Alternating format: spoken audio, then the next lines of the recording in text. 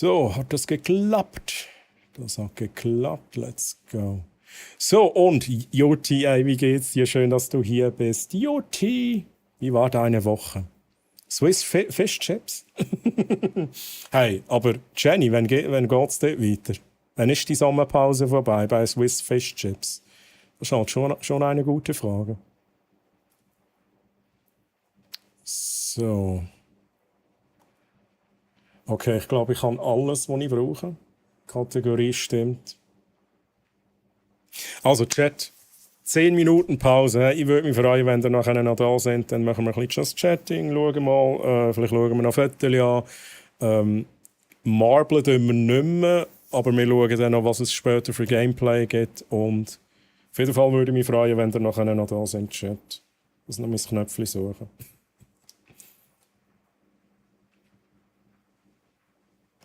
So, 10 Minuten Pause. Bis nachher, Chat. Bye, bye.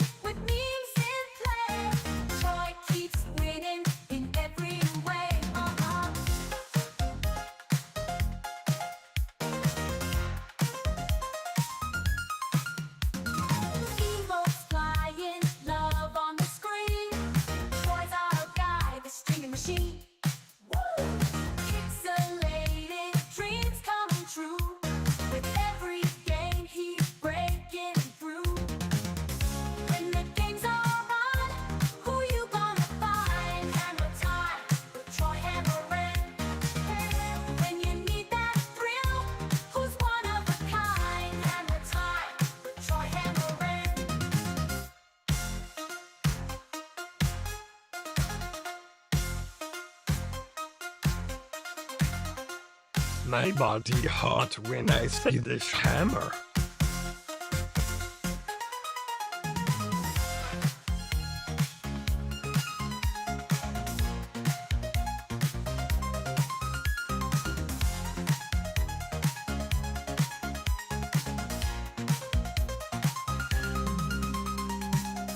When the games are on, who you gonna find? Hammer time with Troy Hammerin. When you need that thrill, who's one of a kind?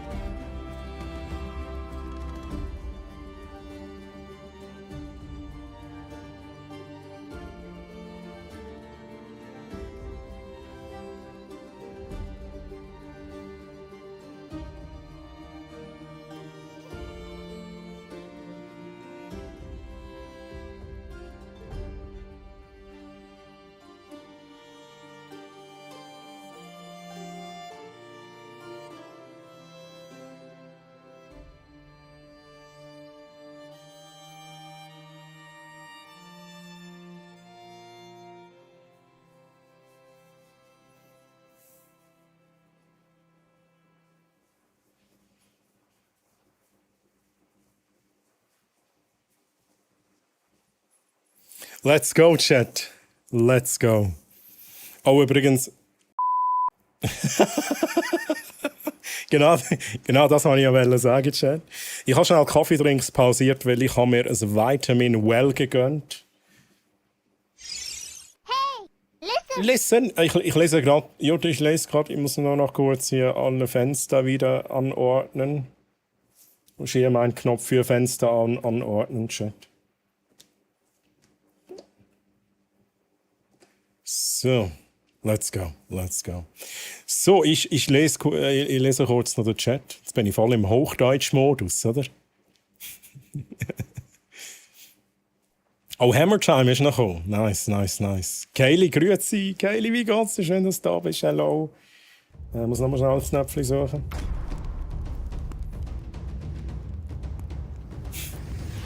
Tommy, merci vielmals für den Resub im 19. Monat. Danke vielmals für deinen Support. Und hello, wie geht's dir?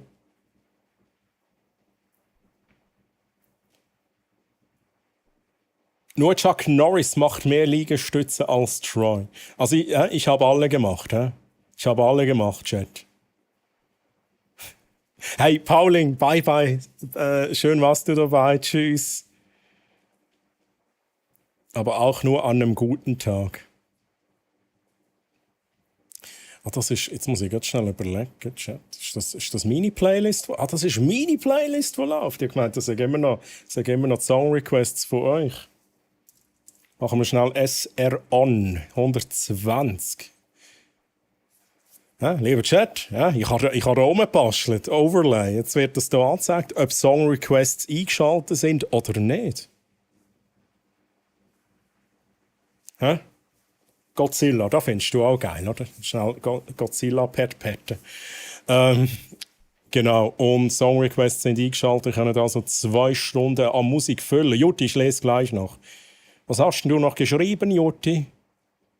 Habe ich das jetzt echt überlesen? Ah, hier vorhin. Also meine Woche ist gut. Okay. Schweizerdeutsch, hä? Ich lese es Schweizerdeutsch vor. Also meine Woche war gut gewesen. Okay, jetzt ist nicht mehr Schweizerdeutsch. Ich war gestern und heute im Schwimmbad und am See. Muss gleich auch unter die Dusche hüpfen und ja, mir geht's ansonsten auch gut. Wie ist deine Woche gewesen und wie geht's dir, lieber Troy? Jutti, also erstens mal, ja, ich freue mich, dass es dir gut geht. Aber ja, unter die Dusche hüpfen, das klingt nach einer guten Idee, ne? Mache ich jetzt auch, Chat. Jetzt machen wir schnell Just Dushing für die nächste Stunde. Genau so lange bin ich unter der Dusche, 1 Stunde. Nein, sag ich. Ich kann mich nicht beklagen, Jutti, alles gut. War eine stressige Woche. Ja, aber sonst alles gut. Alles gut, danke. So, Chat. Ihr merkt, ich bin völlig auspowered nach dem Event. Aber es ist immer wieder geil. Aber ohne Scheiß, was mich am meisten auspowert, ist das Hochdeutsch reden, Chat. No cap, würde jetzt der Suter sagen. No cap. Hochdeutsch reden und so. Corny ass shit. Nein, aber es macht ja Spaß. Also, versteht mich nicht falsch, ich bin mega gern bei diesem Event dabei. Aber jetzt noch ein bisschen so gemütlich just chatten. Das ist genau das, was ich jetzt brauche. Vielleicht noch so 5 Grad kühler und dann ist es perfekt. Live duschen, Mongo. Das ist der Content, den gibt es noch auf OnlyFans. Hüpfst du zu mir unter die Dusche?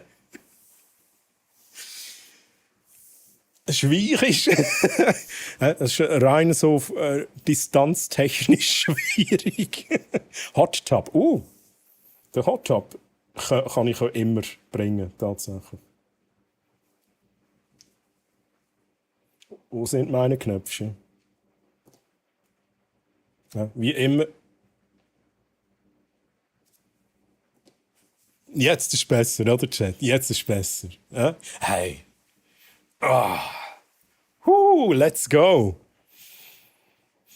Hey, 9-1 Hot Tub Stream. Nein, da kommt direkt. Antonio Margareti. Was machst du in meinem Hot Tub, Mann? Antonio. Wie heißt es? Margareti. Margareti. Was machst du in meinem Hot Tub, Mann? Heute ist nicht mein Tag, deswegen habe ich gedacht, komm, wir gehen reinschauen und ein bisschen ablenken und dir. Hey, ich kann mich nicht beklagen, alles gut, danke vielmals.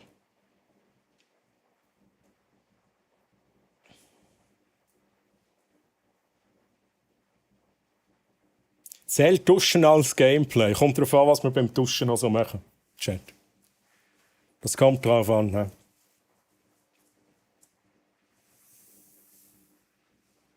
Ich habe leider kein Gipfel, Chat. Aber mal schnell schauen, was ich da im Wasser drin habe. Mal schnell schauen, was habe ich da im Wasser drin? Eine Banane kann ich anbieten, Chat. Eine Banane. Ja, haben wir heute schon mal gesehen. Haben wir heute schon mal gesehen, die Banane. Ja? Das haben wir in Verbindung mit dem gesehen.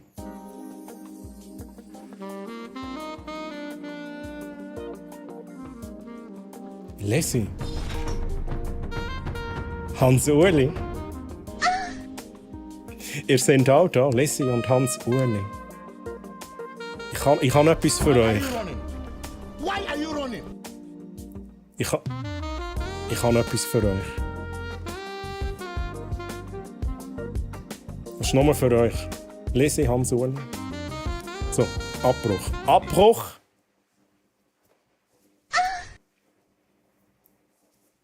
Why are you running, Lizzie? Getrocknete Bananen. Die sind frisch aus dem Hardtub raus. He? Und Hans-Uli, merci vielmals für den Resub. Für die 100 Biddies, Mann. Merci vielmals für den Support. Wie geht's euch? He? Wie geht's euch?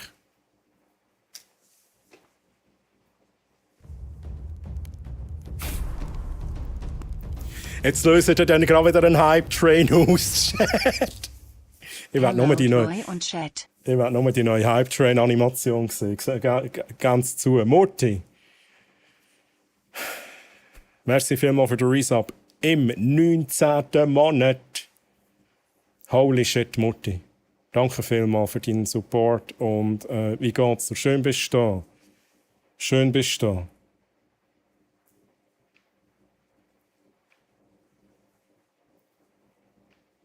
Mutti ist...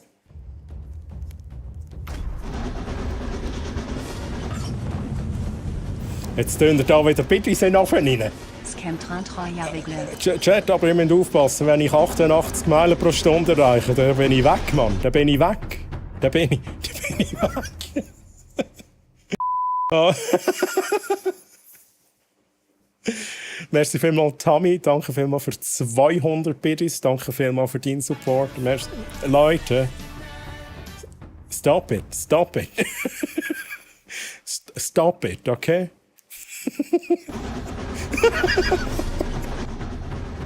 Fucking hell, Mann. Ich habe jetzt gerade abgechat. Ich habe jetzt gerade ab wegen euch. I will find you. Specku, merci vielmals für 69 Biddies. Ja, ist gut. Ist gut. Oh. Ui. Muss ich das Knöpfchen drücken? Nein, ich nehme den Hot Tub wieder weg, Chat. Der Hot Tub, der ist verwirrend.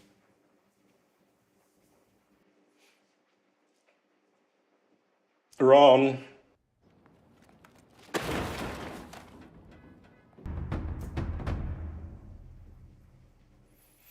Ich muss mich noch schnell bedanken. Coolio, merci vielmals für 100 Bits. Sir Simple, merci vielmals für 100 Bits. Danke vielmals. Danke vielmals für den ganzen Support, der nicht nötig wäre.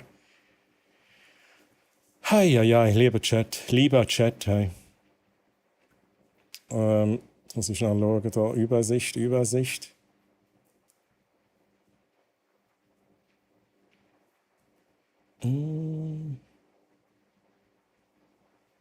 Ich habe noch was zum Thema Dusche oben. Ich bin dem geschickt ausgewichen, Juti. Also, but no, kannst unter die Dusche, wenn ich fertig bin. Aha. Okay. Nicht, dass jemand eifersüchtig wird. Ja, das passiert halt schnell, Chat. Das passiert schnell. Gibt's auch im Hot Tub nur bei Jutis Gipfeli-Fabrik. Frisch aus dem Hot Tub, Jutis Gipfeli. Sorry, Juti, dass ich das erst jetzt gelesen habe. Ich bin immer noch ein bisschen ab der Schuhe von vorne. Der Robert, grüezi, der Robert, wie geht's dir? Schön, dass du hier bist. Robert, wie war deine Woche? Und wie geht's dir? Quack! Oh, das habe ich auch schon lange nicht mehr gehört.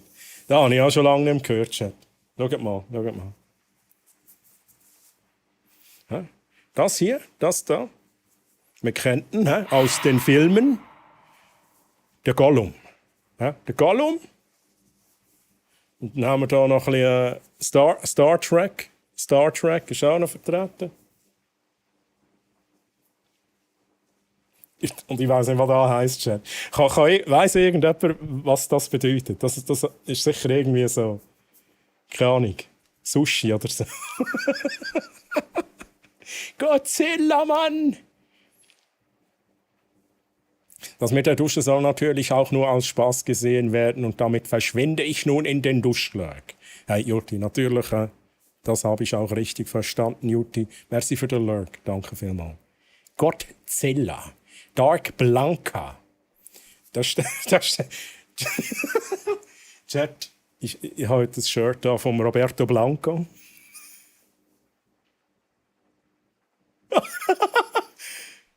Wieso? Wir haben Chrissy Wake Up, ist da noch von vorne.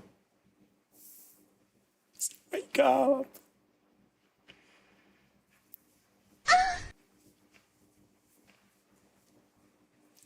Wo ist der Megamoth?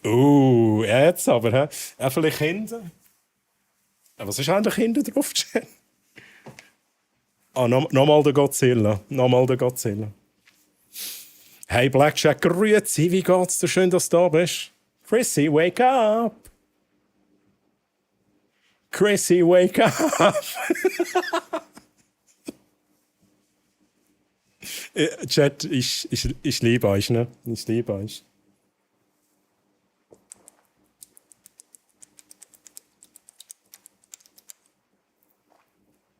Geile Song Request. Oh nein, jetzt kann ich es nicht mehr holen. Jetzt kann ich es leider nicht mehr holen. Aber sehr geile Song Request. Einmal Menü 37, Ente süß sauer. Les ich steht. Okay, Ente süß sauer. Hä? Das ist die Knusperente kantonesische Art. Das ist das Nummer 37.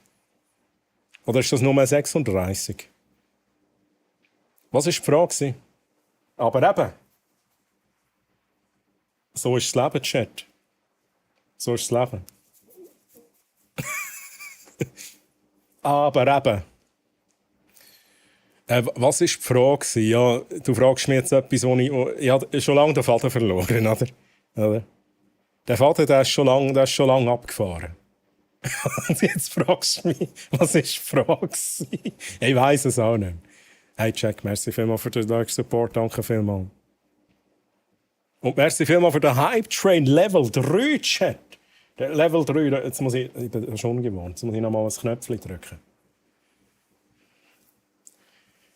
Merci vielmals für den abgeschlossenen Hype Train Level 3. Ui. Chat, aber ich glaube, jetzt ist es so weit, oder? Franziskus, den sieht man gar nicht. Franziskus, habt dich fest! Habt dich fest, Franziskus!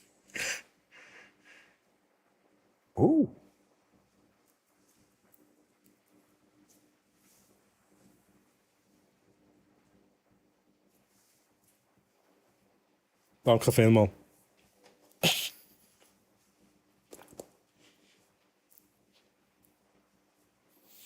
Sehr, Tired of your old casual mug? Throw that ugly piece of crap in the trash and get yourself a new Troy Hammer and mug from the merch store. And don't miss out on the Epic Warrior clothing or the Pro Gamer mousepad for flawless 360 no-scope headshots. Check out the Troy Hammer and merch store. Link in the profile description. Ich habe gerade kein Merch da bei mir. Leider nicht. Merci vielmals für die Merch-Werbung. Und Oreo, grüezi Oreo, wie geht's dir? Schön, dass du da bist. Sehr geil gemacht, Troy. Hey, Brother from another mother. Ich habe gewusst, dir gefällt das. Es gibt sicher einige, denen das gefällt. Und ich bin halt auch ein riesen Back to the Future-Fan. Und dann, die Idee habe ich schon lange mal gehabt, dass ich das einbaue. Und jetzt bin ich wirklich mal so einmal hingehockt. So wie ich dann hocken, um endlich mal die Musik in den Basskampf rein zu tun. Genau so bin ich hingehockt. und habe das eingebaut. The Middle of Starting Over bei Sabrina Carpenter. Das habe ich glaube auch schon gehört. Für alle, die noch kein Weihnachtsgeschenk haben. Es ist ein bisschen fucking früh für Weihnachten.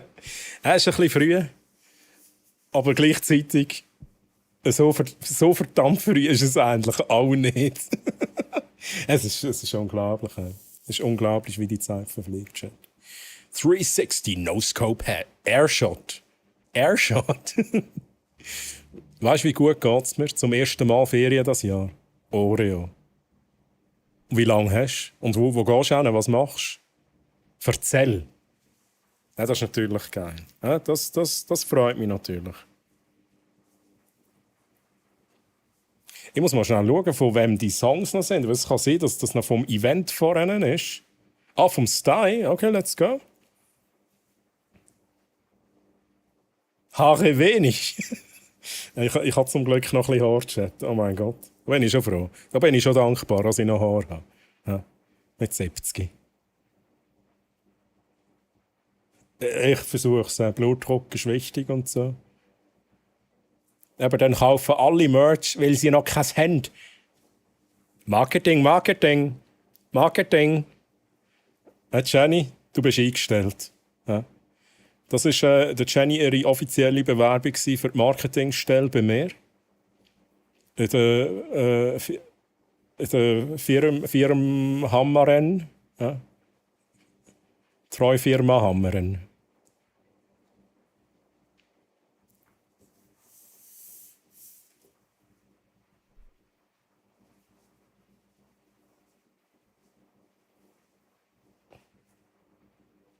Ja, beruhigt die Schreine. Das ist ein geiler Song. Ich glaube, den haben wir auch schon gelassen. Ist das der Song, der am Schluss oder einer noch durchträgt? Ist das der? 2 Wochen, 1 Woche. Uhu? Was ist Uhu? 1 Woche Uhu. Und dann eine Woche Schwarzwald. Schwarzwald ist halt schön. Da bin ich schon ganz lang nicht mehr gewesen. Holy shit. Das ist mega schön.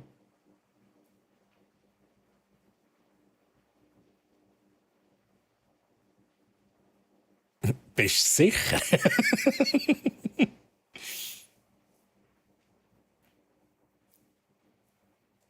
Rainer geht noch rein. Oh mein Gott, wie gut. Dito auch Urlaub, man will wegfahren und Hund muss in die Klinik. Oh no, Robert. Oh no. Aber übrigens, Flüchten vor dem Feuerwerk fühle ich. Das fühle ich tatsächlich. Also ich bin auch kein Fan von Feuerwerk, ganz ehrlich. Ich bin kein Fan. Also das ist auch... Ich habe halt allgemein nicht gern laute Geräusche. Habe ich nicht gern. Zum Anschauen muss ich sagen, ja. Also ich bin auch schon an so grossen Feuerwerksshows gewesen, wo ich muss sagen, das ist richtig geil, auch wenn ich nicht verstehe, wie man so viel Geld in die Luft rausschiessen kann.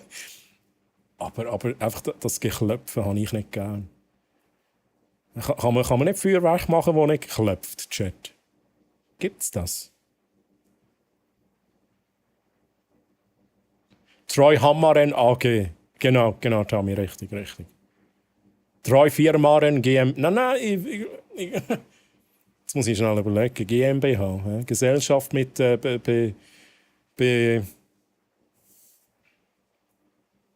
beschränkter Haftung. Ist es beschränkt gewesen? Würde ich fühlen, Treu Firma. Es hat schon etwas. Ich fühle es irgendwie abletsch. Du kostest 60 Minuten pro Stunde und einen Schluck Wasser. Geht auch Vitamin Well. Das kann ich anbieten. Vitamin Well habe ich gerade heute die Lieferung bekommen. Grosse Lieferung, Kühlschrank voll. Dann bist du auch wach.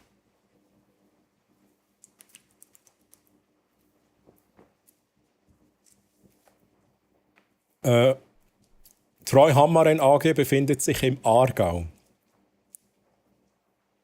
Vielleicht müsste ich steuertechnisch noch schauen. Vielleicht gibt es da auch Kantone, wo es besser ist. Man weiß es nicht, Chat. Ums Haus herum ist Oho. Und das, ohne Scheiß, das habe ich ja nie gehört. Ist das so? Kennt ihr das alle? Sagen dir jetzt alle, Troy, lebst du hinter dem Mond? Dass du Uhu nicht kennst? Master of Confusion. Oh, geil. Trini, nice. Hat sich eine Drüse entzündet und musste operiert werden. Oh no, Robert. Ja, ich wünsche dem Doggo, the goodest of all good boys, the goodest of good boys, oder wie auch immer, wünsche ich eine ganz gute Besserung. Carnage, nein.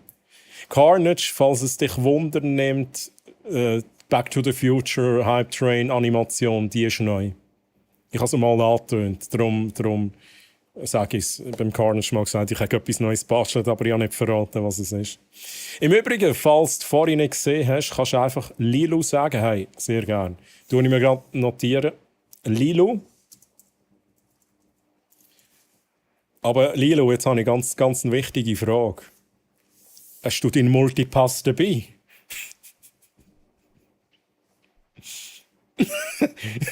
Wenn du jetzt nicht verstanden hast, I'm so sorry, ich bin viel Nerd. Lilo, let's go. Machen wir so. Übrigens, hey, Lilo, jetzt wo ich ein bisschen besser Chat lesen kann und so, freut mich natürlich riesig, dass du zu mir gefunden hast. Also du hast jetzt effektiv über das wilde Gemarble, ich nehme an, du bist dort so ein bisschen dabei gewesen, hast du zu mir gefunden? Habe ich das richtig interpretiert? Oder hast du sonst zufällig in diesem Moment zu mir gefunden? Aber nochmal willkommen hier bei mir. Habe mega Freude. Und ich frage halt wirklich immer, wie habt ihr zu mir gefunden? Das nimmt mich immer Wunder. Laute Geräusche zum Anschauen. Genau, Mutti, genau so. Auf der ESO, das hast du erzählt, ESO-Taverne heisst professionelles zur Musik gehabt.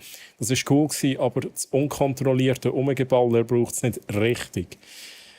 Da, wo der SDTLC sagt, tatsächlich.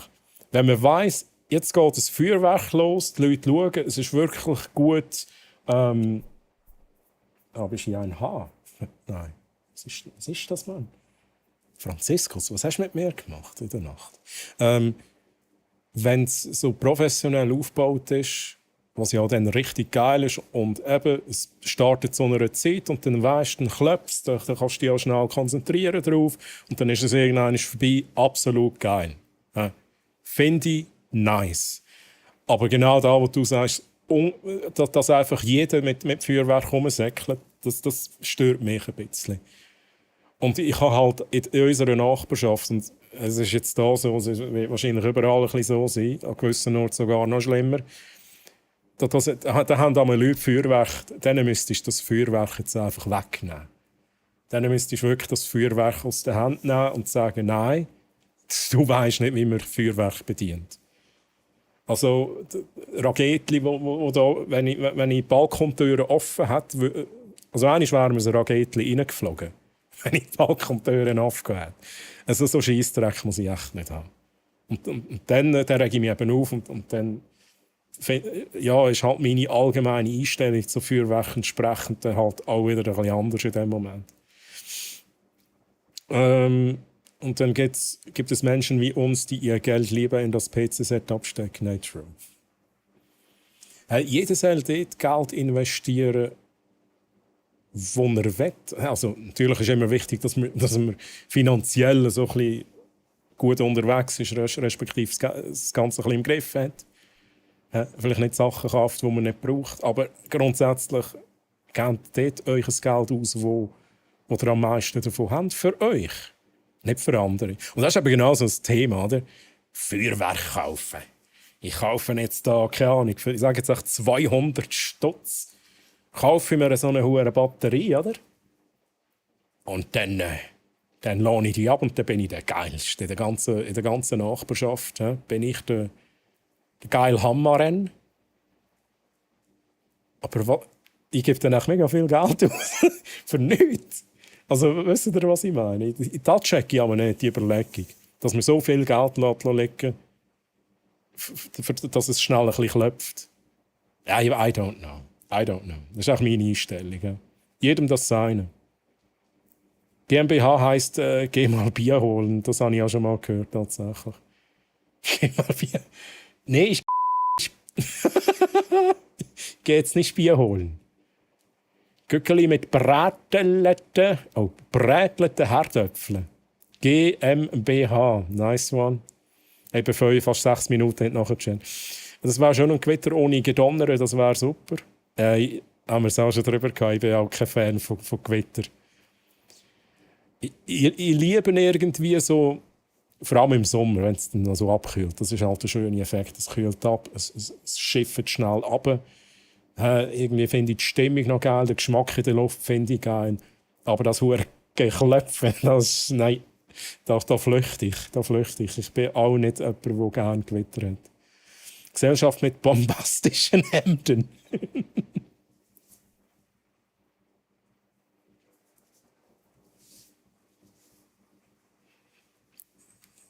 Really don't wanna.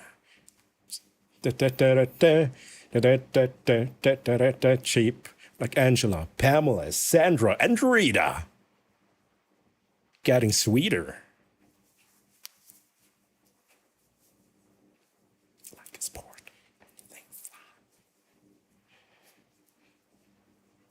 A little bit of Monica in my life, a little bit of Erica by my side, a little bit of Rita is all I need, a little bit of Tina is what I see.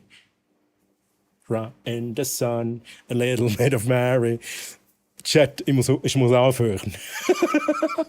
Jetzt gibt es wieder so Clips, Mann. So Clips, wo man die Musik nachher nicht hört.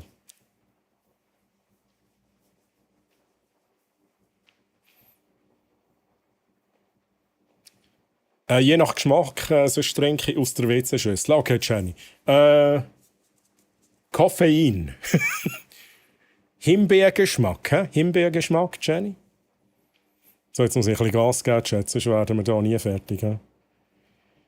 Ich höre es auch zum ersten Mal. Okay, Lilo, da bin ich froh. Lilo, nice. Das U in GmbH steht für Unterhaltung. Absolut korrekt. Uhu-Ferie ist da ein Begriff tatsächlich. Okay. Bei uns sagt man einfach Ferien auf Balkonien. Aber das kennen ihr auch, oder? Balkonien. Juti, welcome back. Ich bin auch beim Dino im Team und ja, bin auch Moderatorin beim Zombie. Hey, Lilo, ist gut, sagst du mir da. Nicht, dass es eine Rolle spielt, aber nicht, dass ich die falsch gendere. Aber jetzt weiss ich es, ne? Jetzt weiss ich's.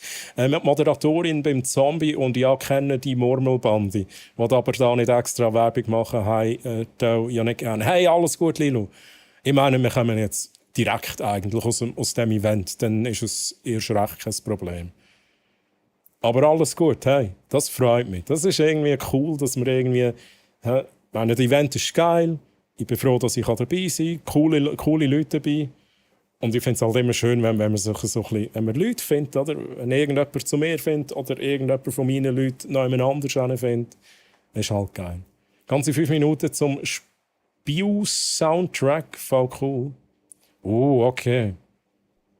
Wow, Feuerwerk und Spiel-Soundtrack. Hey, letzte habe ich so mega lange überlegt, welchen Song.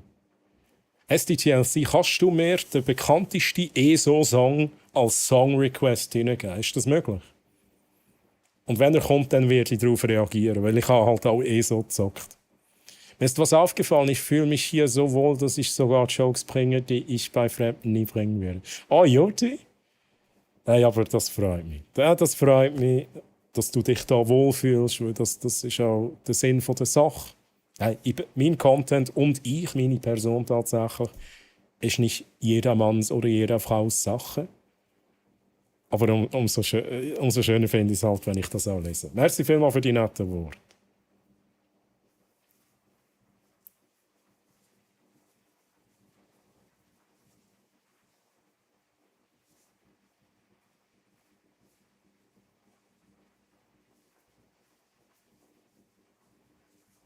Geiler Vibe, Mann. Wer hat sich das gewünscht? Chat. Wer hat sich das gewünscht? Oreo. Oi. Okay. Ich mag im Chat nicht nachher. Ich mag im Chat nicht nachher, Mann. Ich werde alt, ne? Ich mag im Chat nicht mehr nachher. Wir können ja mal im ganzen Garten stecken und Kartuschen zusammenlesen. Das ist also etwas, das... Ich meine, das ist jetzt nicht etwas... ich habe Mietwohnung, ich habe gerade mal meinen Balkon. Solange man nicht in die Wohnung hineinfliegt, kein Grund zur Aufregung. Ja, Leute ja noch nicht gerade die Polizei an. Aber so Scheissdreck, das kenne ich halt auch noch von den Eltern. Da hast du überall die Steckchen. Auf der Straße, auf den Wegen, im eigenen Garten. Ich meine, mir ist klar, sie kommen noch einmal runter und du kannst es halt nicht einsammeln. Das ist mir schon klar. Aber es gibt dann auch die den Zuckerstöcke ablehnen, oder am besten noch die ganze hure Feuerwerksbatterie. Und dann verräumen die das nicht. Dann liegt das einfach rum. Und dann rege ich mich einmal auf. Dann denke ich einmal, hey, also wenigstens euch eigenes Zeug könnt ihr doch wegräumen. Feuerwerk ist schlichtweg Geld verbrennen. Hey, absolut. Ich gebe nur Geld für Sachen, die ich neu brauche. Hey, aber das ist eine gute Einstellung, 9-1. Dann bist du treu Knallerin für eine Nacht. Hey, genau so. Ja, das ist die eine Nacht, wo mich alle mit treu Knallerin ansprechen müssen. Und wer es nicht macht, wird ins Loch runtergeschubst. Ich finde es krass, wenn es mit Musik ist. Hey, dann, wie gesagt, etwas, wo organisiert ist, mit Musik dann noch. Absolut geil. Am Zürichfest war mal so Musik, so ein geiles Stück. Ja, ich habe auch schon diverse miterlebt, die mit Musik waren. Absolut geil. Irgendwann haben sie doch einmal das Ding falsch programmiert und dann hast du auch alles auf einmal ab. Es gibt sogar Videos, aber ich weiss nicht, wo das war. Also könnt ihr euch vorstellen, keine Ahnung, 5 bis 10 Minuten Feuerwerksshow. Das Programm tut das automatisiert aufladen. Nur hat das Programm einen Fehler oder es ist falsch programmiert und es lädt einfach alles in den ersten Sekunden auf. Das ist auch geil, oder? Draussen Gewitter und in gemütlich Nest. Ja, wie gesagt, es hat einen schönen Teil, aber das Schlimmste finde ich, wenn der Blitz gefühlt nebendran einschlägt. Und dann stehe ich im Nest. Dort bin ich halt mega schreckhaft. Ich war noch beim Feuerwerk. Ja, alles gut, Gulli, alles gut. Ein Sommergewitter schmeckt fein, das ist alles, was gut ist. True, finde ich auch. Meine 3 Fellknäuel auch nicht darum. Ja, das kann ich mir vorstellen. Ja, die sind halt mega schreckhaft. Allgemein Tiere.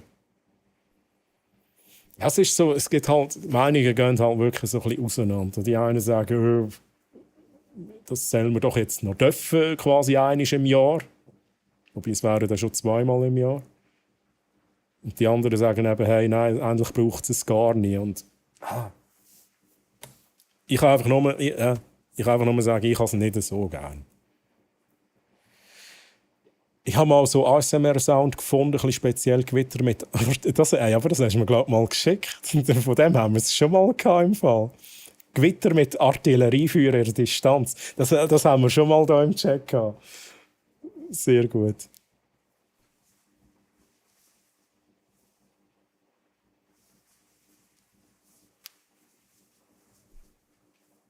Hey ja. Hey ja. Oh. Wenn es früh ist. Chat, lädt mich bitte nie auf eine Bühne. Und, wenn ich auf eine Bühne will und will singen, haltet mich auf.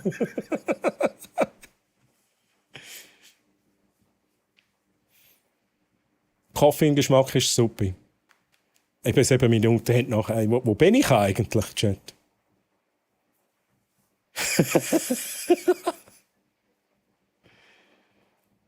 Der Song Mamba No. 5 ist auch so ein Song für Streamer, die sich für ihre Zuschauer freuen. Hey, true. Balkonien, ja. Wirklich cool. Ja, hast schon von dir vorher mal gehört, aber kennst ja bestimmt Obelix eventuell auch. Hey, bin ich jetzt nie aktiv, aber ja, kenne ich. Kenne ich tatsächlich, ja. Dort bist du in dem Fall du auch ein bisschen anzutreffen. Ich weiss, aber ich bin fast nie dort, aber ich kenne den Namen. Was macht Obelix für Content? Aber das ist ja, ich muss auch sagen, es ist mega schwierig heutzutage auch überall dabei zu sein. Es geht gar nicht. Also es sind so viele Schweizer Streamer rum. Es ist wirklich unmöglich. Und ich bin halt am liebsten dort, wo noch Schweizerdeutsch geredet wird. Jedem das sein, jeder darf selber entscheiden, aber ich als Konsument auf Twitch bevorzuge tatsächlich inzwischen auch schweizerdeutsche Streams. Merci vielmals für diesen Streams, aber Jotti. Merci vielmals für den Erscheinen in meinen Streams.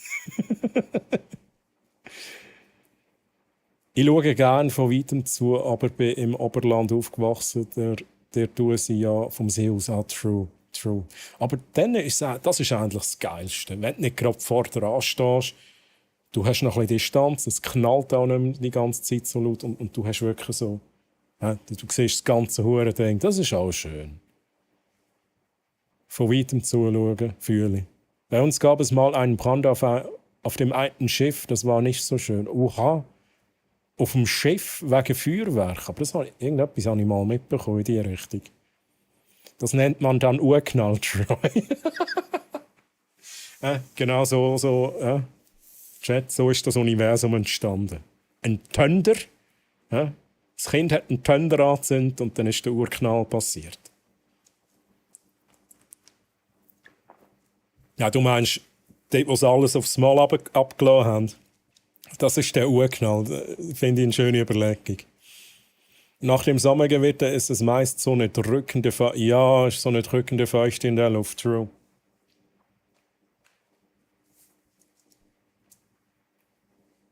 Chance to do it over, get it right this time.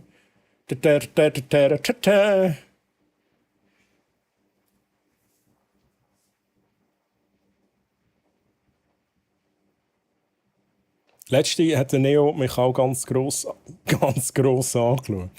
Er ist ja dann gross geworden. Sorry.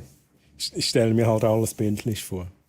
Der Neo hat mich ganz gross, mit grossen Augen angeschaut, wo das Fenster offen war und es gewittert hat. Der Taco ganz gechillt bei mir im Bett, mit mir am Kuscheln war. Okay.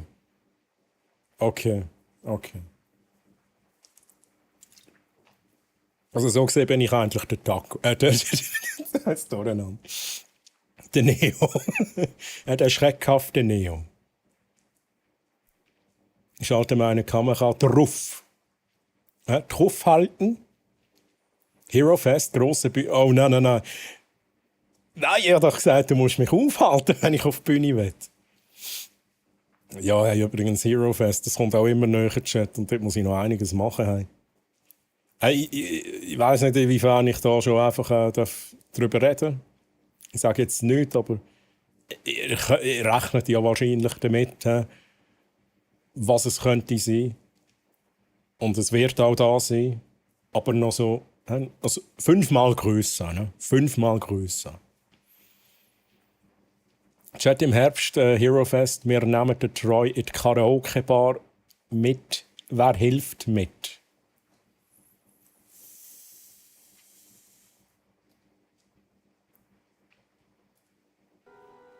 This is Sparta! Bye bye. Chat, wer will mithelfen? Meldet euch. Ab hier noch 10 Minuten. Nein, tatsächlich 4 Minuten. 4 Minuten. This is madness! This is Sparta!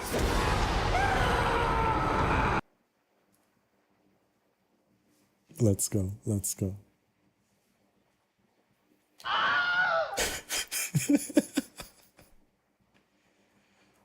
Marbles. Der Obelix. Interesting, hat jetzt gar nicht damit gerechnet. Ich glaube, ich muss mal dort ein bisschen vorbeischauen. Ich rede extra Hochdeutsch. Das ist bezogen auf Sprachen, die ich bevorzuge, bei Streams, oder? Also, jeder muss es selber, jeder und jede muss es selber wissen. Da gibt es nicht das Richtig und Falsch. Und ich meine, klar, wir können jetzt auch darüber diskutieren, wie sinnvoll ist es aus Business-Sicht, Schweizerdeutsch zu streamen. Ist denn die Zielgruppe nicht klein und so? Alles legitime Aussagen, die ich auch schon viel gehört habe. Aber ich muss auch sagen, ich fühle mich am wohlsten mit Schweizerdeutsch. Weil sobald ich Hochdeutsch reden muss, muss ich irgendwie immer umrechnen. Das kostet mich enorm Energie. Ich glaube, so schlimm rede ich nicht Hochdeutsch, aber darum geht es nicht. Das ist auch wirklich so immer ein Umrechnen, oder? Und ich will auch entspannen können. Darum habe ich mal entschieden für mich, ich will Schweizerdeutsch machen. Und bis jetzt bin ich mega zufrieden. Also ich finde die Leute cool, die da zu mir gefunden. Ich kann nicht einmal mit Schweizerdeutsch reden, Chat. Was machen wir jetzt? All die Leute, die du gefunden hast, das ist mega schön. Eine tolle Community ist entstanden. Und das war für mich auch Beweis gewesen, dass es der richtige Entscheid war. Und ich bin ja nicht auf Erfolg aus oder I don't know, auf Geld aus. Das ist eigentlich schon einfach nicht meine Denkweise. Und darum für mich ist es die richtige Entscheidung gewesen. Aber man kann nicht sagen, du machst es jetzt falsch oder du machst es jetzt richtig. Jeder muss es selber wissen. Schon wie mit dem Content. Jeder muss selber wissen, was er für Content macht. Ob es jetzt just Chatting-lastig ist, ob es immer das gleiche Game ist, ob du ein Variety-Streamer willst sein. Hey Ramoa, sorry Ramoa, ich habe dich gar nicht begrüßt. Wie geht's dir, Ramoa? Schön, dass du da bist. Jetzt bist du aber früh da, Ramoa. Sonst kommst du am Morgen früh. Hey, wie geht's dir, Ramoa? Hast du einen guten Samstag gehabt? Hast du eine gute Woche gehabt?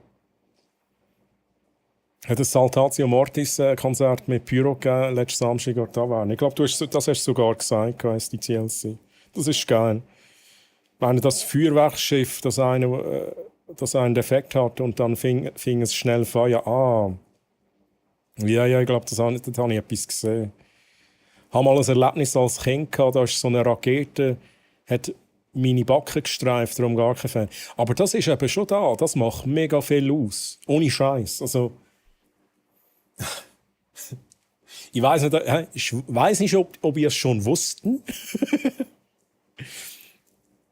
Aber ich mag Ballon nicht. Ich mag Ballon nicht. Und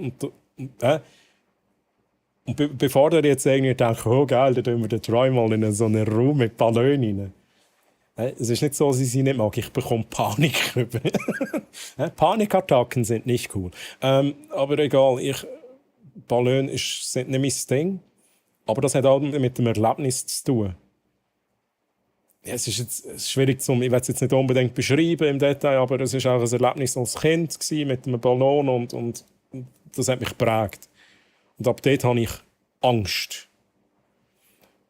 Und ich glaube, das ist aber auch so im Zusammenhang, vielleicht ergänzt sich es auch noch ein bisschen, oder I don't know, mit dem Klopfen habe ich einfach nicht gerne. Vielleicht ist auch das der Grund, dass ich noch einen Gewitter nicht gerne habe, Feuerwerk nicht gerne habe, I don't know.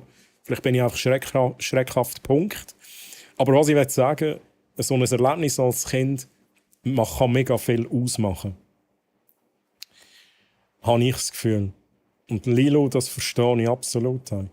Ich liebe Feuerwerk und freue mich jedes Mal darauf, zum Beispiel am Thunersee. So Sachen, wie gesagt, finde ich auch geil. Und dann ist es ja kontrolliert, organisiert. Feuerwerk startet, gut, Feuerwerk ist Sturm. Man muss nicht immer... Das Schlimmste finde ich, wenn du irgendwann bist an einem Fest und du hast immer Angst, dass einer jetzt ein Raketchen ablässt und das fliegt dir ins Gesicht rein. Oder? Ja, so Zeug, da muss ich nicht sagen. Und so Events bin ich schon gewesen, Chat. Da haben alle ihre Raketchen abgelassen und ein Raketchen ist an mir vorbeizischt. Und dann ist es wieder runter und das war eine recht grosse Rakete gewesen. Und dann war schnell Chaos gewesen. Ich meine, es ist niemand verletzt worden, es hat nichts gebrannt oder so, aber das ist so ein Zeug, wo ich denke, Hey, jetzt nehme ich euch das Zeug weg, dann Leute in der Polizei an. Dann werde ich zum Bünzli-Hammer rennen. Woher kennst jetzt du Sabrina Carpenter? Das habe ich auch schon gehört, Tommy. Habe ich auch schon gehört. Ich weiss aber nicht, woher. Ich glaube, das ist... Ich hatte letztens so ein Radio am Laufen. Ein Radio, wo irgendwie aus den Song-Requests entsteht, die dir einmal reingehen. Und ich glaube, das war dort mal drin. Raise Your Horns bei Amon Amarth. Let's go, Trini. Trini sagt sich, we need more metal, oder? Trini sagt sich, I have a fever. And the only prescription is more metal. Switzerland ist bei mir definitiv.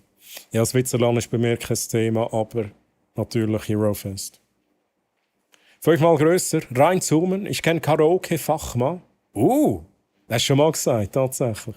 Hey, ich will auch ins kühle Loch. Carnage, du bist doch schon drin. Ah ja, du bist schon drin. Let's go. Chat, ihr rutscht schon wieder hinten nachher, Mann. Ich kann nicht kommen, das Jahr als Eurofest. Dirigieren dann den Nachwuchs vom Jugendmusiklager. Sie haben es eine Woche vorher verschoben. Oh nein, Mr. Blatch. Ist schade, aber es gibt noch viele Hero-Festes. Feste. Fests. Nein, mega schade, aber Blatch, hey. Kann passieren. Ist doof. SDTLC, merci für den Lurk-Support. Was denn? Unten bin ich ja noch... Dort unten bin ich ja noch nie gewesen. So cool. Jetzt habe ich den Zusammenhang verloren. Um was geht's? Ja, 7 Minuten nachher. Also, da kann man keinen Faden mehr finden. Troy in der Karaoke-Bar, geil. Hat immer noch seine Klimaanlage im Loch vergessen, by the way. Geil, Carnage. Schade, dass man dich nicht antrifft, aber hey, cool, wünsche ganz viel Spaß mit Nachwuchs, Jugend, Musiklager. Hey, man, ist auch wichtig, oder? Ist auch wichtig. Ja. Und manchmal überschneidet es sich halt. Dann muss man sich für seinen entscheiden. Ja, in meinen Streams machen es aus Respekt, auch die meisten aus Deutschland haben. Aber dann macht es ja auch Sinn. Aber das ist halt, wenn du Hochdeutsch anfängst streamen, dann hast du die meisten aus Deutschland. Ich habe halt gesagt, hey, ich fange an streamen und ich bin einfach Schweizerdeutsch unterwegs. Und dann habe ich mir natürlich eine Community aufgebaut, die von mir Schweizerdeutsch erwartet. Und dann ist es natürlich etwas anderes. Oder? Aber du hast wahrscheinlich in Hochdeutsch gestartet, dann sind die Leute reingetröpfelt, wie es halt ist. Ja? Wir kennen es. Und dann irgendwann kannst du halt fast nicht mehr wechseln. Es ist dann schwierig, oder? Und dann machst du es Hochdeutsch aus Respekt für deine Viewers. Also ich verstehe das absolut. Aber auch mit Kanalpunkt 5... ja, das ist der Klassiker, oder? 5 Minuten Berndeutsch. Aber mir kannst du dafür mit Kanalpunkt... Du hast mit dem Bildschirm drehen und WASD-Tasten vertauschen und so Sachen. Ich halte dort so viele Effekte rein. Es ist halt auch immer eine Frage, wo man mit seinem Stream hin möchte als Streamer. True. Absolut true. Und als Zuschauer ist es eine Frage des eigenen Geschmacks. Absolut true. Hey, das ist da, wo ich als Konsument auf Twitch weiss, ich mag Content A, aber Content B sagt mir nicht viel. Und handkehrum weiss ich auch, wahrscheinlich eher, du, ich nehme an, ihr mögt den Content, den ich den ich mache. Aber handkehrum gibt es auch Leute, die schauen mir rein und denken, nee, der labert ja nur, oder? Das ist ja nur just chatting. Ich will Valorant sehen, ich will gutes... Ich will Skill sehen in den Games, I don't know. Und da bin ich echt falsch. Und da verstehe ich auch, dass es Leute gibt, die meinen Content nicht mögen. Aber es ist einfach so, wie es ist. Klar, jeder wie er mag, absolut. Ich hasse Ballon auch, Specko, let's go. Team, wir hassen Ballon, let's go. Hatte ein Clown damit zu tun, der im Gully war? Den Film habe ich überhaupt nicht spektakulär gefunden, der hat mir nicht grosse Angst gemacht, aber der Ballon, das ist für mich absolut ja, es war schon ein bisschen der Horror gewesen. Aber den Klon habe ich lustig gefunden. Ich habe keine Klonphobie, aber den Ballon, den Ballonphobie. Ja, sehr simpel. Unpopular Opinion, aber 95% von allen Leuten, die streamen, würden es besser lassen. Aber du einfach Goat. Oh, nein, Mann, merci für die netten Worte. Danke für... da weiss ich zu schätzen. Und ja... Also es ist halt immer... Es ist ein bisschen etwas Subjektives, eben so, wie ich es vorhin gesagt habe. Aber wenn man es jetzt so objektiv wie möglich betrachtet, wenn man jetzt sagt, okay, die Person hat nicht irgendwie einen speziellen Skill in Games, die Person hat nicht irgendwie, ist nicht irgendwie unterhaltsam, I don't know, wenn einfach irgendwie ein Gefühl nicht so richtig passt, dann wäre ich auch der Meinung, hey, lass besser sein. Oder nein, das Schlimmste ist eigentlich tatsächlich, übrigens mega geile Song. Das Schlimmste ist tatsächlich, wenn du jemandem anmerkst, dass sie genervt sind, wenn sie den Chat lesen müssen. Da bin ich sofort weg. Ich meine, ich nehme mir die Zeit als Streamer, lese so gut wie es geht jede Nachricht, manchmal geht es einfach auch nicht. Ich bin 5 Minuten, 6 Minuten, 10 Minuten nachher im Chat. Aber ich nehme mir die Zeit und ich mache das gern. Für das streame ich, just chatting. Und dann gibt es Leute, die kommst rein, dann schreibst und irgendwie hast du das Gefühl, du nervst direkt als Viewer. Da denkst du, okay, dann schreibe ich halt nicht mehr, dann gehe ich halt wieder. Von denen gibt es verdammt viel, meiner Meinung nach. Und ich weiss nicht, es ist mega schwierig zu sagen, das ist es, aber es ist auch so das Gefühl, dass man als Zuschauer nicht willkommen ist. Das ist eine Person, die will lieber einfach ihr Game zocken und will ihre Ruhe haben, aber trotzdem hat die Person den Stream eingeschaltet. Geht für mich einfach aber nicht ganz auf. Egal. Ich hoffe, ihr wisst, was ich meine. Barracks schreiben, dass er Nein, keine Luftballons. Wobei in einem Horror-Game wäre es halt schon gut. Ich meine, in einem Horror-Game muss es irgendwie für Jumpscares sorgen, dann sorgt es bei mir definitiv für Jumpscares. Ich habe nur gedacht, der Schutzbrille ist Stifte mein linken Auge behalten. Jetzt komme ich glaube nicht drauf.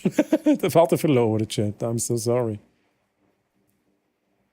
Ich war gerade mal 4 Jahre alt, als meine Schwester meinte, mit mir diesen Film zu schauen. Hat sich der Film in dem Fall auch geprägt? Is.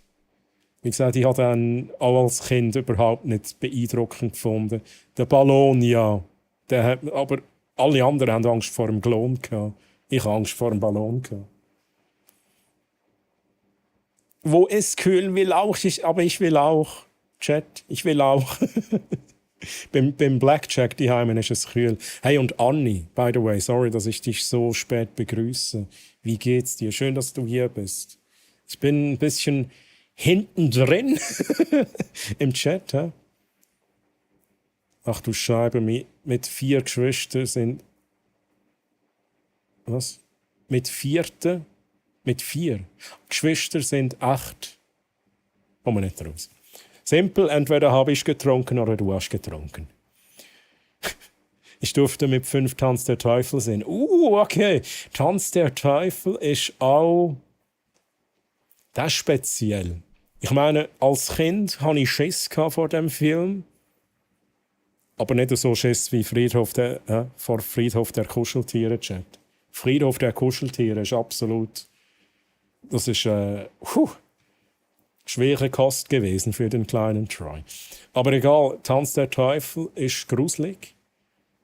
Aber wenn man mal genug alt ist, ist Tanz der Teufel mehr eine Komödie als irgendetwas anderes, Chat. Ohne Scheiß. Das kann man niemand sagen, dass Tanz der Teufel nicht ein Comedy-Film ist. Ein blutiger Comedy-Film, aber das geht unter Komödie. Du hast mich ins Loch abgeschossen. Dort bin ich noch nie Jetzt, okay, merci vielmals. Carnage Tommy, Tommy Carnage. Wer ist noch dort unten? Jack ist, glaube ich, Jack seine Klimaanlage ist, glaube ich, noch dort unten. Treu sucht den Faden. Frage aber nicht welchen. Also Bekleidung gilt, wenn du einen Faden findest, dann zieh nicht dran. Ich glaube, da hat es irgendeinen Faden. Ich ziehe jetzt nicht an den. Kommt nicht gut. Sonst muss ich da wieder das Bild ausblurren. Ich finde es auch schade, aber Nachwuchsförderung ist für mich etwas vom Wichtigsten, von dem her kein Thema. Das ist genau da, was ich meine. Es ist ja wichtig. Und ich bin auch jetzt davon ausgegangen, dass du dich für das entschieden hast, weil es dir wichtiger ist, was absolut nachvollziehbar ist. Bei mir auch so mit den jungen Helpis angehender Samariter. Bin Helpausbilder im SBB Schweizer Samariterbund. Oh, du hast mal etwas gesagt. Krass. Wir machen alle irgendwie etwas, was so gut ist für die Gesellschaft. Und ich hocke da und furze in den Stuhl rein. Und lade den Stream laufen. Also ich bin stolz auf euch, Chat. Ich bin stolz auf euch. Also ich bin nur da wegen dem Gameplay, den Rest finde ich doof. so eine Räubergeschichte. Ich will Troy sehen. Oh, ja, hier bin ich. Hi. Sehr cool. Mein Opa Selig war ein Leben lang Samariter. Oh. Und er spart Geld, wenn er nicht geht, weil er mir nicht einen Penis heimbringen muss. Oh, das ist auch so ein Ding. Die Penisse, Hero Fest Penisse, das ist noch einmal. Lilu, bist du auch am Hero Fest? Die Frage jetzt, ich pick jetzt auch random irgendjemand raus. Bist du auch am Hero Fest? Und wenn nicht, wieso nicht?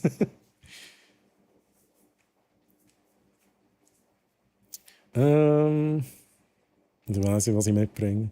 Also technikreich bin ich auch nicht. Bin ich nicht, aber ich habe halt eigentlich anderen Content angefangen und ab und zu, wenn ich gerade keinen Auftrag habe und Lust habe, dann bringe ich Marbles. Aber zurzeit bin ich im Zwangsstream-Urlaub wegen Kinder. Och. Okay. Lilo, jetzt machen wir das so. Eigentlich tue ich mir gerne reinfollowen, wenn jemand live ist. Aber wenn ich es nicht mache, dann vergesse ich es immer wieder. Darum, du hast jetzt meinen Follow bekommen und ich versuche mir mal ein Bild zu machen von dem, was du so machst. Du hast mir jetzt auf jeden Fall du hast meine Neugier geweckt. Absolut so ist es. Oder solche, wo mit 5 Viewern den Chat komplett ignorieren, hure schade halt. Aber eben manchmal fehlt eine gesunde Selbstreflexion. Absolut. Aber gut, ich könnte jetzt so viele Beispiele führen. Also, wie gesagt, es sind immer viele Streamer da bei mir. Also viele, die selber streamen. Klein, auch schon grösser, I don't know. Aber das ist meine Meinung, ja, und ich stehe dazu.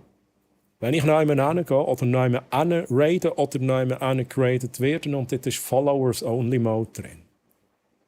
Okay, man kann es noch verstehen, wenn vielleicht gerade vorher so eine Bot-Attacke war und man hat halt Followers-Only rein tun. Aber dann erwarte ich vom Streamer wenigstens bei einem Raid, also schnell erklärt, hey, liebe Raiders, alle müssen Followers-Only rein tun, sind wir nicht böse, bla bla bla und so weiter. Aber wenn man nach jemandem kommt und da ist einfach Followers-Only drin, du verlierst mich direkt. Und nicht nur mich. Nicht nur mich, weil ich beobachte, dass der wird geradet. Ja? Cooler Streamer, viele Leute werden geradet. Zu einer Person, die Followers-Only hat, es schreibt nachher einfach niemand, es followt auch niemand. Oder vielleicht einer, vielleicht der Streamer selber. Manchmal nicht einmal der. Und das sagt für mich halt schon viel aus. Und dann denke ich immer, hey, merkt der Streamer das nicht in dem Moment? Dass es vielleicht nicht das Beste ist, Followers only drin zu haben. Und ich rede hier auch von Streamers, die klein sind. Also ich rede jetzt nicht von einem Gronk. Dann verstehe ich es auch wieder. Irgendwann durch. Ich rede von kleinen Streamers, die, wie vorhin gesagt worden sind, wie der Blatsch gesagt hat, 5 Viewers haben und dann Followers only drin haben. Geht mir nicht in den Grind rein. Sorry, jetzt steigt der Puls.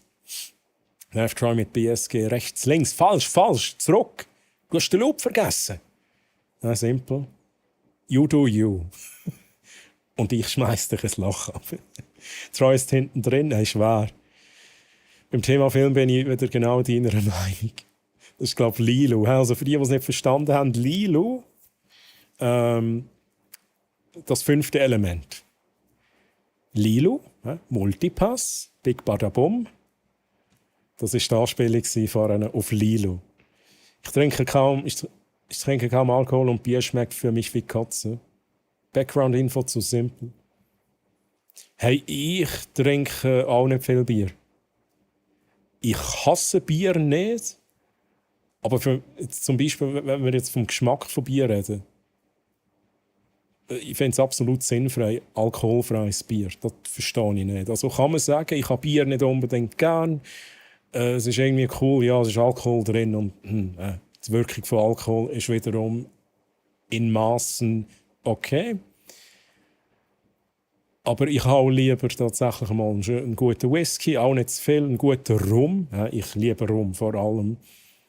Aber auch nicht zu viel. Ich mag halt Alkohol auch nicht so gut vertragen. Aber wenn der Vater nicht an meinen Kleidern ist, ich bilde junge Bürgerinnen paramilitärisch aus. Oh, SDTLC, let's go. Und quer tut zu, hello zusammen, was ist denn da für ein geiles Shirt? Du, geile Sieg. Ja, quer tut zu, du, geile Sieg. Ja, ich sag dir, geile Sieg, jetzt was das für ein geiles Shirt ist. Ja. Da, wir haben es schon mal gesagt. Das ist der T-Rex aus Jurassic Park. Da. Genau da. Das ist mein Nippel. Und da ist noch von Star Trek Raumschiff Millennium Falcon. Es ist gehört tut so wie ganz so schön, dass du da bist. Wo bin ich? Jein, habe mich eigentlich nicht aktiv dafür entschieden. Ursprünglich wäre es eine Woche später gewesen. Aha, ja, okay, das hast du gesagt. Dann hat es aneinander vorbei mögen, dann habe ich zugesagt, jetzt haben sie es verschoben, aber ja, ist halt jetzt so und hat es auch sonst gemacht. Okay. Troy, du unterhaltest uns. Punkt. Das ist auch gut für die Gesellschaft. Mit einem kleinen G geschrieben, Punkt. Zwinker-Smiley. Ich mache noch weniger als Einstuhlfurz. Das glaube ich nicht. Jenny, das glaube ich nicht. Du hast ab und zu du im Garten rumwerken. Dann bist du am Kerchern. Du kannst mir nicht erzählen, dass du weniger machst als ich. Ja, du hockst da und zauberst den Leuten ein Lächeln ins Gesicht. Danke, Troy. Ah, Mutti. Das ist mega schön zum Lesen. Und jetzt kommt so eine emotionale Musik. Finde ich mega schön zum Lesen. Ja, das ist... Für da mache ich es tatsächlich auch. Also ich mache es auch für mich. Also ich mache es für euch und für mich. Aber es ist mega schön, wenn ich so etwas erreichen kann. Also danke für die netten Worte, Mutti. Will ich Kinder haben, die ich schauen muss? Aha, ja. Okay.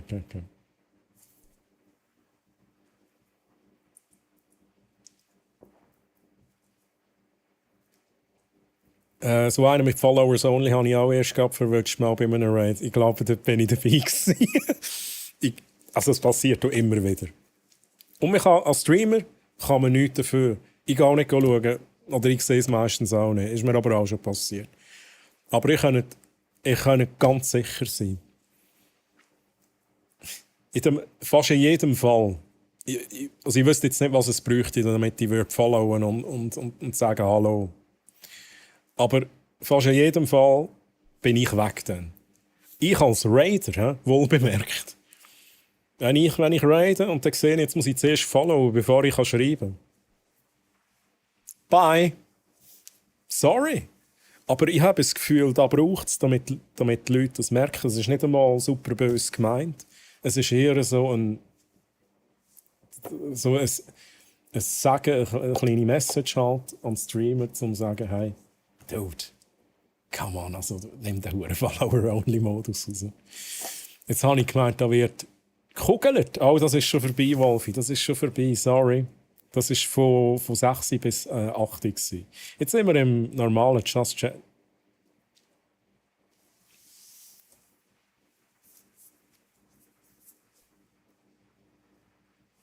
Welche Richtung? Ich muss in die Richtung.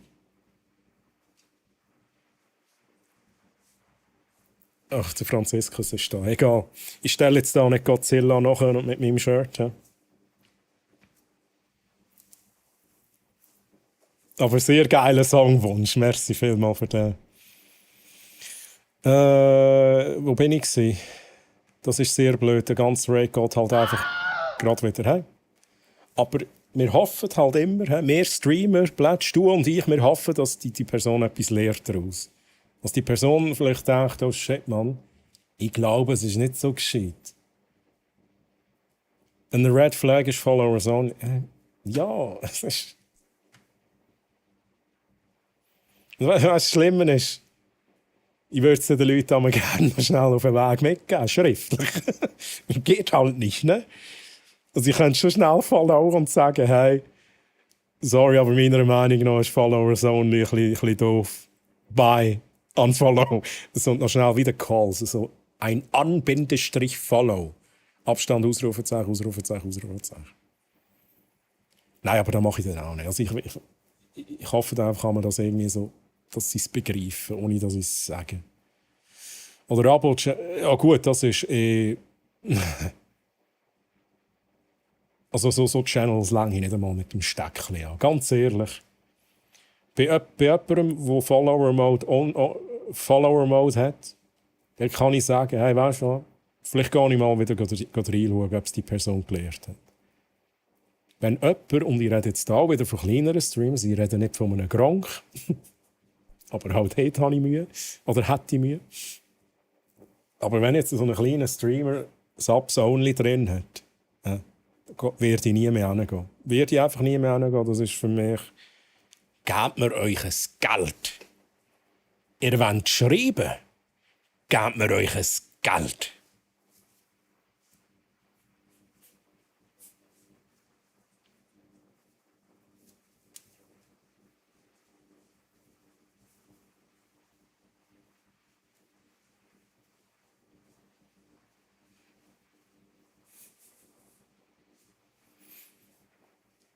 Geiler Songwunsch-Chat. Nice, nice, nice. Jetzt bin ich schon auf fast 9 Minuten nachher Chat. Gas geben, Troy, du schaffst das. Schau einem grossen Politik-Streamer zu, da brauchst du Follower only. Ja. Gut, ist nicht mein Content, aber zu dem wäre ich dann auch, ist nichts, wäre ich also nicht gerade wieder weg, würde ich sagen. Follower only ist als kleiner Streamer ein bisschen eingebildet. Ja. Also, ich weiss nicht. Ja, entweder ist es eingebildet oder keine Ahnung, sie haben sich verdrückt. Das gibt es auch, habe ich auch schon erlebt. Dass jemand nicht gewusst hat, was das ist. Und dann so, wow, ja, Follower only. Was meinst du, wie kann ich das ausschalten? Okay, dann habe ich auch ein bisschen Mitleid und denke, ja, shit, jetzt hast du wahrscheinlich einen auf den falschen Knopf gedrückt.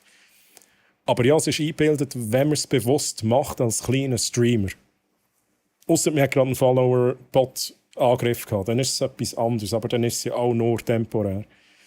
Wobei ich habe es auch schon erlebt, dass es keine Absicht ist und sie es vergessen. Das habe ich auch schon erlebt. Hey. Aber trotzdem ist es blöd, es ist halt so ein Fehler, den man macht als Streamer, der dazu führt, dass man vielleicht ein paar Leute verloren hat, weil sie ein schlechtes Bild von einem haben, obwohl man das eigentlich gar nicht so gemeint hat. Ja, das ist halt einfach Streaming-Business. Es gehört irgendwie auch dazu, dass man mal einen Fehler macht und ganz allgemein gesehen, dass halt auch nicht immer alle mit allem einverstanden ist, was man macht. Ja, vielleicht habe ich auch schon etwas rausgelassen, da, wo eine Person das Gefühl hat, hey, unfollow, bye. Solche Meinungen unterstütze ich nicht, I don't know.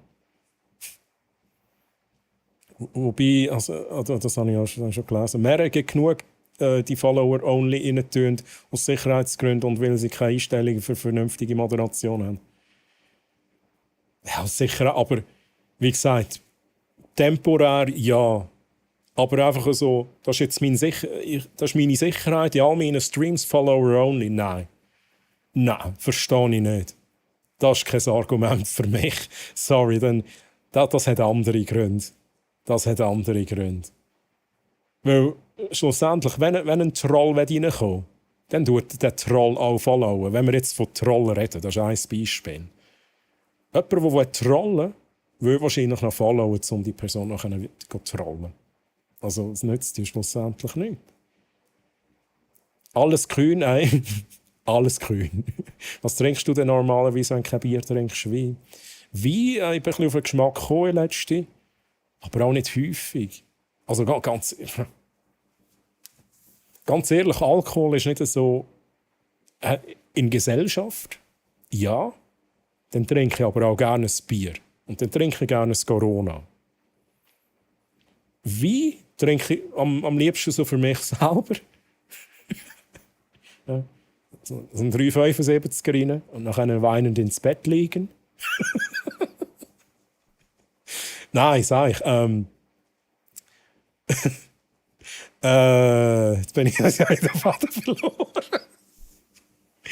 Nein, also grundsätzlich in Gesellschaft trinke ich doch eigentlich dann am liebsten Bier Corona, aber nicht zu viel. Ich bin ja nicht einer, der 3 Bier hintereinander trinkt. Ich wechsle dann irgendwann zu Wasser. Ich trinke am liebsten Wasser, Chat. Zum Essen das Cola. Ein Vivi Cola. Gießt sich ein Guinness ein. Guinness, das ist überhaupt nicht mein Ding. I'm so sorry, mit Guinness kann ich nicht anfangen. Da bin ich. Ich bin speziell dort. Mit Guinness kann ich nicht anfangen. 10 Minuten bin ich nachher Chat. Und wenn du schon Follow gemacht hast, merkst du dann beim Raid, dass nicht, dass der... What? Merkst du dann beim Raid nicht, dass der die Follow-Chat hat? Richtig, das merkst du halt im Voraus nicht. Aber wenn es dann Alkohol gibt, dann gibt es das gute Härtezeug. Aber auch, ich genieße lieber, ich saufe das Zeug auch nicht. So eine Flasche Rum hat bei mir Ewigkeiten.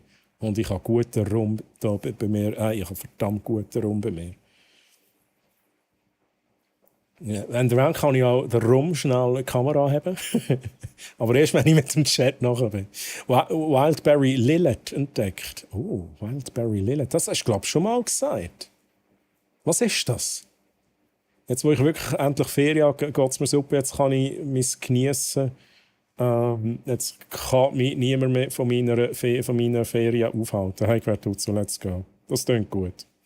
Darum hasse ich das Wort Content so fest. Es gibt wenig Leute, die sich wirklich den Arsch aufreißen für Content, so wie du, und sich immer weiterentwickeln. Vor allem auch Zeit investieren in Sachen, die vielleicht im Hintergrund laufen, wo alles nicht so spassig ist. Die meisten schalten den Stream ein und es ist 1:1 das Gleiche wie bei 1000 anderen. So true. That's so true. Die Leute wollen meistens nur Game, aber nicht aktiv was machen. Da gebe ich dir recht. Du hast es jetzt eigentlich sehr gut in Wort gefasst. Da, wo ich vorhin gesagt habe, wenn man schreibt und man hat das Gefühl, der Streamer ist genervt. Es geht ein bisschen in die gleiche Richtung. Es gibt so viel. I'm so sorry. Wo eben gefühlt so ein bisschen so unterwegs sind. Und ich bin auch der Meinung, im Verhältnis investiere ich wahrscheinlich fucking viel Zeit. All das, was ich da so anbiete. Ich meine, ich sitze jetzt da und rede mit euch, lese den Chat. Das ist nochmal etwas anderes, aber das Ganze rundum mit den Effekten und mit den Interaktionen, das ist halt, ich weiß nicht, wie viele Stunden ich dort schon investiert habe. Aber ich finde das wichtig. In a Barbie world, life in plastic, it's fantastic. Undress me. Okay. Aber hey, 9-1 absolut true. Ich verabschiede mich mal und wünsche allen einen schönen Abend. Hey, Bergnölen TV, ich hoffe, du hörst das noch. Das war vor 11 Minuten. Bergnölen TV, mach's gut. Schön warst du hier. Gute Nacht und schönen Sonntag dann noch. Schönes Lied, by the way. Da muss jetzt schnell... Ja, ich müsste ja endlich den Chat lesen, aber jetzt nimmt es mich Wunder. Oreo, schon wieder. Oreo, geil. Geile Lieder da. Ganz speziell. Powerwolf ist auch wieder gewünscht. Ich schreibe immer, Komma, immer alles, Komma, richtig, Punkt. Mann mit 3 N beachte, mit großem B, Komma, die, großes D, groß, kleinen Caps, Schreibung, kleines S. Ausrufezeichen, Heiland Stödeli. Jetzt habe ich gemeint, da wird Wolfi. Jetzt bin ich bei dieser Nachricht, holy shit. Schaue darum zuerst die Leute an, bevor ich raide. Ich auch, aber da fällt mir eben nicht immer auf, dass sie Follower-Only-Mode drin haben. Troy kann sogar einigermaßen pünktlich sein. Pünktli.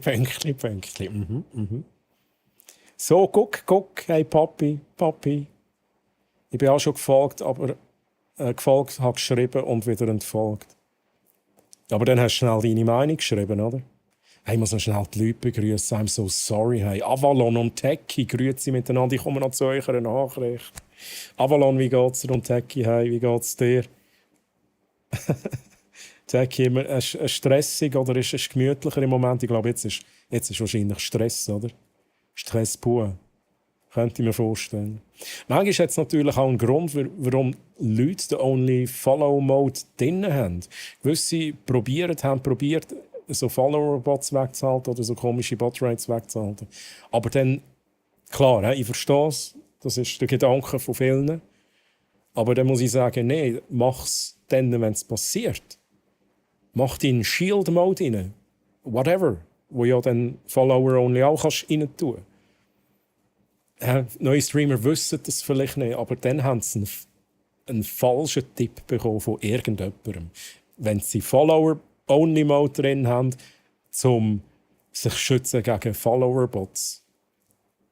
Also zu dem, sie followen ja dann gleich. das ist das Schlimmste. Sie tun ja dann gleich followen gegen Bounce.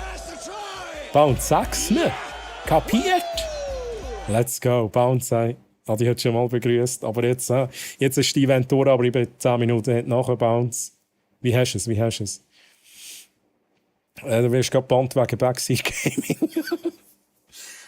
Okay, Regeln ist wieder ein anderes Thema. Regeln und was Mods entscheiden, wie sie reagieren, aber auch dort gibt es Sachen, wo ich muss sagen, hey, also, wenn der Barracks reinkommt und schreibt «Fito knusprig» und der Mod hat das Gefühl, hey, du wirst jetzt gerade mal timeoutet, für das du schreibst «Fito knusprig». True story, by the way. Dann ist es schon ein bisschen übertrieben. Aber sonst, Regeln sind Regeln und jeder Streamer und seine oder ihre Mods reagieren anders. Hey Avalon, wie geht's dir? Guten Abend auch dir. Subs only. Oh, merci für den Knuddel, danke vielmals. Wenn schon Follow only, dann doch bitte mit erst nach 10 Minuten nach Follow Chat. Das ist die Steigerung, oder? Das ist die Steigerung vom Ganzen. dann denkst du, jetzt tue ich Followen, um schnell zu schreiben, du bist ein Doppel. Und dann kann ich nicht einmal schreiben. Hey, true. Hey, ja, du bist dabei gewesen. Der hat weder den Chat gelesen noch hat ohne Follow können schreiben, haben ihm das als Tipp mitgegeben, aber hast ihm nicht können schreiben auf Twitch und auf Discord auch nicht. Überall hat er die Einstellungen entsprechend gesetzt. Hey, aber sorry, dann müssen sie es halt auf die andere Art und Weise lernen und das dauert dann halt an und das endet dann meistens so, oh, wieso läuft es bei mir nicht? Oh, wieso, keine Ahnung, wachsen andere schneller als ich. Ja, vielleicht mal Gedanken machen, ja. Vielleicht mal bei den Einstellungen schnell schauen, vielleicht hat es mit dem zu tun. Ja, ein schwieriges Thema, aber ja, wir sind da der gleichen Meinung grundsätzlich gesehen. Also ich erzähle dir noch, was ich eigentlich mache. Ich zeichne Emotes, zum Beispiel vom Dino mit Bobby Lucha. Der Dino mit Bobby Lutscher ist von mir. An der anderen bin ich dran zu sagen, hey, aber Lilo, dann nimmt es mich mega Wunder. Lilo, hast du einen guten Clip? Ja, direkt Under Pressure. Under Pressure. Übrigens, geiler Song, am Mars Chat. Ja? Hast du deine Clips sortiert, Lilo? Wir gucken.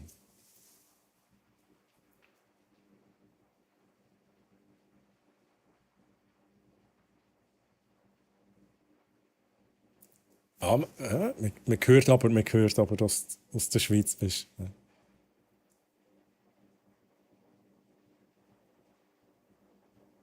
Ja, let's go. Chichi?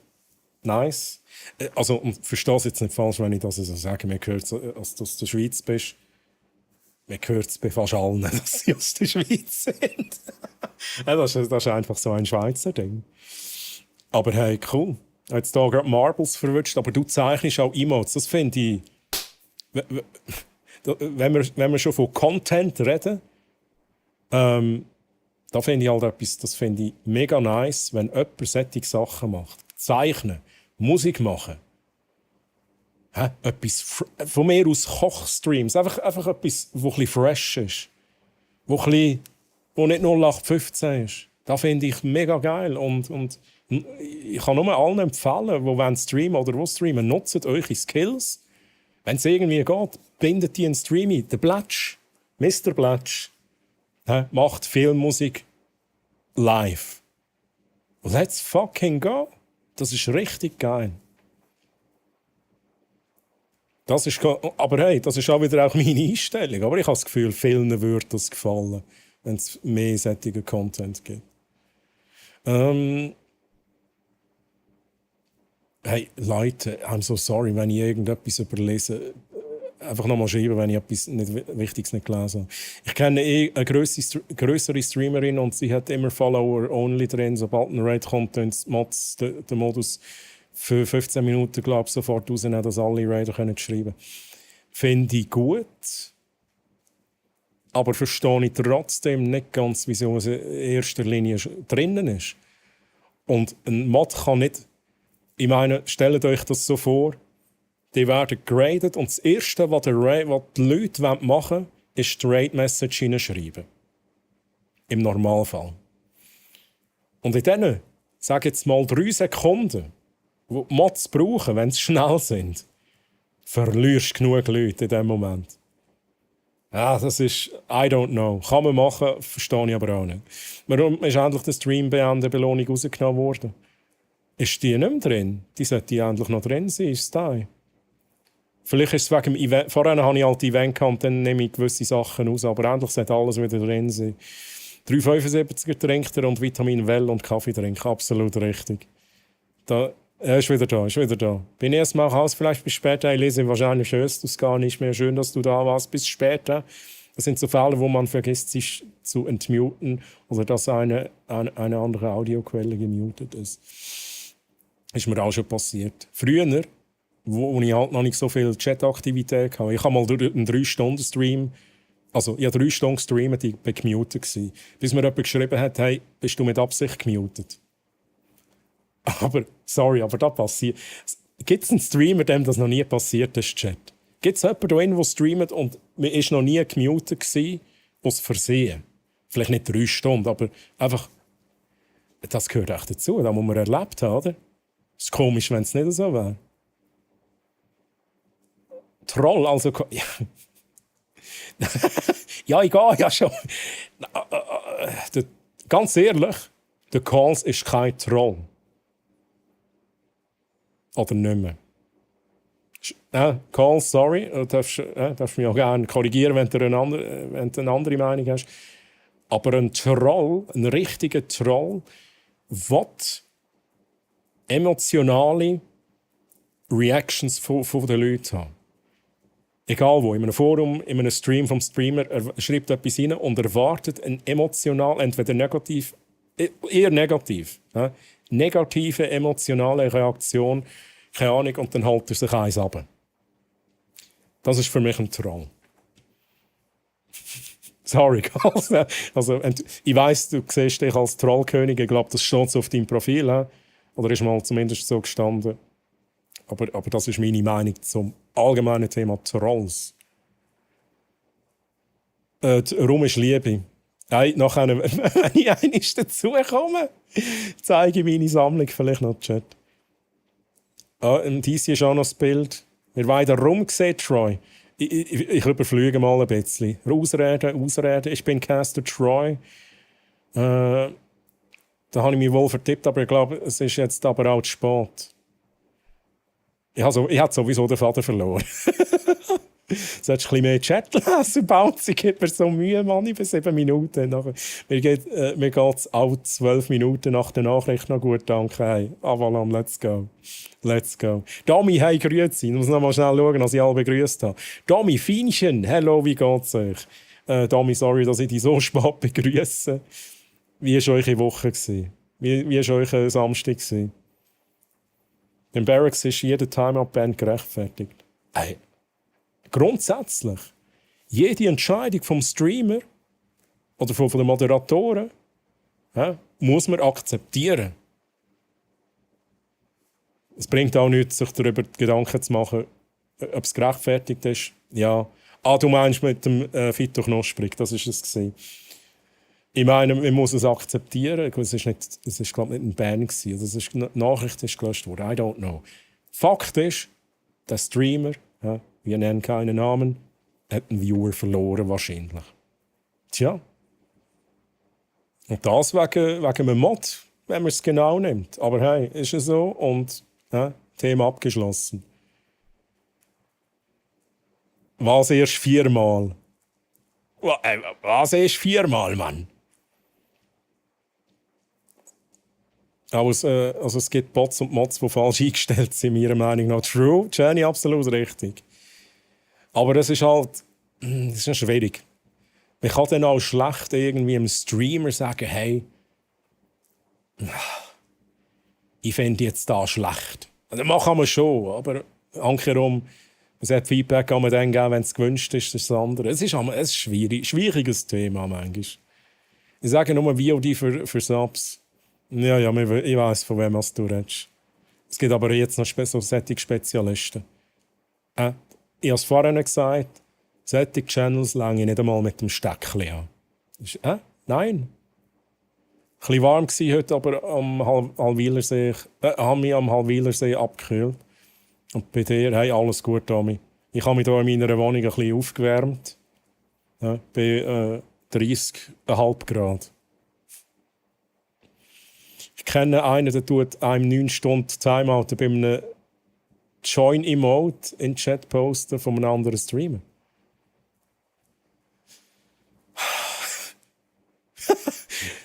Es gibt einen Streamer, der hatte mal eine Funktion gehabt, wenn man das Pizza Hawaii Emote rein da hat, Pizza Time, ist man timeoutet worden für 10 Minuten.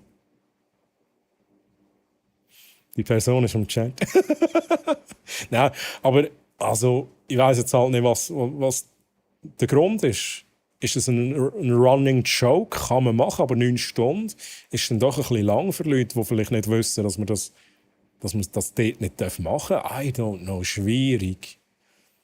Ich meine, ich sage mir halt immer, die Regeln müssen so sein, dass es nicht chaotisch wird im Chat, aber dürfen nicht so hoch gesetzt sein, also nicht so streng sein, dass man dann auch die Leute verrückt macht.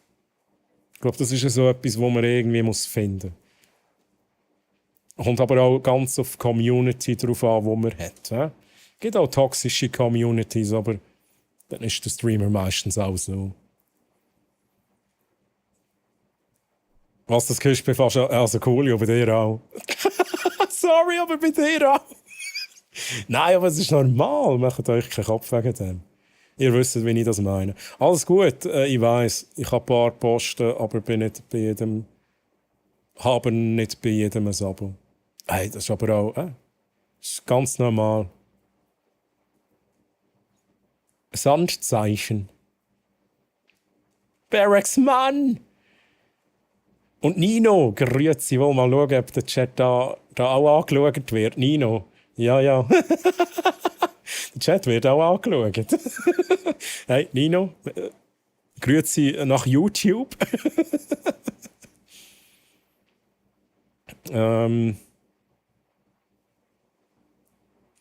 Danke, Troy. Und ja, ich mache Musik, obwohl meistens bei Musikstreams weniger Leute haben, als wenn ich etwas zocke. Aber man muss halt seine Prioritäten setzen und meine ist, die Nische zu bedienen. Hey, aber da finde ich stark. Es braucht es auch. Ich sehe das auch. Ich sage, ich bin ein riesiger Fan von so Content. Aber ich sehe es auch bei anderen. Ich meine, ja, da, was du sagst, habe ich auch schon bemerkt. Ist mir auch aufgefallen. Nehmen wir zum Beispiel den Lock and Roller, hat der Dave. Für die, jetzt mache ich wieder Shoutouts. Ich bin 8 Minuten nachher und der Troy macht halt jetzt Shoutouts. Oder besser gesagt, Showclip Lock and Roller. Chat. Scannt ihr euch das mal schnell?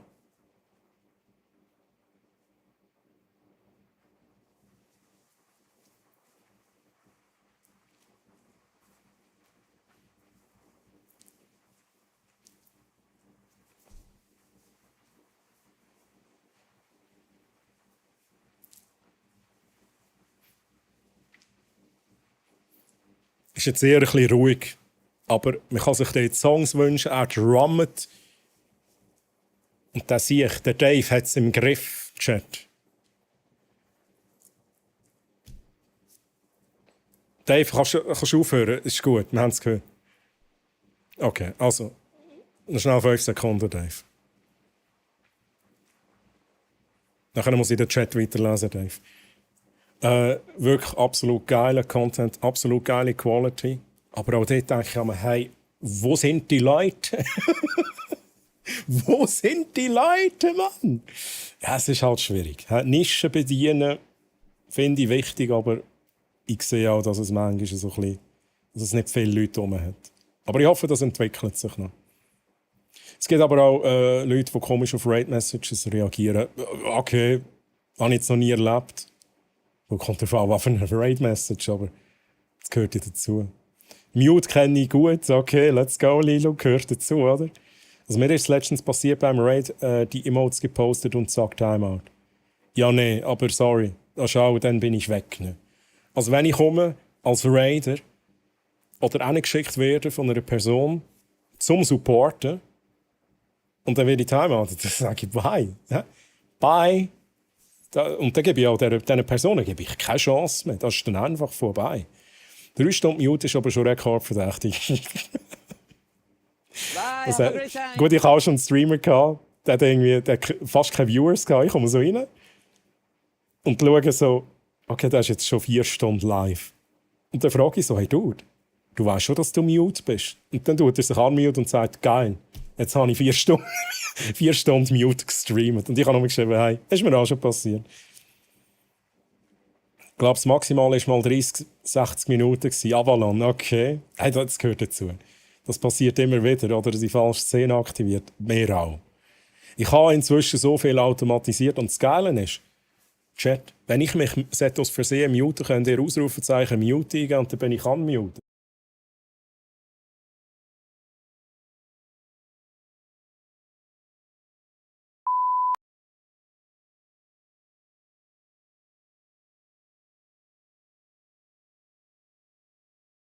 Jetzt macht es niemand, oder? Jetzt hat es geklappt. Also ich kann nicht mit Ausrufezeichen Mute mich unmuten. Ja? Alles, was man automatisieren kann, wird automatisiert. Chief Rocker, merci vielmals. Und grüezi, wie geht's dir? Wie geht's dir? Und ich bin wieder fast 10 Minuten hinten nachher. Never Ending, der Ending Screen vom Bounce war legendary. Bounce geht offline, hat den Ending Screen noch wie viele Stunden am Laufen. Und ich glaube, es sind noch nie so viele Bits reingekommen in diesem Ending Screen.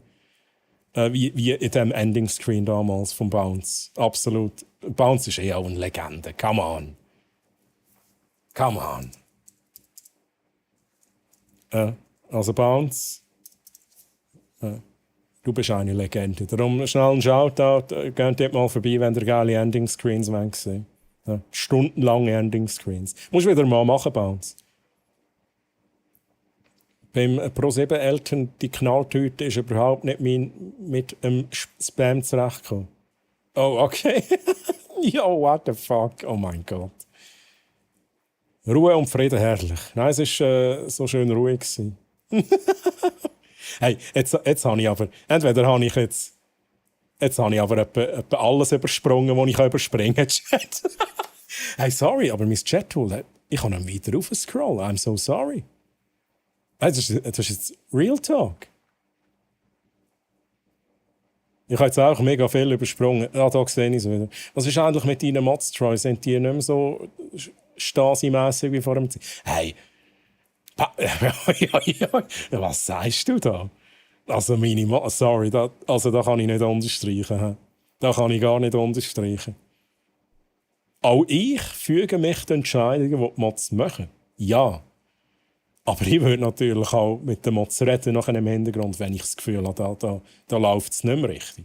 Ja, also, und Troy, sein Mod-Manual versteht sich nicht mit allen Chart-Typen in diesem Chat gleich gut. Taggy, let's go. Hey, Lock and Loader, der Dave, der kann auch grillieren, ja, oder killen. Ja.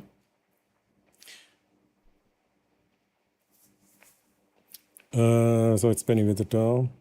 Da habe ich schnell das Router gemacht. Schon. Ja, und wenn ich schon immer den Namen der Sautet ins Maul nehme, ja, ich sage immer, ich mache den Sautet. Ich benutze immer seinen Namen. Jetzt muss ich natürlich auch einmal sagen, wer der Sautet ist. Also wenn ich einmal sage, ich mache jetzt der Sautet, heisst das, ich lese den Chat gegenüber. Und wenn ihr solchen Content wollt sehen und natürlich auch sonst einen sympathischen Dude und so, geht beim Sautet vorbeischauen. So, jetzt habe ich ein bisschen Shoutouts gemacht, weil ich den Chat nicht lesen will.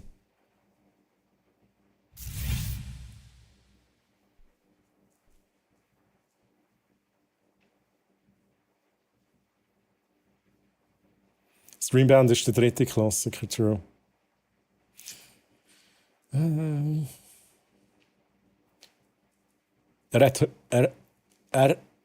nicht mehr lesen. Hat er euch ein verdammtes Buch mit Regierungsaufträgen ausgehändigt? Hey, es ist eigentlich wirklich ein Manual mit allen mit allen Befehlen, die die Mods brauchen können. Also, dort ist es nicht so, dass ich es schreibe, da müsst ihr dann mal zum Teil schon. Nein, aber ihr habt jetzt ganz sicher die falsche Vorstellung von dem Manual. Es geht mehr darum, was für Werkzeuge haben meine Mods. Auch dort vieles, was automatisiert ist, was sie brauchen können. Es hat auch Effekte drin. Mods haben Effekte, die nur sie brauchen können. Das war mir mega wichtig. Es sind nicht viele. Aber mir ist wichtig, dass auch sie spezielle Sachen machen können. Die ich nicht auslöse im Normalfall. Und wo die Chat nicht auslösen kann. Finchen, merci für den Lurk-Support. Finchen, ich hoffe, ich habe nichts überlesen von dir. Finchen dachte sicher, ich gehe. Der ignoriert mich einfach. Ich glaube, heute ist es ein bisschen zu warm für mich und Chat lesen. Gibt es irgendwann eigentlich ein Sabaton bei dir? Das ist ein interessantes Thema, das du anschneidest. Ich glaube nicht. Ich glaube nicht, weil ein Sabaton machen als Streamer, und ich sage es jetzt nochmal, das ist kein Angriff. Jeder kann machen, was er will. Das ist auch meine Meinung jetzt dazu. Ein Sabaton machen ist für mich einfach, es gibt mir Geld, damit ich länger online bleibe. Sorry? Ja, sorry. Sabatons sieht man überall. Ich mache es aus dem Grund nicht, ich finde das doof. Dann würde ich es anders gestalten, aber dann würde es nicht Sabaton heißen. Und Sabaton ist auch eine geile Band, by the way.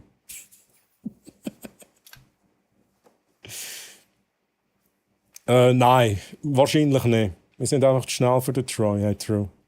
Ich bin Zuschauer bei diesen Bounce und bestätigen, legendierte. Absolument simpel. Ist im Fall ohne Joke so. Und gewisse charaktertypische Streamer-Aussagen von dir stehen dort ein bisschen im Widerspruch. Ich würde das aber gerne wieder ein bisschen auffahren, wenn du lieber ein bisschen mehr Stasi hättest. Die Mods, die passen sich an. Das fände ich toll. Ich bin froh, dass der Troy amix noch die Nachricht vorlässt, sonst könnten wir ja gar nicht mehr, sonst könnten wir ja gar nicht mehr nachher. Auch Gameplay-Karte für Fienchen. Let's go. Die hast du noch nicht gehabt. Nice. Fienchen GZ. Endlich mal ein anderes. Eine andere. Nice, nice, nice. GZ. Jetzt überschneidet sich's. Weg mit der Karte. Streamer Troy Hammeren. Jetzt ist es schon weg. Das ist übrigens eine von den Mod-Befehlen. Kannst du es noch mal machen, wenn du willst. Da muss ich mal schauen, dass das in einer Queue ist, das Ganze. Also der Blickschlagzeilen kann ein Mod auslösen bei mir. Kann ich selber, könnt ihr nicht, Chat. Aber meistens machen es die Mods. Sabatons sind meine... Streamer Troy Hammeren werden Mods zum Weihnachtsessen eingeladen. Wie auch Gritti skeptisch. Let's go. Nice one. Nice one. Nice one. Thema somit abgeschlossen. Kein Kommentar.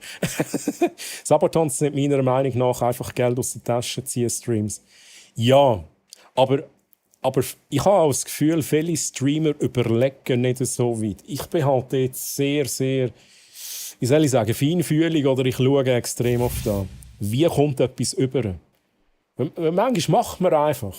Ja, macht man einfach. Und ich meine, hätte ja können sein, also die Karten, die ihr jetzt zieht, dass ich da sage, hey, die kosten 50 Bits.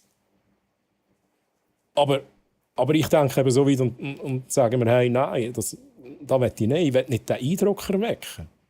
Auch wenn das gar nicht irgendwie mein Gedanke ist, ich will den Eindruck nicht erwecken.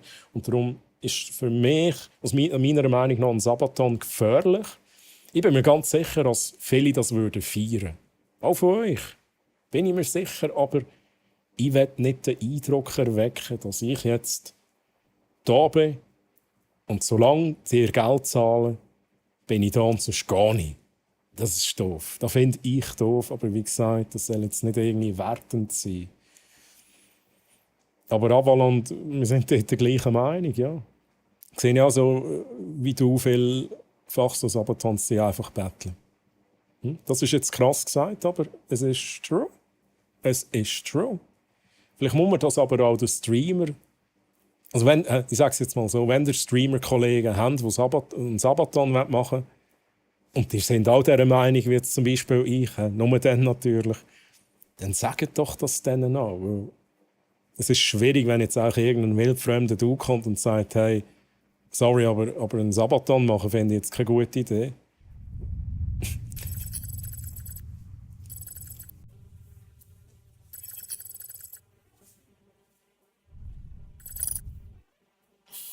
Grüezi miteinander, ich bin Troy Lina.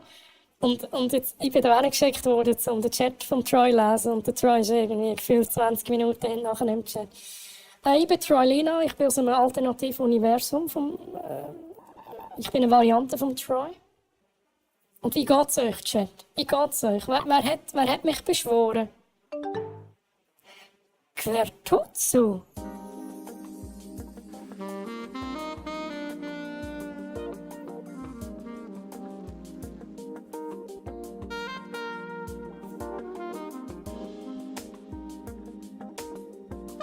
Das ist ein bisschen ein verdrücktes Herz, Chat. Das ist ein bisschen ein verdrücktes Herz. Früher, wo Sabatons noch ohne Pfuse waren, also ohne Scheiß. Check, bitte, gib mir recht. Check. Der Check ist auch da. Geil. Gib mir bitte recht. Und also das ist jetzt wirklich der letzte Dreck auf Twitch. Schlafstreams. Ja, und die sind meistens bei den Sabatons drin. Also, sorry, wenn ihr einen Sabaton machen, wo ich jetzt nicht so Fan davon bin, dann zieht wenigstens durch. Setzt euch ein Limit, sagt ihr, hey, nach 24 Stunden muss ich schlafen, absolutes Maximum. Aber geht doch nicht, nein, bleibt doch nicht live und geht schlafen, das ist absoluter Quatsch. Also das ist gerade verdächtig viel Gameplay um Troy. Was ist passiert? Barracks, ich weiss nicht, was der Troy macht. Der hat es nicht im Griff. Sind wir uns einig? Also wenn noch einen Stangen aufstellst und daran rumtanzt, zahle ich da schon etwas. Avalon? Ich habe schon Stangen aufgestellt. What the fuck? so ein kanadischer Streamer, totliebe sich, aber irgendwann ist mir die Beiterei zu viel geworden. Hat zwar noch der Sub, aber schaue nicht mehr. Aber das ist genau das. Irgendwann ist... Chat.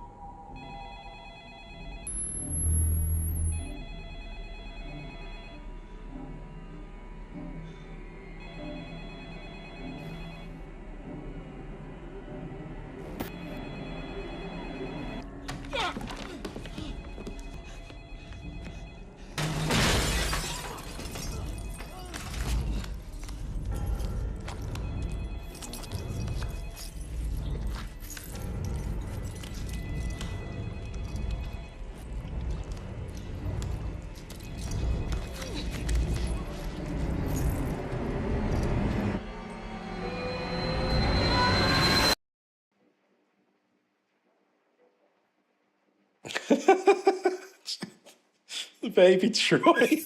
Der Baby Troy, das war nice. Ah, Chat, ihr wollt auch nicht, dass ich den Chat lese, oder? Nice one, merci für das. Versuche schnell dort weiterzumachen, wo ich war. Das ist auch mit Alerts oder Sticker. Ich will mein Zeug kostenlos für alle zur Verfügung stellen. Richtig, ich auch. Ja, da, wie du halt, nur Mods oder VIPs. Ja. Mache ich genau auch so. Natürlich, ich meine, wenn die Leute supporten und abonnieren, dann finde ich das eine schöne Geste. Oder auch wenn sie Bits reinschicken, das ist immer ein Geschenk. Geschenke nimmt man an, grundsätzlich, so habe ich das gelernt. Natürlich kann ich sagen immer wieder, hey, jetzt ist gut. Aber das ist ja so wie, hey, ich schenke dir etwas, ich bin Fan, ich schaue gerne den Content und dann schenke mir dem Streamer ein Bits oder Subs. Und dann finde ich es schön, wenn ich im Gegenzug etwas geben kann. Und das sind dann die Perks, die die Abonnenten haben. Aber ich bin auch immer mega vorsichtig, dass es nicht so wirkt, als dass ich irgendwie jetzt euch ein Sub wett und euch wie etwas verkaufen will. Wenn es in die Richtung geht, dann breche ich quasi das ab und sage, nein, dann muss das anders sein. Dann muss ich den Effekt anders einbauen oder whatever. Hey, aber Frage an alle, was für eine Sprache ist das?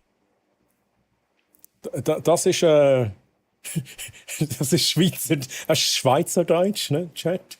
Schweizerdeutsch. Kennt ich halt noch nicht gut, aber bei dir würde ich beim Schlafstream reinsubben. Ach, come on. Das andere ist auch, es wird nie einen Schlafstream bei mir geben. Einfach aus Prinzip nicht. Aber danke vielmals. Danke vielmals. Blackjack. Auch ich würde bei dir bei einem Schlafstream reinsubben. Wir könnten ja einfach so einen 5 Minuten Schlafstream machen, gleichzeitig, und dann gehe ich bei dir abonnieren und du abonnierst bei mir. Ja, Thema erledigt. Der Card war 53 Stunden ohne Pause. Wo? Bei dir? Also, wo? Oh mein Gott, ich muss mich noch schnell bedanken. Stai, merci für 100 Bits. Papi, merci für 100 Bits. Jetzt hören wir mal auf. Hört doch mal auf, Mann. Jetzt kommt schon wieder ein Hive-Train. Nein, hey, merci vielmals für den Support. Stai, Papi, Stai, sorry, dass ich es erst jetzt vorlese. Wäre nicht nötig, he? Sag's jetzt nochmal.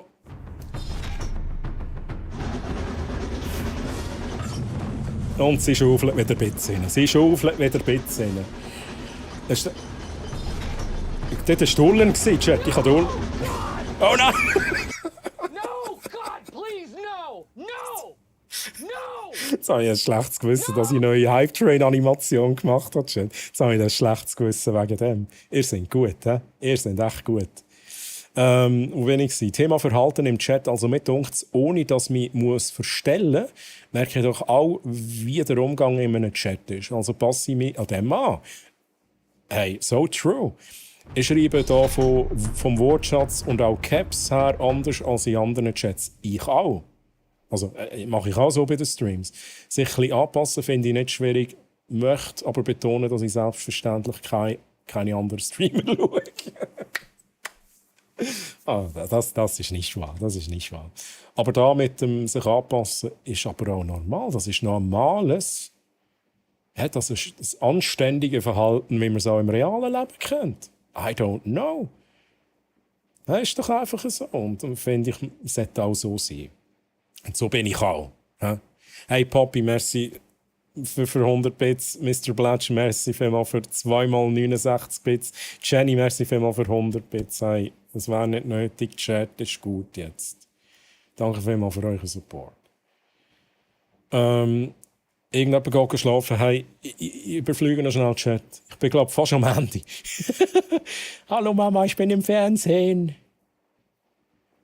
Oh, Wolfi, irgendetwas habe ich überlesen bei dir. Wolfi, lese es noch schnell vor. Sabotons können auch blöd laufen. Bei einem Streamer, den ich geschaut habe, war der Countdown über 3 Wochen am Schluss. Aber der bringt so, also sorry, da muss man einfach auch gescheit planen. Darum sage ich, setzt euch ein Limit, geht nicht schlafen. Aber am besten, meiner Meinung nach, machen keine Sabotons. Ich weiss es nicht. Sagt euch, ich mache einen 24-Stunden-Stream. Und wenn einer im Chat 10 Minuten nichts los ist, dann beende ich. Macht es so, dann ist es nicht an Geld gebunden.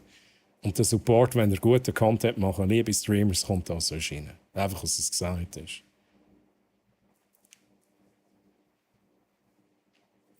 Zum Glück hat das mit der Stange Troilina gesagt und nicht du, Troy. Schnell ein bisschen überfliegen. So, ich wünsche noch viel Spaß. Ich muss ins Bett, Papi. Dann lese ich schnell vor. Ich glaube, du hast es gute Nacht gemacht. Pay to win beim Troy sozusagen. Hey, sicher nicht. Ganz sicher nicht. Das ist kein Dialekt, das ist eine Sprache. Wo ist es? Papi, ich bin noch am Suchen. Schlafstream ist also cringe, weil alles aufgezeichnet wird, was man nicht weiss. Ja, fände ich auch ein bisschen cringe. Bei mir, wenn ich es machen würde. Also im Moment, die Nachricht vorhin war Troilina gerichtet gewesen. Der würde ich dann nicht. Könnte ich nicht haben. Okay. Alles gut. Da, gute Nacht, Poppy. Ich wünsche dir süße Träume, in denen du auf einem Popcorn-Regenbogen reitest. Holy shit, ich stelle mir das gerade vor. Begleitet von einem schläfrigen Faultier-DJ, der Kaffeedrinks mixt. Wo tut denn der noch Alkohol und Kaffee trinken, Poppy? Schlaf gut. Hey, Poppy, schön, dass du dabei warst. Merci nochmal für deinen Support. Danke vielmals. Lieber Chat, bevor jetzt Poppy geht.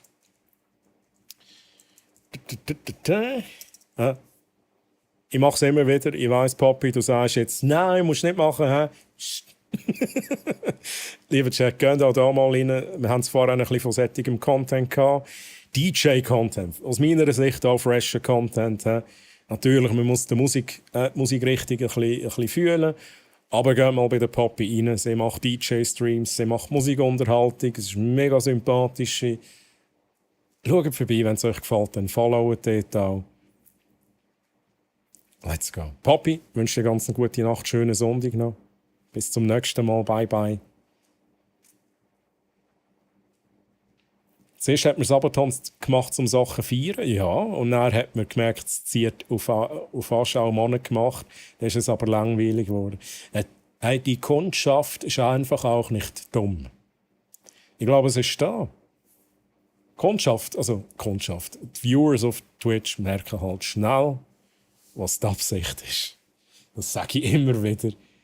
Man kann es nicht verbergen. Wenn die Einstellung ist, ich will Geld verdienen mit Stream, ich gehe nur live zum Geld machen, das kann man nicht verheimlichen. Das merken die Leute. Da kann man sich noch so Mühe geben. Bin ich der Meinung, das merken die Leute. Es sollte normal sein können, aber noch lange nicht alle. True. Mit dem Verhalten. Ja, es gibt immer wieder solche, die es nicht können. Das ist schon so. Aber auch dort, ich meine, dort sage ich mir wieder, hey, die sind einfach so. Und solange Leute nicht beleidigend sind oder auch sonst Regeln verletzen, reagiere ich auch nicht. Also dann gibt es keine Konsequenzen. 3, genau. Good night, Peppa. Peppa! Oh mein Gott, das habe ich jetzt auch noch nie gesehen, den Übernamen.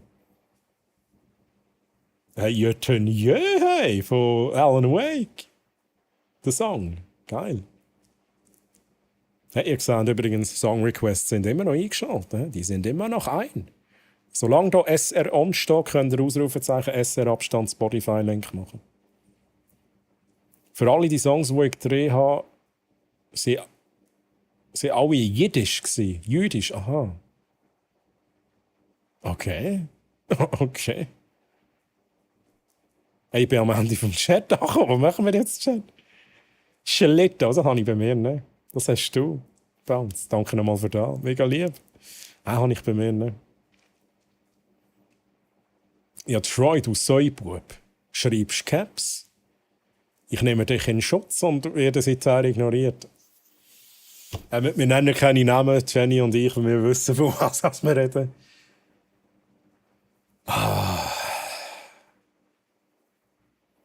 Wir nennen keine Namen, aber ganz allgemein, die Situation ist, ich weiss, keine Ahnung, man schreibt zum Beispiel, man will wie mitsingen bei einem Song, der gerade läuft. Jetzt vielleicht nicht bei Je Tenieu, aber stellt euch vor, es läuft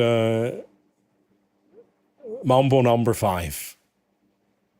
Und dann das ein little bit of Erika und so, dann feiert man mit dem Chat, schreibt man mit und schreibt halt Erika gross.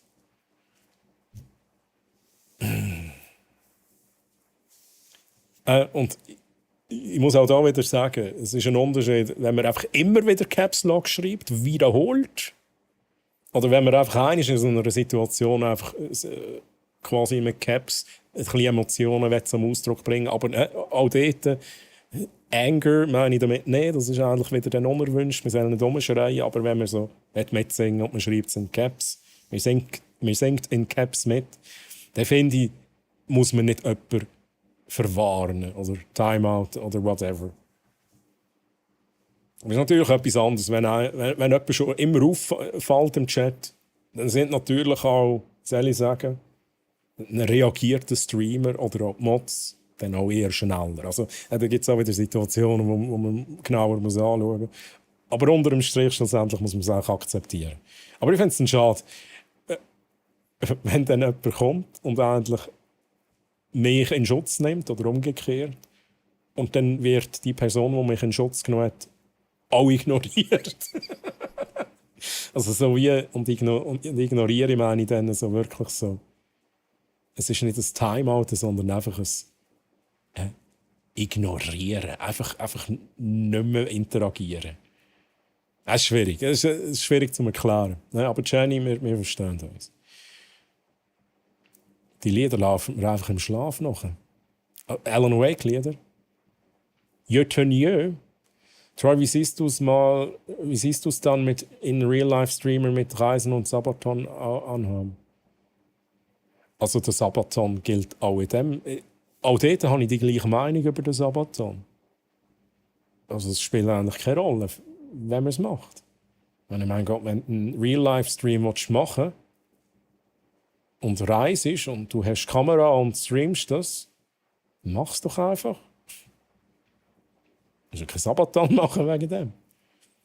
Also, gleiche Einstellung. Der Troy schreibt in Caps, hat gemeint, das darf man nicht. Ich darf alles. In meinem Stream darf ich alles. Nein, wie gesagt, auch da, also jetzt Real Talk. Kein Caps.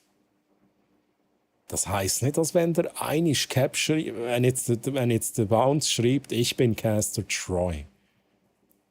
Das wäre nie und nimmer ein Grund, wieso ich jetzt darauf würde reagieren oder ein Mod würde reagieren. Weil das ist einfach etwas, da wissen wir alle, das gehört dazu. Das muss auch in Caps geschrieben sein. Aber es geht eher darum, wenn jemand in Caps schreibt und man merkt, man will mit dem Caps Lock Wut ausdrücken. Ich werde jetzt laut und darum schreibe ich in Caps Lock. Das ist nicht erwünscht. Das ist da nicht erwünscht. Ja. Ja, danke. Danke vielmals. Ja. Emotion, genau, jetzt nehmen wir das Beispiel da. Hä? Nehmen wir das Beispiel. Oh, jetzt habe ich fast auf Ben geklickt im Fall. Jetzt habe ich fast auf Ben geklickt. Nehmen wir da das Beispiel. Ja, Emotionen. Bounce drückt seine Emotionen in Caps Lock aus. Ein paar Emotes zusammengehängt. Wie ganz klar gebannt. Wie ganz klar gebannt. Specko, ich überlese dich immer absichtlich. Hinter deinem Namen steht in Klammern überlesen. Bitte überlesen. Wo bin ich? Ausser es ist Caps Lock Party beim Bert. Ja. Ja, aber das ist auch etwas. Die Regeln sind für diesen Channel da. Klar, wir können jetzt behaupten, es gibt TOS von Twitch, wo vorschreiben, was darf man und was darf man nicht. Aber schlussendlich entscheidet jeder Streamer, wie er es handhabt. Und da muss man einfach halt auch akzeptieren. Und beim Bert ist es Caps Lock technisch genau der andere Weg um. Finde ich aber auch noch interessant, das so zu machen. Talk to the hand. Red mit der Hand. Auch die Song-Requests sind aktuell zu. Er hat, glaube ich, 2 Stunden gefüllt. Was haben wir für Zeit? Wollen wir nochmal aufmachen? Wir machen nochmal auf, Chat. Ja. Mach es nochmal auf, aber ich kann nicht garantieren, dass wir jeden Song dann drin haben. Song-Requests sind wieder offen, können nochmal 30 Minuten füllen. YouTube vor allem, aber auch alle anderen Songs, die in den Games vorkommen sind. Ja, für mich ist es halt From Herald of Darkness, Avalon. Das ist mir mega geblieben. Das lasse ich auch immer wieder. Und jetzt Night Springs, so gut. Ich schreibe einisch Caps. Ja, das ist jetzt auch wieder. Okay, jetzt könnte man natürlich schon. Wo ist es überhaupt? Ist es noch drauf? Egal. Wir können jetzt auch sagen, ich schreibe einisch Caps. Ja, das könnte jetzt doch schon wieder so ein bisschen die Wut sein, wofür kommt der Jenny. Da geht der Puls rauf. Nein, aber mein Gott, es ist immer so ein kleines Abwägen. Der Bot sagt nichts und der Techie hoffentlich auch nicht. Was der Techie macht, das ist immer überlassen. Nein, der Bot ist auch so programmiert, dass er bei dem jetzt nicht reagiert. Der Bot schaut auf einen Anteil Caps Lock in einer Nachricht. Und die Nachricht muss auch eine Mindestlänge haben. Viertel. Wrong. Ja, nehmen wir jetzt Beispiel und Ban. Regeln sind da, um sie zu brechen. Ja, habe ich auch schon manchmal gehört, aber man muss halt wirklich auch vorsichtig sein. Ich finde es halt immer schade, wenn man vielleicht, man meint es nicht ernst, man geht ein bisschen näher an die Regeln nennen und dann plötzlich kommt ein Timeout und finde ich dann halt schade. Aber ja, Regeln sind da, um sie zu brechen und die Timeouts sind da, um sie zu benutzen, Chat. Nein, da steht, bitte nächster Chatter sowie bitte wenden. Auch gut.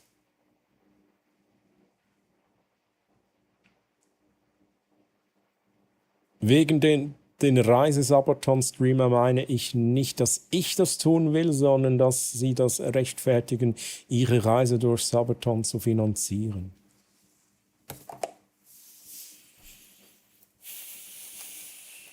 Okay, also. Okay, fair enough. Aber dann, schwierig. Wie gesagt, ich rede jetzt hier wieder von meiner Meinung und meine Meinung ist, okay, wenn das klar so kommuniziert wird. Transparent. Auch für Leute, die vielleicht erst neu einen Stream finden, vielleicht erklärt man das, oder wenn Ray kommt, erklärt man das immer schnell und sagt, hey, der Sabaton, der hier läuft, der dient eigentlich zum Zweck, dass ihr mich unterstützt bei meiner Reise und im Gegenzug zeige ich euch ein bisschen von meiner Reise, von dem fremden Land, die Sachen. Vielleicht schon, dann verstehe ich es vielleicht schon eher. Aber es ist halt so, Für mich ist ich würde wahrscheinlich eben schon gar nicht den Stream schauen. Das ist das Problem, das ich habe. Oder wo der Streamer mit mir hat. Ich bin auch schon abgeschreckt von Sabaton. Bin ich schon abgeschreckt. Nochmal schnell weiterlesen. Und sobald eine Donation kommt, wird automatisiert bedankt, was so billig rüberkommt. Das ist so, also automatisch bedanken, nein. Also mein Bot schreibt, oh merci für den Follow, aber ich finde es wichtig, dass ich auch immer noch etwas dazu sage. Manchmal, das ist auch schon untergegangen, das kann passieren, aber um da geht es ja auch nicht. Ich finde, der Dank, vor allem für Geld, für Bits und Subs, geile Sache, der muss vom Streamer kommen. Nicht vom Bot, nicht automatisiert. Auch nicht irgendwie ein Video. Auch wenn ich mich jetzt aufnehme und dann im Video sage, danke vielmals, danke viel. So wie ein NPC-Streamer, da kommt immer so, danke für Bits, danke für Bits, danke für Bits. Das wäre doch auch doof.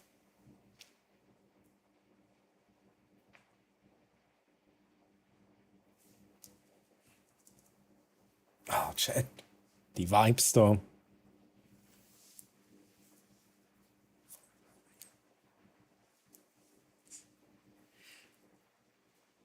No, der Refrain kommt noch nicht. Ich lese mal weiter. Ich kann dir einen Screenshot schicken.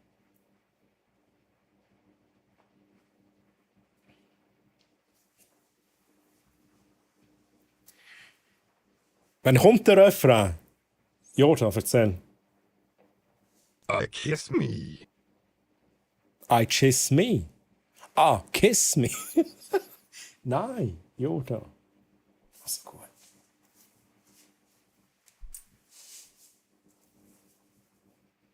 Smooth operator. Smooth operator. Smooth operator.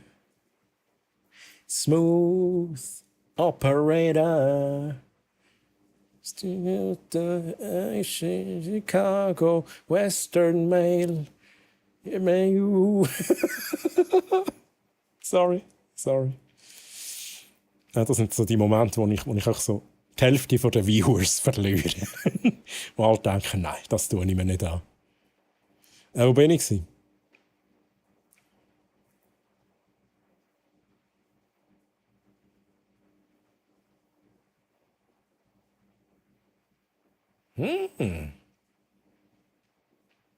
Merci, Techie, danke. So,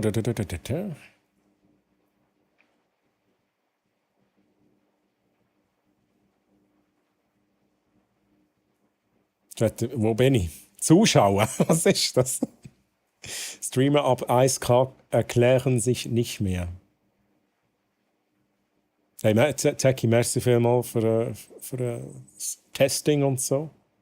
Quertutsu ist auch timeoutet worden. Aber das ist 50-50 Chance. 10 Minuten Timeout oder 10 Minuten VIP. He? Quertutsu hat leider das Timeout verwünscht. Aber da kann man ja auch eine Spendeaktion machen, wo man dann sagen kann, dass es dafür... Ja, finde ich eben auch. Dann machst du es doch so. Dann finde ich es legitim.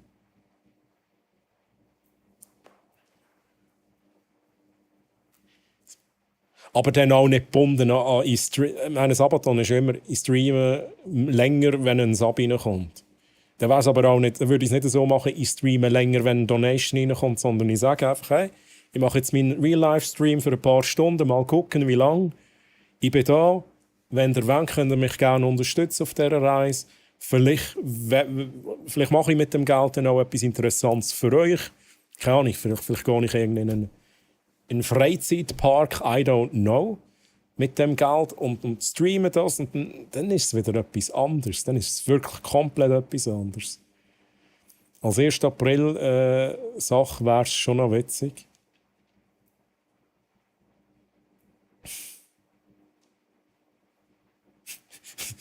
Bei mir ein Sabaton.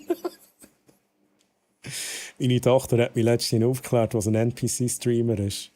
Ja, das ist genau das. Also, ich bin ja auch nicht wirklich so gut informiert, aber das ist Meiner Meinung nach, soweit ich das weiß, ist das genau da. Aber vor allem auf TikTok und so, oder? Und dann ist die Bedankung für ein Röseli, keine Ahnung. Ich habe das nicht, aber dann ist es immer so, oh, thanks for the rose, thanks for the rose, thanks for the rose, thanks for the rose. Das ist doch wieder, das ist so Quatsch, oder?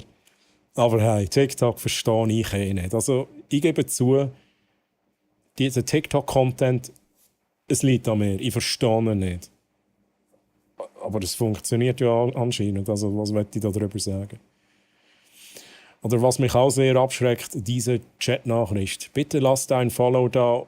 No! Mit Prime kostenlos. Oder nicht der Follow, wahrscheinlich das Abo meinst. Lasst ein Abo da und mit Prime kostenlos. Hey, Lilo, bin ich deiner Meinung? Nein, geht nicht. Also, sieht man häufig, aber finde ich frech. Finde ich frech. Es schreit wieder danach, gebt mir Geld. Das ist schon das Problem.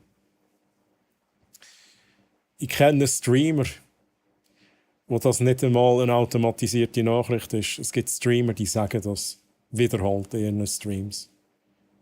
Lernt doch auch ein Abo da. Jetzt nicht einmal ohne Prime-Dings, Prime-Anhängsel.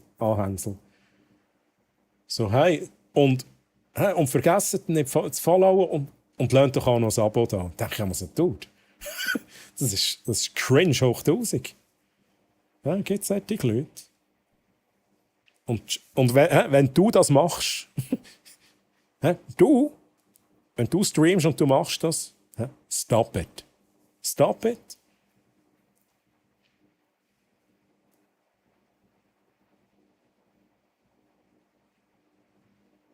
Du hast angesetzt für einen Refrain und ich habe gesagt, nein, bist noch zu früh. Der Refrain ist aber auch nie gekommen, Mann. Bounce, merci für 3. 3. 3 Bits, let's go. Nice one. Merci vielmals für den Support, Bounce, let's go. Ja. Und Bounce, vergiss die Donation nicht. Ja.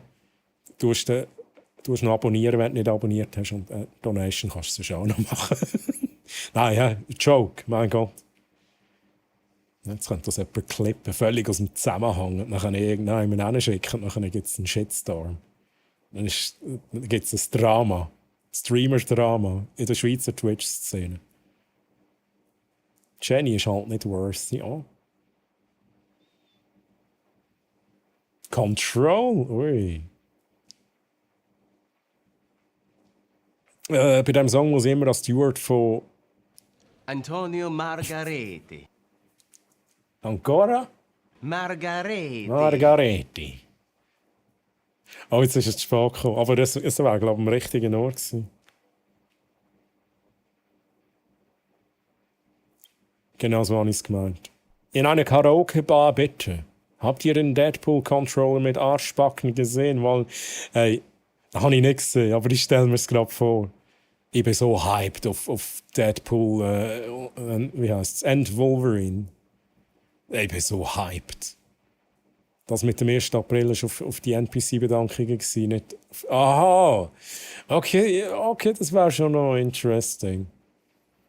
Ja, aber ich habe keine Energie, ich könnte das nicht durchziehen. Das wäre mir zu doof. Kokainum. Und ich weiß, das wäre so cringy auch für den 1. April.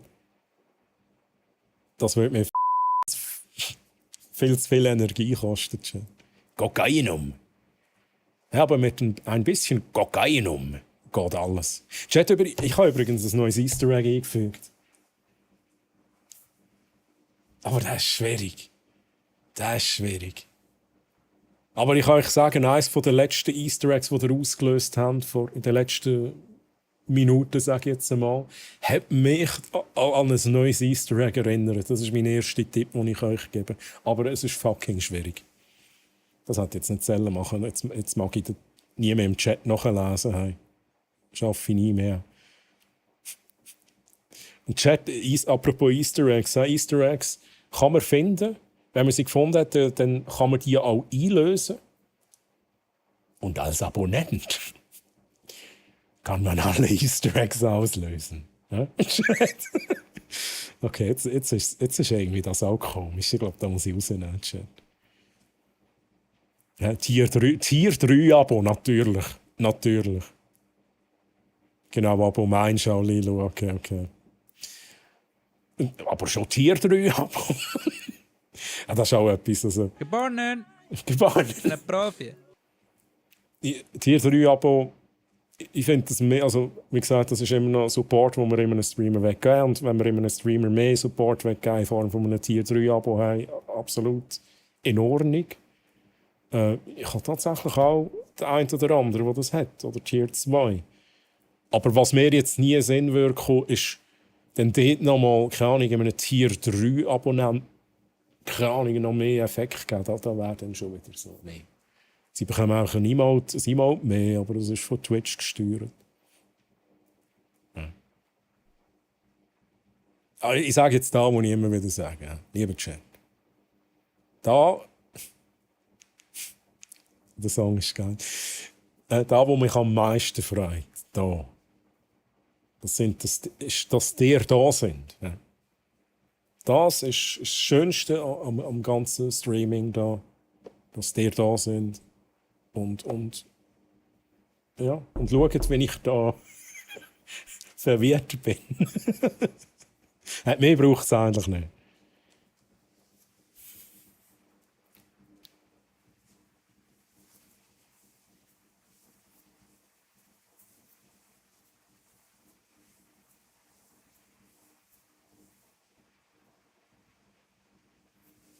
Ja, ihr wisst es schon nicht machen. Ich bin die Leiter am darauf klettern.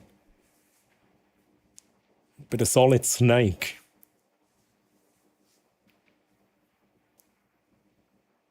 Die einzige Person, bei der ich NPC-Content mag, ist jemand, der Bethesda-Games in der Sache parodiert. Dann ist es aber auch etwas anderes.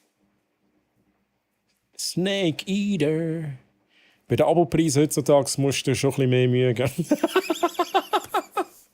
Wow! Nein, aber das verstehe ich auch. Also die Abopreise sind auf bei Twitch. Mein Gott, ich verstehe alle, die ein Abo können, wo ein Abo downgraden, mein Gott. Macht euch keinen Kopf. Ich verstehe das überhaupt nicht falsch, wie gesagt. Um das geht es mir ja auch nicht. Sagt mir dann Troy. Choke. Dann sagt der Troy Choke. What? Dabei ist es umgekehrte Psychologie.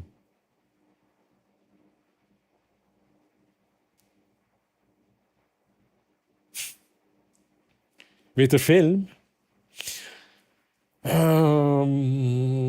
Ja. Okay. Wait a second, chat. Wait a second. Sorry.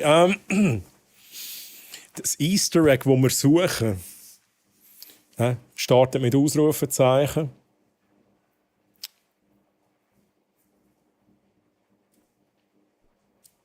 Hat 4 Wörter, ohne Leerzeichen, 4 Wörter. Aus einem Film.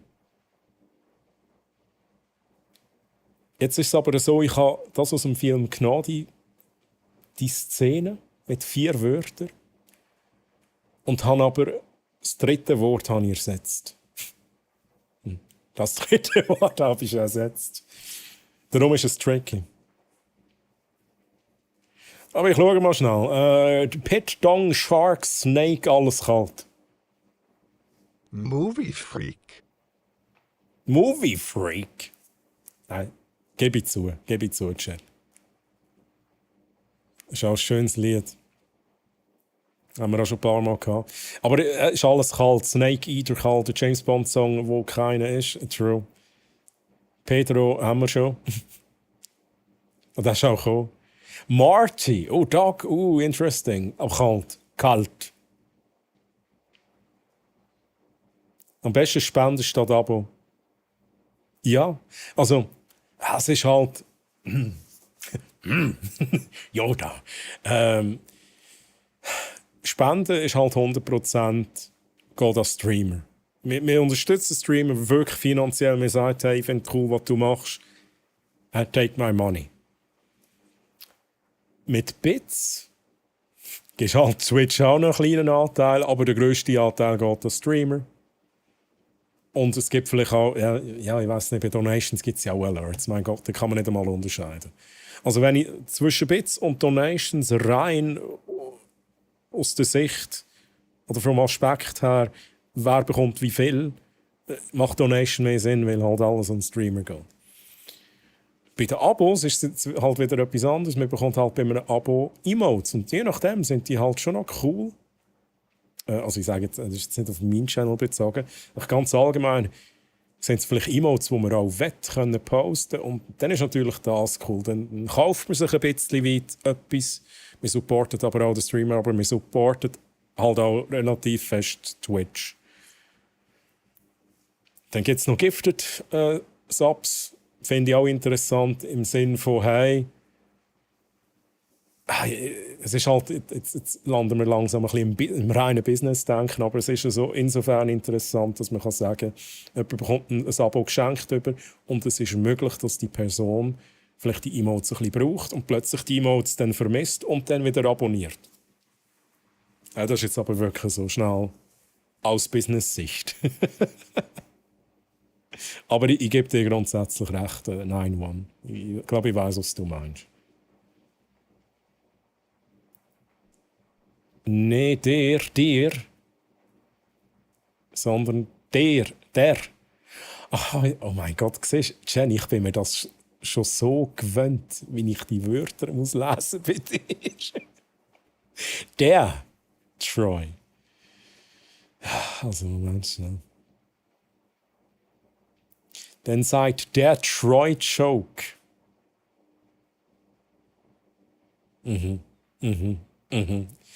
Der Troy, jetzt ist es angekommen. Aber umgekehrte Psychologie. Ja, gibt es halt auch immer. Aber das wäre nicht meine Absicht, Chat.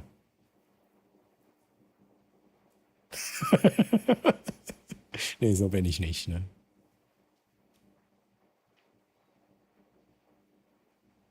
Wo sind wir da mit den Easter Eggs? Giorgio. Sabaton. Giovanni Giorgio. Ribis. Ribis. Ein Easter Egg, das mit einem Ausrufezeichen startet, das glaubt man kann. Ja, Carnage, ich habe das jetzt auch nicht für dich gesagt, sondern für die Leute, die das erste Mal dabei sind. Hat's auch welche im Chat, Carnage. Muss ich natürlich auch kurz wenig einbauen, ohne alles im Detail zu erklären, wie das in etwa funktioniert. Troy ist ein Jekko. Du bist ein Jekko, Mann.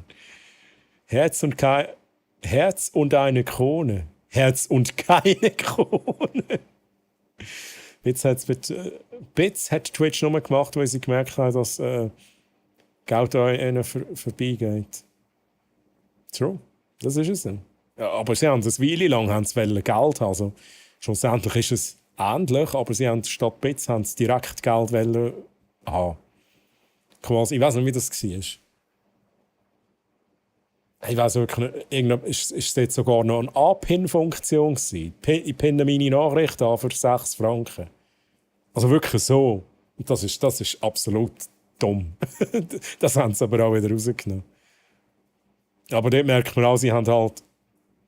Twitch stört sich ein bisschen, dass es halt Donations gibt, die nicht über sie gehen. Also eigentlich die meisten Donations gehen nicht über sie. Stream Elements, aber ich glaube, die nennen sich auch nicht. Das ist schlussendlich PayPal quasi direkt Geld schicken und so.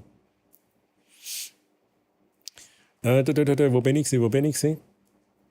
Lilu fragt, wie findest du das Neue von Twitch mit den XXL-Emotes, wo man, glaube ich, 30 Bits dafür muss ausgeben muss? Das Thema haben wir letztes Mal auch schon angeschnitten. Also, ich finde die Funktion an sich, man kann es anbieten. Also Twitch darf das schon anbieten, aber Twitch setzt als freiwillige Funktion haben. Also so, dass der Streamer kann steuern kann. Will ich das haben? Und wenn ja, was kostet es? Und nicht nur es kostet mindestens 10 Bits, sondern dass der Streamer auch sagen kann, es kostet Kanalpunkte. Das wäre perfekt, weil dann bietet Twitch eine kleine Spielerei an, sage ich mal, für Streamer. Jeder Streamer kann selber entscheiden, ob er jetzt dafür Bits verlangen und wie viel Bits er verlangen. Aber er kann es auch rausnehmen oder er kann auch einfach Kanalpunkte dafür verlangen. Dann wäre es geil. Aber so wie es jetzt ist es absoluter Schwachsinn. Sorry. Man kann es nicht deaktivieren, man kann die Preise nicht unter 10 Bits setzen. Ja, ich gebe zu, ich glaube bei mir echt Standardpreise drin. Aber ich warte dann endlich nur auf den Moment, wo ich es endlich deaktivieren kann. Und ich sage es auch hier nochmal, sind vorsichtig. Ich habe schon Leute gesehen, die setzen es auf 1000 Bits. Weil die Überlegung ist, hey, ich mache es auch so teuer, dass es die Leute nicht mehr einlösen. Das ist eine gute Überlegung. Aber ihr müsst euch mal den Vorgang vorstellen, wie man so ein Ding einlöst. Man klickt drauf, ist sich gewohnt, dass es vielleicht nur 30 Bits kostet oder 10 Bits. Gewohnheit. Klickt sich schnell durch. Bei den AGBs, die man nicht lässt. Zack, 1000 Bits weg. Das ist gefährlich. Also ich sage es einfach, ich habe das schon gesehen und ich hätte noch einmal wahrscheinlich 1000 Bits liegen lassen. Ich bin wirklich so... Mein Finger hat sich schon bewegt, zum Klicken. Und dann habe ich gecheckt, shit, man, das kostet 1000 Bits da. Und sorry, aber 1000 Bits... Ich verstehe die Überlegung, aber ich werde jetzt nicht 1000 Bits bitten. Das ist nicht die Idee.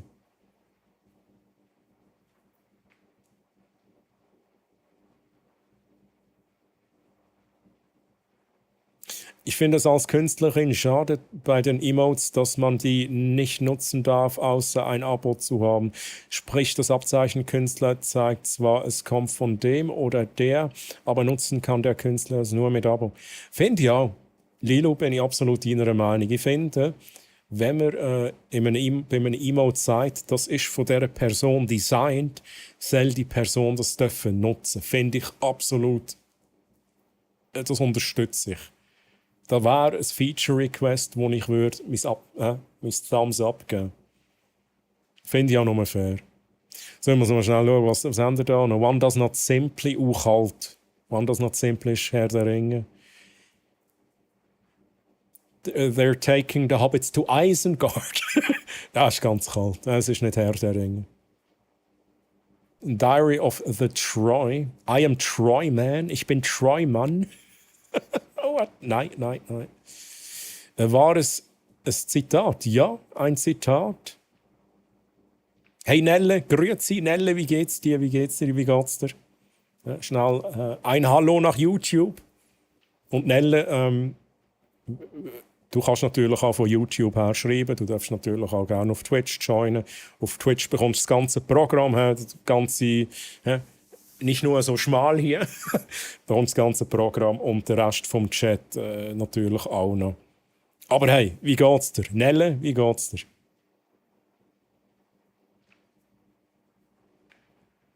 Nicht Filmtitel, genau. Wir suchen ein Zitat, also Easter Egg suchen, ist im Moment am Laufen im Chat. Es ist ein Zitat aus einem Film und eines der letzten Easter Eggs, die wir ausgelöst haben, Chat. Eines der letzten Easter Eggs ist sehr verwandt mit dem Easter Egg, den wir jetzt suchen. Aber es ist, wie gesagt, es ist schwierig. Also, ich habe nicht das Gefühl, dass ich muss euch mehr Tipps geben, damit ihr vorankommt. Aber ich werde gleich noch mal sagen, hey, es hat etwas mit einem Easter Egg zu tun von vorhin. Und sobald ihr in der richtigen Region sind, dann sage ich, es wird warm. Und dann können wir ab dort schauen, wie wir weiterkommen. You're a wizard, Troy. Hasta la pasta, baby. Nein, alles kalt. Ja, geht mir gleich mit den XXL-Emotes. Ich glaube, die meisten haben diese Einstellung. Franker Faces als Plugin hat mittlerweile es eingebaut, dass man das als Zuschauer ausblenden kann. Ja, gut, die haben etwa all. Das ist halt ein richtig geiles Plugin, wo man mega viel ein- und ausschalten kann. Merci, Jenny, danke vielmals. Ich weiß gar nicht, wie viele Bits. Das stört mich eben auch. Ich sehe aber nicht, wie viele Bits das sind. Danke, Jenny, für die 30 Bits, glaube ich. Ich meine, die Funktion an sich, kommt das da gar nicht. Oh shit, Mann. Ich finde es noch interessant, dass das da gar nicht kommt. Das stört mich jetzt gerade ein bisschen. Das stört mich. Oder ist es schon durch? Ich glaube, es ist schon durch. Chat kommt's. Also, jetzt nicht probieren, aber Jenny, ist es da gekommen? In dem Overlay? Nonetheless, no refund. Huh? 500. Ja, nice one, Bounce. Hey, ich muss noch mal schnell schauen, wo wir da sind. Vor allem auch Easter Egg technisch. Inglourious Bastards. Es ist kalt. Was kannst du maximal? Ich bin mir eben nicht mehr sicher. SDTL7 bin ich mir wirklich nicht mehr sicher. Entweder 1000 oder 10.000. Eins von beidem. Aber ist beides gefährlich. Ich meine, ich habe auch schon einen Moment gehabt, wo ich 10.000 Bits auf dem Twitch-Konto hatte. Und wenn es dann nur einen Klick davon entfernt ist, einfach wegziehen, das ist dann schon ist gefährlich. À votre famille et à vos vaches. Je dis bravo. Hast du Bounce? Das darf ich. Oha. Der Bounce. Wir müssen mal so ein Filmquiz zusammen machen, Bounce. Ja, auch an deine Familie und an deine Kühe sage ich bravo. Wie wir Zuschauer nötigen mit dem Troy. Also Kokainum ist noch nicht so alt. Was willst du jetzt damit sagen, Bounce? Willst du jetzt etwas, ist das eine Frage? Willst du etwas fragen damit? Troy, wirst du nochmal alle Teile von Deadpool schauen, wenn der neue Teil erscheint? Ja. Wobei ich muss ganz ehrlich sagen, ich habe halt Deadpool-Filme schon so häufig geschaut, dass ich es wahrscheinlich nicht nochmal schauen müsste. Aber ich mache es. Merci, Jenny, für 30 Bits. Danke vielmals. Das habe ich... Let's go. Ja, aber mein Overlay zeigt es auch nur... Es macht gar keinen Unterschied. No. No. That's a fact. No. Straight facts in your face, Troy. Oha, look it. Straight facts in my face. Also Kokainum ist noch nicht so kalt. So alt. Kalt. Natürlich, wenn schon, dann wäre es warm und nicht kalt, oder?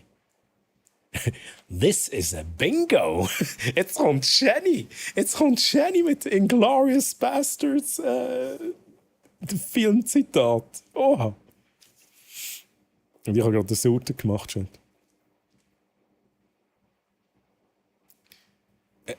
Es ist schon durch, du Knaller. Was ist durch? Ja, es kommt. Was kommt? Hey, Moment mal, Troy. Möge die Saft mit dir...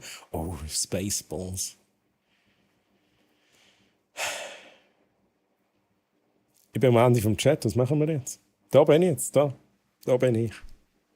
I am here, Chat.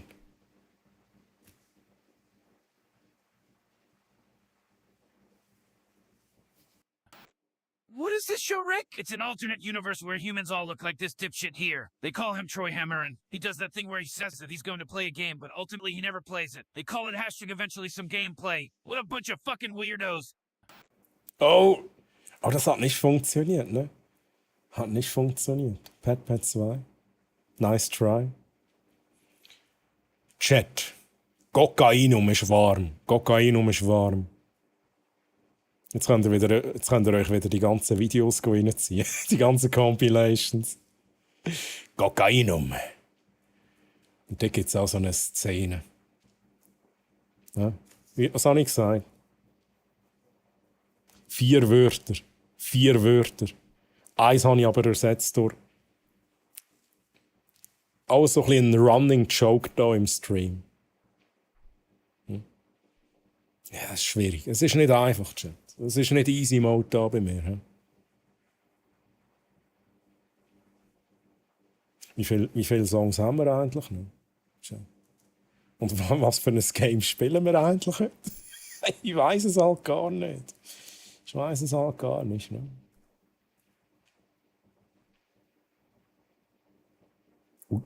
Chat, das ist der letzte Song. Song Requests sind noch offen. Oder ist das sogar ein Song aus meiner Playlist?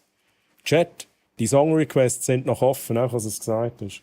Ich glaube, jetzt queue jetzt da Sachen von meiner Playlist rein. Ja, das ist meine Playlist. Die Mini-Playback-Show-Playlist. Also, ich schaue schnell. Chat, ich schaue. Ich lese Chat. Mach's dir selber. Durchkämmt die Wüste. Chinesen fanden Lösung. Er hat ein Haar versenkt. There is no gameplay. Huh? The barracks. The barracks. Oh shit. Wait a second. Mal schnell schauen, ob ich das machen kann. Also der Barracks sagt, there is no gameplay. Und der Barracks, er sieht meinen Streamer so. Ja? There is no gameplay, Chat. Absolut richtig. Chatting Game. Blas dir selber deinen. Ich habe meine Befehle.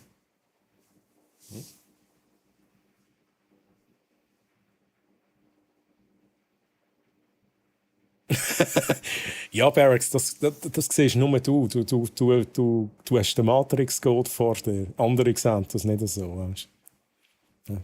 Sie durchschauen mich nicht. Du siehst direkt in meine Seele. Jede Absicht, die ich als Streamer kann ich vor dir nicht verheimlichen, Barracks. Das erklärt so einiges. Ich habe, für all die jetzt nicht rausgekommen sind, There is no gameplay, wo der Barracks geschrieben hat mich halt erinnert, und vielleicht ist es auch eine Anspielung drauf. There is no spoon. There is no spoon, Chat. Wer ist Dirty Larry? Gut gemacht, kleiner Troll.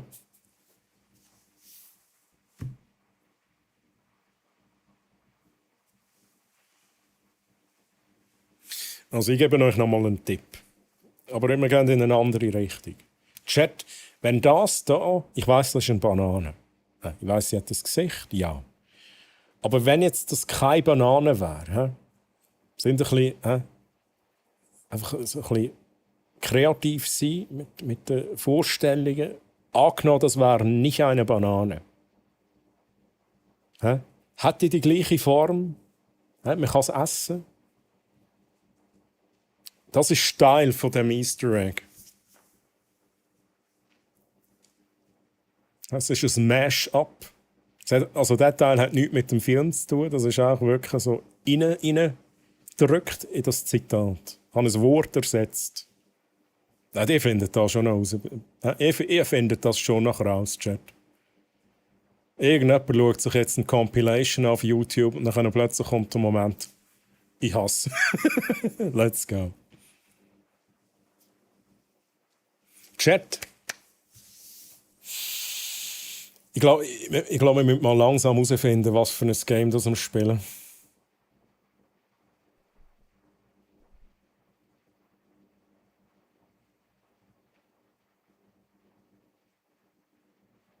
Aber wie machen wir das, Chat?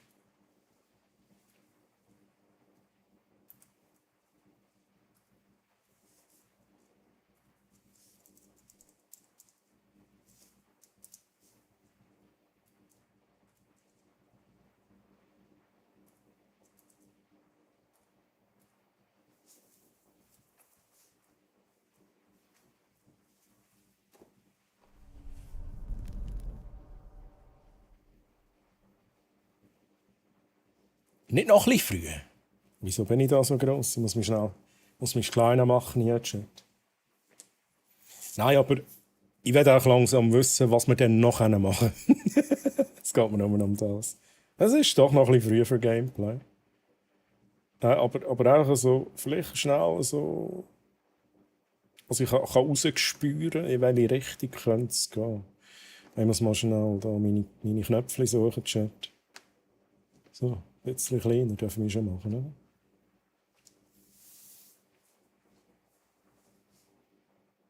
Ich spüre die Gipfeli. I do not understand. Also, sagst du uns, um was es sich handelt bei dem ersten ersetzten Wort? Ja, also jetzt haben wir es aber endlich herausgefunden. Oder? Es handelt sich nicht um eine Banane. Und vorhin ist es gerade erwähnt worden. He? Also das habt ihr, Chat, das habt ihr. Genau, oh mein Gott, das wäre halt eine Option, Chat. Time to feed Gipfeli. Do I smell Gipfeli? Insert feed. Insert feed here. Oh mein Gott, Jenny, da werde ich nie los, oder? Da werde ich halt nie mehr los. Chat, ich habe halt beim Mr. Blatch geschrieben. Ich wollte schreiben, es ist irgendwie um Feeder, ich weiß auch nicht, einfach um etwas gegangen, was eigentlich mit Essen zu tun hat. Und dann wollte ich schreiben, insert food here. Aber irgendwie wollte schreiben, insert feed here und habe es dann noch mit T geschrieben. Also ist nachher gestanden, insert feed here und nachher mein Emote, mein Gasm-Emote. Genau, danke Jenny. Danke Jenny. Ja, einfach damit alle wissen, um was es geht, dort oben. Und ja, werde ich jetzt halt nicht mehr los. Ist jetzt halt einfach, das gehört jetzt zu mir. That's my life now, Chat. Ja, Gipfeli, danke, sag ich ja. Getrocknete Gipfeli. Ja, danke dran. Film. Hollywood-Film, muss ich schon sagen. Also das war eigentlich klar gewesen. He? Hollywood-Film. Gipfeli kommt vor. 4 Wörter. Chat. Call of the Sea ist ein Vorschlag von Bounce. Aber bevor jetzt hier zu fest Deliver Us the Moon und so, das wäre auch geil. Ich würde eigentlich, ohne Scheiß, am liebsten würde ich das hier machen. Das ist jetzt, ich halte da nicht drauf. Gun Home. Ich glaube, das ist, wir haben glaube mal gesagt, HLTB, Gun Home, dauert circa 2 bis 3 Stunden. Ich habe das Gefühl, das ist perfekt. So leichte Kost, da würde mir mega gefallen. Ich würde am liebsten Gun Home machen und Mary's Room, ich glaube, das dauert ein bisschen länger. Chat. Mary's Room. Oh nein, das dauert da. Da können wir beide gerade machen. Chat, wäret ihr dabei bei Gun Home? Ich frage jetzt auch mal so. Und wenn ihr wirklich das Gefühl habt, also ihr dürft auch sagen, wenn ihr es jetzt zum Beispiel schon gespielt habt und sagt, hey, nein, das ist jetzt gar nicht für dich, Troy, sagt mir das bitte. Spoilert natürlich nicht. Aber ich habe das Gefühl, Gone Home, das wär's, Chat. Ja, ich habe es gesagt und dann habe ich gedacht, Troy, sonst sage ich es jetzt nicht rauslassen, das macht keinen Sinn. Ja. Macht keinen Sinn. Hasta la vista, Gipfeli. Ja, ihr habt also das Prinzip verstanden. Ihr habt das Prinzip verstanden. Consider that a Gipfeli. Also, Barracks, jetzt wird's wirklich warm. Es ist so der Moment gekommen, jetzt ist es warm geworden. Consider that a Gipfeli. Jetzt dauert es nicht mehr lang. Es dauert nicht mehr lang. Aber da sind wir auf dem richtigen Weg, Chat. Machst du heute einen 24er, Troy? Nein. Nein. Vielleicht einen 10er oder so. Vielleicht wir könnten noch einen Sabaton starten, wenn ihr wollt. You know this, Gipfeli. Get to the Gipfeli. Warm. Hey, der Barracks, jeden Moment passiert es. Ich sag's euch, Chat. Ich muss schon mal die Musik leislicher machen, damit wir es noch hören können.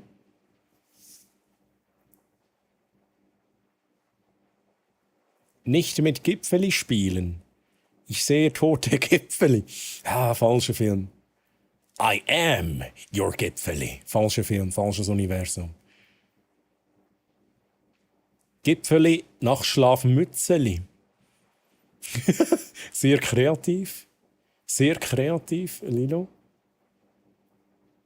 Aber nur mit Stangen drauf. Also so eine Stange, so, wo Bier drinnen ist. Ja? Das meinst du. Who is your Gipfeli? Get off my Gipfeli. Oh, Barracks, Mann. Jeden Moment. Chat, hebt euch fest. Der Barracks. Wenn ihr euch jetzt nicht mehr Mühe gebt, dann findet es der Barracks. Kann ich euch jetzt schon garantieren.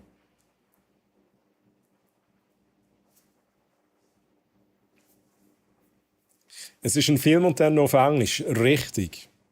Okay. Es ist Englisch. Weiss nur, Gipfeli, habe ich jetzt gewonnen?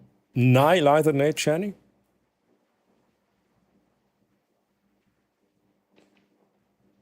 Also, das ist Englisch, der Barracks ist näher dran, 4 Wörter. Also, wie zum Beispiel Pity the.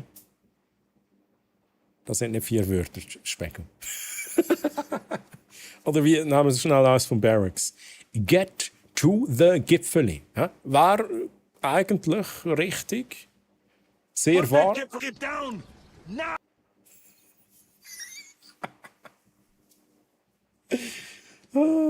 Let's go! Nein! Nein, der Hans-Uli hat sich's geholt! Barracks, wie fühlst du dich jetzt? Der Hans-Uli ist auch einer von denen. Der Hans-Uli ist auch einer von denen, das sage ich sonst immer beim Bounce. Hat der beobachtet? Der beobachtet, analysiert. Vielleicht schaut er noch ein YouTube-Video, vielleicht fragt der ChatGPT, man weiß es nicht. Aber nicht lang raten, sondern einfach claimen. Einfach, jetzt gehört es mir. Hans-Uli GZ, let's go. Nice one. Put that Gipfeli down, man. Put that Gipfeli down! Now! Das war auch so eine random Idee, die ich hatte, ohne Scheiß. Random.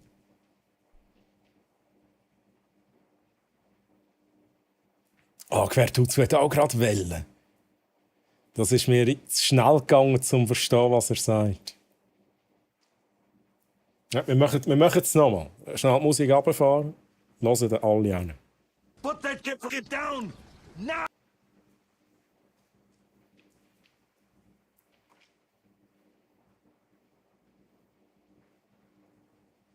Gipfel war aber von mir. Steampunk Lady, absolut. Ich glaube, Steampunk Lady hat sie so halb aufgedeckt, oder? Das gebe ich dir schon. Das gebe ich dir schon.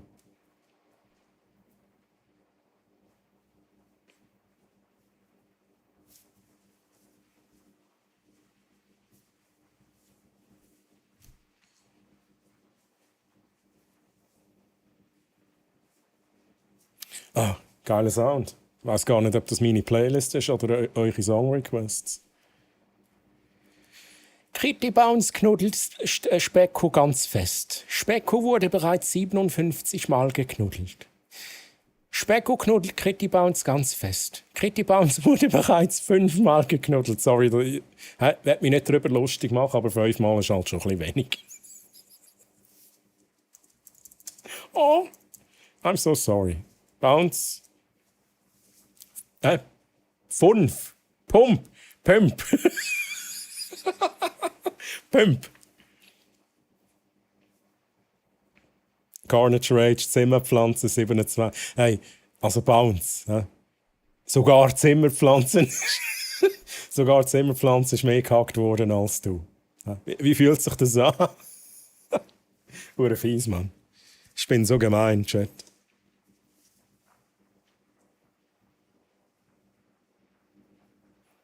Chat, ich wollte euch noch einmal meinen Rum zeigen. Wenn ihr jetzt meinen Rum noch seht.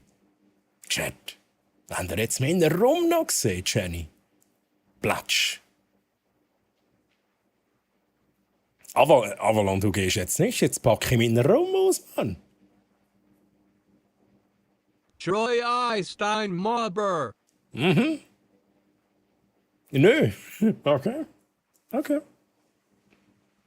Rum, now. Also ich hole ihn schnell, Chat. Ich hole den Rum kurz. Da muss ich schnell pausieren. Da wollte ich nicht verpassen, das Lied.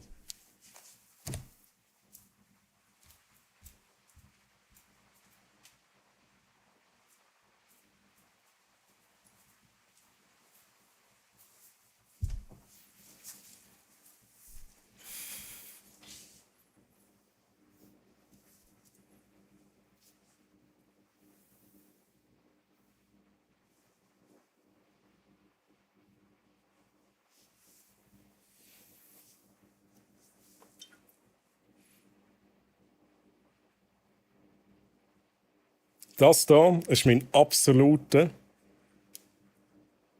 Favorit. Absoluter Favorit, Chat.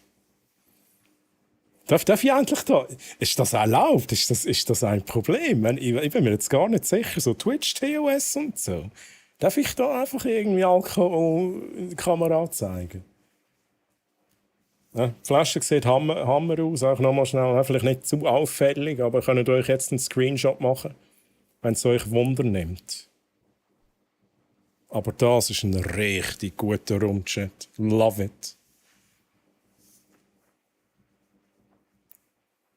Es war 10 Uhr. Okay, cool, ja. Okay. So viel. Why is the rum gone? Da wär jetzt natürlich ein mega geiler Effekt als die TLC. Du, Alkohol interessiert mich eh nicht. Hey, Avalon, ich werde dich nicht aufhalten, gell?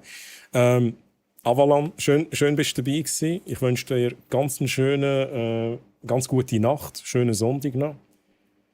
Und bis nächstes Mal oder so. Der Avalon, der überlegt sich noch, ob er nochmals kommen soll. Hey, Avalon, mach's gut. Bye bye, tschüss.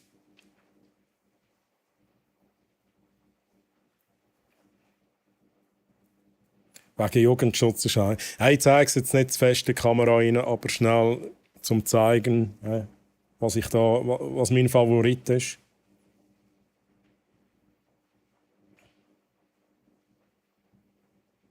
Irgendwo war immer 10 Uhr. Das finde ich auch eine gute Einstellung, Chat. Finde ich gut.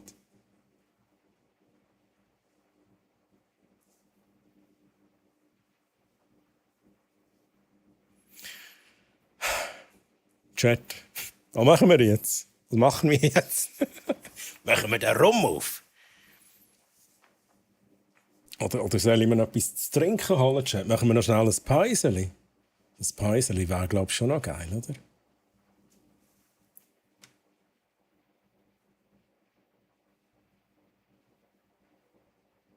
Pipi-Pause?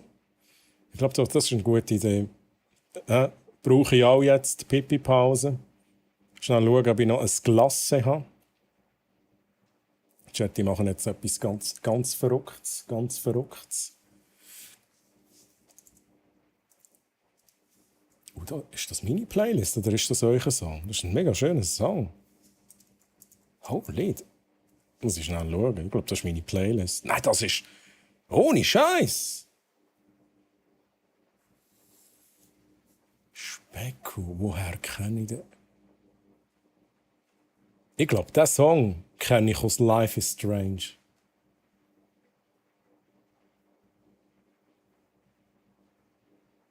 Das ist 100 Pro ein Lied, das bei Life is Strange vorkommt, Chat. Das habe ich mega häufig schon gehört. Chat, ich bin gerade für euch da, ich muss noch schnell etwas machen.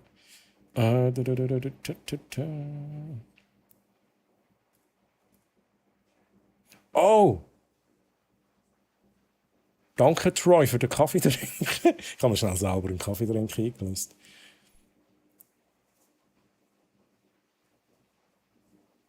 Oh, das ist so ein schöner Song. Holy. Love it.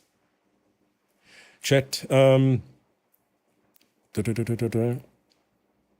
Ich gehe aber ins Bettli. Hat mich riesig gefreut, dich kennenzulernen. Werde sicher wieder mal reinschauen. Schönen Abend, bis bald. Hey, Lilo, danke dir. Hey, mega schön, dass du zu mir gefunden hast, dass du noch geblieben bist. Ja, mega Freude. Und Lilo, du darfst natürlich noch ein Ausrufezeichen «Gute Nacht», wenn du willst. Ausrufezeichen «Gute Nacht» zusammengeschrieben in den Chat hineinschreiben. Dann bekommst du von meinem Bot noch ein kleines «Gute Nacht». Nicht Geschichtli, aber ein «Gute-Nacht-Wunsch». In der Playliste von Bert. Okay, nice. Geheimtipp Hagen das Salted Caramel Kübeli. Ein Sprutz rum drin, Gold. Ui, also Bounce, das tönt schon geil. Okay. Bounce, merken wir uns. Und gute Nacht, Lilo.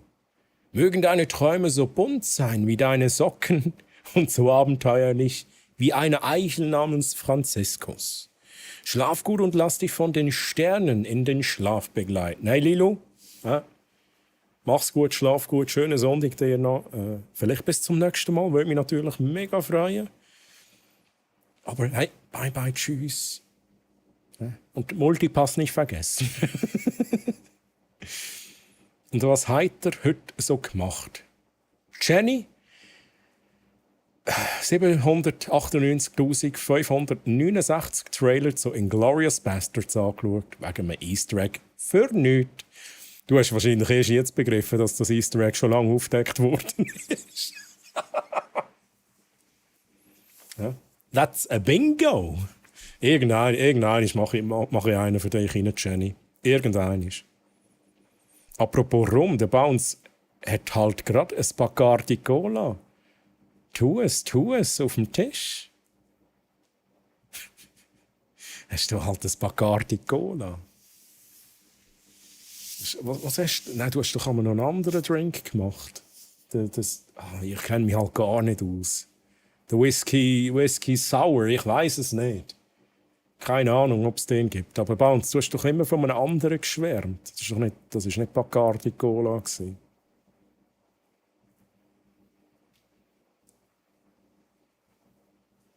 Habe ich Bacardi, Mann? Jetzt wird es wieder schwierig, oder? Wird es wieder schwierig, Chat.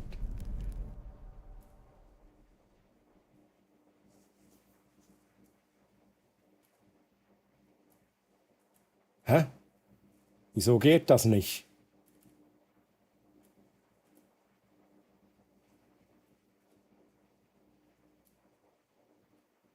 Man sieht es halt gar nicht.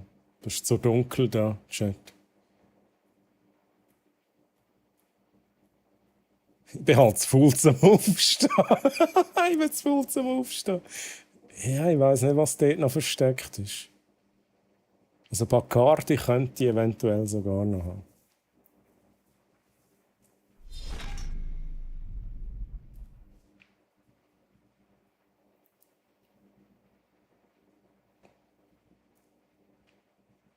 Nein, ich habe es voll gecheckt, denke ich. Und ich brauche kein Easter Egg. Ich habe schon eine Bot-Nachricht. Aber wait a second, Jenny, hast du kein Easter Egg gefunden? Ich habe halt immer noch keine Funktion, wo ich abrufen könnte, wer welche Easter Eggs hat. Aber dann könnt ihr halt das nutzen, zum Listen führen, was natürlich auch doof wäre. Ja? Das wollen wir nicht, Chat. Whisky Sour war es tatsächlich. Aber immer das Gleiche saufen ist halt auch nicht. Hey, da gebe ich dir recht, Bounce. Ist bei allem so. Immer das Gleiche essen, immer das Gleiche saufen. Es verleidet einem.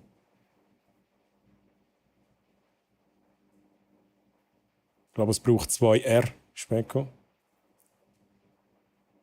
Ich wollte jetzt gerade sagen, du hast irgendetwas, hast du mindestens eins hast gefunden. Beep ist von dir, Beep. Geht's immer noch nicht? Wie ist es denn? Ich bin mir jetzt eben auch nicht sicher. Oder ist es Correcta? Correctamundo. Correctamundo. Hey, Troy, Frage, hast du aufs neueste OBS updated? Ja. Lustigerweise hat es bei mir einfach der Websocket rausgehauen.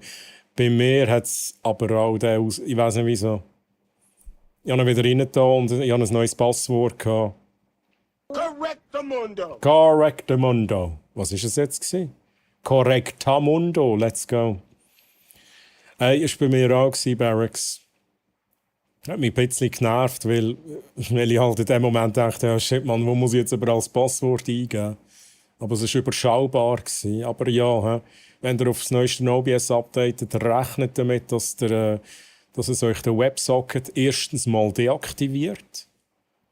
Dann müsst ihr wieder aktivieren und dann habt ihr auch ein neues Passwort, das ihr an den entsprechenden Ort eingeben müsst. Ja, das war bei mir auch so.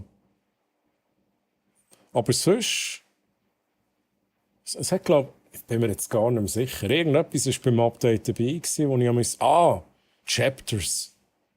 Bei der lokalen Aufnahme kann man Chapters machen. Das finde ich irgendwie sexy. Das finde ich sexy.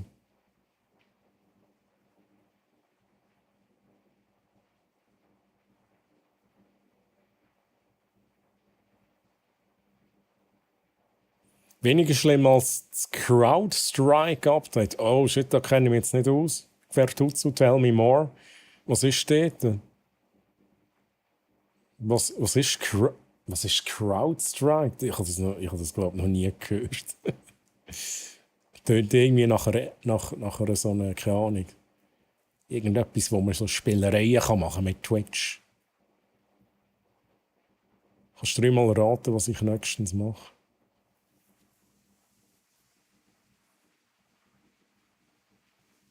Ich glaube, ich has. Specko, ich glaube, ich habe es herausgefunden. Was machst du als nächstes?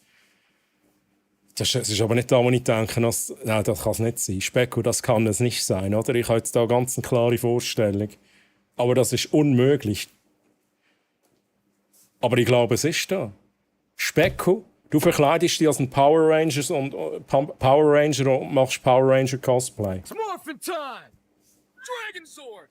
Mastodon! Pterodactyl! Triceratops!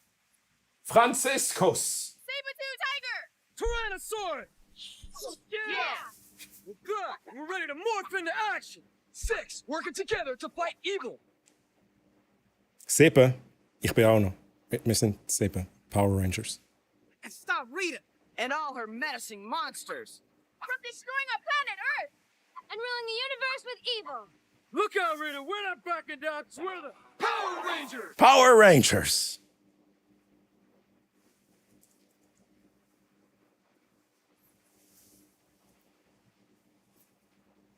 Habe ich recht, Specko? Ich habe recht, oder? Das ist das, was der Global IT Outage ausgelöst hat. Ist eine Cybersecurity-Firma. Aha. Gestern ist das habe ich nicht mitbekommen. Gestern ist das passiert. Holy shit, okay. Dann muss ich mal nachlesen. Über die Hälfte der Welt ist PC abgestürzt wegen CrowdStrike. Oh, ouch. Krass. Fertiger Kokos. Komm, Franziskus, du darfst schon wieder hinhocken. Es war nicht Power Rangers. Ja? Franziskus, nice try. Nice try. Aber eines Tages, Franziskus, werde ich der rote Ranger sein. Vielleicht auch der grüne. Und wenn ich viel Glück habe, der weiße. Das habe ich ohne Scheiß nicht mitbekommen. Brack.ch war auch down. Das habe ich nicht mitbekommen. Das ist an mir vorbeigegangen. Um welche Zeit war denn das? Um welche Zeit war das? Und wie lange? Holy! Wenn das so ist, dann bin ich der Violet Turtle. Okay. Mhm. Power Turtles. Genau, let's go. Der ganze... aber come on. Aber... Gut, ich bin natürlich auch in meiner Welt. Es gibt aber nicht immer einen Grund, wieso ich auf die Seite gehe. Aber das ist völlig an mir vorbeigegangen. Moni! Hi Moni.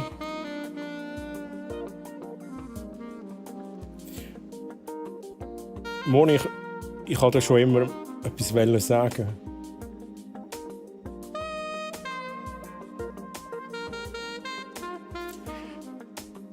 Aber ich getraue mich nicht.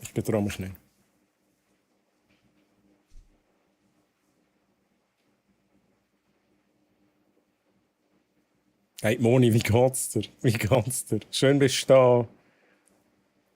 36. Hey, jetzt gebe ich es zu.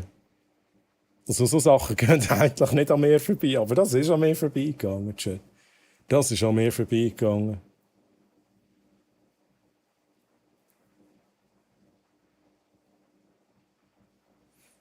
Bis um 2 am Nachmittag. Ist immer noch. Weil man muss bei allen ein File löschen. What the hell? Ich muss da mal ein bisschen nachlesen, wie das zustande gekommen ist. Sehr, sehr interessant. Nachwirkungen. Hey, aber hey, Hauptsache, ich bin live, Chat. Ich bin live, ich bin nicht davon betroffen.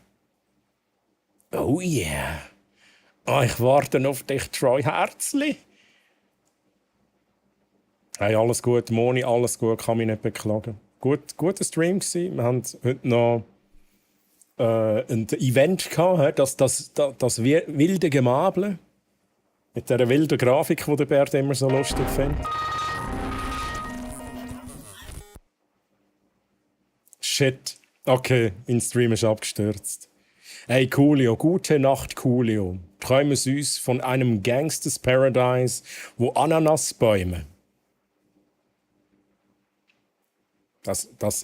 Sind das Bäume, Chat? Wachsen Ananas an Bäumen? I don't think so. Egal, wo Ananasbäume im Mondlicht leuchten und du, der König, die Königin bist.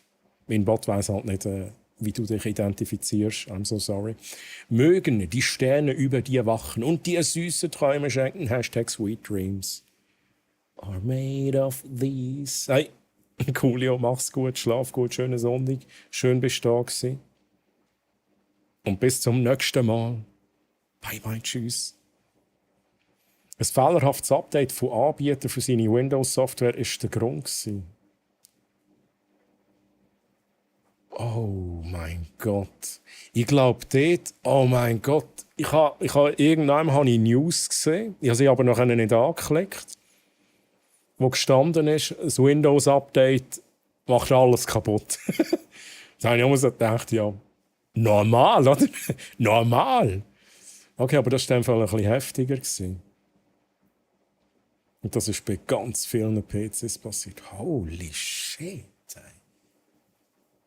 Das ist ja richtig übel. Windows muss im abgesicherten Modus gestartet werden und eine Datei löschen.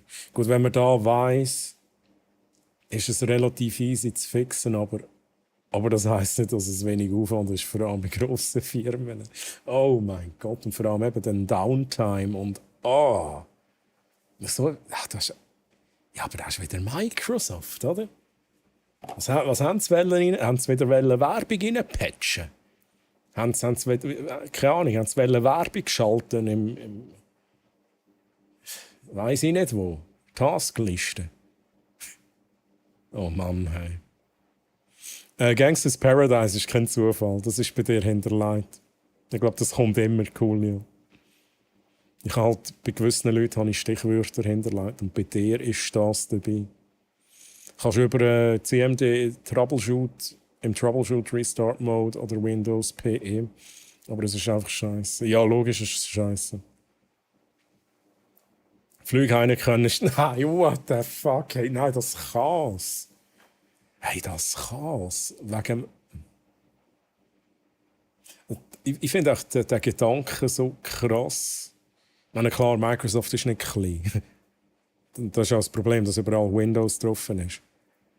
Aber einfach so ein Fehler in einem Update, das man rauspusht, löst so dermassen viel Chaos aus. Das ist krass. Oh, schöner Song. Hey, Saturated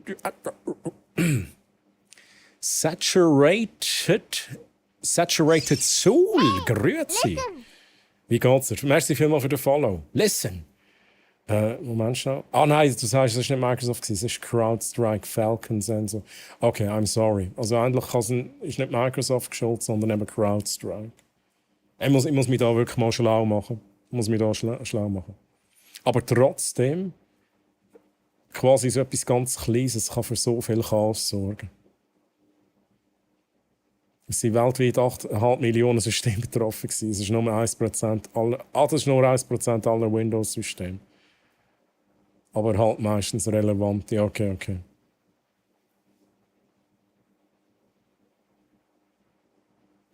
Auf die Gefahr, mich zu wiederholen, es ist Fehler. Ja, okay. Ja, das begriffen, sorry.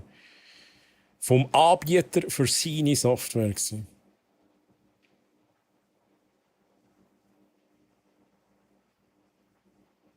Chat, wir machen jetzt Pause. Ich klopfe schnell in mein Power Rangers Kostüm rein. Moni wartet schon. Moni wird langsam ungeduldig. Ja, hüpfe schnell ins Power Rangers Kostüm rein. Gebt mir schnell 2 Minuten. Und dann geben wir noch mal etwa 3 Minuten zusätzlich. Ja, machen wir schnell 5 Minuten Pause, Chat. Wir hätten uns das niemals geträumt, dass wir mal sagen können, es ist nicht Microsoft schon. Aber das ist jetzt auch aus Gewohnheit, oder? Habe ich das so gesagt? Gar nicht überlegt. Ich dachte, ja, Microsoft ist schuld. Entweder ist Microsoft schuld oder Intel mit ihren Drecks-CPUs. Einfach, dass es mal schnell gesagt ist. Die verdammten Drecks-Intel-CPUs. Danke.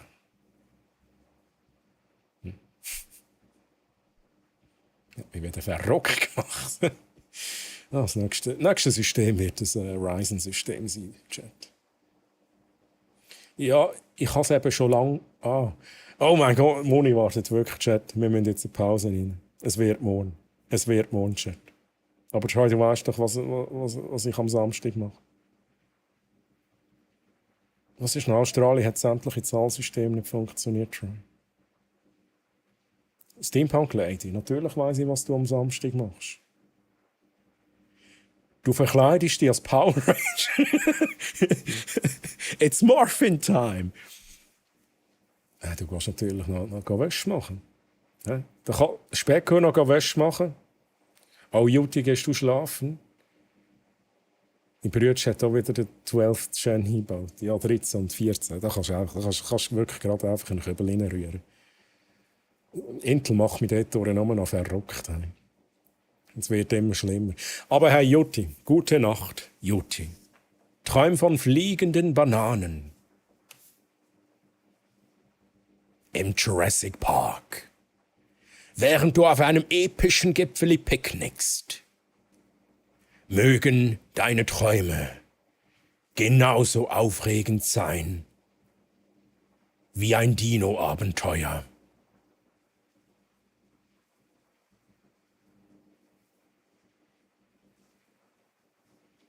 Hey, wie episch war denn jetzt dieses gute Nacht, Juti? Hey, Juti, schön warst du hier. Ja, Jutis Gipfeli. Hab leider keine Gipfeli heute. Aber vielleicht, Chat. Oh, das ist so ein guter Soundtrack. Hä? Chat?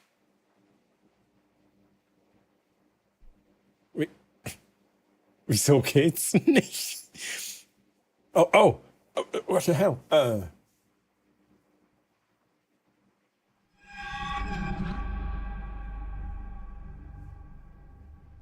Hey, es ist schön Wetter, Juti. Es regnet heute gar nicht.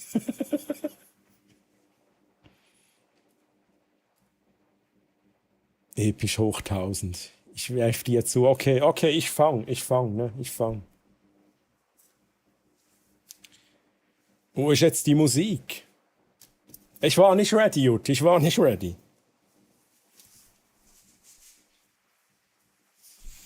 Quertutzu, gehst du auch schlafen? Hey, aber Juti, mach's gut. Guten Schlaf, schönen Sonntag noch. Und bis zum nächsten Mal.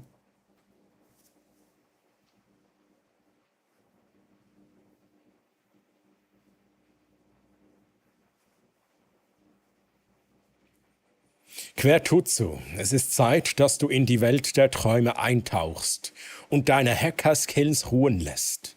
Deine IP-Adresse ist sicher, also entspann dich und genieße einen letzten Kaffeetrink, bevor du die Augen schließt. Gute Nacht, Quertutsu. Hey, mach's gut. Auch dir einen guten Schlaf. Schön, bist du dabei gewesen. Schönen Samstag. Schönen Sonntag. Samstag ist schon fast vorbei. Mach's gut. Bye, bye. Oh, alle wurden nochmals geknuddelt von der lieben Jutti. Oh, Moni. Hey, also, Chat, wir machen jetzt 5 Minuten Pause. Sonst Moni macht immer so Sachen mit mir, wenn sie ein bisschen geladen ist. Aber ich habe es gerne, aber es geht zu lang, Moni. He? Also einfach normales Programm. He? 5 Minuten Pause. Pimp!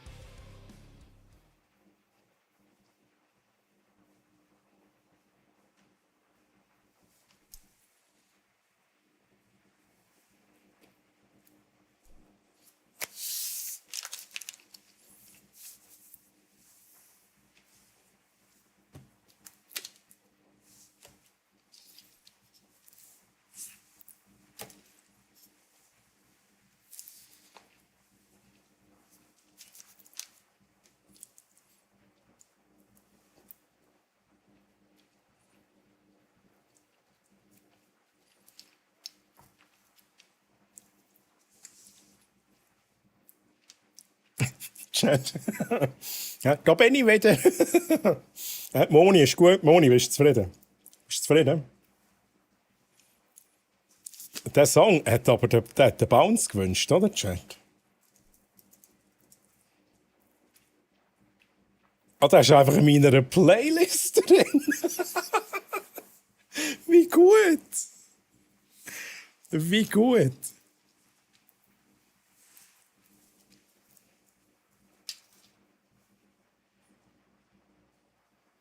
Oh, ihr habt noch ein paar Karten gezogen. Ich schaue gerade schnell. Und die Chat haben intensive 5 Minuten gehabt, wie ich.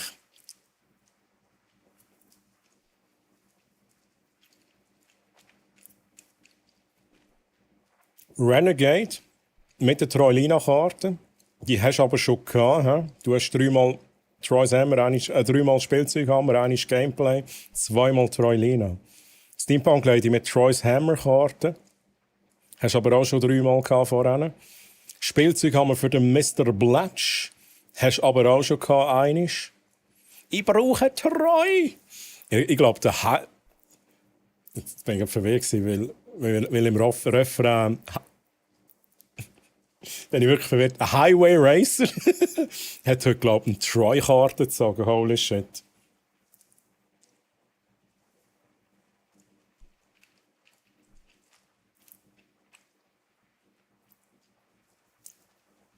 Eine Tauschfunktion wäre ultra nice.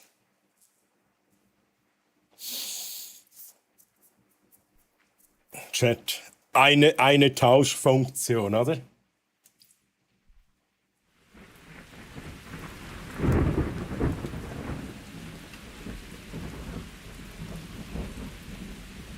So. Okay. Irgendeinisch, Chat. Irgendeinisch. Hey, so geil, Chat. Auch nur geil. Oreo-Glasse. Love it.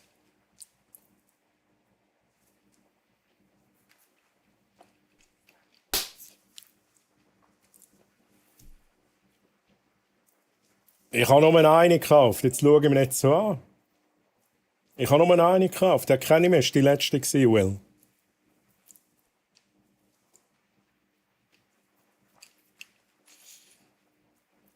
Hey, Bounce, so true. Bei dem Song kommt mir immer der Bounce. einfach so aus der dritten Person über sich reden. Ja, bei dem Song kommt mir immer der Bounce in den Sinn. Wie er Messerschmitz abschießt. Mir eben auch. Mir eben auch. Ich brauche Troilina. Nochmal. Ach, Plätsch. Ach, Plätsch.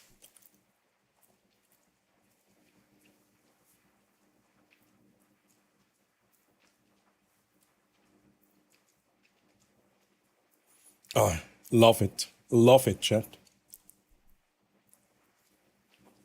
Ja, nachher gehen wir auch mal ins Gun Home rein, oder, Chat? Hey, Renegade, mein Gott, ich habe die gar nicht begrüßt, oder?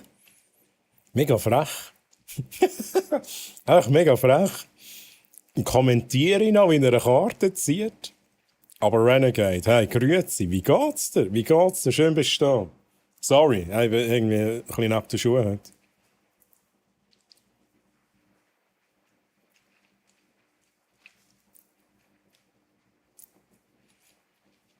Barracks mit Troy's Hammerkarte 1, Spielzeughammer 6-mal, Gameplay 3, Troilina 1.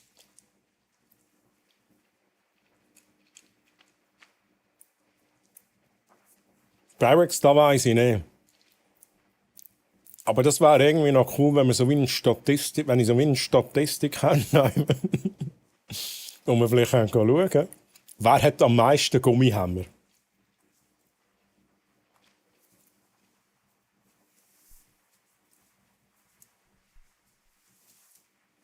Oh ja, Barracks. Alles gut, ich bin auch frech, seit dem Marble hier im Lurk am Rumhängen. Ah, hey, kein Ding. Das darf man ja. Ist erlaubt. Mache ich manchmal auch. Also ich finde das gar nicht frech, by the way. Ist ganz normal. Ich muss nicht immer schreiben. Mache ich auch bei anderen Streamern. Oh, Chat, schütteln.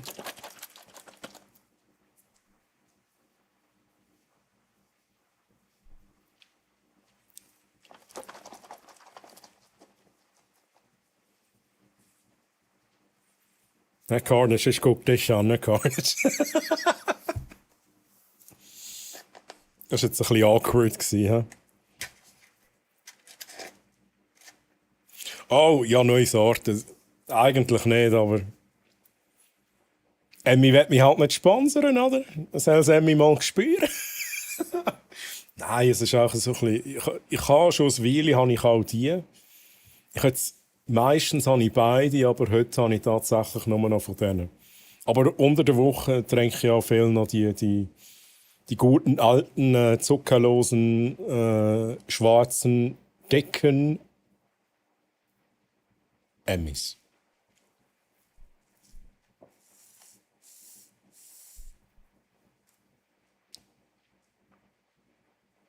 Ich bin schon wieder das sind mega viele geile Songs in dieser Playlist. Und ich glaube, es sind nicht eure Song-Requests.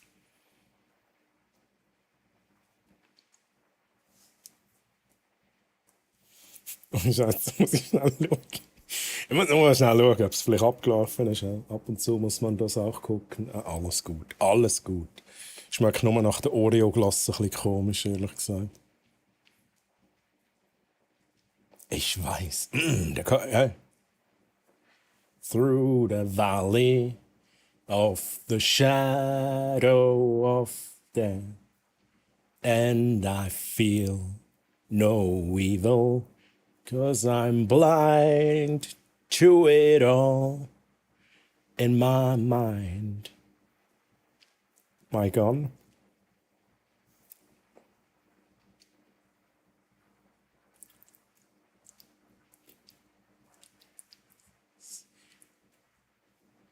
Oh, der Songchat. The Last of Us.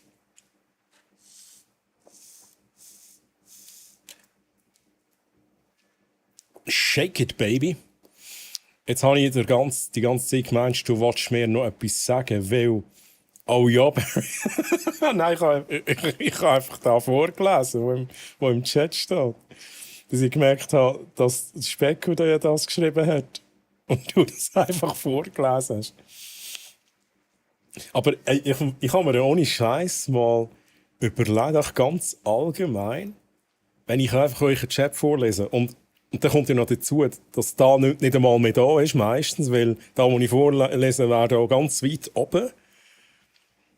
Und dann kommt jemand rein, vielleicht jemand Neues, der mich noch nicht so gut kennt, die kommen gar nicht raus, was ich eigentlich labere. Wir müssen eigentlich immer sagen, und Specko hat geschrieben, oh ja, Barracks. Jetzt Barracks hat geschrieben, Treu Gummihammerrennen. Das ist mir wirklich mal so echt durch den Kopf gegangen. Wie verständlich das überhaupt ist, das Ganze. Mein Stream und so. Die Songs sind zu gut für Song-Requests. Oder was willst du damit sagen? Ja, nein. Ja? Die machen gut. Also die meisten. Viele. Gewisse. Machen wirklich gute Song-Requests. Spass, alles gut. Ich weiß ehrlich gesagt gar nicht, was für eine Playlist läuft. Das läuft nicht die ich so schon mal drin habe. Aber das ist eine gute Playlist. Ist aber nicht von mir, habe ich nicht zusammengestellt.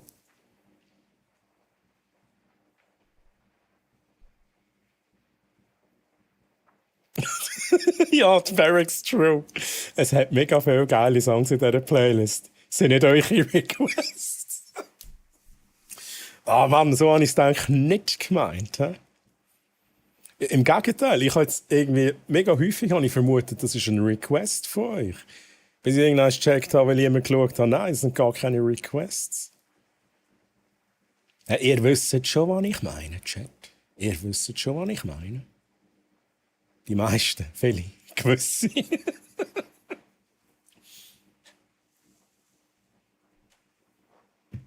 So, Chat.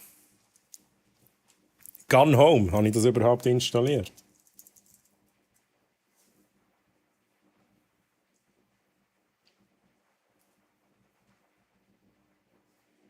Das wär, wenn ich jetzt das Game noch starte innerhalb von der nächsten 6 Minuten, dann haben wir vor Mitternacht. Ja, theoretisch gesehen Gameplay. Gone Home. Jetzt kommt es halt darauf an, habe ich es installiert. Ich habe es nicht installiert, Chat. Das wird schwierig. Wo installiere ich es? Auf dem Laufwerk R. R wie Renegade. Jetzt kannst du nicht schlafen, Renegade. Jetzt habe ich es extra auf dem Laufwerk R installiert. Oh, da ist nochmal ein Song Request reingekommen. Das schöne... Oha. Jetzt muss ich aber nochmal schnell schauen. Renegade, ich komme gerade zu dir. Nicht, dass ich jetzt etwas skippen, wo wirklich ein Request ist.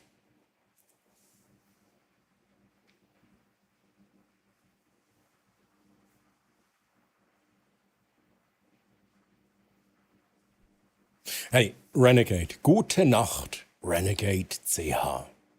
Möge die Macht des Schlafs mit dir sein und dich auf eine Reise in ferne Galaxien mit Yoda und Pingu, was für ein Stream-Team, hey, mitnehmen. Träum süß und lass deine Fantasie fliegen. Hey, Renegade, schön bist du dabei gewesen. Merci vielmals für deinen Lurk.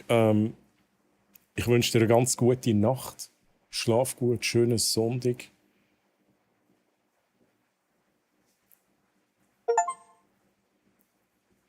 Mach's gut, bye bye, tschüss.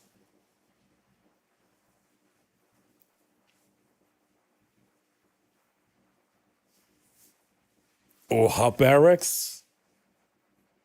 Richtig geil. Muss ich mir gerade vormerken, muss ich gerade auf Like drücken. Ich finde den hohen Like-Button nie im Spotify, ohne Scheiß. Wo ist der? Plus, add to liked songs, let's go.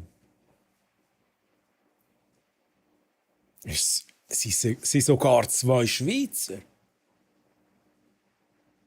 Steiner und Madeleine. Habe ich nicht gekannt.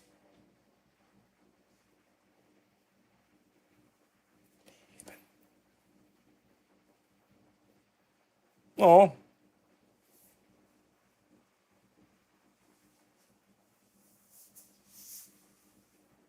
Schöner Text. Deep, aber auch. Komm, wir trinken auf das schöne Leben, das wir niemals haben werden. Das ist richtig deep. Holy shit, Mann. Holy shit, Barracks. Jetzt muss ich gerade einen 375 aufmachen. Barracks. Jetzt hast du es geschafft. Nein, sag ich. Es ist so weit. Er macht ihn auf. Geil. Das schöne Leben, das wir niemals haben. Schon lange weiß, bleib ich sitzen, bis es heißt, komm, wir auf das schöne Leben, das wir niemals haben werden. Lange wissen, bleiben wir für immer.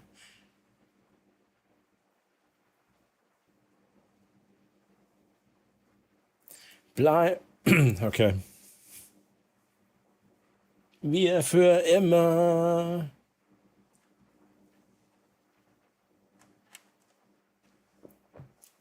Wunderschönes Lied, Barracks. Holy shit, danke für das.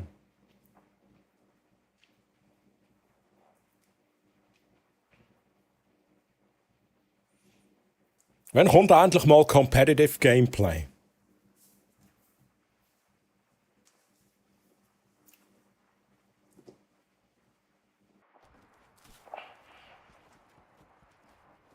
So, ist besser so. Nochmal für den einen hau ich da schnell den Competitive-Modus rein, Chat.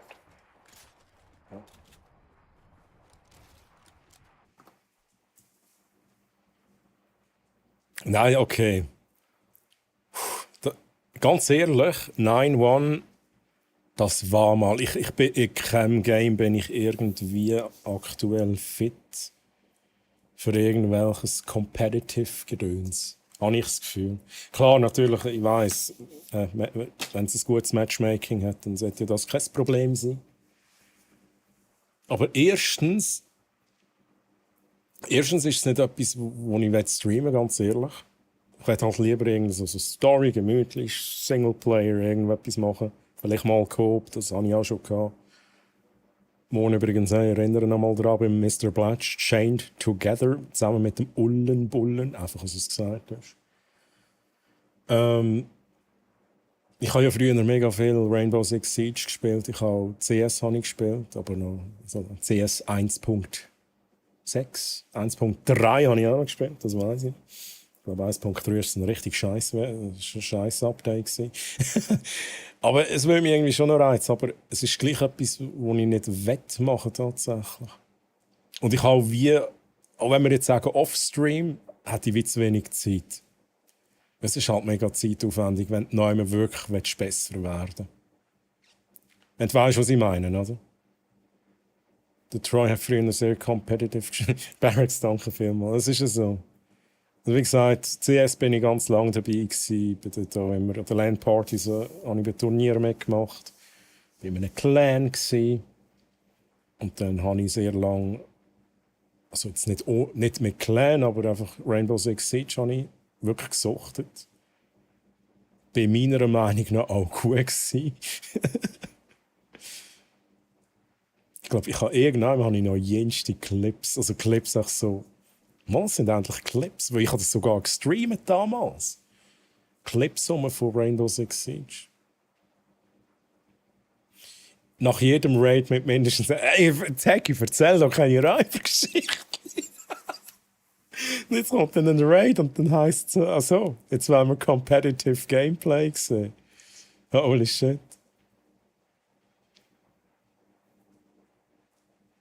Hey Moni, jetzt hast du aber lange gebraucht, um dich zu erholen. Ja? Jetzt hat Moni lange gebraucht, um sich von diesen 5 Minuten zu erholen. Ja, die ist ganz kaputt gewesen. Ich musste schnell den Puls checken, schauen, ob sie noch lebt. Gut, das kann auch ein schlechtes Anzeichen sein. Ja. Sie hat noch gelebt, sie hat nur geschlafen. Oh, shit.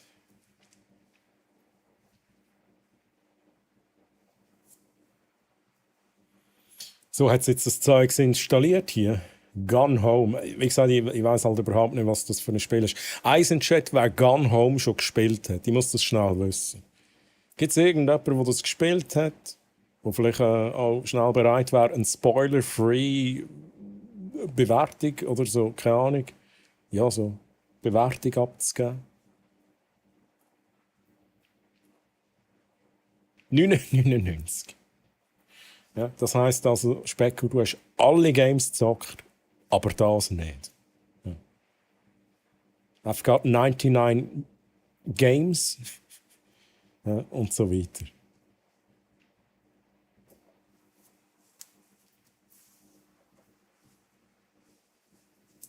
So, mal schnell da pausieren und dann... Ah nein, pausieren noch nicht. Ich muss schnell schauen, ob ich überhaupt... Okay. Ob ich das Game capture kann. Ich noch irgendwelche Einstellungen muss machen, Chat. I got 99 games and a Sucht... Oh shit, es startet halt im Fullscreen, geil. Chat, ich sehe ich gerade nicht. Ich muss da schnell gucken. Wir sind hier Graphics, your Resolution, ja genau. Ja, aber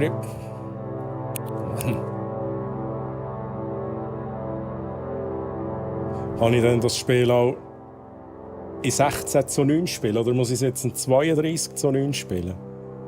Chat, ich sehe ich wirklich gerade. Nein, ich muss schnell schauen, dass ich da das Game richtig konfigurieren kann. Und Flow Dodo, das habe ich aber gehört. Grüezi wohl, Flow Dodo, wie geht's dir? 91 Gaming gifted a Tier 1 Sub Timana_official. They have given 8 gift subs in the channel. Nein, Mann, merci vielmals für den verschenkten Sub. Moni, viel Spaß mit den Emotes und den Perks als Subscriber. Und nein, Mann, merci vielmals für den Support, danke vielmals. Chat, ich bin gleich für euch da.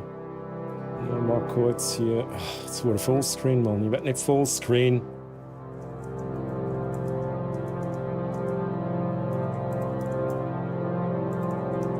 So, jetzt aber, come on. Ah, wieso geht's nicht, Mann? Ich glaube, wir müssen noch ein anderes Spiel zocken. Das geht nicht, das ist kaputt hier. Ah, jetzt sieht's gut aus, Yo, Troy und Chat, wie geht's? Ich war vor einer Woche in der Schweiz. Oh, wo warst du denn, Dodo? Wo warst du denn? War mega cool, aber wieso nennen Schweizer Franzosen Russen? Oh mein Gott. Ich weiß, dass das so ist. Ich selbst mach's jetzt eher nicht. Und ich habe das noch nie so gesagt.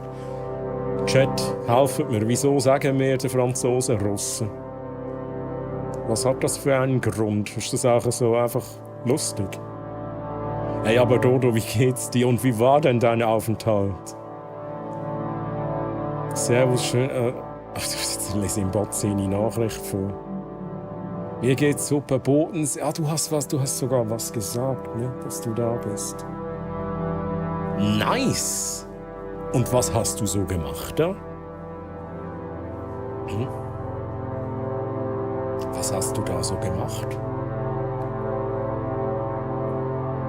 Hast du Drogen konsumiert? Nee, das war jetzt sehr random, I'm sorry. So, nochmal schnell schauen. Haben wir da eigentlich Musik vom Game noch drin? Irgendwie vom Game ist auch Musik. Accept.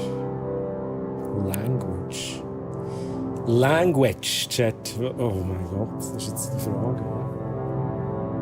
Also Chat, die Frage ist bei Gun Home, wenn wir...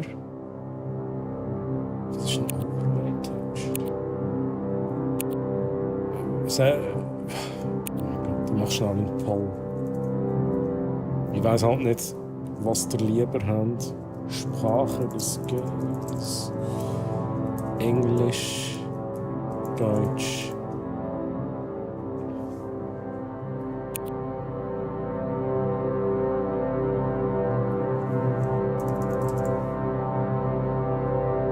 So, Chat. Votet schnell, please.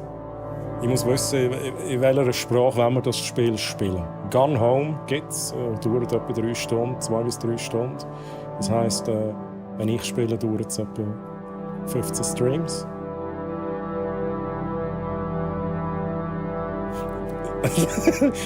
Wehe Russisch gönnt, Chat. Russisch ist eigentlich ich entscheiden, was es gesagt hat. Ist nicht so doof. Ihr seid so doof, nicht Chat. Ja, ich bin selber schuld, dass ich es reingenommen habe. Ich kenne euch ja gut. Erzählen wissen. Wir waren auf so einem Campingplatz und haben ein bisschen rumgeguckt. Rumgeguckt? Und wir waren in Koblenz, ist halt nicht mehr Schweiz. Ja, aber hey. Koblenz ist auch schön. Ja, also so gecampt. Das ist gemütlich. Das klingt gemütlich. Chatty. Das Geile ist, Englisch versus Deutsch ist echt 3 gegen 3. Und der Russisch ist auch 5. Es spielt also keine Rolle, was ich nehme. Ich glaube, ich nehme German. German, in der ersten passt es an. Da verstehen es alle. Just Chatting dauert in der Hauptstory etwa unter uns. Der labert wieder Stunden, oder? Danke, Barracks. Danke, Barracks, für den. Danke auch nochmal für den Code. Der How Long to Beat, die Funktion, ist von dem lieben Barracks. Und wenn ich das schon so sage, Chat, der Barracks, das ist ein Programmiergott. Ja? Also wir können den Bot kurz fragen, aber guckt euch den Barracks mal an da drüben, ne? Ganz sympathisch. Wer ist Barracks, frage ich den Bot, und der Bot sagt, Barracks ist der Programmiergott im Kanal. Er zaubert Code wie aus dem Nichts. Ja? Also der Barracks, der hat das im Griff und streamt das selber und hat auch viele Spielereien und holy shit, manchmal tut er am Stream sogar programmieren. Also schaut dort vorbei, Chat. Schaut dort vorbei, wenn es euch gefällt und lernt einen Follow dort. Ja, auch als das gesagt ist. Noch schnell Musik rein. Mitternacht war schon. Jetzt spielt es auch keine Rolle mehr. Aber die Züge sind ja insane pünktlich, also die kamen auf die Minute genau. Hey, also ganz ehrlich, wir Schweizer kennen halt das gar nicht anders. Klar gibt es mal Ausfälle, klar gibt es mal Verspätungen, aber eher selten. Ich würde jetzt mal sagen, also in den allermeisten Fällen kannst du dich auf die Minute genau darauf verlassen, dass die Züge pünktlich fahren. Russisch gewinnt mit 5, Deutsch hat aber auch 4. Also gehen wir auf German. Wenn schon kein Counter-Strike gibt, dann wenigstens Ambiente mit Russisch. Das ist auch eine gute Überlegung, 9-1. Auch eine gute Überlegung. Carnage Rage ist ein mysteriöser Krieger, dessen Legende sich im Twitch-Chat verbreitet. Ui, Barracks ist an einem eigenen Spiel dran. Genau, das ist auch noch zu erwähnen. Barracks programmiert sogar ein eigenes Spiel, das, glaube ich, im Horror-Genre angesiedelt ist. Nick, Mann! Nick, wie geht's dir? Schön, dass du da bist, Mann. Aber was ich krass fand, ist, als wir auf der Schweizer Autobahn waren, war eine Baustelle und über die Baustelle ging einfach kilometerlange Brücke.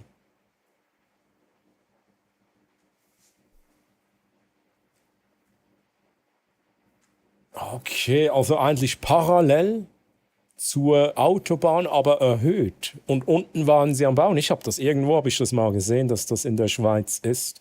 Aber da bin ich noch nie durchgefahren. Das habe ich aber auch schon gesehen. Das ist aber neu. Das ist nicht so, wie es überall ist. Aber es ist geil. Flau Dodo ist eine Legende im Chat. Geschlecht divers. Why? I'm so sorry. Ich weiß nicht. Dodo, I'm so sorry. Mein Bot, der hat getrunken.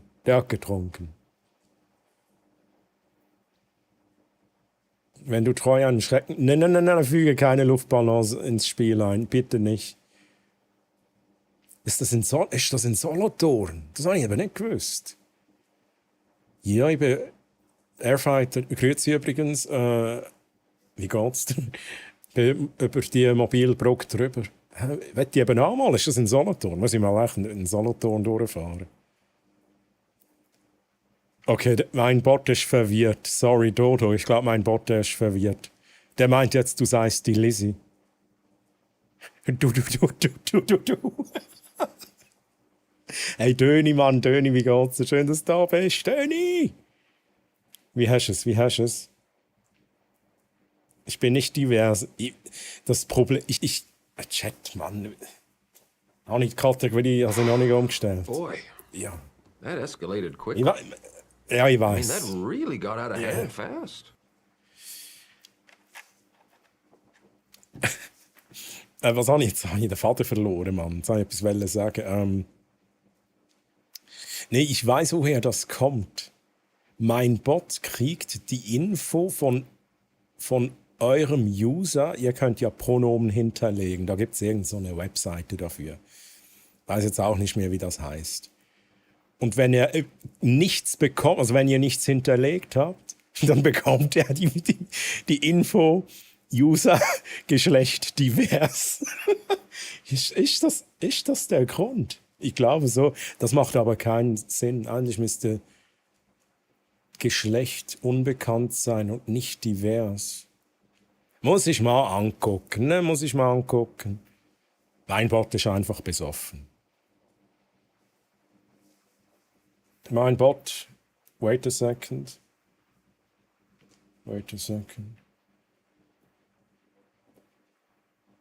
Mein Bot ist einfach besoffen. Deal with it. Humanoide Lebensform. Fertig. Das stimmt aber auch nicht. Das erkennt dein Geschlecht nicht, Barracks. Ausser du hättest das Pronomen. Der würde es wirklich wissen.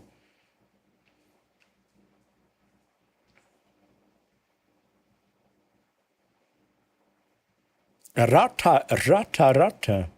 Ich rate dem User zu einem weiteren Rata. Jetzt habe ich gemeint, er sei besoffen. Er ist ja gar nicht besoffen.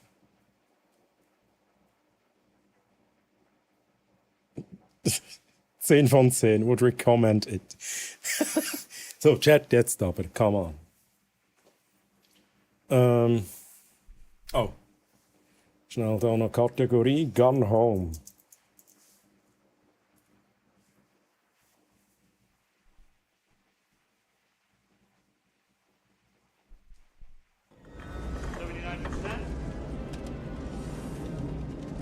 Chevron 6 is holding. Chevron 6 is locked in place. This is as far as we have ever been able to get.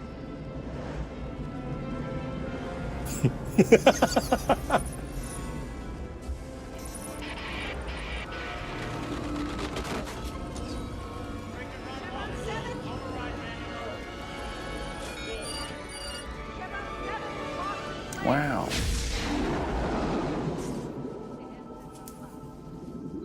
Ladies and gentlemen, And I will kill you. Gameplay.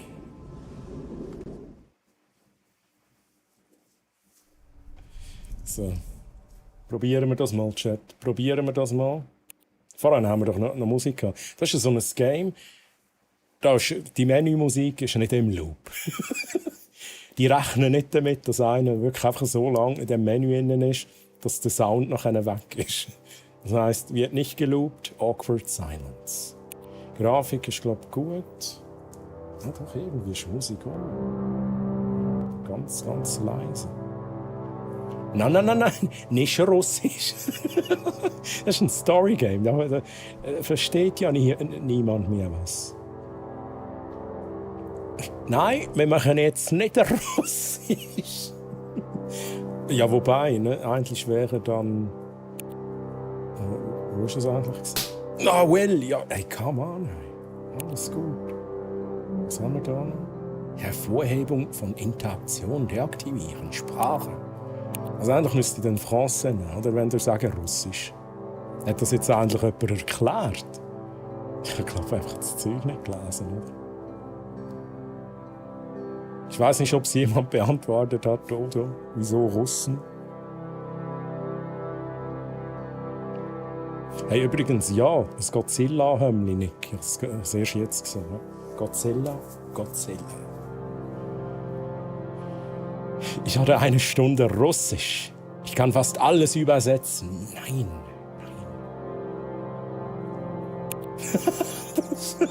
Nee. Oh shit. What have I done, Chat? Also, Dodo, sag mir die Nummer von oben 1, 2, 3, 4. Wo ist Deutsch? Wo ist Deutsch? Den Teil machen wir jetzt Russisch.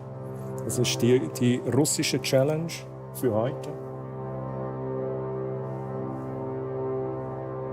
Müsste die 2 sein. Und ob Dodo wirklich Russisch kann, wissen wir jetzt. Es war nämlich nicht die 2. Es war Alemant. Hier. Oh, jetzt aber. Übersetz mir ich auf Russisch, du bist bereit. What? Kann ich das noch vorlesen? Kann mein TTS Russisch?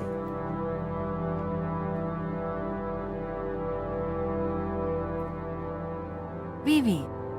Das war das Falsche. Und TTS kann nicht Russisch.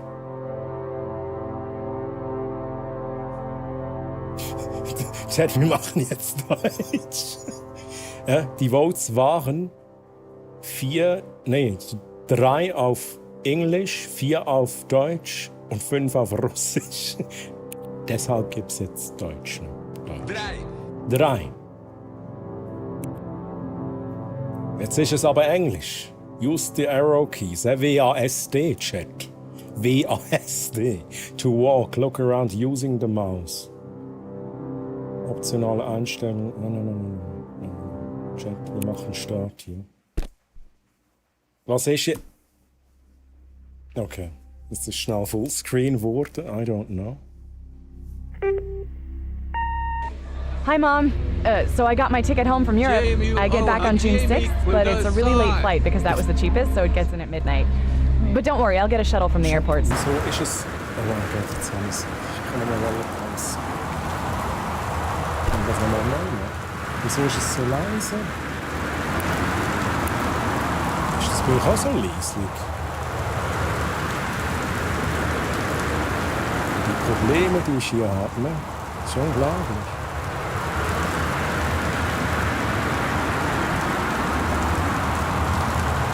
Ja, aber ist es mega laut.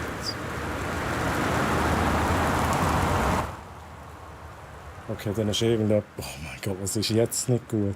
Shit. Oh, ein Troubleshooting machen. Oh, sorry. Sorry für den Gehörschaden, wenn es ein bisschen laut war. Bei mir ist es eben mega leise und für euch ist es mega laut. Ich habe jetzt gerade gesehen, wie es ausschlägt.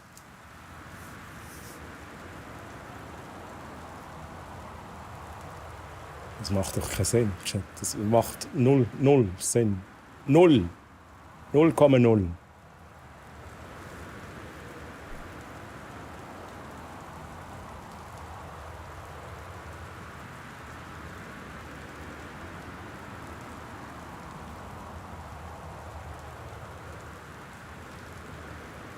Gugus gsi, Gugus geblieben.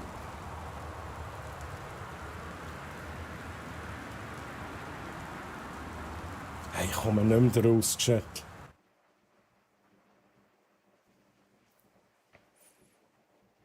Jetzt haben wir wieder so technische Probleme.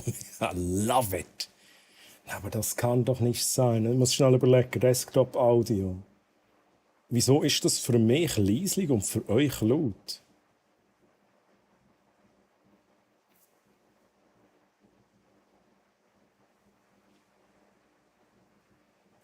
Sorry, ich habe es herausgefunden. Okay, Problem gelöst, wir gehen zurück ins Spiel. Barracks, wir haben es gelöst, kannst bleiben. Gute Nacht, it's Barracks. Möge der Hamsteranwalt über deine Träume wachen, während du durch die Zeilen des Programmiercodes navigierst. Träume von epischen Bosskämpfen und erwache erholt für neue Abenteuer. Hey Barracks, schön bist du dabei gewesen. Ich wünsche dir ganz eine gute Nacht, schlaf gut, schönes Sonntag. Und jetzt müssen wir gleich, also nein, ich muss jetzt gleich mal irgendwie da anfangen. Ich muss dann noch schauen, was du geschrieben hast. Du hast was geschrieben. Egal, Barracks, mach's gut. Danke vielmals. Hast du auch PC-Probleme, der Flug? Wir hatten es vorhin davon, ne? Von dem IT-Ausfall-Dings da. Mit Crowd. Ich weiß den Namen schon nicht mehr. Das Crowd-Dingens da. Merci, Barracks, danke vielmals. So, jetzt ist es für mich gleich laut wie für euch. Aber jetzt möchte ich endlich noch mal schnell den Text haben. Speichern, zurück zum Menü. Ja. Neues Spiel. Ja. Bin sicher, Start. Ich werde nämlich noch mal die Geschichte sehen. Hören.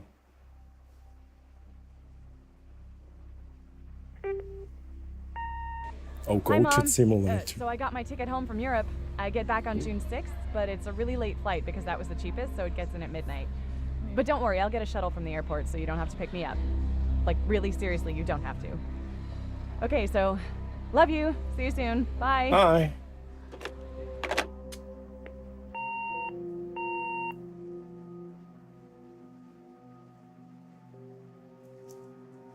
Muss ich klicken? Oh, okay. Oh, Nick. Danke, Nick. So, jetzt muss... Wow! Holy shit, die sind... Nein, aber was ist... Hey, wir haben wirklich ein Problem nach dem anderen, Chat. Ein Problem nach dem anderen. Jetzt ist das irgendwie zusammengedrücktes Ultra-Widescreen, oder? Zusammengedrücktes okay.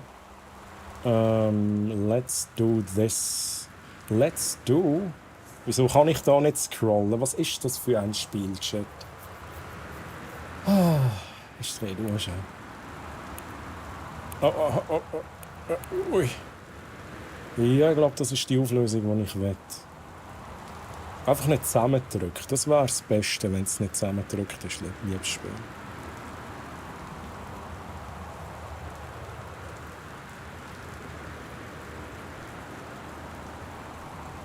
So, ich glaube, jetzt stimmt's. Jetzt möchte ich nur noch schnell schauen, haben wir da einen Streamer-Mode? Das habe ich nämlich nicht geschaut. Das ist, glaube ich, gut. Das heisst, hoffen wir mal, dass sämtliche Musik, dass ich die zeigen darf on Stream. Sensitivity. Steuerelemente. Mausempfindlichkeit auf 0. Irgendeiner da. Oh, shit.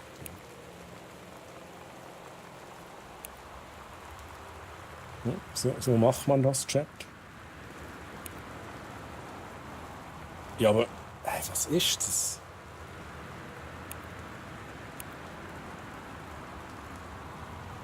Mausbeschleunigung. Gang weg, Mann. Mausglättung. Gang weg. Okay, jetzt ist es ein bisschen wenig. Chat, irgendwann springen wir das schon noch an.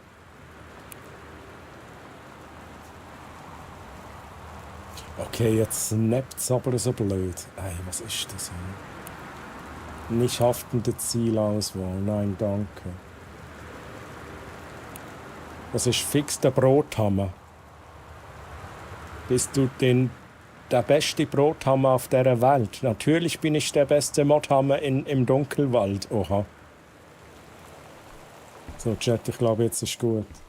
Chat, wenn etwas zu laut ist, etwas zu lesen, wie immer, einfach bitte melden. Aktuell ist es dunkel, auch für mich tatsächlich. Katie, tut mir leid, dass ich nicht da sein kann, wenn du kommst, aber es ist leider nicht möglich.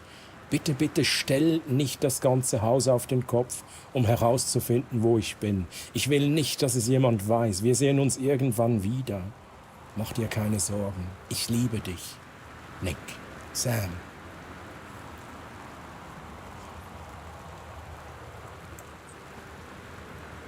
Verschlossen.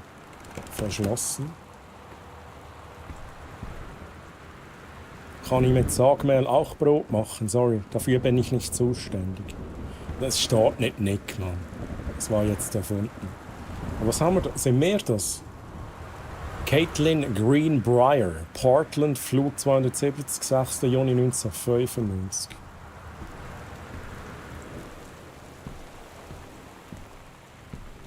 Wieso ist es hier so dunkel, Mann? Hey, habe ich irgendwo Taschenlampen oder so? Jetzt mache ich die Helligkeit höher, ich sag's euch. Grafik. Blumen. Blumenchat.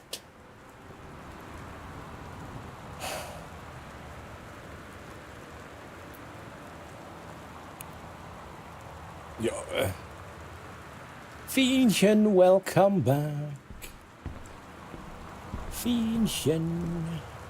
Hey, wir haben gerade mit dem Spiel gestartet, es ist ein bisschen dunkel. Also Gone Home, by the way, heißt das Spiel. Becher nehmen. Drücke Right Mouse oder Left Shift, um den Gegenstand in deiner Hand zu untersuchen.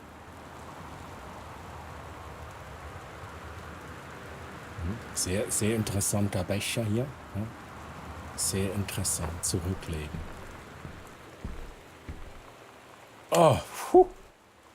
Let's go.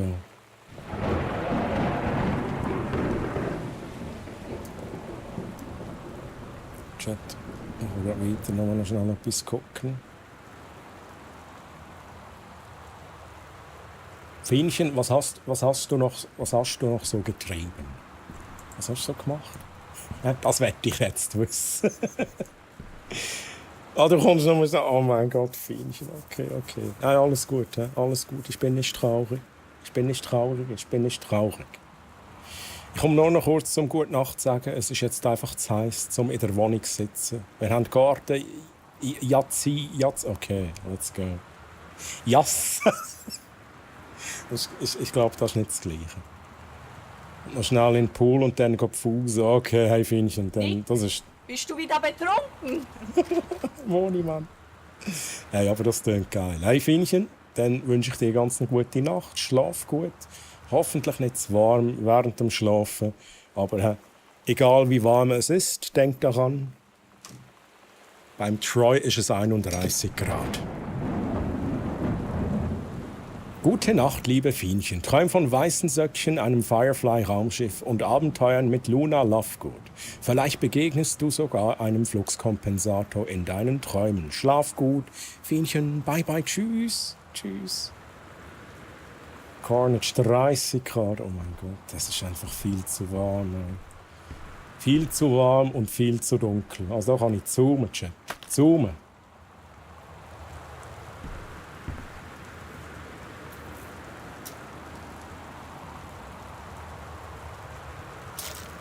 Danke vielmals. Es ist gerade ein bisschen kühler geworden, Chat. Hey, aber ich glaube, jeder, der das Spiel gespielt hat, wirklich jeder, wäre jetzt schon lange im Haus. Ich habe es noch nicht geschafft. Das ist eine Ente, Chat. Und wie macht die Ente? Wie macht sie denn? Noch eine kleine Abkühlung, merci Fienchen. Merci vielmals. Weißt du, das Geile ist, ich frage aneinander, ich verschrecke trotzdem.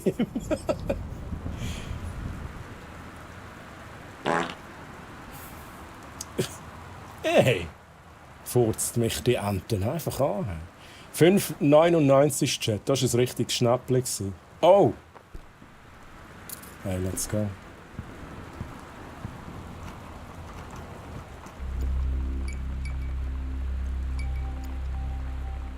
Chat, ist das ein Horrorspiel? Ich weiß gar nicht, ob das ein Horrorspiel ist.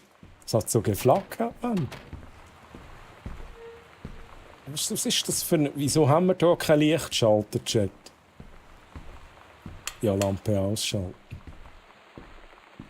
Wieso ist das Spiel? Ist viel zu dunkel für meinen Geschmack. So, jetzt zünden wir schnell überall das Licht an, dann gehen wir mal schauen, was wir haben. So macht sie auch. Bewegungsmelder. Aha, ja gut, das kann sein. Ja, das ist ein Horrorspielzeug. Das ist nicht wahr, das ist kein Horrorspiel. Was habe ich mir da auf ein Spiel? Also, ey, wenn ein Jumpscare kommt, dann werde ich so verschrecken, weil ich nicht damit rechne.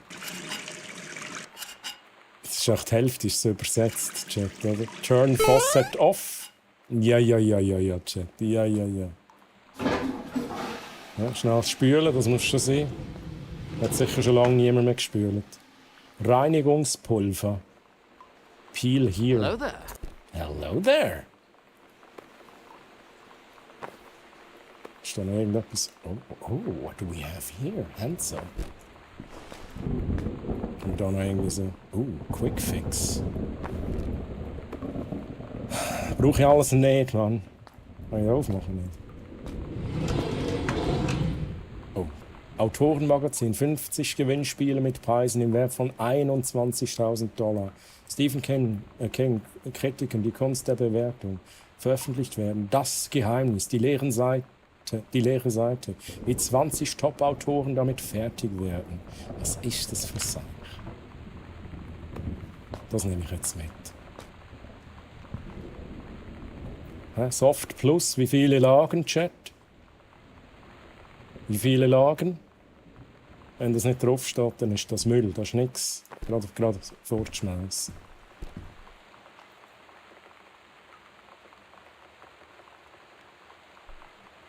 Danke fürs Abo, du geiles Stück. Ich streichle deinen linken mittleren Zehennagel. Let's go. Auf dieser Kommode hat es so eine Nachttischlampe. Oh, oh, oh, oh. Oh shit, ich will halt säckeln, aber das alles, die Knöpfe machen alles außer säckeln. Merci vielmals. Ja, wir müssen hier nach System vorgehen. Wir gehen hier jetzt immer links rum. Ja? Bounce. Wenn man nicht weiss, wodurch, dann haltet man sich entweder rechts oder links. Es ist einfach zu dunkel. Ah, jetzt gehen. Okay, jetzt geht aber hier links ein bisschen weit rein. Wir halten uns aber weiterhin links. Notiz lesen. Oh mein Gott, was...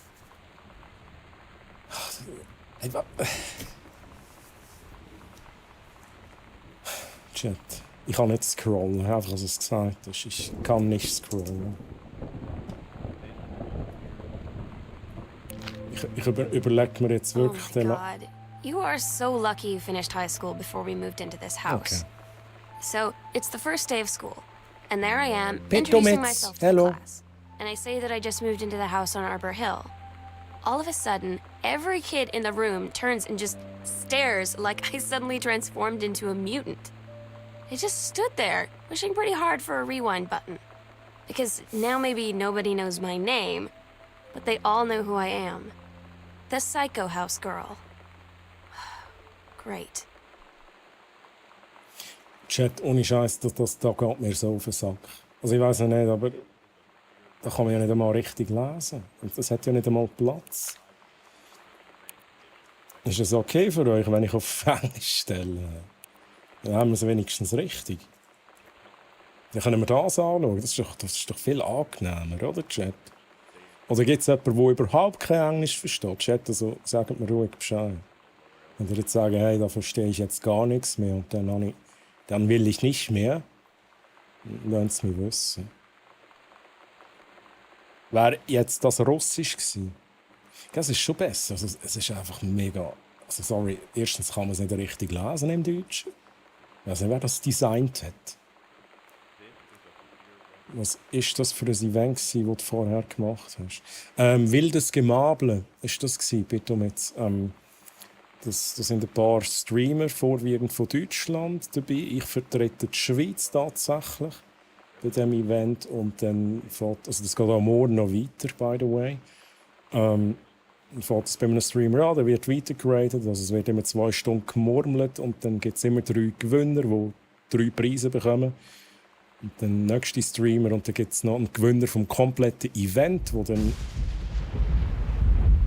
Ja... Wer geht dann?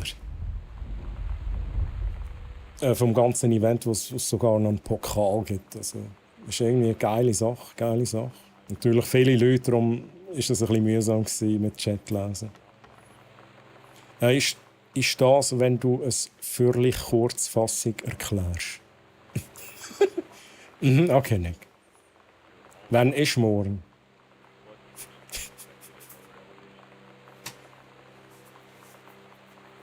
Nach heute.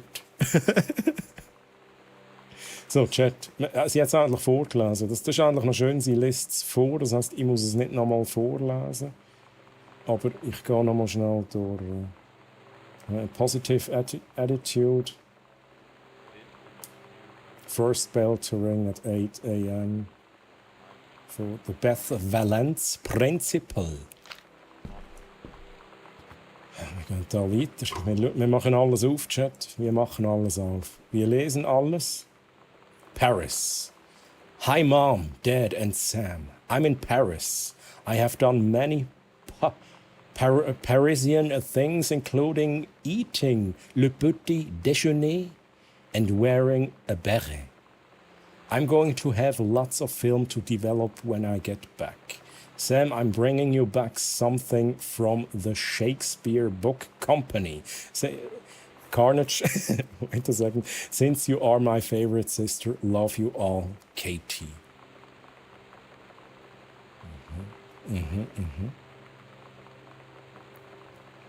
Lieber Carnage Rage, bevor du in deinem Hawaii-Hemd verreckst.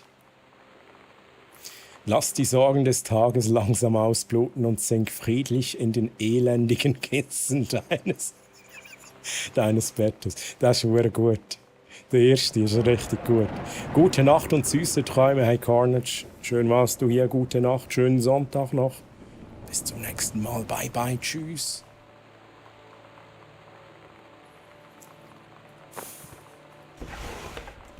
Ja, kann ich gar nicht... Aha. Geht doch. Grab Pack of Cards, das ist so, da muss ich mega viel Zeug anschauen.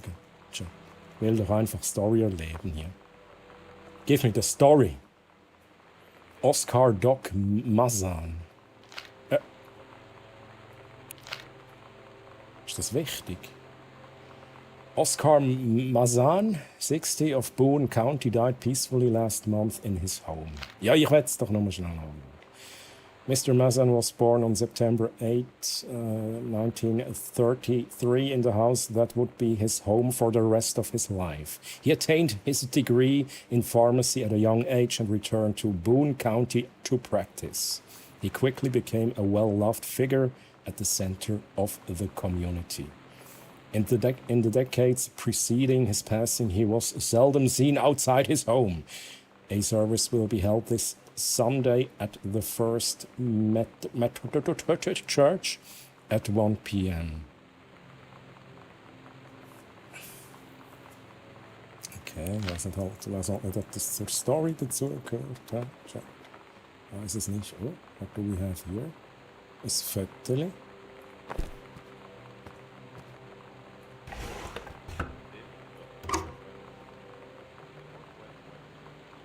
Obituaries. Den Kommentar muss ich noch bringen. Ich nehme das mal als ein Horoskop, genau. Horoskop, ich werde keine Hawaii-Hemden tragen. Carnage Rage, gute Nacht dir, lieber keine Hawaii-Hemden mehr tragen. Carnage, hast du überhaupt Hawaii-Hemden? Das ist die Frage. Das ist halt die Frage. Ich werde doch nur, wieso ist es so dunkel überall? Chat, ohne Scheiß. Das ist das, was mich im Moment ein bisschen aufregt. Es ist zu dunkel. Okay, let's go. Aber sogar mit Licht ist es... Hey, was ist das? Ist das ein Horror-Game? Langsam schissen, dass ich das Horror-Game spielen, Mann. Also wenn mich der Dämonen verfolgen... Wenn mich den Dämonen verfolgen, dann hören wir auf, Chat. Wenn ich dann da mit dem EMF-Gerätchen und so muss rumsäckeln, dann hören wir auf. He? Mach doch das Licht! Mach doch mal das Licht da, Mann! Sie hat nach Dämonen gefragt. Oh nein, shit, jetzt ist der Double-Click da. Jetzt geht es nur noch bergab, Chat. Hey, Double-Click, wie geht's dir? Schön, dass du da bist. Wir haben gerade angefangen mit dem Game. Ich weiß noch nicht, ob es etwas für mich ist, aber wir schauen mal weiter. Jetzt. Nein, das funktioniert nicht, Chat, das ist kaputt. Okay, es liegt einfach an mir, oder? Ja, okay, ich habe es verstanden. Chat. It's me, huh? It's not the game, it's me. Ja, aber da kann ich wirklich jedes Seich kann ich aufnehmen. Aber da kann ich es nicht aufmachen. Da geht mir jetzt langsam auf den Sack. Da. Ah, was haben wir da? Pioneer, bla bla bla, Combination Laserdisc, Compact Disc Player. 999,99, bla bla bla bla bla, irgendwelche Specs. They say that a jack of all trades is a master of none. I have to disagree. Master is not a question of Spezialisation, but sureness of purpose and dedication to craft. If you happen to be in the market for a combination blah blah blah player, you'll be glad to know that Pioneer seems to share this project here. Das ist alles nicht interessant für uns.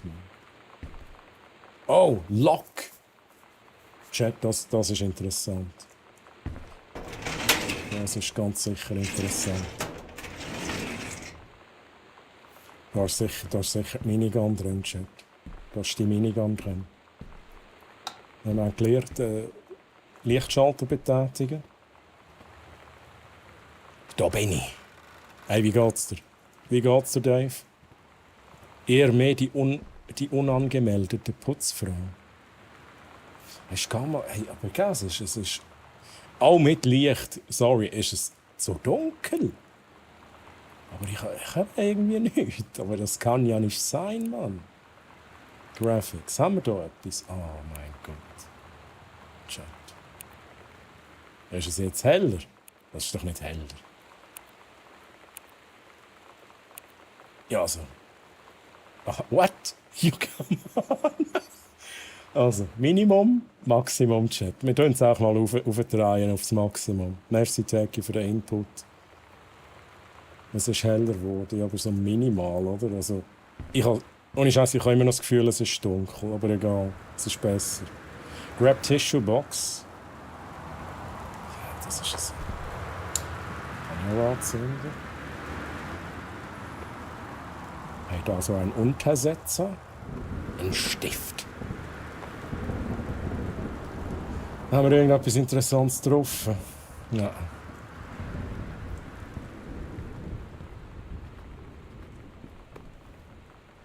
Sass, dass das so auffällig da steht. A stranger under my roof. Ja, bla bla bla. Oh, 0451 Chat. Kann das schnell jemand in den Chat reinschreiben, please? 0451. Lese ich da noch schnell vor. Merci, bitte mitzutauchen.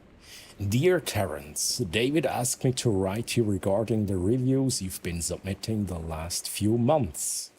Frankly, they're becoming more trouble than they were from an editing standpoint. There's a word limit. It's your job to stay under it, not mine to cut back to it. Even then, it's becoming harder and harder to weed out the tangents on was? And non-sequiturs. Sequiturs. Was ist das für ein Wort? Das habe ich noch nie gelesen. Seht ihr überhaupt? Ich sehe nicht einmal meinen Mauszeiger. Wieso seht ihr den Mauszeiger nicht? From the usable copy without heavy rewrites. Punkt. The readers of home theater aficionado want to hear about the quality and value of the hardware, not ruminations on your childhood. If it were up to me, I wouldn't be writing this letter. I'd just be cutting you loose. There's tons of guys half your age who would take half your rate to write stuff I could actually use. But David's known you for a long time and he's the boss. So I'm giving you one more shot on his say-so. You should write him a nice note thanking him for his patience and generosity. Look through your old stuff and start submitting reviews like that again. Then everybody will be happy. Brent Kurtwood, Reviews Editor, Home Theater, bla bla bla, irgendwas. 1994, Chat. Hey, Chat, was macht ihr da? Was macht ihr da? 0456. Oh, ein Bot, mach mal einen Schreibefehler.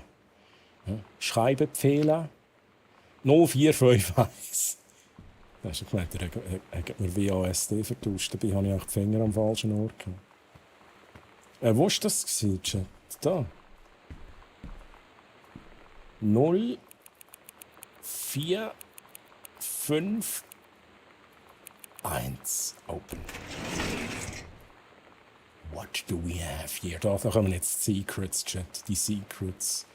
Dear Mr. Mazan, please find and close your original document and a typed copy of your records.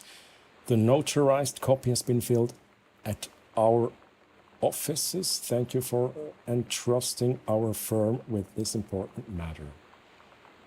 Wart? Wieso warten? Sequitur. Ich weiß nicht mal, wie man das sagt. Hello there. Sequitur. Okay. Ein Folgeartikel auf jeden Fall heisst. Oder Fortsetzung. Merci vielmals, Specker, danke. Hat noch ein paar Seiten mehr gesehen. Oh mein Gott. Ja, also das lese ich nicht vor. Das kann man nicht lesen, oder? Check. Nein, aber das kann man nicht lesen. Da mache ich erst gar nicht. Mensch, ist das Gleiche? Ah, das ist das Gleiche. Oh. Peter Metzmann, gute Nacht. Lass dich sanft in süße Träume von einer exotischen Ananas und den magischen Abenteuern von Troilina, der furchtlosen Streamerin, gleiten. Gleiten. Schlaf gut und träum was Schönes. Hey, Peter Metz, schön bist du da gewesen. Ja? Ich sehe sich sicher wieder mal beim Coop. Hey, schlaf gut und schönen Sonntag noch, Peter Metz. Mach's gut, bye bye. Bin mal am Anime am Schauen und gute Nacht zusammen. Hey, viel Spaß in dem Fall. Bitte jetzt bye bye. Hey, alles gut? Nein, du musst dich gar nicht entschuldigen. Sicher nicht. Hey, man sieht sich wieder. Auf jeden Fall. So, Will and Testament. I, Oscar Mazan. Wie auch immer, sagen wir da Mazan. Messen. Ich sage jetzt auch Mazan. Processing full competence of mind and memory and after full survey of valued items to my name, do hereby declare this document my last will and testament. The following shall hold true upon my passing. Erstens, I declare that I am a lifelong resident of Boone County, that I am unmarried and have no children. Zweitens, I declare that I have no outstanding debts to my name to any creditors living or dead. Nummer 3. I do hereby das sind Wörter drin, die ich nicht kenne. Was ist das? Bequeath? Every item of value of which I may die possessed, including the dwelling and surrounding acres located at Arbor Hill, as well as any and all personal property and moneyed accounts, to my nephew Terence L. Greenbrier Jr. of Ellis County. Aber ich bekomme ich nicht. Wer bin ich überhaupt, Chat? Welches Geschlecht bin ich denn überhaupt? Ich glaube, wir sind doch eine, oder? Wir sind eine Frau. In the event that said Terence L. Greenbrier Jr. should predecease me, then and in such event the bequest to him shall fall, and the same is bequeathed to his children as ordered by age and competence as stewards of the estate. I subscribe my name to this will this 13th day of August 1973. Signed Oscar Mazan. Also wir haben hier das Testament. Mich würde es euch jetzt wundern, wer sind wir denn überhaupt? Und wieso müssen wir da so viel Zeug lesen, Chat? Wieso müssen wir da so viel Zeug lesen? Electrical Inspection Form. Also ich lese jetzt nicht alles, oder? Does the entire electrical system meet local codes? Yes. Are there any deficiencies? Das ist keine gute Idee, dass ich das in Englisch mache. Which need correcting? Anscheinend ja. Unclear, bla bla bla. Wiring in the house is technically up to safety and amperage requirements. However, multiple layers of wiring have been added into structure over the last 100 years. System is frequently unpredictable. Lights blink out. Oh, das haben wir vorhin erlebt. Blink out for no clear reason. Pressure on floorboards and door frames disrupt circuits wired directly behind the surface. Properly reworking the electrical system would be highly destructive to the walls, floor, and fixtures of the structure. After a discussion with Mr. Greenbrier, since there are no current safety concerns, issue will not be addressed. Ja, aber das bringt uns alles nichts, oder? Gott verdecken. Das ist fix interessant. Oi! Oh, let's go. Aber sorry, wenn das so langsam dreht, Chat. Das ist nichts, oder? Da gibt es kein Wendel. das wieder aus. Das ist mühsam. Wir gehen mal weiter schauen. Ich muss ganz ehrlich sagen, bis jetzt hat es mich noch nicht so gepackt. Das ist so ein bisschen... Ich glaube, es ist storylastig, aber es ist eigentlich fucking viel zum Lesen. Das ist eines von diesen Games, wo man sich die Story zusammenlesen muss. Der und sein Pioneer-Dings da. Looking forward to your take on it. Enjoy the unit. Wo ist denn das denn? Oh, Jet VHS-Kassette. Das sind noch Zeiten gewesen. Hey! Wie geil! X-Files Season 1, Episode 18 bis 21. Jet. Wie geil! The Dark Crystal.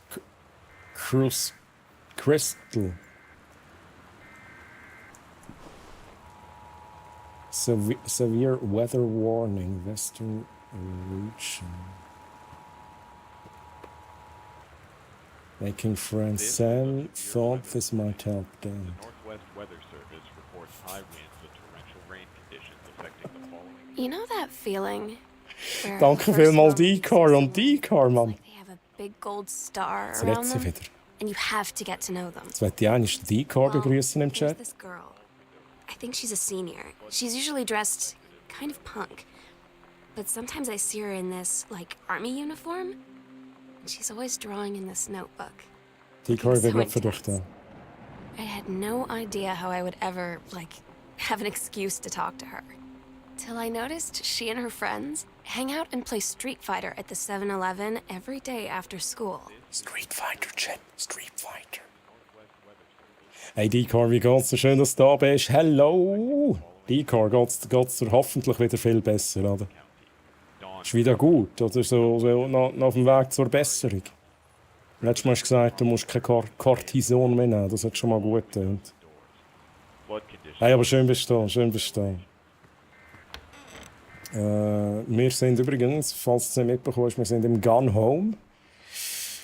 Wir haben vor kurzem angefangen, Merci Airfighter. Das ist sehr geil, vor allem, weil da was feister ist. Wir haben vor kurzem angefangen, wir müssen viel lesen. Wir haben es jetzt auf Englisch gestellt, weil die deutsche Übersetzung ist so drüber eingeleitet und hat aber gar nicht Platz auf dem Bildschirm. Das ist richtig übelst zum Kotzen.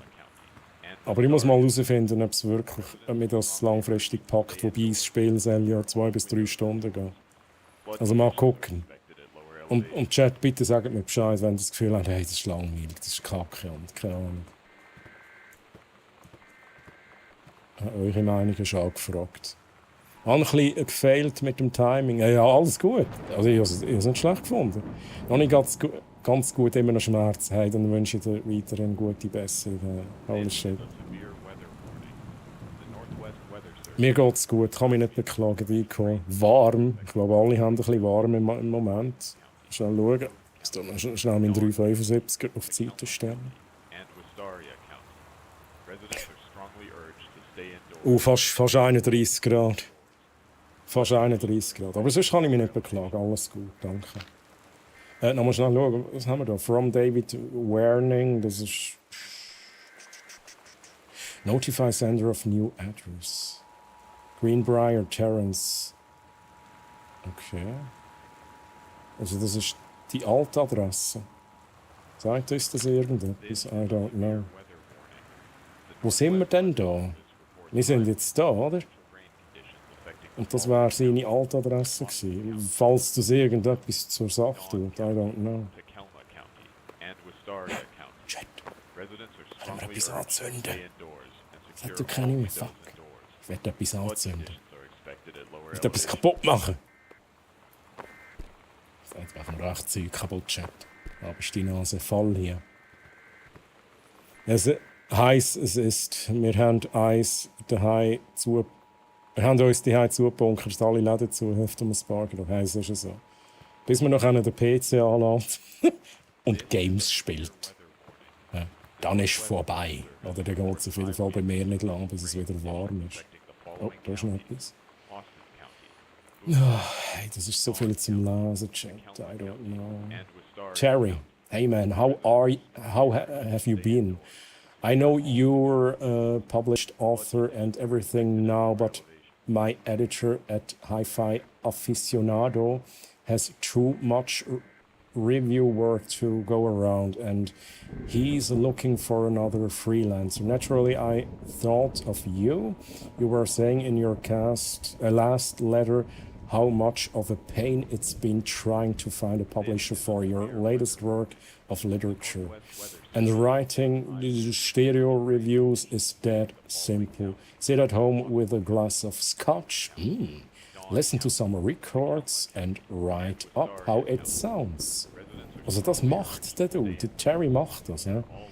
And then get paid. Ja? Klingt simpel. I've included some issues of the mag to use as examples. If you're interested, send some samples to... Nein, Google. Nein. Hey, Google. Stop. Hey, Google. Stop the music. Und jetzt habst du den Schlitten.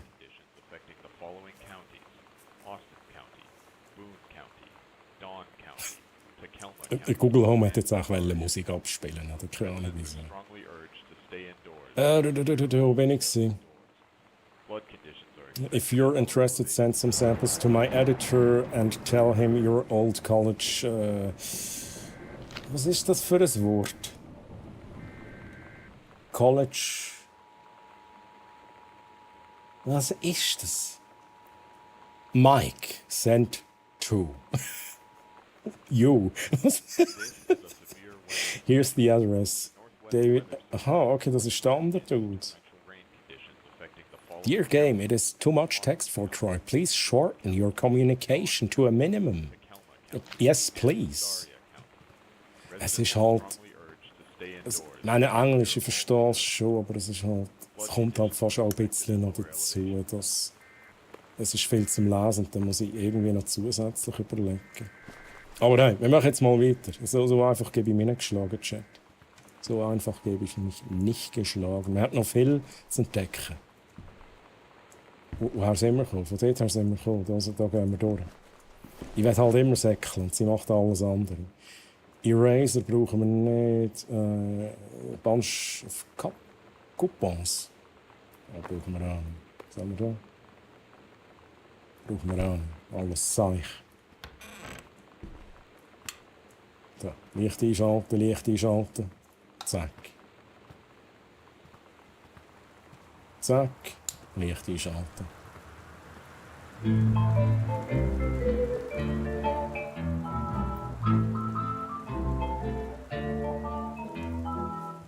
Somehow I always knew that someday we'd be through.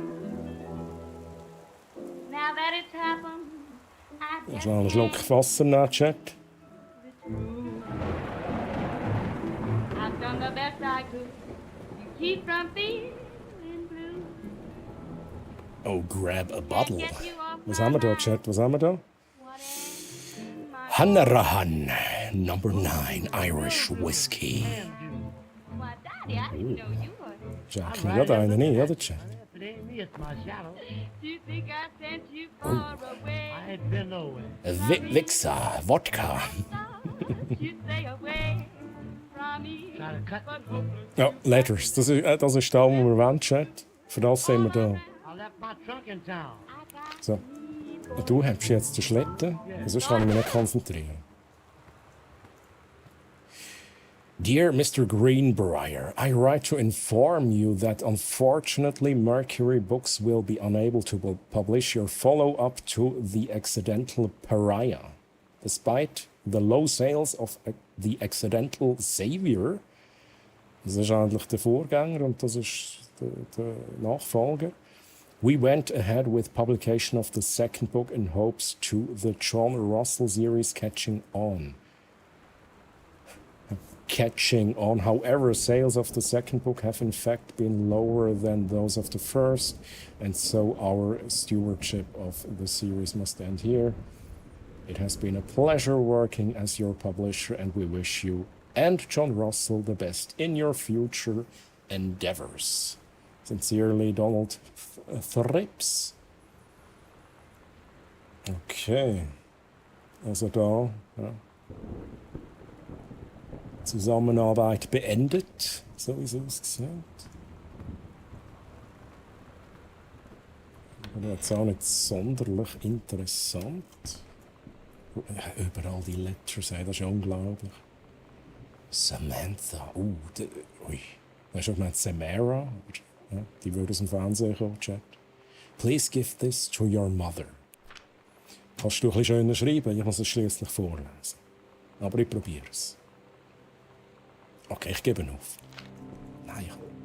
When you live in one place your whole life, your next door neighbor is kind of like your default friend. And Daniel only got weirder over the years. So moving away has been a good excuse to, like, not see him anymore. But he did always have the good Nintendo games. Maybe I'll give him a call. Ja, Leute, mal. Was ist das überhaupt? Janice, thank you for having Danny over to your new home. He has missed having his friend Samantha in the neighborhood very much. Danny asked if he could lend Samantha his Nintendo Street Fighting tape and was? And I gave my permission. He needs to open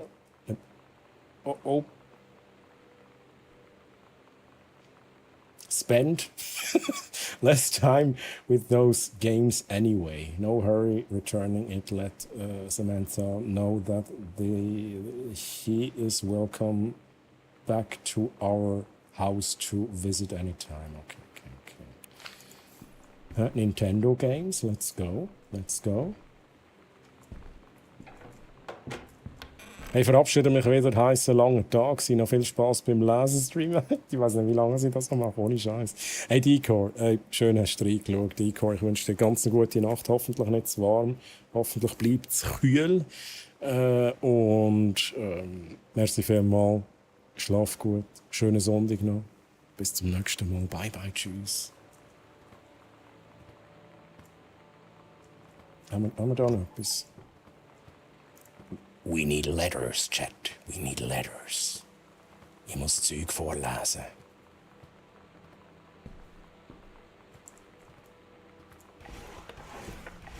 Gib mir etwas zum Lesen, Game.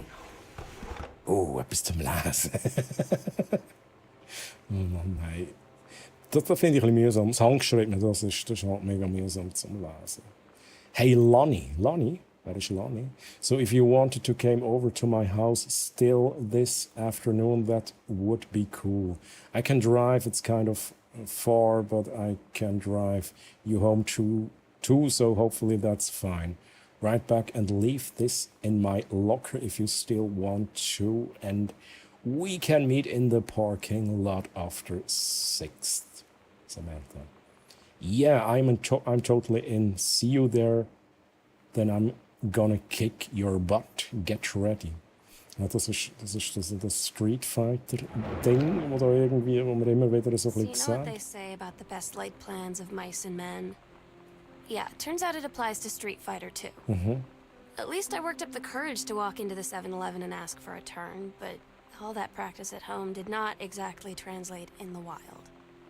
So after I was finished getting my butt kicked, I followed them outside while they smoked.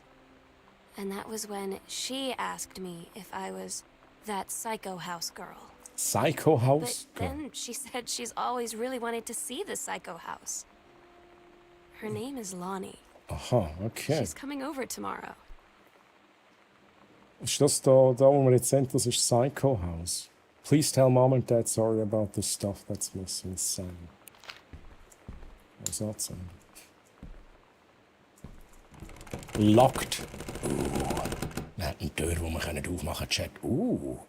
Katie, please, whatever you found, don't tell Mom and Dad. It's getting interesting, Chat.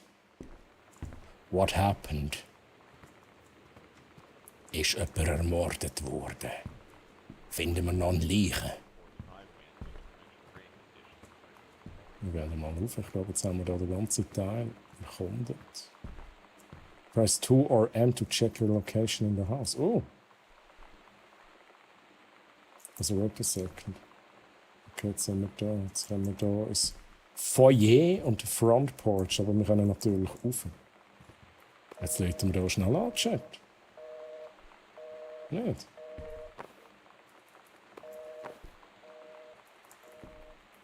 Das ist ja gut.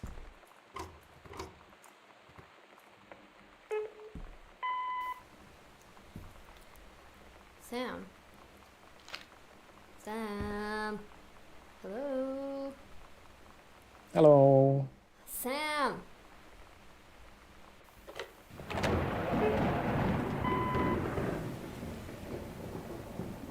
Sam, where are you?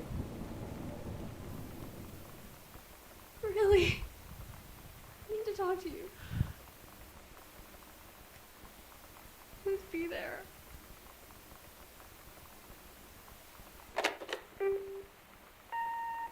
Hi, Mom. So I got my ticket home from Europe. I get back on June 6th, but it's a really late flight because that was the cheapest, so it gets in at midnight. But don't worry, I'll get a shuttle from the airport so you don't have to pick me up. Like, really seriously, you don't have to. Okay, so, love you. See you soon. Bye.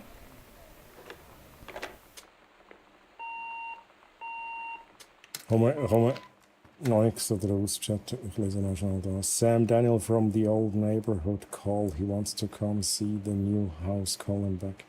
Mom, Daniel is a total weirdo.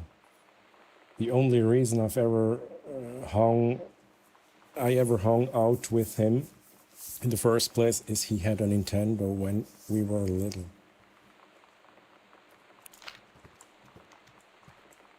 Das ist immer ein guter Grund. Jetzt schauen wir hier schnell. Sam, Katie, Mom and Dad.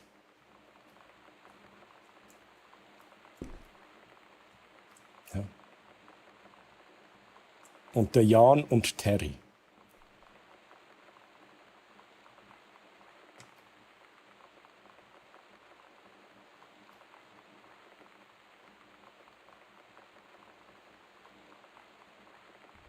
Aha, Mom ist Jan und der ist Terry. Ja?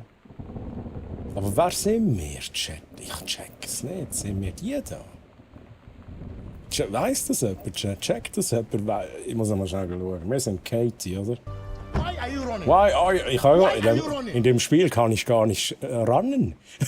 Wenn ich Shift drücke, dann zoomt Lizzie, welcome back, welcome back.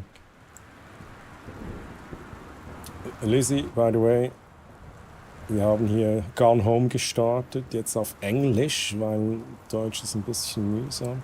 Aber wir sind die Katie, ne? Katie, Flight Number 270, June 6, 1995. Hat das denn etwas zu tun mit dem, was wir hier gesehen haben? Und hier haben wir eine Info. Worldwide Timetable. Und da steht Katie's Departure. Das ist aber 94. Das ist aber auch ein anderer Flug. To Amsterdam. Sind wir denn jetzt von Amsterdam retour? Chat, ich stecke hier die Story auf, Chat. Ja, wir stecken die Story auf. Destination Portland. Aber woher? Woher sind wir denn gekommen? Ui. Die Fluggesellschaft ist schon mal die gleiche. Interesting. Ja, Specko, also, hey, ich sage immer, ich sage es so, wenn du etwas schon weißt, dann natürlich nicht spoilern, wenn du aber eine Vermutung hast und du weißt eigentlich nicht, wie es wirklich ist, dann immer raus damit.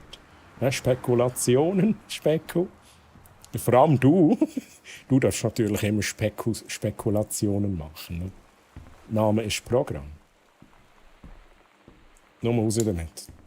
Chat, alle, wenn ihr Vermutungen habt oder irgendwelche oder etwas gesehen habt, das ich mir genau anschauen soll, einfach. Ihr dürft da wirklich voll mitmachen. Nur keine Spoilers. Vorhin, was halt geil war beim Snappen, wenn ich etwas anschaue, dann würde es so schön reinsnappen. Da ist jetzt halt in diesem Modus ist es ein bisschen schwieriger.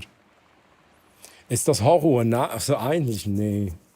Überhaupt nicht. Es ist ein Story-Game, aber so wie ich das jetzt... Ich denke mal, wir müssen da viel lesen, um eine Story erfahren, was da passiert ist und wer wir sind und wo wir sind und wieso ist das Haus leer. Aber es wirkt nach Horror, ja, weil das Gewitter auch, das draußen ist, aber ich bin nicht der Meinung, dass das Horror ist, auch nicht im Ansatz. Aber ich weiß es schlussendlich auch nicht. Chat. Das auf dem Rucksack ist wahrscheinlich älter, da die Schrift wie Kinderhandschrift ist. Ich gucke mir das nochmal an und das ist halt eigentlich schon wieder so. Was ist das? Directions to work from new house. Ich weiss, die hohe Schrift, man. Das ist auch so Wegbeschreibung. Travel time 1 hour 10 minutes. Wir gucken nochmals. Auf dem Rucksack haben wir das da. Du hast jetzt auf die Schrift geachtet. Ich frage mich halt, was haben wir aktuell für ein Datum tatsächlich? Was haben wir aktuell für ein Datum?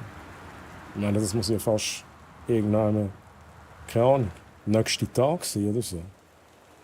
Ausser das ist alt. Das kann natürlich schon sein. Also auf dem Rucksack ist es wahrscheinlich älter. Also da haben wir auf jeden Fall 1995 drauf. Dort hinten... Also man, ich habe das Gefühl, das ist da ein Horror-Game. Holy fucking shit. Oh, Mann! Ich mache hier die Tür zu. Da rumpelt's. Also, ohne Scheiß. Jetzt vorher einer gesagt, es ist kein Horror-Game, aber wenn uns jetzt gerade irgendein Yokai anspringt, würde es mich irgendwie auch nicht verwundern. Ohne Scheiß. Es ist irgendwie schon so ein Setting, das nach Horror schreit. Wann kommst du endlich heim? Das Essen wird kalt und grüezi. Aber Ullen, Mann! Hey, wie geht's dir? Ullen, schön bestehen. Was gibt's denn zu essen? Das gilt wahrscheinlich herauszufinden, was das heutige Datum ist. Ich habe ein Gefühl. Geil. So. Ja, ein Game, wo wir viel lesen müssen, lieber Chat, für die neu dazugekommen sind. Ich habe es auf Englisch gestellt. Ich eigentlich wollte Deutsch, aber Deutsch ist so, wow, da haben wir Texte gar nicht Platz auf dem Bildschirm.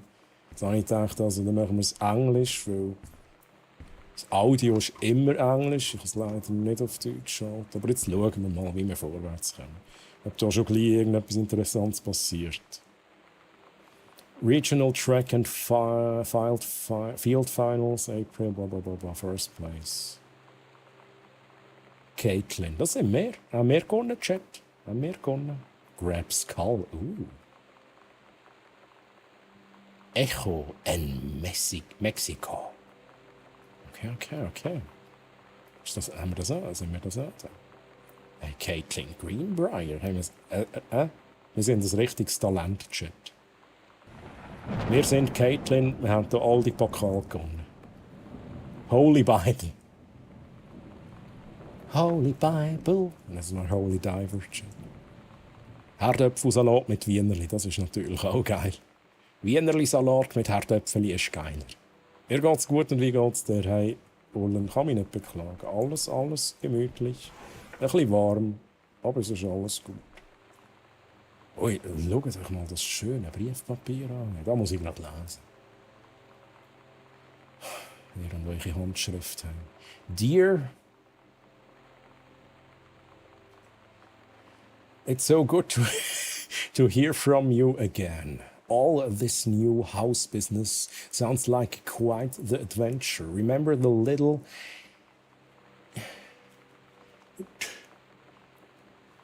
Bewortung. Steinfest und spür die Kraft, du kannst es tun. O Lisimo Hohn.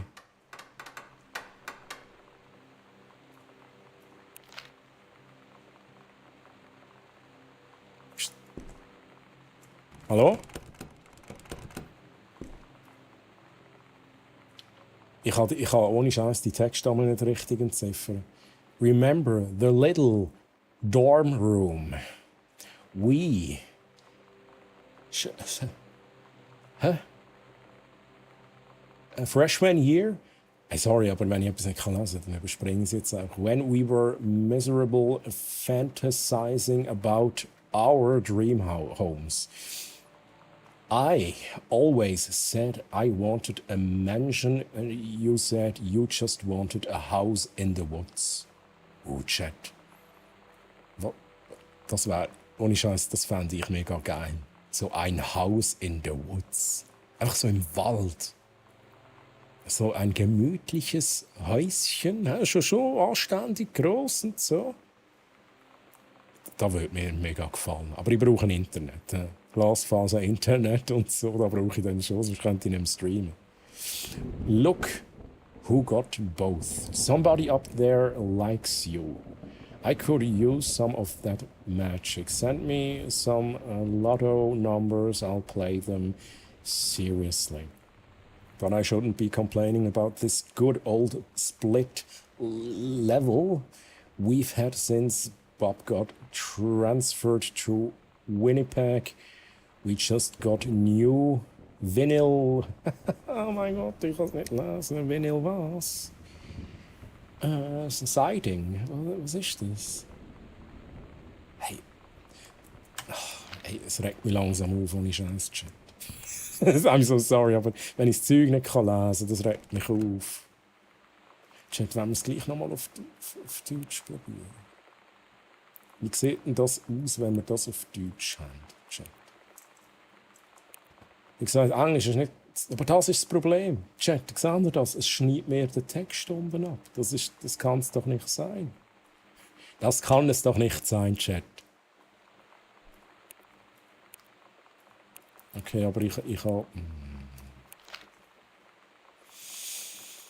Nein, ich kann nicht scrollen, Mann. Das geht nicht. Page up, Page down. Nein, geht alles nicht. Das ist... Ja, komm, wir probieren es mal so. Wir probieren mal die Hybridlösung. Ich lese so weit, wie ich kann. Machen wir schnell ein bisschen Deutsch, Chat. Auch zum herausfinden, wie es ist. Sonst, Handschrift lesen ist echt zum Teil ein bisschen mühsam. Ich gehe mal rauf. Geh mal rauf. Kinotor Englisch und dann Overlay-Text. Ja, aber eben leider hat es nicht Platz. Das ist nicht so. Die Übersetzung, dort haben sie ganz wenig Aufwand betrieben. Ich meine, jeder Text ist abgeschnitten. Ich probiere es mal schnell. Mal schauen, wie es Deutsch so ist. Kontrollierter Waldbrand geplant für Boone County für den größten Teil der nächsten Woche werden Rauchschwaden über dem Nordosten von Boone County zu sehen sein. Grund dafür wird ein vom Forstamt kontrollierter Waldbrand in den überwucherten Gebieten des Flintlock National Forest sein. Das ist im Fall jetzt aktuell, oder? So wie es aussieht. Lizzie, gehst du schlafen? Gute Nacht, Lizzie. Mögen die Otter im Traum Armbänder aus Murmeln tragen und gemeinsam mit Sailor Moon Abenteuer erleben. Träum süß und lass dich von den Sternen in den Schlaf wiegen. Hey, Lizzie, schön warst du hier. Gute Nacht, schönen Sonntag noch und bis ein andermal. Bye bye, tschüss. Ein Knutor, wie geht's dir überhaupt? Sorry, ich habe dich gar nicht richtig begrüßt. Wie war deine Woche, Knutor? Kennst du das Game vielleicht sogar schon? Gone Home. Ja, ich verwüste das ganze Haus. Nicht? Hau nur schnell Heu sagen, wir hören uns ja gleich wieder. Hey, genau, also lieber Chat, heute, das ist eigentlich heute, um 19 Uhr bei Mr. Bletch, der Mr. Bletch. Dort werde ich sein, zusammen mit dem Ullen, und wir werden Chained Together spielen. Das wird ein Gaudi. Ja? Und wir werden uns nachher sicher auch noch befreundet sein, oder? Ja, wie es halt so ist. Kannst du auf Text klicken, Troy? Dann sehe ich so den Originaltext. Dann sehe ich das Englische. Darum habe ich jetzt gedacht, ich mache da mal Deutsch und dann schauen wir mal, was noch fehlt. Und machen das auf Englisch. Aber das schreckt mich schon ein bisschen ab. Also, das habe ich nicht so gern, wenn das nicht sauber gemacht ist. Stört halt einfach ein bisschen. Hey, Ullen, gute Nacht, Ullen. Mögen deine Träume voller Abenteuer aus Dungeons and Dragons sein, begleitet von würfelnden Gefährten. Lass dich von den Memes in deinem Geist unterhalten und schlafe friedlich unter dem Schutz des Mjölnir Fleischhammers. Let's go, Ullen. Auch dir eine gute Nacht, schönen Sonntag. Also man sieht sich gleich, man hört sich gleich. Und seelisch darauf vorbereiten, Ullen. Bis dann, bye bye, tschüss. Riesiger Stress aktuell, der Arsch ist beim Arbeiten nur Scheiß zu tun. Aktuell nichts tut, so wie es sollte, oh no. Und heute hat es noch den Router getatscht und das Mobile-Internet ist arsch langsam live. Oh no, Knuto. Ja, das tönt doof. Es gibt so Phasen, aber jetzt kommt alles ein bisschen aufs Mal bei dir.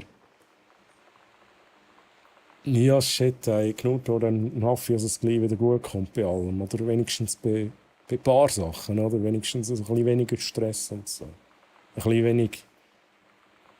weniger Stress, ein bisschen weniger Anschiss beim Arbeiten vor allem. Fühl dich gedrückt.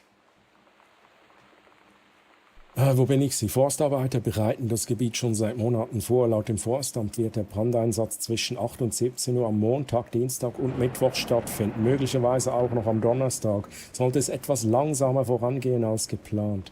Der Waldbrand wird nicht nur tote und überwucherte Vegetation entfernen, die in den trockenen Monaten zu Großbränden führen kann.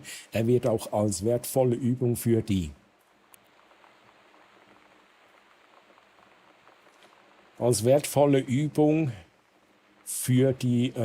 Forestry and Firefighting Personnel involved, said Senior Conservationist Janice Greenbrier. Das ist die Mutter, Chat. Sie ist ein Senior Konservationist. Smoke will likely linger in the area through the following weekend. Okay, ich glaube, es ist schon besser, wenn wir wenigstens einen Teil Deutsch haben. Schnell schauen, was haben wir da? Schnell das Original anschauen. Okay, das ist so etwas, das könnte ich gar nicht richtig lesen, Mann. Montag, Pärchenbowling, Mittwoch Kochkurs, Schürzen mitbringen, Freitag Gesellschaftstanz, Montag Pärchenbowling. Monday ist Pärchenbowling, ganz wichtig. Mittwoch ist Kochkurs. Kurs. Kochkurs. Das große Menü für Terry und Sam kochen. Okay, interesting. Komm nehmen, komm zurücklegen. Du hast kennt die Wüste.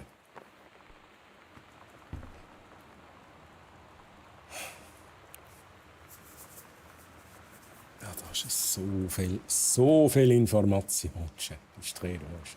Mitteilung über befristeten Personaltransfer. Bruce Pendleton, Leiter der Personalabteilung Landesforstamt. Zur Unterstützung beim vorgesehenen kontrollierten Brand wird am 2.9.94 ein Ranger mit Erfahrung in der Prozedur zum Flintlock National Forest überstellt. Siehe beigelegte Personalakte. Die leitende Beamtin an der Flintlock Forest Station, Oberforstbeamtin Janice Greenbrier, wird mit der Aufsicht des überstellten Personals beauftragt. Die Dauer des Transfers wird auf einer Leistungsbewertung sowie der Empfehlung der leitenden Beamtin beruhen. Mit freundlichen Grüßen, Bruce Pendleton. Okay, interesting. Blood Ghost Blade. Yo! Hey, Blood Ghost Blade, wie geht's dir? Und danke dir für den Resub. Merci vielmals für den Resub und den Support. Resub im 3. Monat. Holy shit. Wie geht's dir? By the way, Gone Home. Aktuell sind wir hier im Gone Home am Briefe lesen. He? Oh. Wow. Okay. Das ist ein Trick. Das ist geil. Zack. Und aufmachen. Cherry Bomb, das sind die Lieder. He? Was haben wir da für Lieder, die ich kenne? Also Cherry Bomb.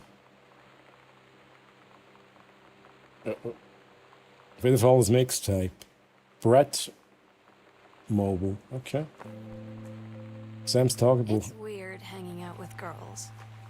Daniel was around ever since I was little, and other girls? I don't know. But being around Lonnie is like instantly just right. I gave her the grand Psycho House tour and took my revenge on Super Nintendo. And it was like, I don't know, I finally found someone I feel normal around. I drove her home and she gave me this tape and said, "You have got to listen to this." Das Mixtape ist von I ihr. haven't stopped playing it since. Okay, lesen wir da schnell das. Lesen wir schnell die 5000 Briefe, die da noch sind.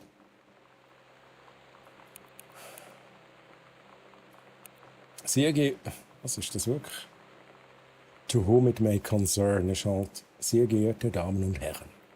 Ich, Samantha Greenbrier, bin 17 Jahre alt und von daher ein unabhängiges, voll funktionsfähiges menschliches Wesen. Nehmen wir nochmal schnell. Samantha Greenbrier, ist das in dem Fall unsere Schwester, Chat? Wie seht ihr das? Jüngere Schwester? Ja gut, ich weiß es nicht. Oder älter? Nein, sind wir älter? Sind wir jünger? I don't know. Aber ich glaube, das ist die Schwester. Die Tatsache, dass ihr mir immer noch verbietet, allein in die Stadt zu gehen, ist ehrlich gesagt geradezu lächerlich. Man vergleiche mit Katie, okay, die nur 3 Jahre älter ist, also wir sind die ältere Schwester, ist als ich und der ihr trotzdem erlaubt, allein über den Ozean zu einem anderen Kontinent zu reisen. Das ist ein bisschen viel Caps Lock. Ja, das wird direkt. Machen wir schnell da.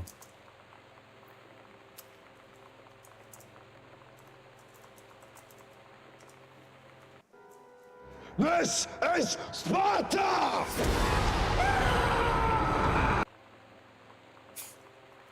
Nein, auch immer jetzt das war. Sorry, Samantha. Ich möchte einfach nur einen Abend allein in einer Stadt, vollkommen sicheren Stadt verbringen, wie ein menschliches Wesen. Und da ihr euch vielleicht erinnert, dass ich jetzt ein eigenes Auto habe, könnt ihr mich auch nicht wirklich aufhalten. Oh, jetzt wird's, wo sind wir da? Warmest regards, your daughter Samantha. Ein Brief an die Eltern. Ne? Lass nicht immer das Licht im ganzen Haus an, bist schlimmer als deine Schwester. Daniel hat angerufen, Daniel hat nochmals angerufen, will sein Nintendo-Spiel zurück. Das ist dann das Zimmer von der Samantha, richtig? Machen wir schnell Licht, he? Bevor ich mich wieder beklage, ich sehe nichts. Kassette nehmen, Kassette, let's go.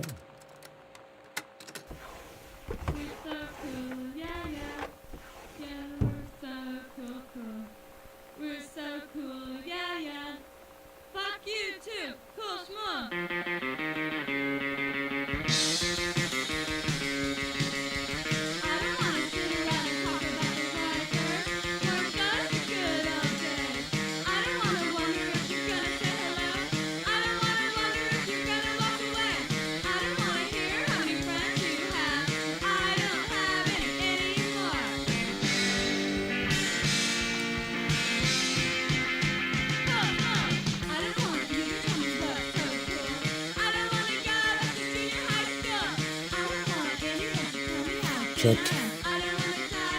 Ist ja schön und gut, aber es leicht ein bisschen ab. Ich stelle es ab. Chat. Danke für die Musik, Spiel. Was haben wir da? Mal schnell schauen. Chun Li Moves. Fireball, Lightning Kick, Helicopter Kick, Air Stomp, runter, bla bla bla und so weiter. Ein kleines Cheat Sheet. Modul nehmen. Oh, Chat. Aber wo ist denn die Konsole eigentlich? Adventures of the Cat. Returns. What? Oh, Chat. Okay, Chat, let's go. Was ist da drauf? Was ist da drauf? Chat. Wer kann das? Wer kann das? Oh, ich schaue es nochmal an, Chat. Macht Fullscreen und sagt mir, was ihr da seht.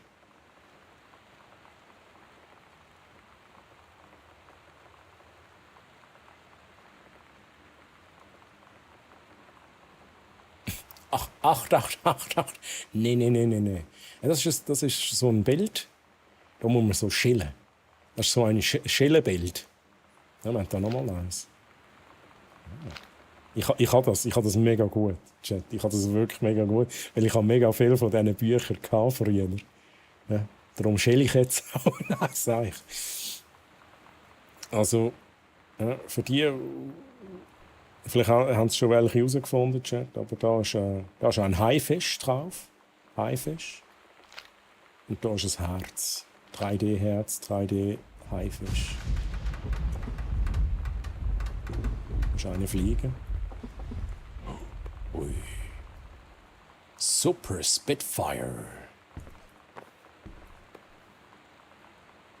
Wo Haifischpflaster. Journey of Crystal. Da ist ein Haifisch. Es ist mega schwierig zu erklären. Du musst wie schälen. Und dann, ich kann es nicht reinstecken. Ich habe keine Konsole nicht gemacht. Wo soll ich es denn hinstecken? In den Fernseher rein. So funktioniert das nicht. Schnell ein bisschen Ordnung machen. Oh, okay. Oh, what do we have here? Also 4-stellige Gold. I haven't had that much to drink, Jodie Foster. How many fingers am I holding up? Speziell. Was? Miau oder Miau? Konsole suchen. Das war's, oder? Ui, what do we have here? Ein Lippenstift. Lipstuff. Cherrystone. Also wir brauchen Gold, Chat. Das ist doch ganz einfach. Pacific Institute of Art. Die Specko, gehst du schlafen? Gute Nacht, liebe Specko. Mögen deine Träume von Gitarrenklängen und aufregenden Stargate-Abenteuern in fantastischen Cosplay-Welten erfüllt sein. Schlaf schön und tauche ein in deine einzigartige Steampunk-Welt. Hey Specko, schön bist du dabei gewesen. Ich wünsche dir eine ganz gute Nacht. Schönen Sonntag noch. Ja, wenn du reinschauen, morgen bei Mr. Blatch ab 17 Uhr, glaube ich. Und nachher ab 19 Uhr mit dem Ullen und Meer noch als Gast. Hey, würde mich natürlich freuen, aber musst nicht. Bye bye, tschüss, Specko. Eine Bürste, Chat. Ja, das packe ich schnell ein. Oh, da ist sicher noch etwas drin. Oh mein Gott. Was ist das? Goodfellow High School Disciplinary Referral. Das ist schon 94, also 20. Oktober. Für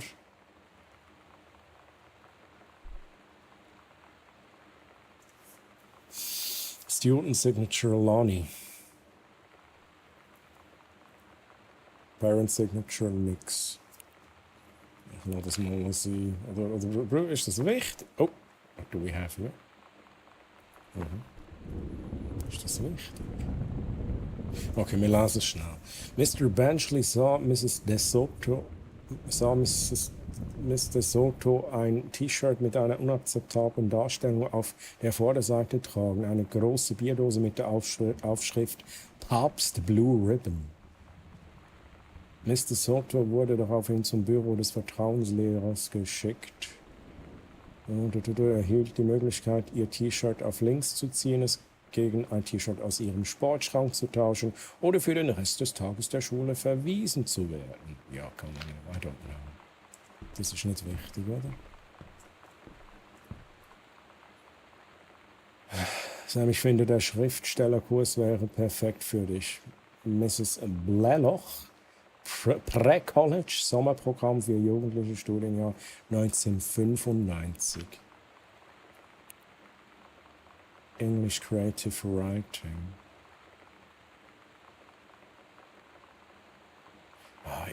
Ohne Scheiße. Ich habe langsam die Nase voll mit Lesen, ich muss ganz ehrlich sagen. Gehen wir schnell den Code suchen, oder? Das wollten wir eigentlich gerne haben. Den Code. Hab deine Nummer. Oh. Mack. Hey, Blatsch, alles gut. Sehr gern. Ich mache da gerne Werbung für gute Streamer. Und wo ich dann auch noch zu Gast bin, holy shit. Das ist nicht selbstverständlich. Hey, aber... Nein, also die ganze... Shit, wenn ich das gewusst hätte.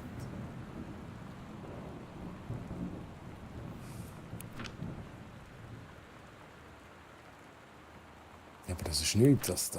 Was ist das? Ja, da brauchen wir nicht. Shit. Ich lese das nicht vor.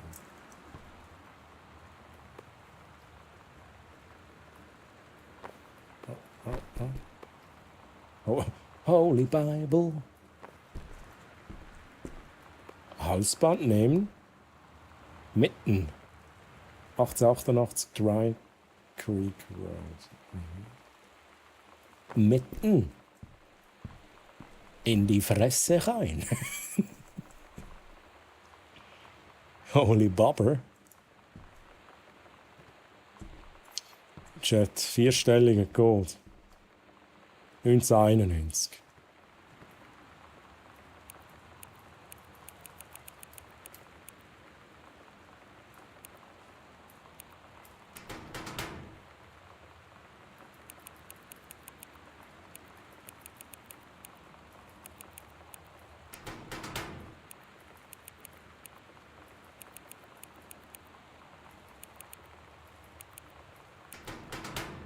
Fuck.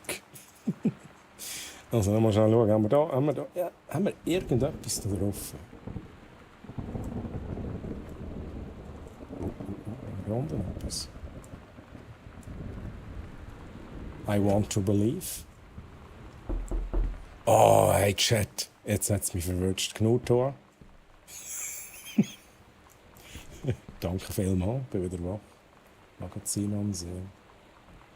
Soundgarden Exklusiv Interview 2, Rage Against the Machine, Groove, Kurt Cobain. Das hat so viele Jahreszahlen, aber ich nehme nicht, was eine von diesen Jahreszahlen ist. So random. Da muss doch drin sein, oder, Chat? Ist da noch irgendetwas? No. 1991 haben wir probiert.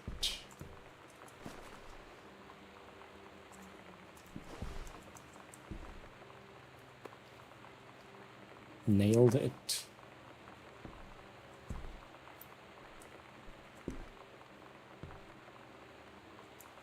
(1995). Das könnte man sein, ja. Ich habe das Gefühl, es ist schlussendlich schon eine Jahreszahl.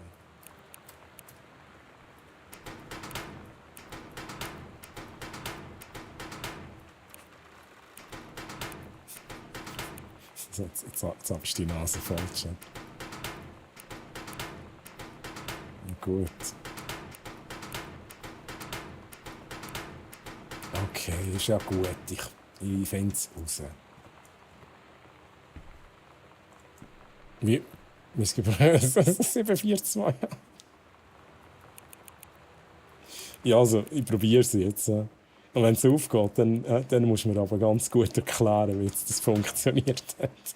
Random, let's go.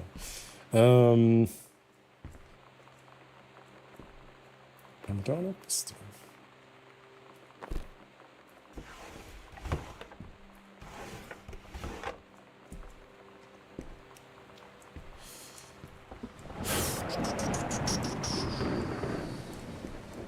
Haben wir da in diesem Text, den wir nicht richtig gelesen haben, eine Zahl?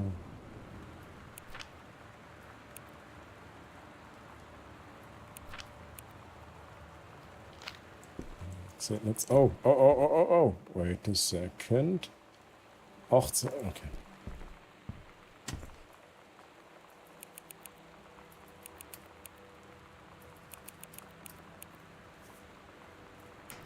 Fuck. Ich denke, das ist es, Mann. So, ich schmelze mal ins Bett rüber. Good night, good fight, take calls. Merci vielmals. Und schön bist du dabei gewesen. Ich wünsche dir ganz eine gute Nacht. Hoffentlich auch nicht zu warm bei dir. Und sonst gibst du dir noch ein Snickers gelassen, aber dann noch die Zähne putzen vor dem Schlafen, Hans. Nein, mach's gut. Schlaf gut, schönen Sonntag. Bis zum nächsten Mal. Und wie gesagt, morgen beim Blatsch bin ich auch noch mal. Falls du mich vermissen Bye, bye, tschüss. Karlsmann. Der Pablo Bicallo.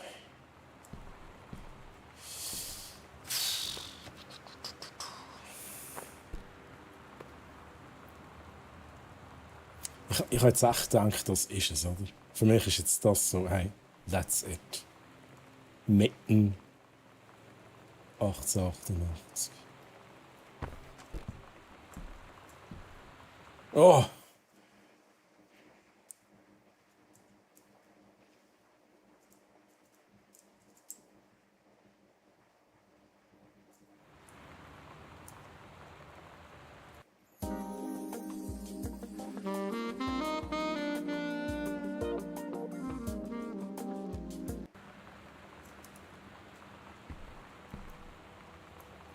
Bezaubernd. Fast. Ja, fast.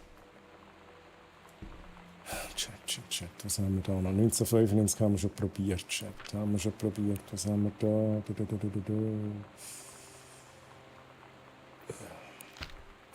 da? Teller nehmen.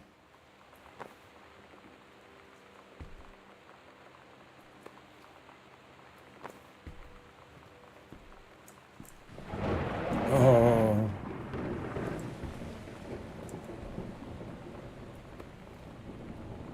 The Misfits.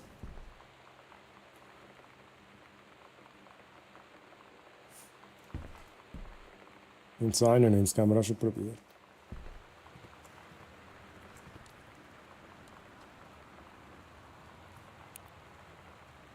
Eddie Vedder, hey, von Pearl Jam. Let's go. Let's go.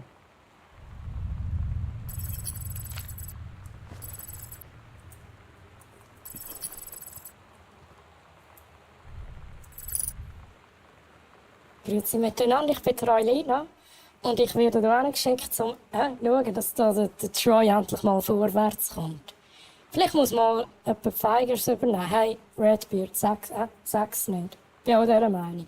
Wo ist denn da der Troy? Was muss er denn eingeben? Was muss er denn eingeben? Er muss da einen Code eingeben, oder? Und da ist ja der Code drauf, 119. 119. Wieso macht er denn das nicht einfach? 119.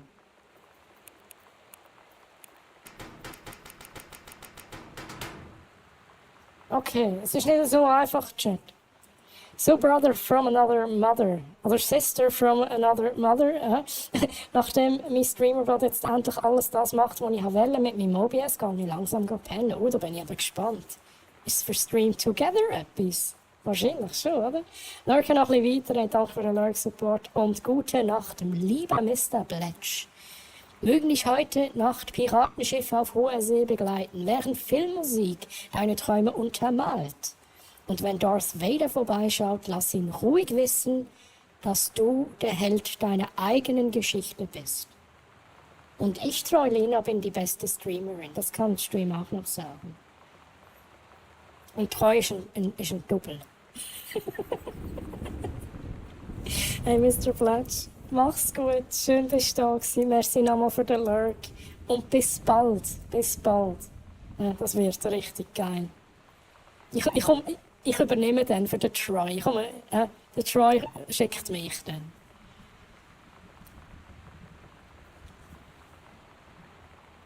So, Chat, jetzt machen wir schnell 888. Einfach weil Der Nick sagt das 888. Aber Chat, was haben wir da? Da steht 119 drauf. Was hat das zu bedeuten? 119. 119. Dann suchen wir. Also, come on. Jetzt machen wir da. Kurzer Prozess. 119. Fangen wir bei 0 an. Nein. Nein. Nein. Nein.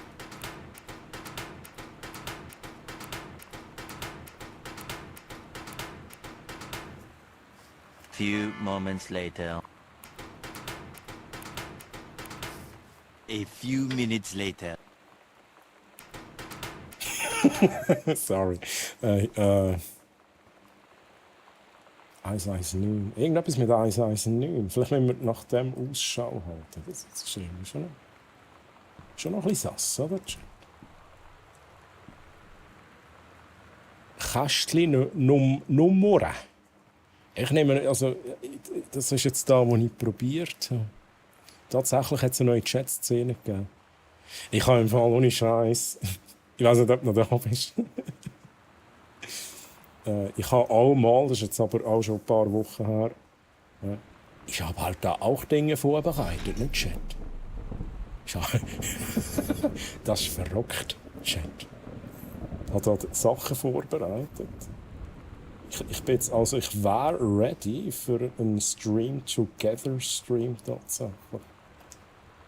Schon schauen, das ist mit einem Gast, mit 2 Gästen verschwindet der Chat, mit 3 Gästen.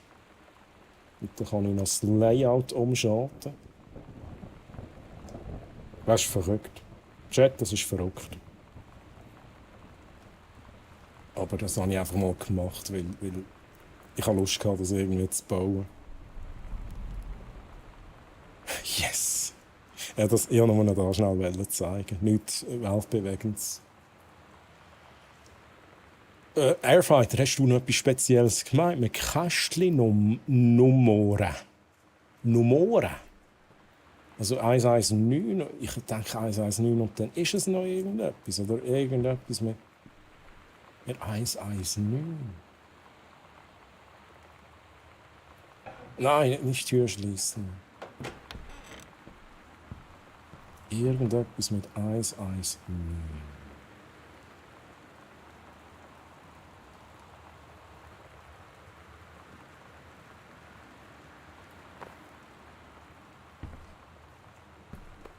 Nein, ich will das nicht. Wait a second. Was haben wir da eigentlich noch? Ah, okay, da kann ich Sachen. What the hell? Chat, das sehe ich halt erst jetzt.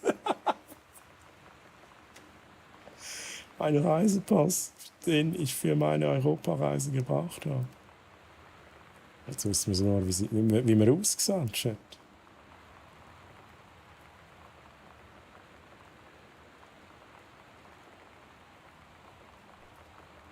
Der Schlüssel, der Boarding Pass. 6. Juni 1995. Amsterdam, also wieder Retour. Dann war sie ein Weile da. Also 1994 bis 1995 war sie da. So etwas muss ich auch noch machen. Das mit der neuen Chat-Szene ist aber einiges länger gegangen als geplant. Ja, hey, das ist nie zu unterschätzen. Aber so etwas Simples, wie da, was ich jetzt gezeigt habe. Ich habe tatsächlich, mein Gott, ich könnte jetzt etwas teasern. Aber das hat nichts zu bedeuten tatsächlich. Das ist auch so. Das ist auch etwas, wo ich einfach Lust hatte. Schauen, ob ich das zeigen kann. Und zwar bei dem Stream Together kann ich Punkte anzeigen lassen. Ich kann Punkte anzeigen lassen und dann habe ich so eine Action, die heißt Buzzer.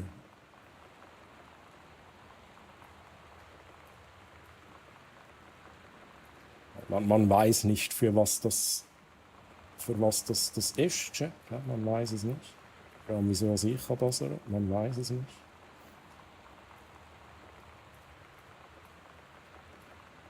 So, Chat, machen wir weiter. Es hat mich normal Wunder genommen, wie ich das bauen kann. Wenn es irgendwie so richtig Quiz geht oder irgend so etwas. Aber wie gesagt, das hat nichts zu bedeuten. Es ist nicht irgendetwas geplant oder so. Schlüssel. Hey, gute Nacht, Platsch. Bye, bye, tschüss. Dass 119 nur Kästchen Nummer ist. Aha, aber nicht. Okay. Got it. Das hat nichts mit dem Code zu tun. Schlüssel. Schauen wir den Schlüssel nochmal an. Gegenstände, Schlüssel. 04817669. 69. Geil. Nice. Also, das kann es jetzt auch nicht sein. Ich meine, wir sind ja wir sind nicht in unserem Raum, oder? Wir sind im Raum von der Schwester. Die Frage ist, also interessant wäre eigentlich, wenn ist sie geboren, aber... Also, wie weit sind wir zurück? Ja, haben wir die 80er Jahre durch? Jetzt gehe ich mache noch mal schnell die Taktik, ohne Scheiß. Geburtsjahr. Also das kann es nicht sein.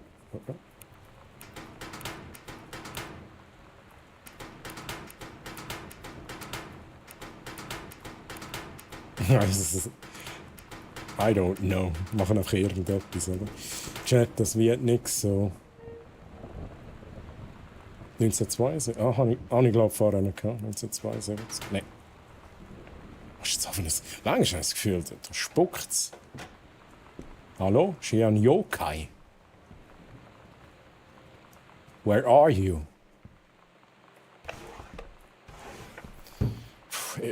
Wahrscheinlich... Come on, please. Ach, da irgendwie ein Gold versteckt oder so.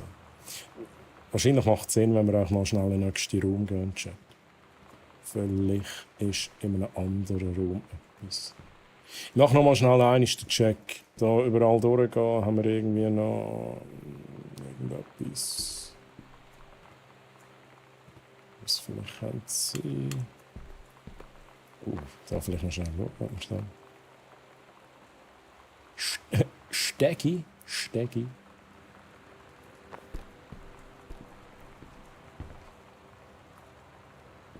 Da ist etwas. Give me this, hey. The Brother. 150. 1965. This is the one me and my dad are building. Wanna go for a ride when it's done? 1965. Chat 1965. Let's go. That's it, oder? That's it. The fuck, man. Come on. Ist da noch mehr drauf?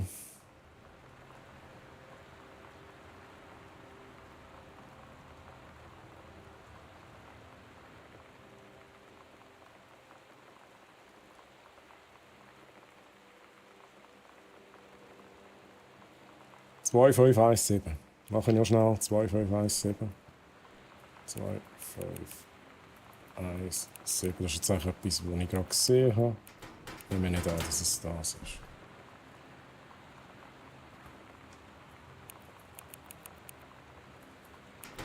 Come on! Ich dachte, das ist es, Mann. 1017, nicht? Come on! Das Spiel verarscht mich, oder? Und wie ist das Gameplay so? Hey, mittelmäßig, ne? Moni, man muss viel lesen in diesem Spiel, also falls du es auch mal spielen willst. Man muss sehr viel lesen. Die deutsche Übersetzung ist eigentlich gut. Das Problem ist, ich kann schnell etwas als Beispiel nehmen, wie zum Beispiel den Brief, den wir noch nicht gelesen haben, hier unten. Manchmal hat es nicht Platz auf dem Bild und dann, das ist so ein bisschen mühsam. Aber es geht schon, grundsätzlich ist es aber mega viel zum Lesen. Man muss nicht gross rätseln, okay, wir müssen jetzt gerade einen Code herausfinden, einen 4-stelligen. Aber sonst rätseln, nee, es ist vor allem so ein bisschen Story aufdecken. Ich weiss nicht, ob es da, wie das noch weitergeht. Manchmal redet sie auch, also dann hören wir sie reden und dann erzählt sie irgendetwas. Redbeard hat noch geschrieben, hast du denn schon alles auf dem Stock durchsucht? Nein, wir gehen noch weiter. Sorry, dass ich das vorher nicht gelesen habe. Alles anschauen. Also so Stories in Games lese ich nie. Ich manchmal, wenn es nicht zu viel ist. Ich habe schon Games gehabt, wo ich angefangen und dann irgendwann musste sagen, hey Leute, wir kommen nicht vom Fleck, wenn ich alles lese. Das Problem ist, in diesem Spiel musst du eben fast irgendwie ein Zeug lesen. Sonst hast du nichts vom Spiel. Das ist eigentlich so der Fokus vom Gameplay.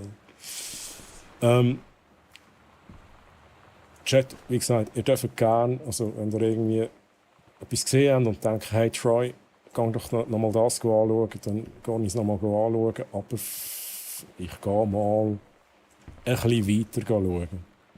Chat, jetzt muss ich aber da noch mal schauen, was war da gewesen? Aha, das ist ein Durchgang. Ja. Wir merken uns 4-stelliger Code in diesem Raum. Gell, dann spielt es im Schweizer Sommer. Okay. Okay.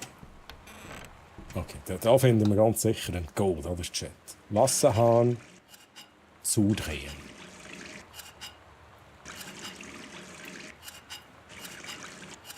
Die Übersetzung ist manchmal auch ein bisschen komisch. Hey, geht's noch? Hey? Lonnie Rules. Was haben wir da? Quick Fix. Brauchen wir nicht. Was haben wir da? Zahnpasta. Brauchen wir nicht. Nagellack brauchen wir nicht. Zahnbürste brauchen wir nicht. Gleitgel brauchen wir nicht. Eine Spüle. Es scheint kaputt zu sein. Da ist etwas versteckt, oder? Flasche. Wild Color. Lonnie brought her hair dye over today. She said, I need to fix these roots. Think you could help? Dyeing hair is weirdly intimate. Das ist irgendwie ein Sass, ist das? Someone else's scalp before. That's pretty intimate, right? Kommt noch eines sick It Blut. felt intimate. We looked in the mirror together after, and I expected her to say something about how it looked crappy or good or whatever. But that's when she said, "You're so beautiful."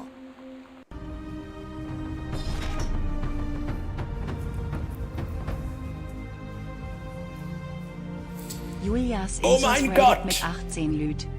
Ein Raider. Julia Simsus, danke dir für den Raid. Hallo, liebe Raiders, ich wechsle kurz die Szene. Holy shit. Holy shit. Julia, ich danke dir für den Raid. Was gab's denn bei dir? Was gab's bei dir? Was hast du gestreamt? Und hallo, liebe Raiders. Ich nehme an, ich mache mal auf Hochdeutsch, ne? Sonst ist bei mir so ein bisschen Schweizerdeutsch, aber damit ihr alle mich auch versteht, mache ich kurz Hochdeutsch. Ich bin der Troy, ich bin aus der Schweiz. Ich suche hier noch einen Knopf. Und bei mir gibt es viel Interaktivität, viele Spielereien, viele Effekte, viel Gelaber und Hashtag eventuell auch mal Gameplay. Aktuell mit dem Spiel Gun Home, ein Spiel, wo wir viel lesen müssen tatsächlich, haben da heute angefangen. Und ja, aber zuerst machen wir noch ein Foto. Julia, du darfst dir auf der linken Seite was aussuchen, kannst den Chatbefehl in den Chat eingeben, dann wählst du nämlich aus, was neben dir aufs Foto kommt. Kannst du auswählen Kaktor, Chocobo, Franziskus, das hier ist der Franziskus. Einfach in den Chat reinschreiben. Alle anderen im Chat, alle Raiders, alle, die schon hier waren und dazugestoßen sind, gebt doch alle Ausrufezeichen Foto ein, dann erscheint hier hinter Julia und mir mit eurem Avatar, mit eurem Profilbild.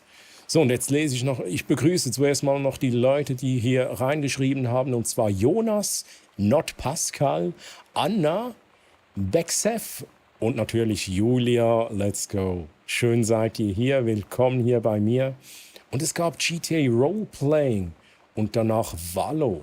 Oha, oha, das ist interessant. Da muss ich mal bei dir reinschauen, vor allem beim Roleplaying. Das ist immer sehr interessant, wie das die Leute machen. Valo ist jetzt nicht so meins tatsächlich, aber cool, nice. Und Klide, grüezi, wie geht's dir? Schön, dass du hier bist. Oder Clyde. I guess it's Clyde. So, kommt doch alle aufs Foto. Ausrufezeichen Foto. Ich gucke noch kurz. Genau, Redbeard ist drauf, Pascal ist auch drauf. Alle dürfen aufs Foto. Einfach Ausrufezeichen Foto in den Chat reinschreiben. Ich gucke noch kurz, dass da alles richtig ist. Ist das hier für Musik?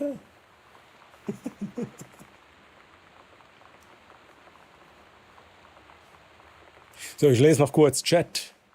Was hat Julia noch geschrieben? Hä, wie süß ist denn das hier alles? Ich fasse es nicht. Oh, ja, hier viel Spielereien. Ne? Also, jetzt ohne Scheiß, und das ist jetzt das Erste, das machen wir immer, wenn ein Raid kommt, machen wir ein Foto zusammen. Das Foto geht dann auch auf dem Discord direkt live. Ich mache dann auch eine Insta-Story, wo ich dich noch markiere, sofern ich dich auf Insta finde. Darfst mir auch gerne deinen Insta-Namen schicken, sollte der komplett anders sein als dein Twitch-Name. Und tatsächlich, Julia, habe ich das Gefühl,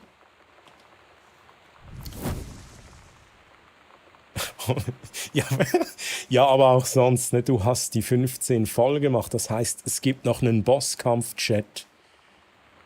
Julia, bist du... Ich frage jetzt mal so...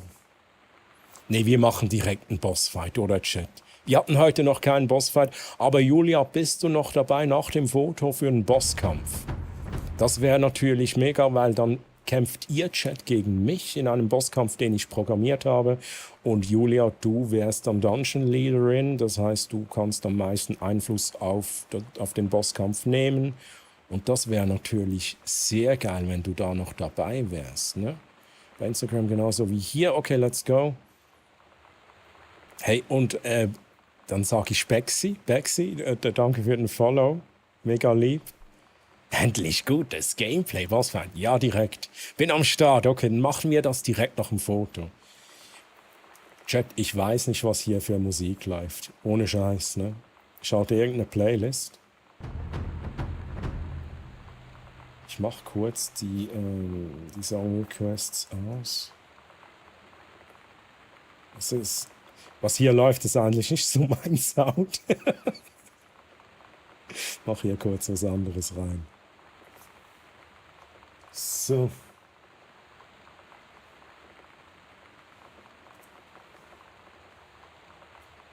Und Julia, ich danke dir auch für den Follow.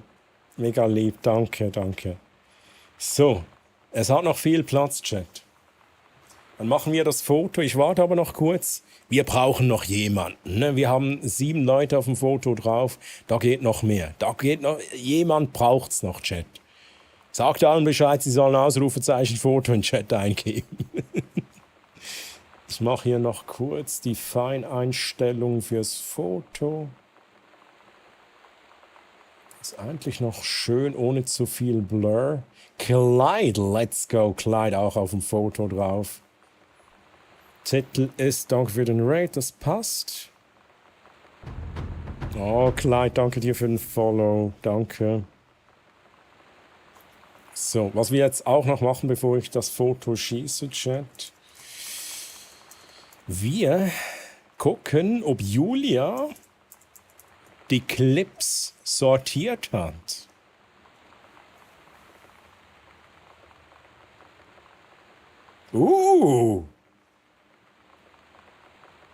Holy! Chat, habt ihr das gesehen, ne? Das sind Skills. Das sind Skills, Chat. Let's go. Guter Clip, guter Clip. So, Chat, letzte Chance für aufs Foto, Ausrufezeichen Foto. Wenigstens mein guter Clip. Also bei mir ist es so, es gibt ja die Clips, wie heißen die? Die vorgestellten Clips, ne, die du auswählst zum Zeigen. Bei mir nimmt es die, wenn ich einen Clip-Shoutout mache. So, Chat. Und übrigens Nico Letor, grüezi, schön, dass du hier bist. Und Michi Mike, auch noch auf dem Foto. Schön, dass ihr hier seid. Und grüezi, willkommen hier bei mir. Der hat gesessen. Indeed, indeed. Ja? Julia hat sortiert. Let's go. Let's go. Das ist wichtig, Chat. Das ist wichtig. So, wir machen das Foto in 7 bis 15 Sekunden.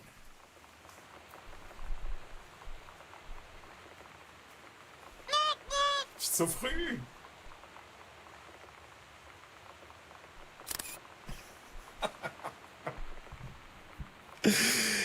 Let's go, Julia, hier unser Foto. Wunderschön. Nein, jetzt ist noch jemand draufgekommen. Du warst leider zu spät. I'm so sorry. Julia, hier unser Foto. Danke nochmals für den Raid. Das Foto ab jetzt auf dem Discord drauf. Ausrufezeichen DC oder Ausrufezeichen Discord. Und das Ding poste ich dann auch noch in einer Insta-Story, wie gesagt. Ich muss aber noch die Insta-Story von letzter Woche posten. Chat habe ich noch nicht gemacht, sorry. Ja, in den nächsten Tagen irgendwann mal mache ich das. So, Chat. Und dann haben wir gesagt, wir machen noch den Bossfight. Direkt. Bin gerade voll gefesselt hier. Oh, danke für die netten Worte. Viele Spielereien tatsächlich.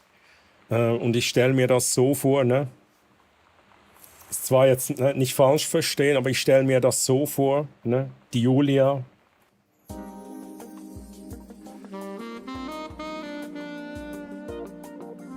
Aber nicht wegen mir. Ne, nicht wegen mir. Natürlich. Mere auch wieder da. Let's go. Mere, du willst schon den Bossfight machen, oder?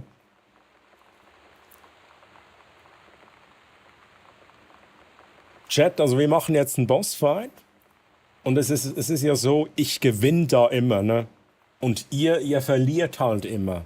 Ja? Es ist keine Lüge. Es ist keine Lüge, Chat. Ich gewinne da immer.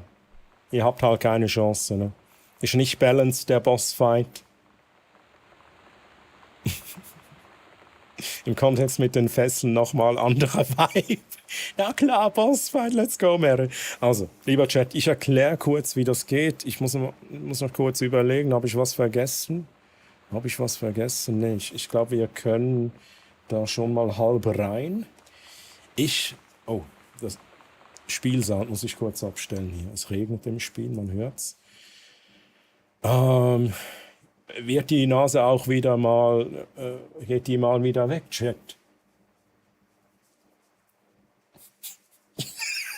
Okay, let's go. Also, Chat, für die noch nie dabei waren beim Bossfight. Es wird so sein. Jetzt bin ich verwirrt, ne? Ah, der Art ist noch dabei vom letzten Stream. Nee, okay. Wenn der Bossfight losgeht, habt ihr jeweils 3 Aktionen pro Zug. Dann bin ich an der Reihe, dann seid ihr wieder an der Reihe. Für jede Aktion votet ihr mit einem dieser Chatbefehle. Einfach in den Chat reinschreiben, könnt auch den ersten Buchstaben nehmen. Für Angriff wäre das Ausrufezeichen A, geht auch. Wenn Twitch-Chat euch sagt, ihr dürft nicht spammen, dann macht ihr einfach Abstand, irgendwas hinter den Befehl und dann geht das dann auch. Die Dungeon Leaders haben Dreifach-Votes. Das heißt, du, Julia, und noch the Zombie Man, ein Raid auch von heute und Artie Raid vom letzten Stream, denke ich mal. Ihr habt alle Dreifach-Votes. Und ihr könnt somit am meisten Einfluss nehmen auf das Kampfgeschehen. Muss ich kurz ein bisschen leiser machen. So. Und bei den Befehlen ist es so, ihr habt 3 Angriffe, die haben 3 verschiedene Trefferwahrscheinlichkeiten, machen unterschiedlich Schaden. Mit Kaffeetrink hielt ihr euch, in der Mystery Chest kann alles Mögliche drin sein. Angriffe, Heilung, Damage für alle auch. Kann aber auch leer sein. Mit Franziskus, Ausrufezeichen Franziskus, schenkt ihr dem Franziskus hier Liebe, denn er kämpft für mich und hat eine der stärkeren Attacken. Er kann nämlich bis zu 400 Damage machen mit 400 Eicheln. Wenn ihr ihm Liebe schenkt, dann senkt ihr die Chance in 10% Schritten, dass er die Attacke ausführt. Wir müssen Bosskampf schaffen, bevor die Mücken mich aussaugen. Let's go, Mere. Zugriff. Zeitdruck schrecklich. Sexy Nase. Let's go. So, Chat, soweit klar. Also es ist nicht so kompliziert, ne? Und es gibt hier einige, also mehrere, Pascal, die waren schon ein paar Mal dabei. Guckt ihr sonst einfach mal, was die so machen und dann macht ihr einfach mit. Wie gesagt, ihr verliert sowieso. So, Chat, bevor es aber losgeht, gibt es noch was, das wir machen? Am Ende des Bossfights können solche Karten droppen. Und am Anfang des Bossfights könnt ihr eine Karte, die ihr im Inventar habt, wählen. wenn ihr wollt. Wenn ihr also zusätzliche Heilung wollt, macht ihr Ausrufezeichenkarte 1, dann votet ihr für die Karte. Wenn ihr den Franziskus wollt, dann kämpft der nämlich für euch. Könnt ihr Ausrufezeichenkarte 2 in den Chat schreiben. Wenn ihr Lichtschwerter wollt, ist rein kosmetisch, macht ihr Ausrufezeichenkarte 3 rein. Und mit Ausrufezeichen keine Karte sagt ihr, hey, wir wollen keine Karte. Auch hier die Dreifach-Votes von den Dungeon Leaders, also Julia, du kannst auch hier dein Dreifach-Vote reinmachen. Let's go. Karte 2, Franziskus. Ich warte noch kurz, so eine halbe Minute, Chat. Also falls noch Votes reinkommen, da kommen noch Votes. Ihr wollt einen Franziskus. Hä? Ach, Franziskus, ich dachte jetzt, du kämpfst gegen Chat, aber nee, du kämpfst gegen mich. Das ist irgendwie traurig, Chat. Das ist traurig. Und Narego, grüezi, wie geht's dir? Schön, dass du hier bist. Und auch dir willkommen hier auf meinem Channel. Oha, wir gewinnen sowieso, den Franziskus brauchen wir nicht. Okay, ich nehme an, ja, sieht so aus, Franziskus gibt's. Dann erkläre ich kurz, wie das ist. Ihr könnt einmal pro Runde, könnt ihr den Franziskus einsetzen. Also es geht nicht 3-mal pro Runde, sondern nur einmal. Und er macht dann entweder 100 Schaden, 250 oder 400. Let's go. Und Narego und Anna Rose, danke für eure Follows. Willkommen hier, mega lieb. Chat. Seid ihr ready? Nee, ihr seid nicht ready, Chat. Ne? Ihr seid nicht ready. Es ist unmöglich, dass ihr ready seid für diesen Bossfight. Aber ich bin auch nicht ready. Für uns macht der 400, der mag uns. Verdammt, Franziskus. Du fällst immer drauf rein, ne? Die Fake-Liebe von Chat. Okay, ich muss dich jetzt hier wegnehmen, denn du kämpfst nicht für mich. Die Hand darfst du auch noch mitnehmen, Franziskus. So, Chat. Es geht los. Julia und die Raiders. Ihr wollt mich besiegen? Chat, macht eure Chatbefehle rein, votet für eure erste Aktion. Und ich sage noch kurz, es kann sein, dass mein Video Delay hat. Ne? Wenn ihr immer merkt, dass der Bot sagt, hey, warte bis die Abstimmung läuft, dann achtet euch eher auf Chat. Wenn der Bot sagt, ihr seid an der Reihe, dann macht eure Befehle rein. Denkt einfach an das Video Delay. Nee, Will Smith hat daneben gehauen, Chat. Eure zweite Aktion. Was soll es sein? Wir haben einen Vote auf Mystery Chest. 4 Votes auf Pistole. 4 Votes auf 5 oder 6 Votes auf Angriff.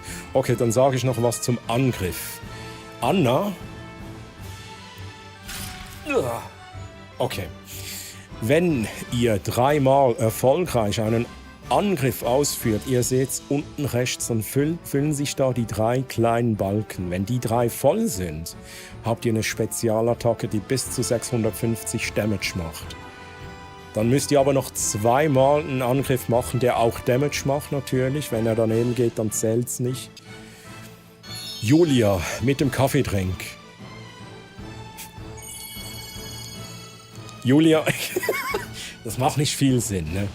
Aber du bist jetzt das erste Mal hier. Ihr könnt, ne, ihr habt schon volle HP, ihr könnt also nicht darüber hinaus healen. Aber das ist hier alles ein Lernprozess, alles okay, ne, macht ihr keinen Kopf.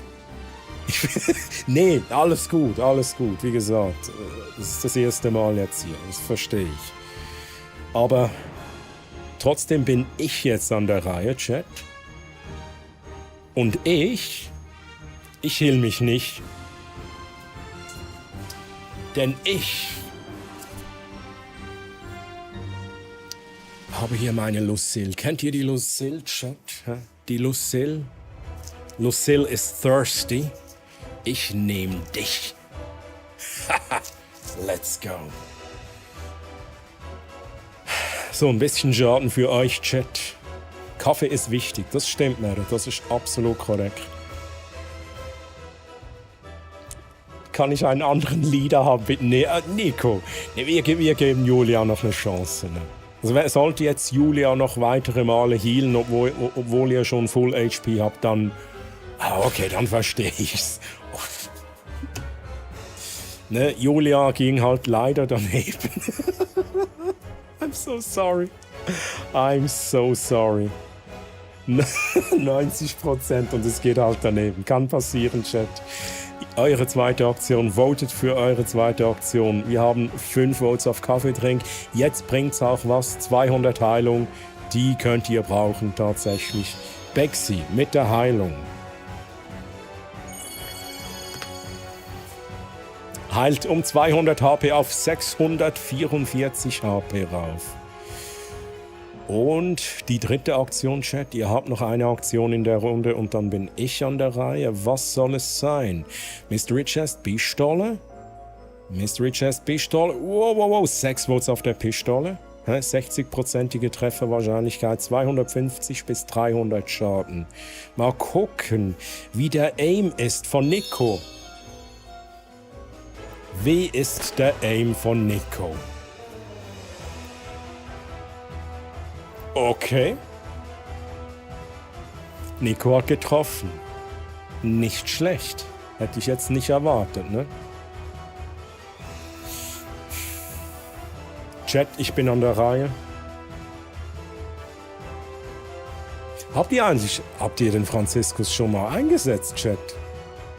Habt ihr den Franziskus schon mal eingesetzt? Denkt an den Franziskus, ne? Ich sag's bloß, weil ich wollte jetzt Franziskus machen. Dabei ist ja der Franziskus gar nicht bei mir. Nach Ego, oh mein Gott. Danke dir für den Prime-Sub. Danke vielmals für deinen Support. Das wäre nicht nötig, aber danke dir. Mega lieb, mega lieb.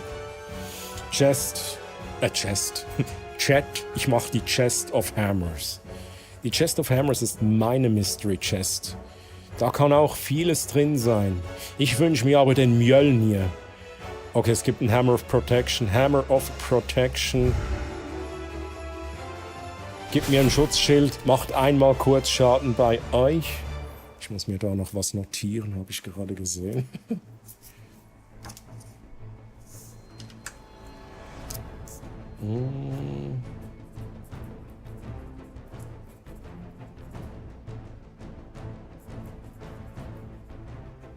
So, was haben wir? Ich habe gar nicht geguckt. Oh mein Gott, ich habe es gar nicht gesagt. Ne?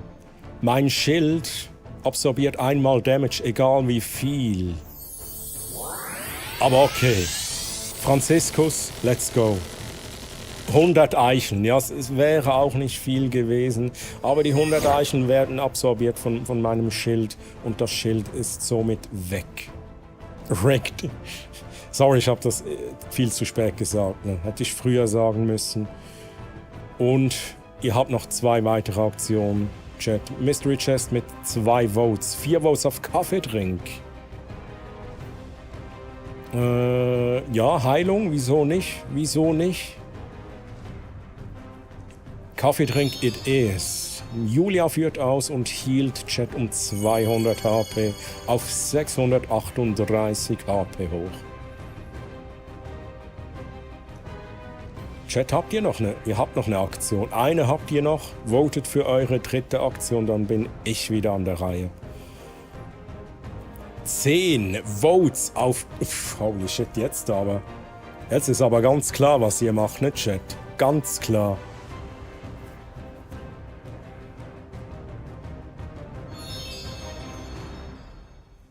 Julia mit der Mystery Chest.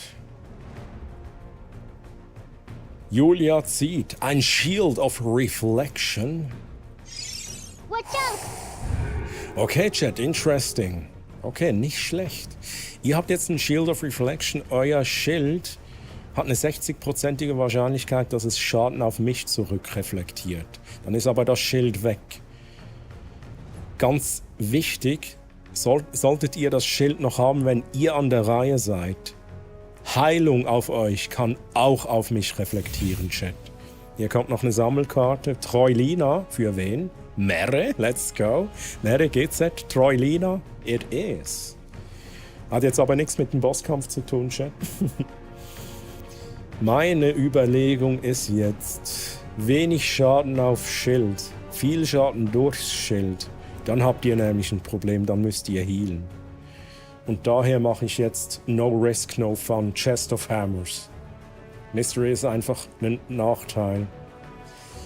Ja, kann Nachteil sein. Oh, Kriegshammer. Kriegshammer. Oh mein Gott, ich hätte mir jetzt gewünscht, dass es auf Schild geht. Ihr habt ein wenig Schaden bekommen. Denkt daran, Heilung kann auf mich reflektieren. Dann ist aber das Schild weg. Ihr habt 456 HP, ich kann allerhöchstens 500 Damage machen. Dann muss ich aber viel Glück haben, Chat. Just saying. Einfach, dass ihr etwa wisst, was wäre jetzt eine gute Aktion. Mere entscheidet sich für... Mere. Was ist das Sass? Mere, ich bin nicht Sass. Du bist Sass, Mere.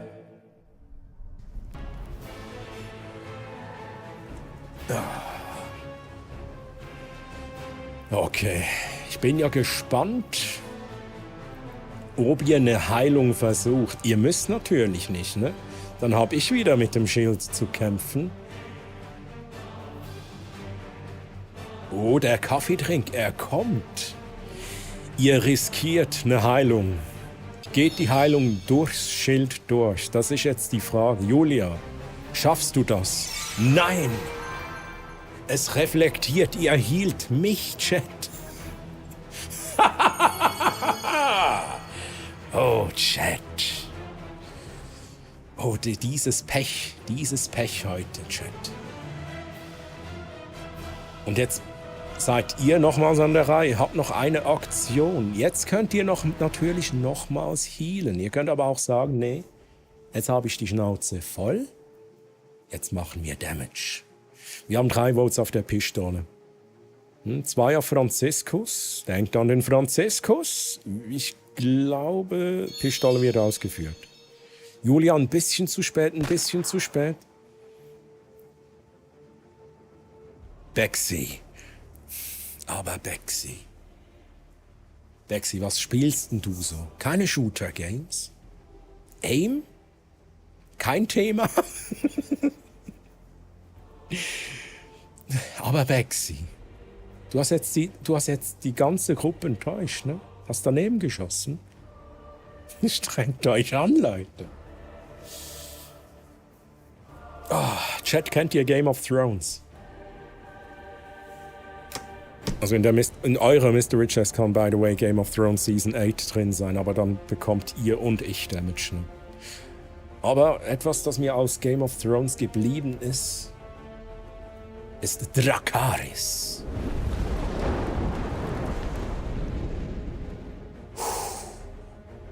298 Schaden, Chat. Ich bin ja gespannt, ich erinnere nochmals daran, Angriffe füllen da den Zähler, Spezialattacke wird dann freigeschaltet. Ihr healt, das ist sicher keine schlechte Idee. Denkt an den Franziskus, den ihr habt. Der kann bis zu 400 Damage machen. Aber Heilung ist definitiv eine gute Wahl. Ihr healt euch auf 358 HP hoch. Aimlabs noch mal ein bisschen trainieren. Stimmt. Sollen auf den Boden gucken, sonst bin ich Endboss nächste Runde.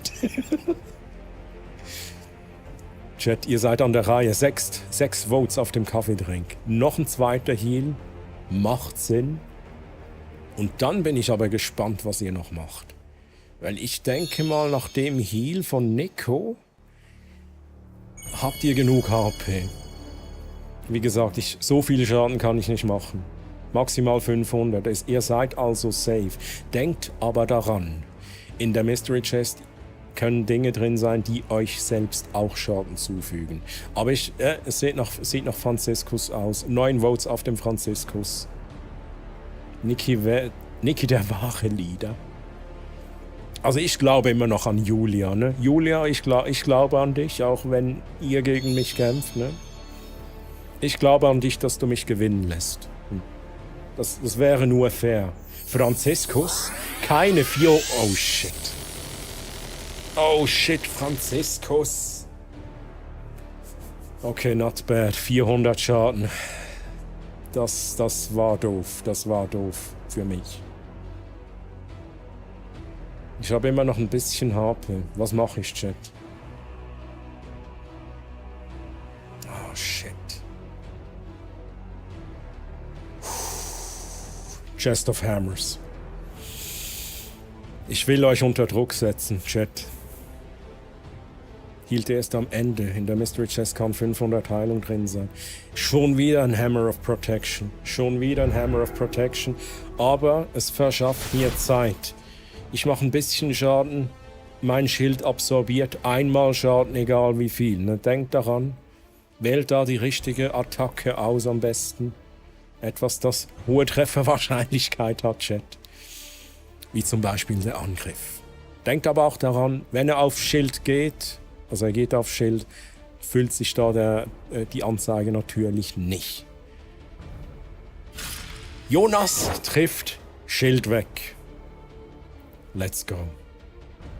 Ich bin wieder verwundbar. Nix Angriff, Heal ist besser. Was? Oh, Heal ist besser. Okay. Was ich schön finde, Chat, ihr habt eine gemeinsame Strategie. Ist nicht immer so, ne? Ist nicht immer so. Jonas, mit dem Kaffeetrink, hielt um 200 HP. Ihr seid wieder bei sicheren 597 HP. Und ihr habt noch eine Aktion. Die Frage ist Mystery oder Pistole? Ich glaube, die Leute stimmen für die Mystery Chest. 10 Votes für die Mystery Chest. Chat. Nico mit der Mystery Chest. Die kann auch leer sein, ne? Okay. Sie war nicht leer, Chat. Oh, come on. Ich will nicht.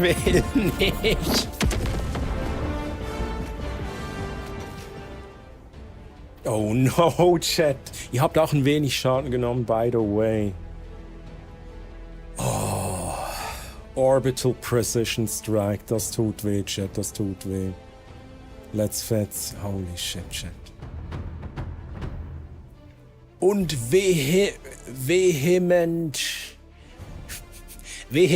Dem 2, danke dir für den Follow. Willkommen hier bei mir.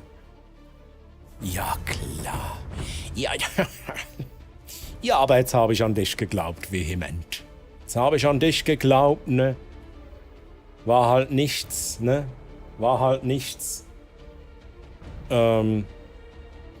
Die Bananimation kommt nachher. Das wäre der 1500. Follow gewesen, Mann. Und es ist halt ein Bot. Das ist richtig fies. Ja, das ist richtig fies, Chat. So. Nochmal überlegen, was mache ich? Fuck, Chest of Hammers. Oh nee, ich überlebe das nicht, Chat. Chest of Hammers. Entweder Hammer of Healing oder dann so richtig unter Druck setzen mit einem Mjölnir. Hammer of Healing, let's go. Let's go. Hammer of Healing. Ich werde gehealt. Okay. Und ich mache noch ein bisschen Schaden. Let's go. Unfair, wir haben Zeitdruck und du nicht. True. Kurz Hoffnung gehabt und pure Enttäuschung. Niki hat aber gefollowt, die Maschine. Oh, Nico. Oh, ich hab's gar nicht vorgelesen. I'm so sorry, Nico. Danke dir für den Follow. Dann bist du offiziell der Follower Nummer 1500. Holy shit. Channel Goal reached. Let's go. Danke euch für das. Danke euch für die Follows. Hey. Sehr geil. Jetzt muss ich mir noch was einfallen lassen, irgendein Special, ne? Muss ich da noch ein Special machen? Muss ich da noch Giveaways machen, Chat? Fragen über Fragen. Chat, was macht ihr? Franziskus, 7 Votes. Oh, Franziskus, come on. Franziskus. Keine 400 Eichen, Franziskus. Okay. 100. Die nehme ich, ne? Die esse ich sogar. 100 Schaden. War nicht so viel. Aber der Franziskus, der weiß eben, ne? Der Franziskus, der weiß, wer sein Meister ist. Oh, Franziskus. 7 Votes, 8 Votes, 10 Votes auf der Mystery Chest. Let's go.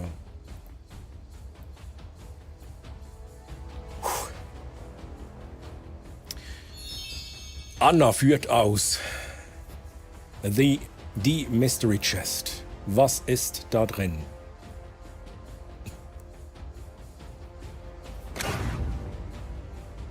Oh shit. Oh shit. Oh, das war der falsche Moment für einen Thanos. Das war der falsche Moment für Thanos, Chat. Oh shit. Am Anfang ist der absolut OP, ne? Aber jetzt hat er mich gehealt und euch Damage zugefügt, Chat. Oh shit. Oh shit. Ne, also Anna, natürlich, es ist Zufall. Ne? Ich zeig euch sogar. Ne, ich hab das gar nicht drin. Es ist Zufall und der Thanos ist sehr selten. Der ist sehr, sehr selten, Chat. Und Bayo, hey, grüezi, Bayo, Bao. Wie geht's dir? Schön, dass du hier bist. Ah, Bao, du bist hier mit im Bosskampf gelandet. Scheiße, Chat.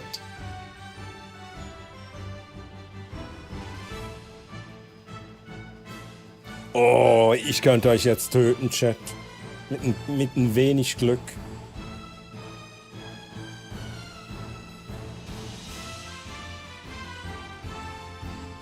Chat. Ah, ich weiß es nicht, ne? Ich weiß es nicht. Ich bin jetzt mal gnädig. Es gibt eine Shockwave von mir. Die killt euch nicht. Ich mache ein wenig Schaden. Aber es ist noch nicht vorbei. Ja? So einfach ist es nicht. Das war aber jetzt das erste und letzte Mal, wo ich gnädig war, Chat. Thanos war Pech. Thanos in der dritten Mystery Chest, in der dritten Aktion, das ist halt Pech. Chat. Nico führt aus, Nico healt.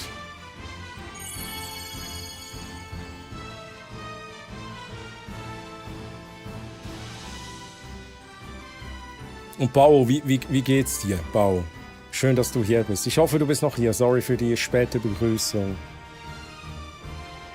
Kaffeetrink, 8 Votes. Ein Vote ging noch auf Mystery Chest.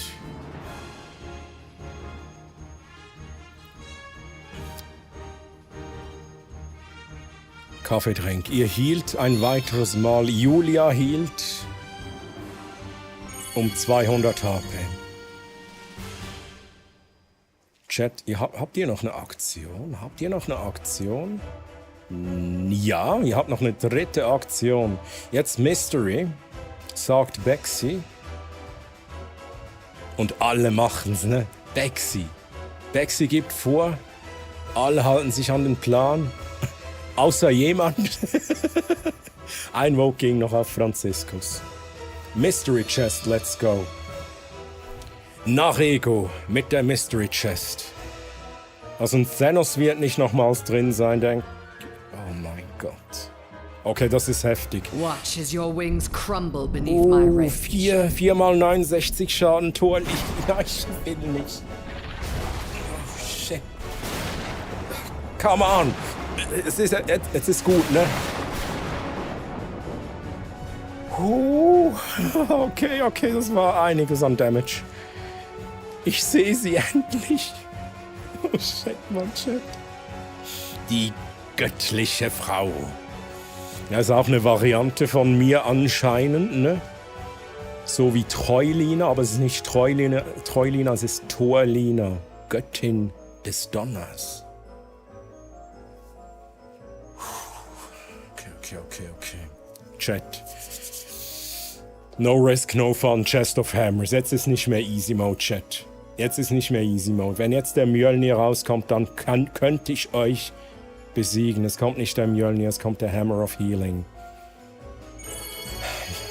Dieser Bosskampf dauert noch Stunden, Chat.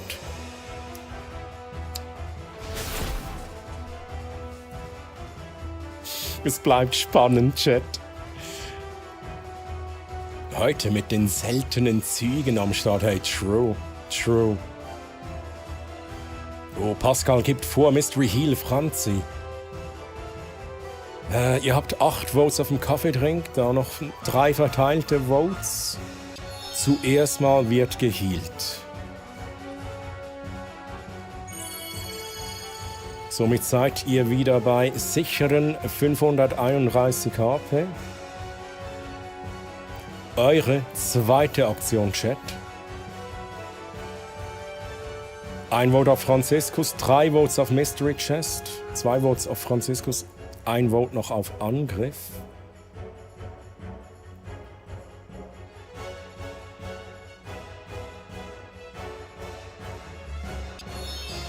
Jonas. Mit der Mystery Chest. Oh, was wird hier drin sein? Oh, ein Kaffeedrink. Ein Kaffeedrink. Ihr hielt euch auf Full HP rauf. Noch einiges an Overheal dabei. Das bringt aber nichts, ne? Chat, dritte Aktion. Pascal sagt auch deswegen zuerst Mystery, ne? Weil da der Heal drin sein kann. Man weiß es halt nicht. Was gibt's denn? 10 Votes auf Franziskus. Oh, come on. Narego. Franziskus, come on. Franziskus. Ich bin dein Meister. Braver Franziskus. 100 Eichen. Eine leichte Brise. Oh, das Pech-Chat. Ihr habt da mit dem Franziskus habt ihr relativ viel Pech. Einmal gab's 400. Sonst nur 100, ne? Hast du gehört, Franziskus? Redbeard hat dich einen Verräter genannt. Chest of Hammers. Oh, come on, es wird schwierig. Aber jetzt mal ein Mjölnir, Chat. Jetzt einfach einmal ein Mjölnir. Nein! Oh, shit. Okay. Nicht viel Schaden, das war nicht gut. Das war nicht gut. Ihr müsst euch nicht healen, ihr könnt jetzt Damage machen.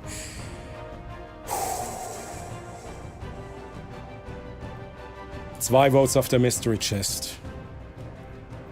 3 Votes auf der Mystery... 4 Votes auf der Pistole. 5, okay. Pistole it is. Julia. Valorant-Spielerin. Hat Aim, aber hat sie denn um diese Zeit noch Aim? Okay, hat sie. Never mind. Nice one, Julia, nice one. Ich habe nur noch 193 HP, ihr habt noch 2 Aktionen. Oh no, nicht mit Chat, nicht mit Franziskus, please. Oh no. Oh no. Franziskus, denk daran, wer macht dir die Pizza? Hä? Wer macht die Pizza? Braver Franziskus, holy shit. Das Pech, Chat. Oh mein Gott, das Pech. Das ist heftig. Das ist heftig. Das wären 50% Chance auf 400 Eicheln. 50%. Oh no. Aber ich überlebe das nicht, ne, Chat? Will Smith.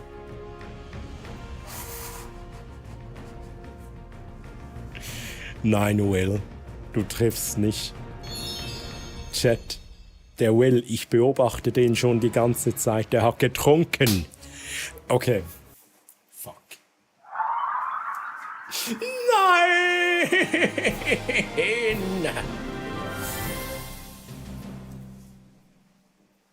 Chat.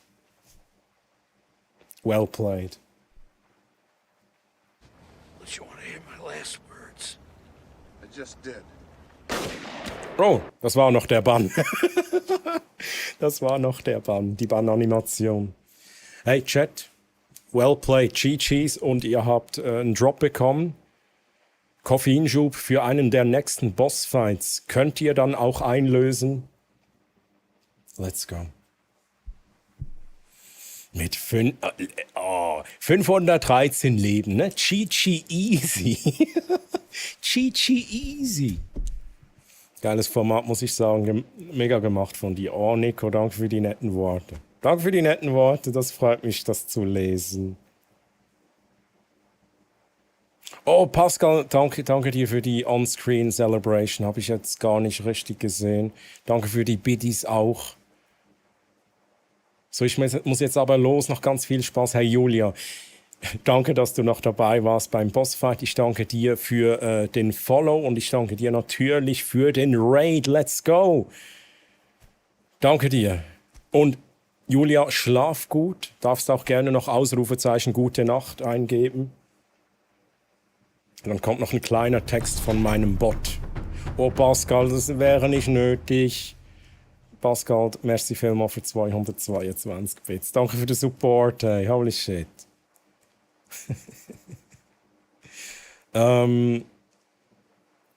Möchte das wieder spielen, einfach klasse. Das ist was, das machen wir, also ich kann es noch mal kurz erklären, nach einem Raid machen wir immer das Foto und wenn nach einem Raid hier dieser Zähler voll ist, das heißt, es braucht mindestens 15 Leute, die rüberkommen, dann queuen wir den Bossfight rein. Und ich streame jeden Samstag, also wenn ihr am Samstag da seid, kann es sein, dass ihr ab und zu mal so einen Bossfight bekommt, Chat. Und Flowtastic, danke dir für ein Follow. Bin heute mit Second Account unterwegs und verteile Gifted Subs an die es meiner Meinung nach verdient haben. Hab eine Zeit lang zugeschaut und daher seid ihr gegönnt. Oh? Ja. Oh, oh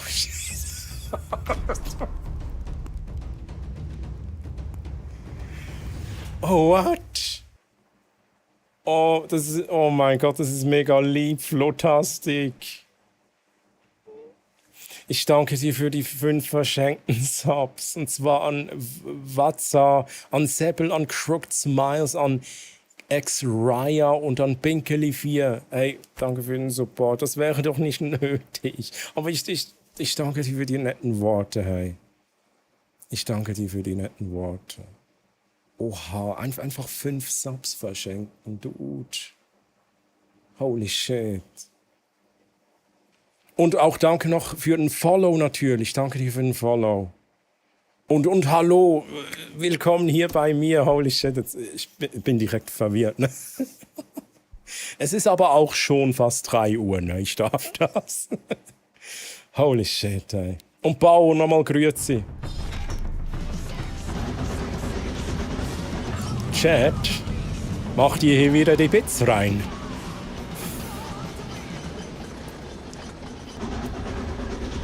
Okay. Hype Train, let's go. Hype Train, let's go. Ich mach noch die andere Animation, Chat. Ich mach noch kurz die Hype Train Animation.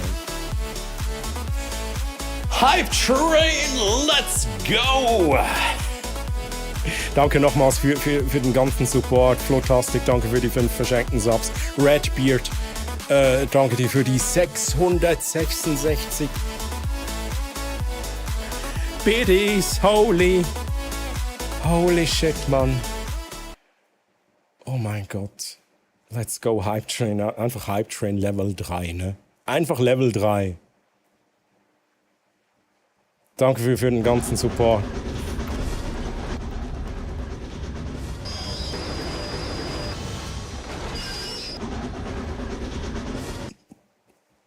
Chat, wenn ihr so weitermacht und wir 88 Meilen pro Stunde erreichen, dann bin ich weg. Ne? Dann reise ich durch die Zeit.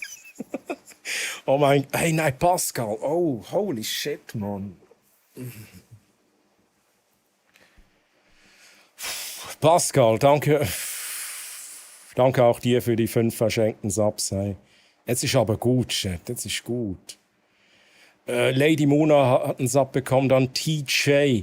Keks Generalkuchen, Christerium und Apfelmost CH. Ihr habt allen einen Sub bekommen. Viel Spaß.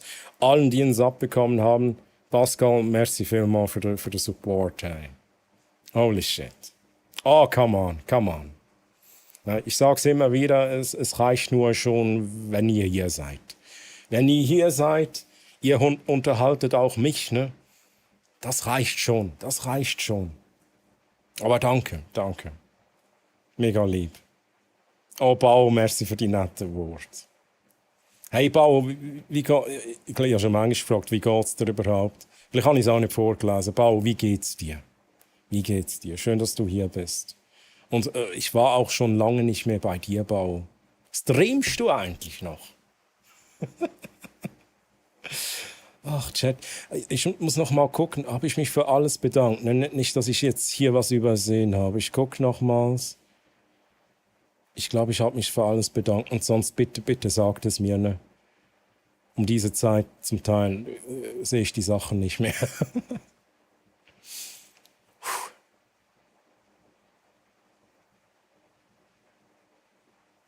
Soweit alles gut, mein Rücken tut ein bisschen weh, aber sonst alles top. Okay, das freut mich. Und dann wünsche ich dir aber eine gute Besserung mit dem Rückenbau.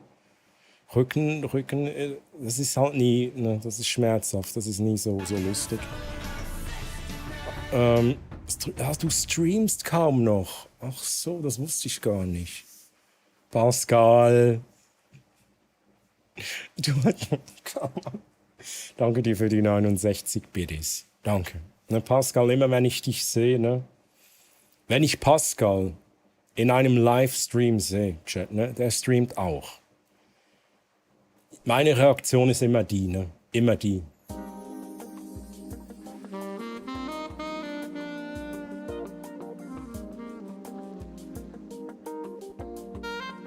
Er ist so ein sympathischer Dude, ne?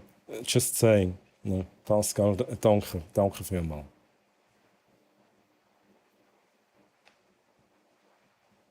Ach, alles gut. Das habe ich schon gelesen. Nein, danke dir. Danke dir, Pascal. Es ist so, wie ich sage. Das sage ich nicht einfach so. Habe ich auch letztes Mal in deinem Stream gesagt. Und ich sage das nicht jedem. Einfach, dass du das weißt. Also mach weiter so. Ich meine das so. Mach weiter so. Das kommt gut. Chat. Nee, du drehst das jetzt nicht um. Doch, ich habe die UNO Reverse Card. Da müsst ihr endlich mal eine Animation machen. UNO Reverse Card. Das wär's, ne? Das wär's. Hey, Bau, merci für den Lurk-Support. Danke. Danke dir. Bin gerade in einer Checkbox-Runde. Hey, Bau, viel Erfolg. Ist auch geil. Geiles Spiel. Chat. Gehen wir noch ein bisschen ins Gameplay rein? Ich denke schon, aber ich weiß nicht, wie lange noch. Also wir sind noch in Gone Home. Das Spiel heißt Gone Home und es ist halt sehr, sehr viel Vorlesen. Ne? Sehr viel Vorlesen. Ich warte noch kurz, bis der Hype Train abgeschlossen ist. Dann kann ich noch kurz die Abschlussanimation bringen. Die sind übrigens neu. Die Back to the Future Animations, die sind neu. Habe ich diese Woche sogar gebaut. Oh, du hast halt eine. Okay. You win. Er hat halt eine UNO Reverse Card. Wie geil. So, Chat. Die Hype Train Abschlussanimation kann ich gleich noch abspielen. Und in diesem Sinne, ich danke euch für den Level 4 Hype Train. Let's go. Danke, Chat, für den Support. Und Chat, ich glaube, ich reise jetzt irgendwie in die Zukunft oder so. Ich weiß nicht, wo es hingeht, Chat. Ich will nicht.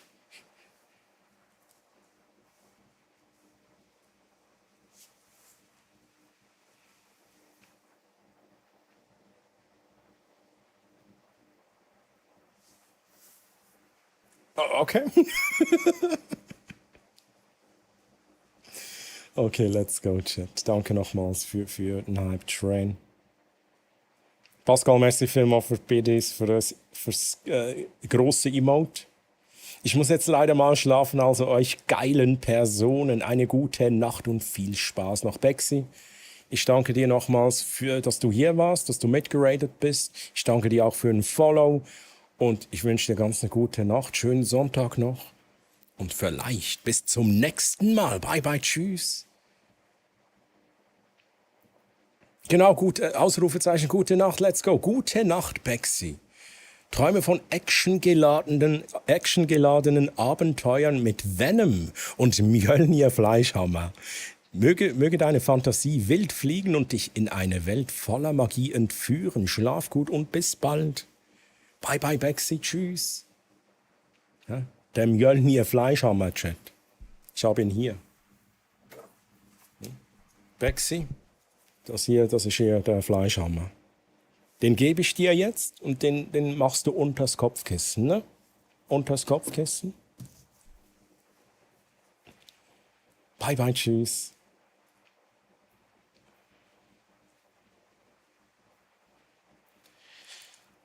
Was für ein wilder Stream heute, Chat.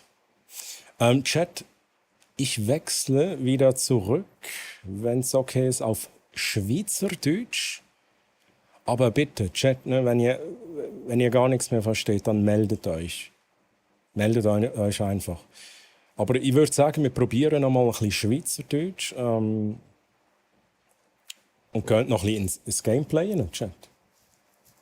Und im Gameplay haben wir noch eine deutsche Texte und Englisch. Wir haben einfach einen Sprachenmix noch auch. Der Sprachenmix hier bei mir. So. Musik aus. Zurück ins Gameplay. Chat, ich habe Durst. Ich hole mir noch was zu trinken. Ne? Ganz wichtig. Bei diesen Temperaturen. Jetzt rede ich wieder Hochdeutsch. Bei diesen Temperaturen, Chat, ganz wichtig. Trinkt etwas. Wasser, Kaffee. Vielleicht nicht Wodka, ne? Aber Hauptsache trinken. Jetzt gibt es Schweizerdeutsch-Action. Aber bevor es weitergeht, ich bin nur ganz, ganz schnell weg. Ich hole mir etwas zu trinken. Be right back.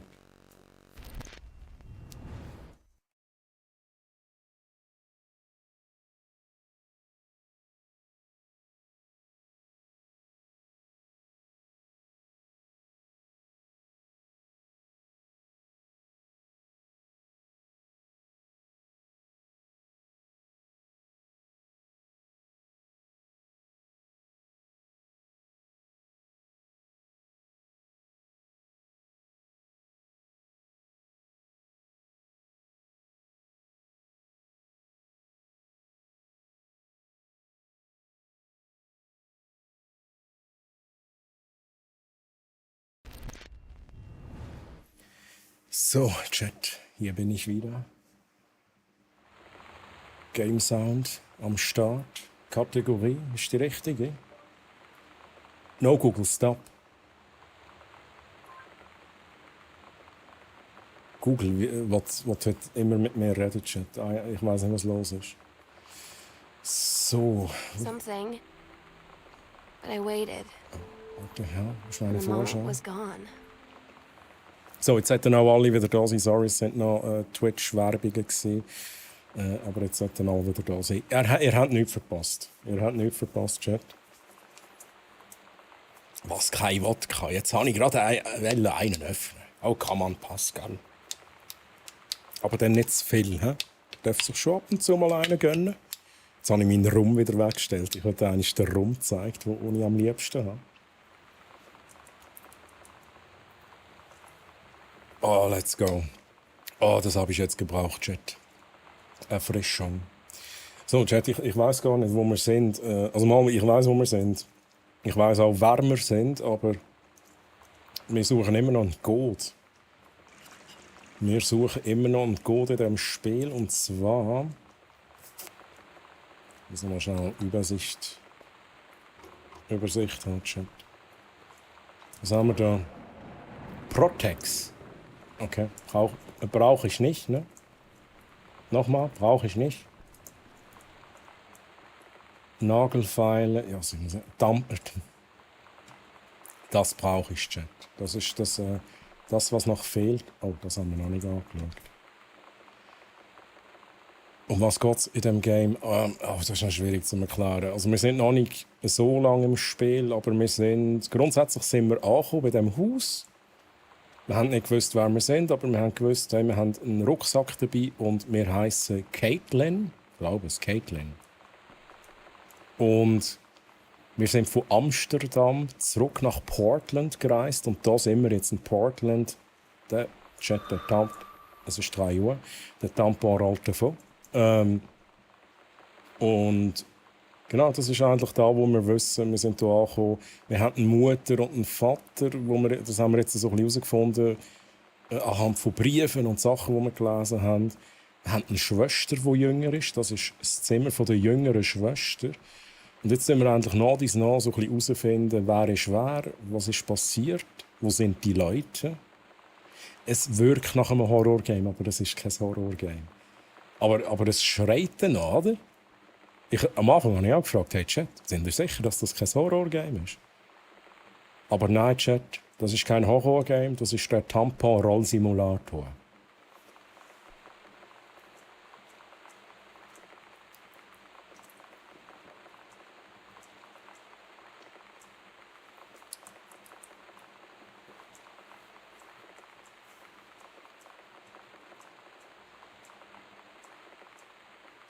Das ist wie Marbles on Stream, das ist echt Tampons on Stream.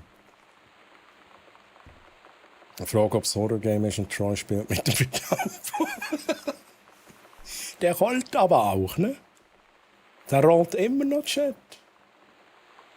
Der rollt jetzt bis in alle Ewigkeit. So, Chat. Franziskus, setz dich. Wo hat eigentlich der Franziskus seinen Hammer? Muss da seinen Hammer wieder montieren, Chat. So.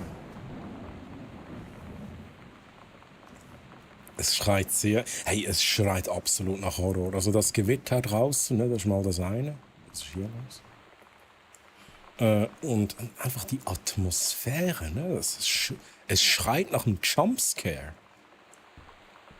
Aber ich glaube nicht, dass es ein Horrorgame ist. Hey, Chat.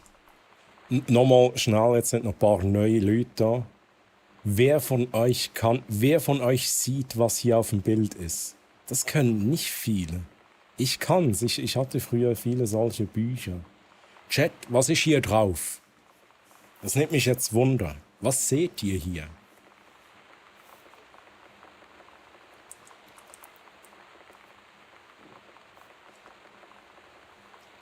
Vielleicht kann das Anna, Pascal, Redbeard aus Lüftungsgitter. Das schaue ich nachher schnell an. Das ist ein guter Input. Das ist ein guter Input. Ich glaube, niemand kann es, Chat. Das ist tricky. Aber wenn man schielt, man muss so schielen und dann gibt es da wie so ein 3D-Bild, wenn man das richtig anguckt. Also ihr müsst hier nicht in den Mustern suchen. Ihr müsst da... Ich kann das gar nicht erklären. Ne? Ihr müsst wie durchs Bild durchschauen und dann gibt es wie ein 3D-Bild. Das ist so keine Ahnung, wie das funktioniert. Kann ich schielen? Ein Hai. Let's go, Redbeard. True. Das ist ein Hai. Ich kann das wirklich direkt... Ich habe das gesehen, habe es angeguckt, habe direkt gesehen, was es ist. Und das hier ist ein Herz. Das ist hier ein Herz. Narego auch. Narego kann es auch. Es braucht ein bisschen Skill oder ich sage jetzt mal Übung. Ganz am Anfang, da war ich noch klein Kind und hab da das Buch bekommen. Ich konnte das auch nicht am Anfang. So, Chat. Wie lernt... Oh mein Gott. Okay. Chat. Wir machen das Bild hier. Das ist vielleicht ein... Oh, es ist einfacher. Vielleicht. Chat, kann da jemand helfen? Wie macht man das am besten? Geht man da nah an den Bildschirm ran? Ich stelle mir jetzt einfach die Viewers vor, ne, und jetzt gehen alle an den Bildschirm ran, weil Troy gesagt hat, geht mit der Nase bis zum Bildschirm ran. Pascal, merci für den Clip. Das ist ein Herz, genau. Also Annahme, ich muss es kurz selber testen. Ja, es könnte sein, wenn du ganz nah an den Bildschirm gehst, kann es sein, dass das plötzlich dann funktioniert. Du wirst es sehen. Ne? Wenn es funktioniert, dann weißt du, dass es funktioniert hat. Nah an den Bildschirm und den Augenfokus entspannen. Es ist so wie, ich stell mir das so vor, du musst so auf den Bildschirm gucken oder auf den Fernseher oder auf ein Handy, wobei Handy könnte schwierig sein. Als würdest du was hinten dran anfokussieren. Als würdest du durchs Bild durchschauen und hinten dran was anfokussieren mit den Augen. Und dann kann es sein, dass du dann das 3D-Bild siehst.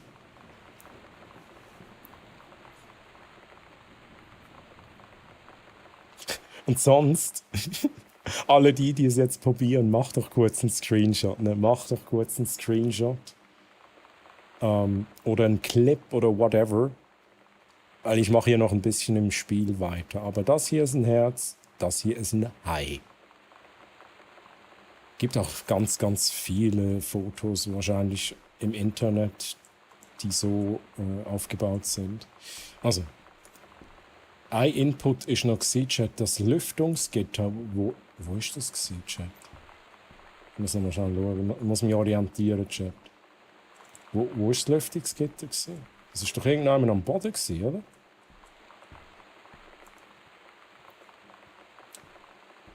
Come on. Ist das da gewesen?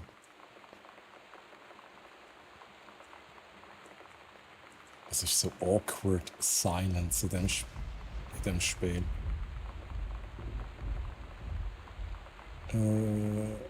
Augen zukneifen ist auch noch ein Input. Ich habe früher so ein Buch gehabt, wo ganz viele von diesen Bildern drin waren. Ich auch. Habe ich auch gehabt. Hey. Wo ist... Mann, ich habe es doch vorhin angeschaut.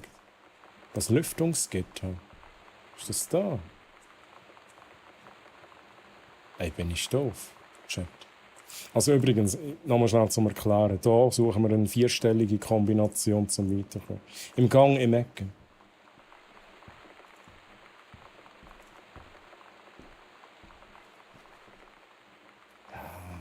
Da geht nichts. Ne?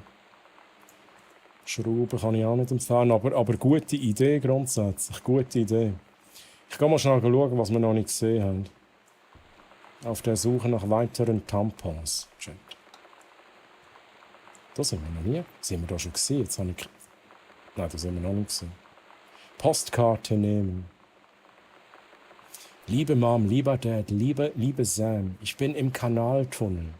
Das ist schon meine 2. Fahrt durch den Tunnel. Ich komme gerade zurück aus London und bin jetzt auf dem Weg nach Brüssel. Entschuldigt, dass ich nicht geschrieben habe, als ich nach London gefahren bin, aber ich war zu sehr gespannt auf den Tunnel. London war toll. Dad, ich weiß, du wolltest schon immer mal hin und ich bin der Meinung, du solltest das wirklich machen. Dir würde es hier gefallen. Falls wir alle vielleicht noch einmal als Familie herkommen wollen, könnte ich bestimmt dazu überredet werden. Hab euch alle lieb, Katie. Katie sind mehr. Können wir das... Okay, das ist das Original. Jetzt gerade zurücklegen. Die Bibel überall. Bibel, ja. Ganz wichtig. Okay.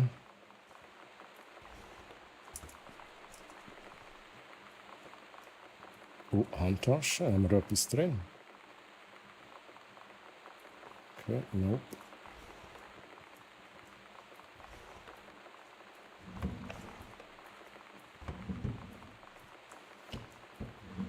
Da ist nichts. Oh, what do we...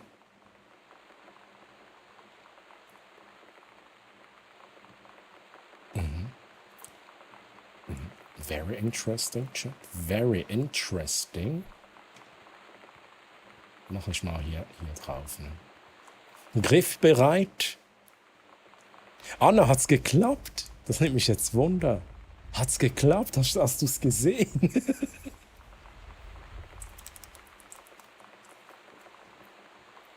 Und wenn nicht, ist auch nicht schlimm. Ne? Noch ein wenig probieren, irgendwann geht's dann. Und schlussendlich ist ja auch nicht ein Skill, der dir was bringt. Schaffen tue ich es nicht. Okay. Alles gut. Ich konnte das auch lange Zeit nicht, tatsächlich. Oh, Chat, Fernseher. Aber es ist halt so wirklich so Horrorstimmung, ne? Jetzt fehlt hier nur noch, dass die Samara durch den Fernseher kommt.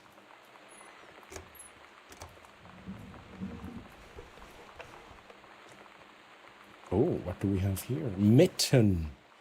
Ja, da haben wir sogar den Anhänger haben wir vorhin gefunden. Von der Mitten. Ja, wow, nice. Da.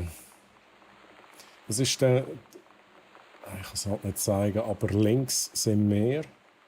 Mutter, Vater und die Junge ist die. Oh, wie heißt sie, Chat? Wie heißt die Junge? Die kleine Schwester. Wie heißt die? Ich weiß es nicht mehr. Lonnie? Nee. Samantha? Ich glaube Samantha. Ich glaube Sam. Oh, ja, das ist jetzt genau das, Chat. Das ist halt das Problem hier in dem Spiel. Deutsche Übersetzung, aber sie hat halt nicht Platz auf dem Bildschirm. Ist geil. Jetzt will ich es aber unbedingt können. Anna, ich glaube an dich, ne? Ich glaube an dich. Vielleicht suchst du dir auf... Aber Chat, wie sagt man den Bildern? Wenn man jetzt auf Google so ein Bild suchen will, was gibt man da ein? Ach, das hat sicher einen Namen, das Ganze. Dann würde ich nämlich empfehlen, dass du dir irgendwie eine Seite suchst, wo die Bilder halt in groß sind und du da ein bisschen üben kannst. Und wenn du es hast, heute noch, während dem Stream sagst du mir Bescheid und gehen wir da die Bilder nochmals angucken. Aber kein Stress. No pressure. Tampon nehmen und durch den Hausflur rollen lassen, genau.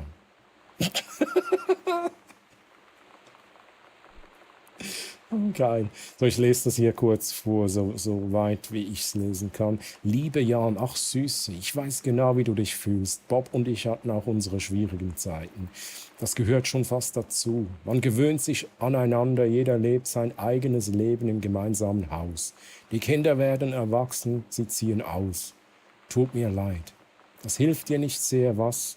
Keine Sorge, was auch immer Terry zu schaffen macht, er wird darüber hinwegkommen und alles wird wieder normal werden.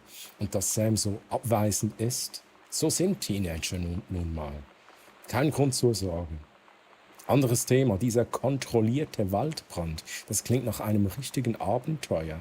Aber um gleich zum Wichtigen zu kommen, dieser neue Ranger, über den möchte ich was hören. Ranger Rick. Oh, der Rick Grimes Chat. Das ist der Rick. Rick, bist du hier? Rick? Chat. Rick. Rick? Der ist nicht hier, der Rick. Okay, ich glaube, er ist nicht hier.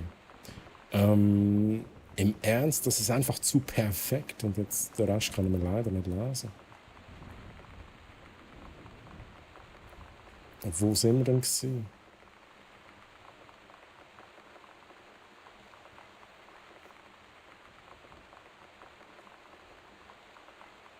Oh, come on. Das ist halt mega mühsam. Dann muss ich einen Teil Deutsch lesen und dann muss ich irgendwie suchen, wo ich war und dann muss ich den Rest auf Englisch lesen. I don't care. Chat, so wichtig kann das nicht sein. Ne? Wir suchen immer noch einen vierstelligen Code.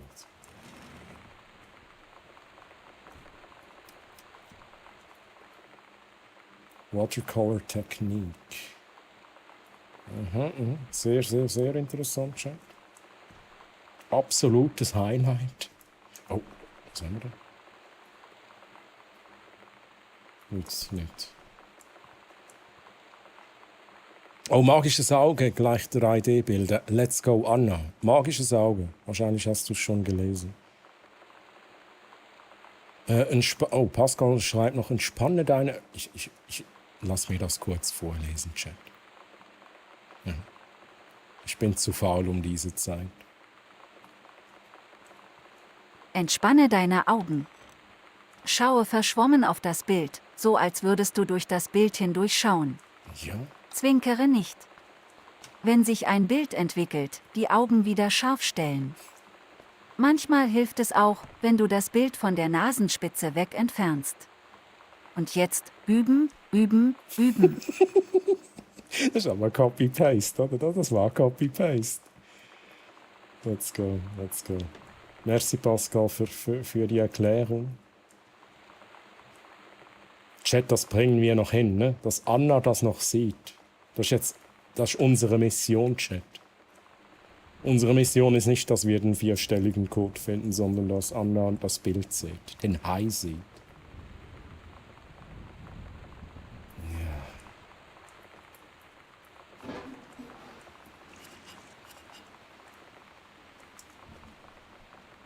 Kann sie ja schauen. Hey, da ist nix. Nix.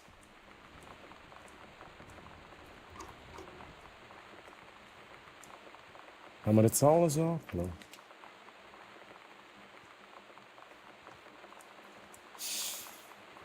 Chat, hey. Wir gehen eins weiter. Hey Pascal, ich habe vorher nicht im Fall lang Englisch gelesen, aber es ist auch... Es ist so ein bisschen... mühsam. Weißt du wieso? Ich weiss jetzt auch, wieso es mühsam ist. Gut, da ist es jetzt nicht mühsam.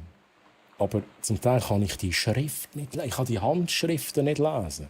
Und wegen dem habe ich nachher wieder Deutsch eingeschaltet. Jetzt haben wir endlich auf Englisch gewechselt. Als ich da gesehen habe, dass es hier immer über den Monitor reingekommen ist und ich nicht alles lesen konnte, haben wir gewechselt. Aber nachher hatte ich das Problem, dass ich die Schriften nicht lesen konnte. Und dann habe ich wieder Deutsch eingeschaltet. Katie, Mom und Dad wollten dir eigentlich für den Sommer das Gästezimmer herrichten, aber du bist so kurzfristig nach Hause gekommen und sie waren nicht hier, um es noch zu tun. Du kannst mein Zimmer benutzen, wenn du willst. Ich werde es nicht mehr brauchen, Sam. Okay, auch interessant. Also das ist eine Notiz für uns. Wir sind jetzt hergekommen. Diese Notiz ist für uns.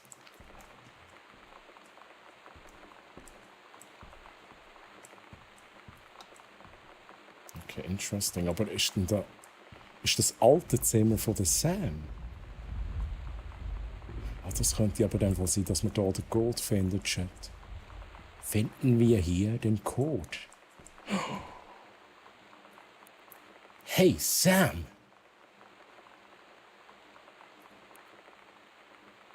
Ja, ich lese jetzt nicht alles vor. Orientierungslauf, Schützenteam, Abenteuertraining. Lonnie. Chat, da muss der Code sein. Da muss der Code sein, irgendwo. Katie.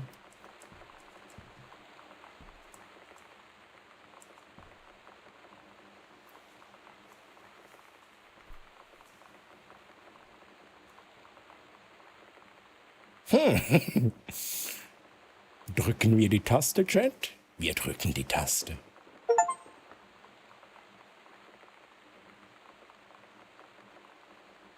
Hä?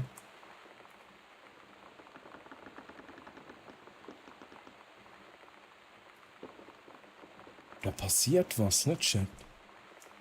Aber was ist passiert? Oh, what the fuck?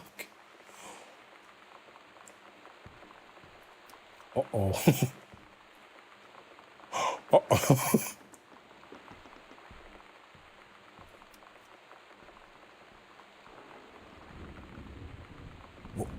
Wo sind wir da? What the fuck?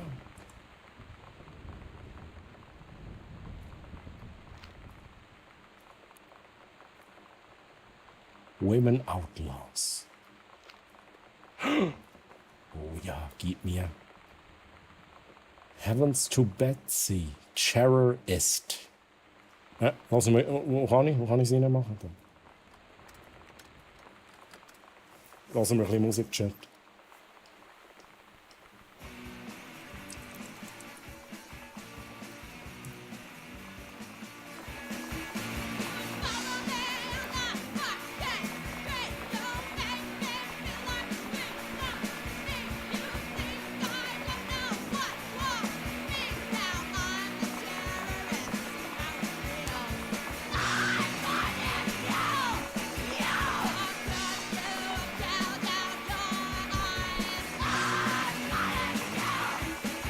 Und wir hier weitermachen. Schöne Musik.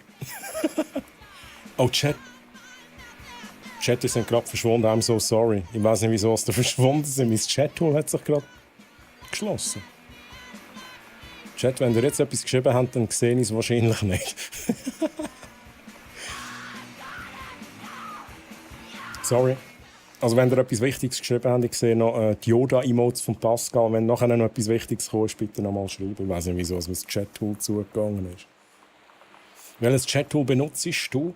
Ich kann es schnell zeigen. Twitch-Chat. Twitch-Chat. Ich kann es schnell schreiben. Twitch-Chat.fr. Ja, ich kann schnell zeigen, wie das aussieht. Und zwar... Oh, Streamception, Chat. Streamception. Oh. Ja, so sieht das aus. Ah, also, du kennst es, dann muss ich es nicht zeigen. Dann muss ich es nicht zeigen. Aber das Geile ist, ich sehe halt, dass du Schweizer bist, Mann. Ich habe Premium, ich habe tatsächlich Lifetime, ich habe es aber auch schon länger. Ich war mega früh dabei gewesen. Ich habe auch mega viel Input geliefert tatsächlich für den Entwickler. Und ich bin wirklich Fan. I love it. I love it. Sehr geil.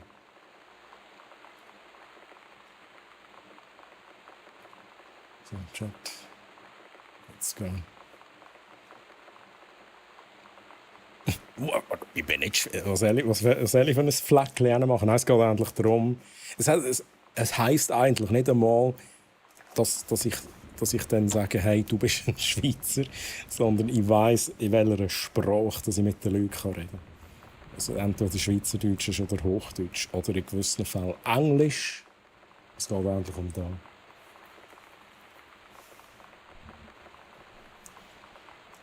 Chat.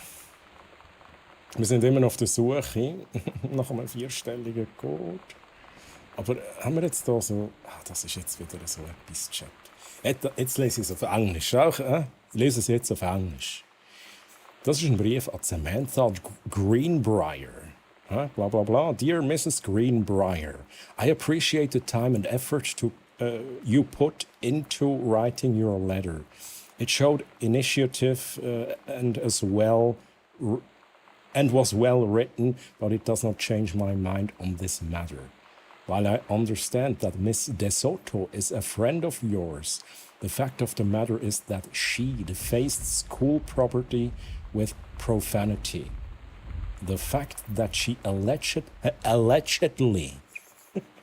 defaced her own locker in retaliation for another student doing the same to yours is immaterial. Ist das he, him aus dem Tool?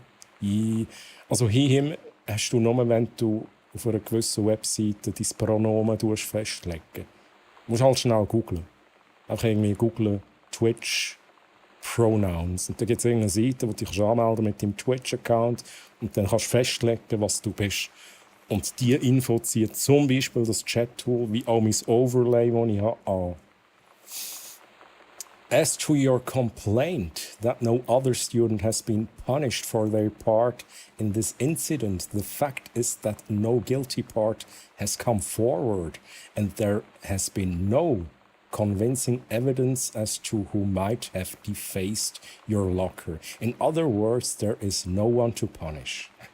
I would suggest letting this issue drop as it will only bring more unwanted attention on yourself, which I believe is what you claim began this whole incident in the first place.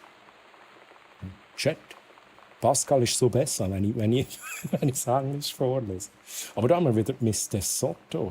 Da hast du irgendetwas gesehen. Ja, und da der Locker, wo irgendwie, keine Ahnung, verunstaltet worden ist. I don't know. I don't get Lonnie sometimes. Like, her band, and our zine, and her hair, and everything are all anti-authority. But I watch her in JROTC, and she's doing drills in perfect formation, following orders, no question. And there's all this stuff in the news about don't ask, don't tell. Like, she's going to join the army and then have to lie about who she is. She said they don't need to know what they don't need to know. Like it was no big deal.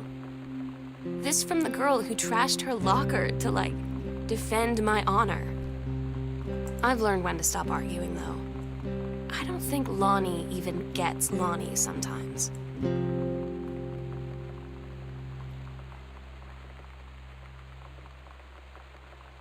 Interesting.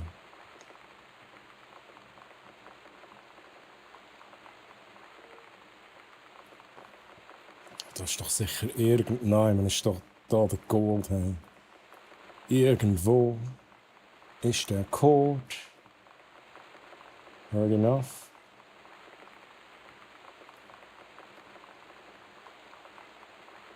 Das ist mega geil gezeichnet. Sag noch nicht Chips. Jetzt hole ich mir aber sowas von Nachos. Ey, du siehst, Mann, jetzt habe ich auch Hunger. Weißt du, das Geile ist, da liegt auch ein Socken. Das liegt da kann ich noch Licht machen. Da liegt halt einfach ein Socken. Einfach so random. Kann ich da... Oh. Oh, what? Ah, das ist okay. Wo bin ich denn da im... Oh mein Gott. Ich gehe noch schnell schauen, was wir da noch haben. Ist das wichtig? Das ist doch irgendwie sass. Ist denn da irgendetwas, was ich brauche?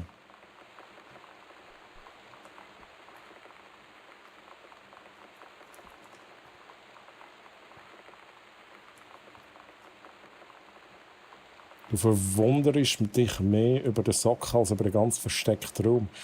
Oder die rollenden Tampons. Ich bin speziell. Haben wir da irgendetwas?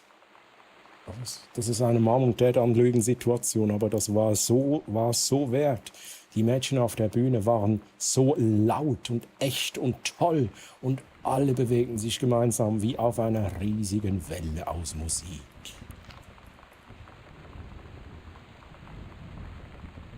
Das Mädchen vom Psychohaus. Das Coolste daran, das Mädchen von Psychohaus zu sein, coole Sache Nummer 1. In der Schule meinen sie alle, du merkst nicht, wie sie dir hinterher schauen und das Tuscheln anfangen, wenn du vorbeiläufst. Die meinen echt, ich bekomme nichts von dem mit, was um mich herum abläuft.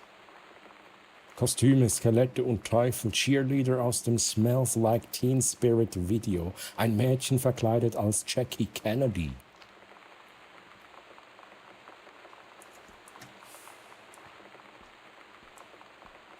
Da haben wir... Oh. We need to go deeper. Chat, we need to go deeper. Das ist Sass, was ist hier? Das ist Sass.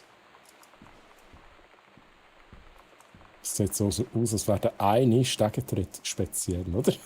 Chat, nicht?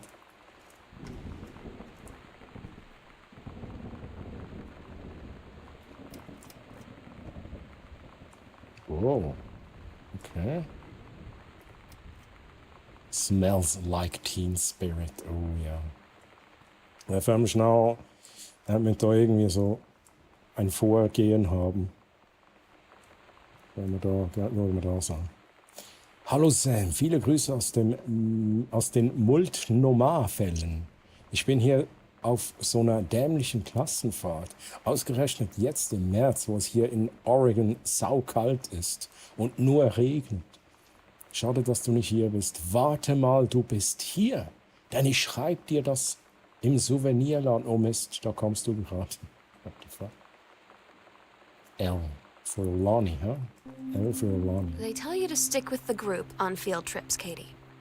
There's a reason for that. Deckel nehmen. Lonnie and I snuck off on the side paths at Multnomah Falls and got a little lost. Okay, a lot lost. Like, for hours. Right before the bus left, we found a trail and came running down the path, soaked and covered in mud, shouting for the bus not to leave. The school called home. Mom and Dad said, "You didn't get into trouble like this before you met that Lonnie girl." But I don't think they know about us. The kids at school, though, I'm really afraid that's a whole other story. Oh, I got the text. Stick with the group, Katie. Stick with the group. Ich lese mal auf Deutsch, Chat. Liebe Sam, ich bin so froh, dass dir das Bild gefallen hat. Ich habe an uns gedacht, als ich es gezeichnet habe. Ich wusste, dir würde das auffallen. Mexiko würde dir wahrscheinlich gefallen, glaube ich. Die Natur ist hier so völlig anders als zu Hause.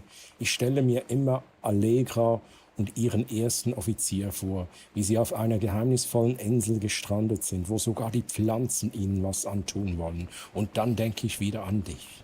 Ich liege hier im Bett und kann dich beinahe fühlen.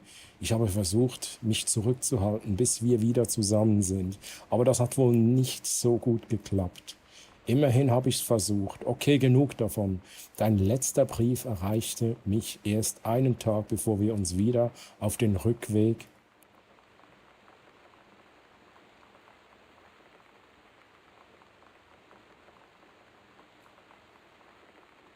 nach Norden befanden.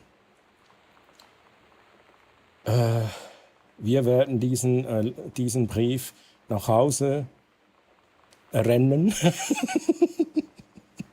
Wenn ich zuerst zu Hause ankomme, können wir ihn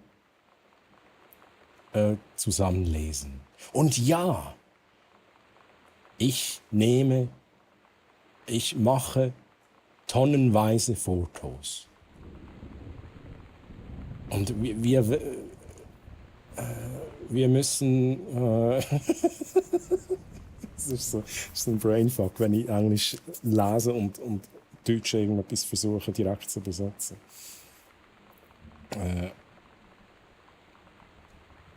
Und wir müssen so viel Zeit im Darkroom verbringen. Lonnie.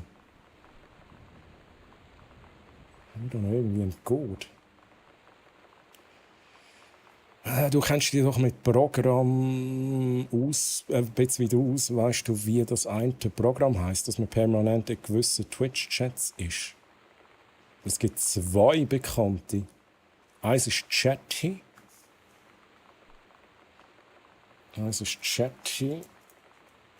Da kann man sich halt einfach mit mehreren Kanälen verbinden. Also so funktioniert es. Man ist nicht einfach mit allen verbunden, aber du kannst in diesem Programm, keine Ahnung, 50 Kanäle rein verbinden. Und wenn das Programm startet, bist du mit allen 50 Kanälen verbunden. Kannst du also Notification Sounds einrichten, wenn dein Name erwähnt wird. Was ich aber lieber habe, ist ein Programm, das heisst Chatterino. Das sind die zwei Programme, die ich kenne. Dann nochmal eine Kassette. Chat. Oh, what do we have here? X-Ray Specs. Fissritte. Ginger alle. Oh. Girl Scout. Vormals Cop Scout Setlist. Bla bla bla bla bla. Okay. Todd's band lost their singer. Todd said he sucked. Sehr gern. Lonnie said he got sick of Todd's shit. And he was complaining about needing a new singer. So Lonnie was like, I can sing. And they were all kind of like, you can? And she was like, probably. But she's been rehearsing with them for like a week now. And I finally got to see them play in Todd's basement today. And she's actually really amazing. I feel so loud when she's on stage. It's incredible being in awe of someone you love. So everybody knows it's like a temporary situation till she ships out in June. But till then, I'm gonna be at every single show. Chat. Juwelier Senwald, Samantha Greenbrier, unsere Schwester. Zweiteiliger Herzanhänger. Gravierung L+S, Lonnie und Samantha. Nehme ich an, ist bei dir bla bla bla. Oh.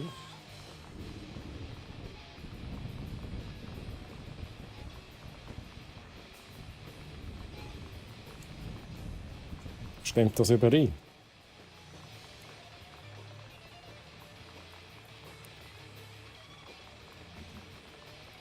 I don't care.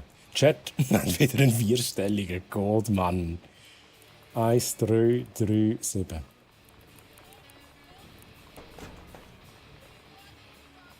Könnte die bei Prisa. Was die. Wo? Die, was ist die Prisa? Was für ein Prisa? Preise? Wo hast du das gesehen? Sorry. Da auch noch einmal. Was ist das überhaupt? Was ist das? Jetzt aber her.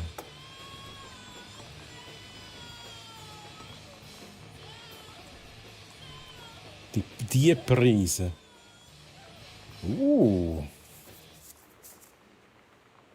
Das könnte sogar noch sein. 800. Wolfi, wie kommst du jetzt auf 8008? Doofe Frage. Aber, merci. 7998, ja, danke vielmals. Dann wäre es wahrscheinlich das. Ihr könnt mal all die Zahlen sehen, die ihr... ich kann nicht mehr reden. All die Zahlen, die ihr seht, in den Chat hineinschreiben. Also 7998, 5999, 1999. Ja, wir probieren nachher einfach ein bisschen durch. Oh, Anders, sorry. 5999. Okay, merci. Pascal, danke vielmals. Let's go.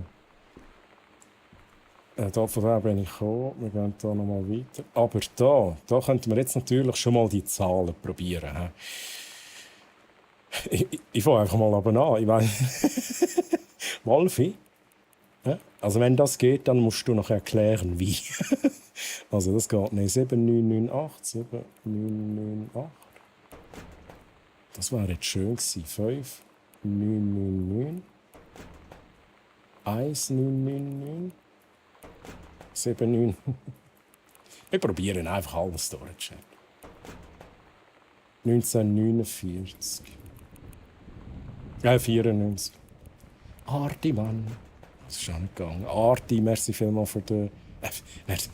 ich wünsche dir ganz eine gute Nacht. Sorry, wie langsam die Ohren haben. So simpel auch immer noch da. Arti, ich wünsche dir eine gute Nacht voller Schenkengipfelträume und Abenteuer mit deinem Hund Gizmo. Möge die Mystery Chest des Schlafs dir viele spannende Geschichten enthüllen. Träum süß. Hey, Arti, schön bist du da gewesen. Und mach's gut, schlaf gut. Schönen Sonntag noch. Hoffentlich nicht zu warm. Also, wenn du draussen bist, natürlich schon. Aber sonst hoffentlich nicht zu warm. Mach's gut, bye bye, tschüss. Das ist so auf mir. Aha! Da muss ich schon noch schnell probieren. 69, 69. Also, den probiere ich eigentlich immer, Chat. Das ist eigentlich erstaunlich, was ich es da nicht probiert habe. Wolfi? Was begriffen. Ihr wieder mal da Go Home nicht mein Genre ist zu oft. Hast du das schon so manchmal mitgeschaut? Ja, es geht halt schleppend voran. Was geht nicht, Mann? Oh. Check. Bestellung diesen Monat. 2 Kisten Brandy. Jetzt kommt mir das Lied sehen. Brandy.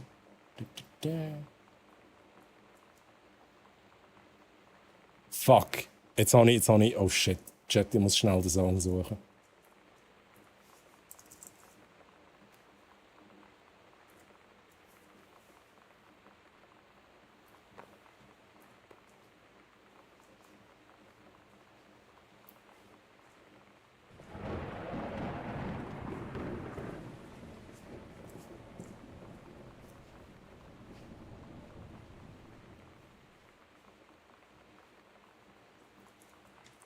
Sorry for that. Chat, da muss jetzt schnell sein, sonst bekomme ich den Song nicht aus dem Kopf raus. Their homes, girl, in this harbor town. Whiskey down.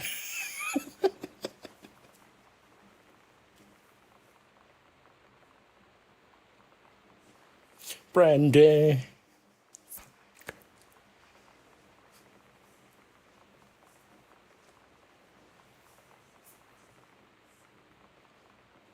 See.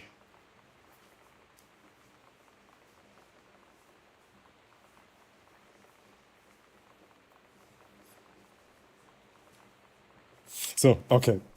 Merci für die Geduld. Nein, ist auch nicht da. Da habe ich irgend so ein Lied im Grind und da muss ich es auch schnell hören. So, 2 Kisten Brandy, 2 Kisten Rum, ein Fass Whisky. Jetzt habe ich das nächste Lied.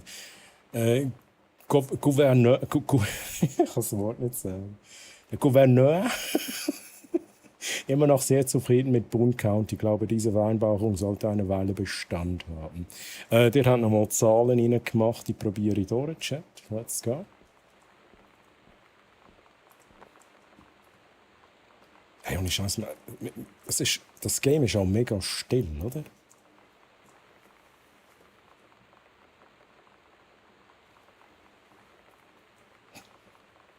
No. Ja, okay. Ja, wir machen es. Okay. Hat nicht funktioniert. 2303. Ich bin so froh, habe ich euch Chat. Nein. 0323.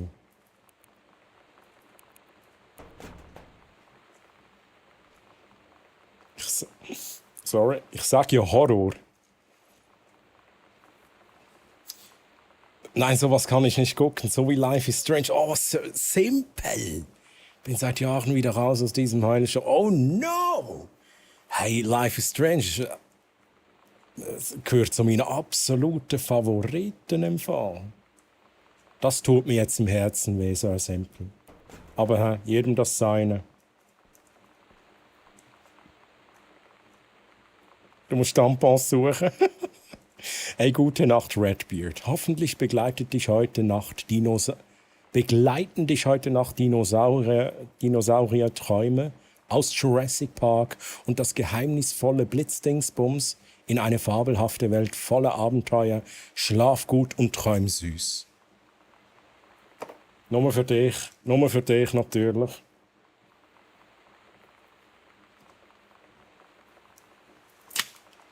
Nur für dich das Blitzdingsbums, let's go. Einmal da drauf schauen und dann kannst du schlafen wie ein Baby.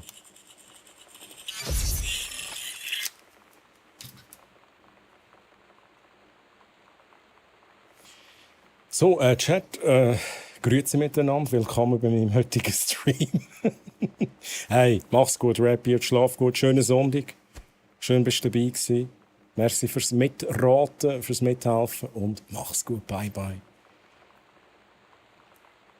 Die Kopfkino von den Tampons.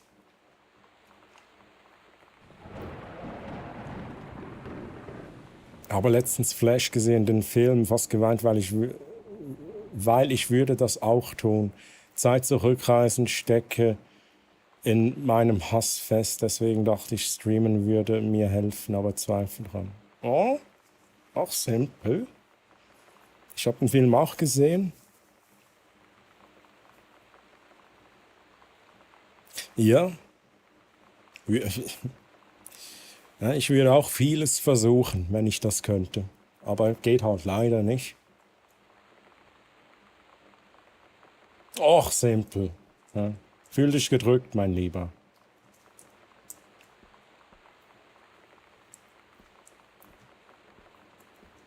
Bitch Girl. Bitch Girl. Chat, hey. Oh, come on. Nochmal schnell schauen.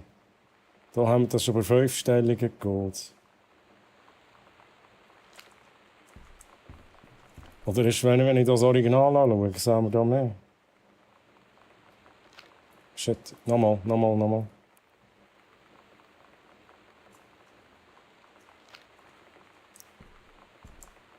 Hey, uns fehlen einfach die Codes, Mann.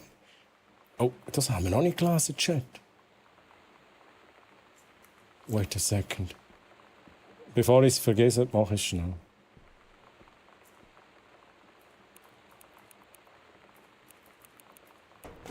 Okay, nein.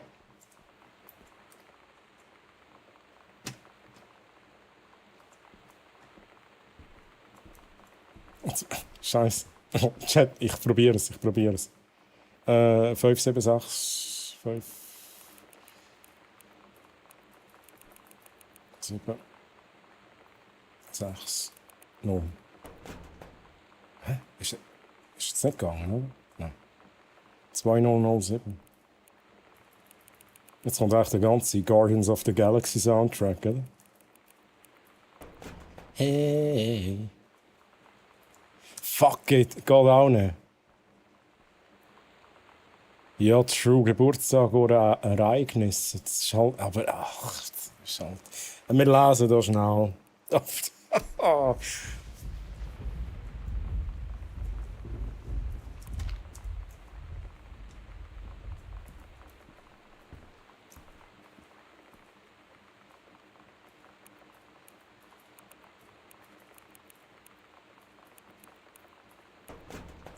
Es geht's nicht, Mann.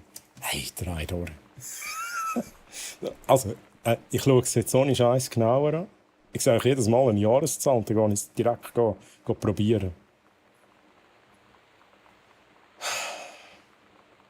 Ja, das ist. Da ist wieder mal Zeug da. Hey.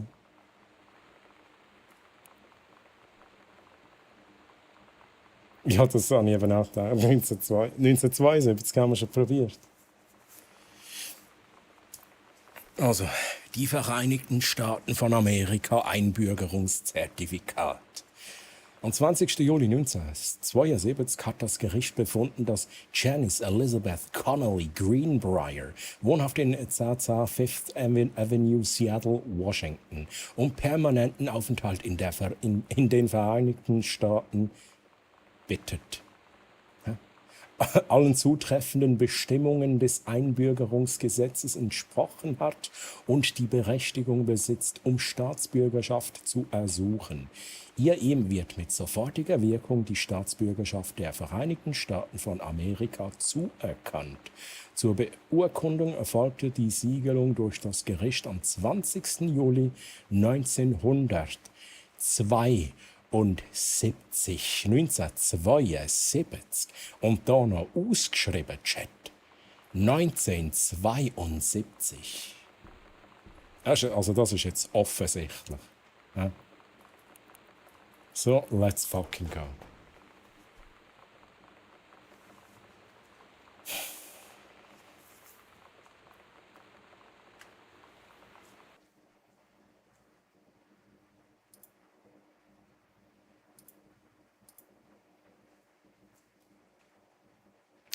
Zeig den Brief nochmal. Also gut. Ich installiere es wieder, Chat.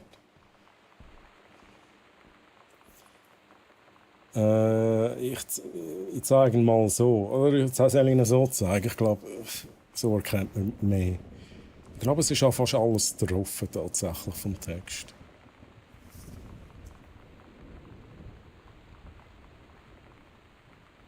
Aber 1972 probieren wir beim anderen Safe dann noch, also beim anderen Locker.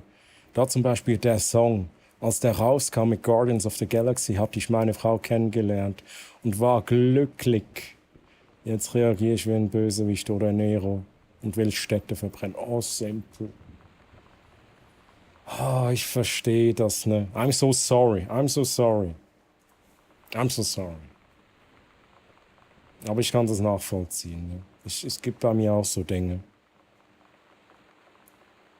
Ja, aktuell sowieso.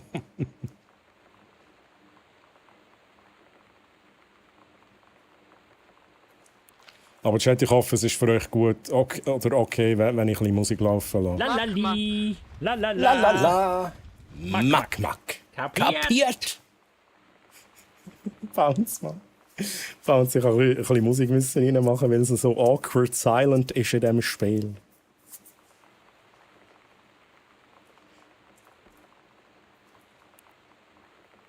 Das Original. Let's go. Also, Chat, ihr dürft wirklich alle mitraten. Ihr dürft alle mitmachen, Chat. Das ist mit mir ein bisschen zu viel Text hier. Hey, du nix, sorry, du lenkst mich ab und teilst deine Zeit mit uns. Hey. Und simpel, schön, dass du hier bist. Nicht einfach, dass es auch gesagt ist.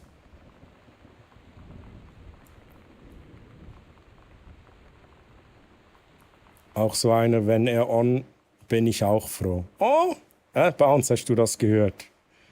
Der Simpel, das ist ein guter, ne? Das ist ein ganz guter. Was hast du Musik müssen rein tun, weil du Angst hast? Nein. Ich habe doch nicht Angst. Ich komme auch nicht weiter. 1950. Ja, wenn ihr noch weiter lesen wollt, macht schnell einen Screenshot. Ich probiere alles schnell durch. Chat. Das sind alles Zahlen in diesem Brief, in diesem Zertifikat. Ich probiere das, Chat.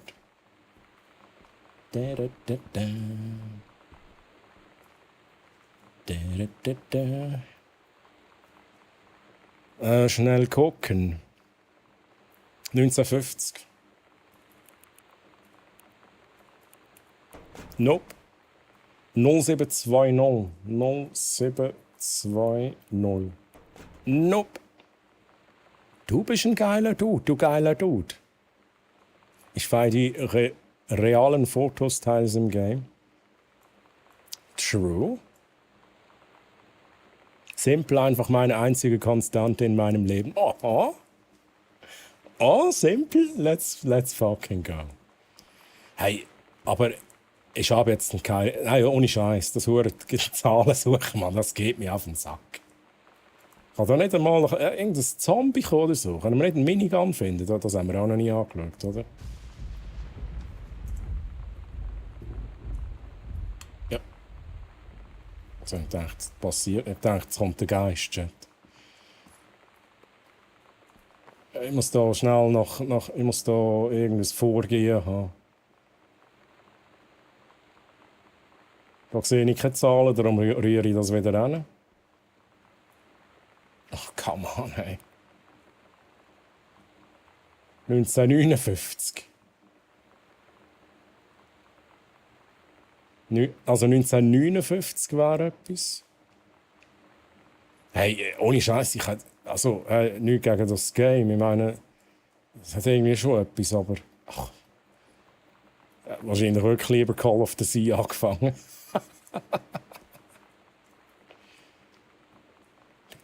Oh, Chat, schaut mal an. Gang weg, Mann. 14K Gold. Oh mein.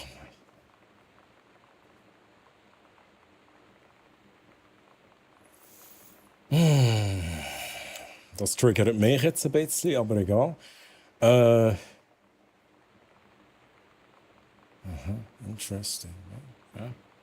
Habe ich auch mal gehabt, Chat. Habe ich auch mal gehabt, das. Sehr romantisch. If I could save time in a bottle, Chat.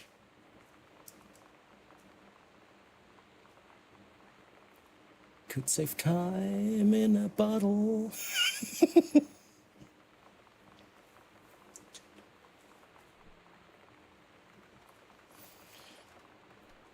Mal schnell schauen, haben wir da noch etwas? Also für das haben sie sich entschieden, L plus S. Wir haben vorher eine Quittung dafür gesehen.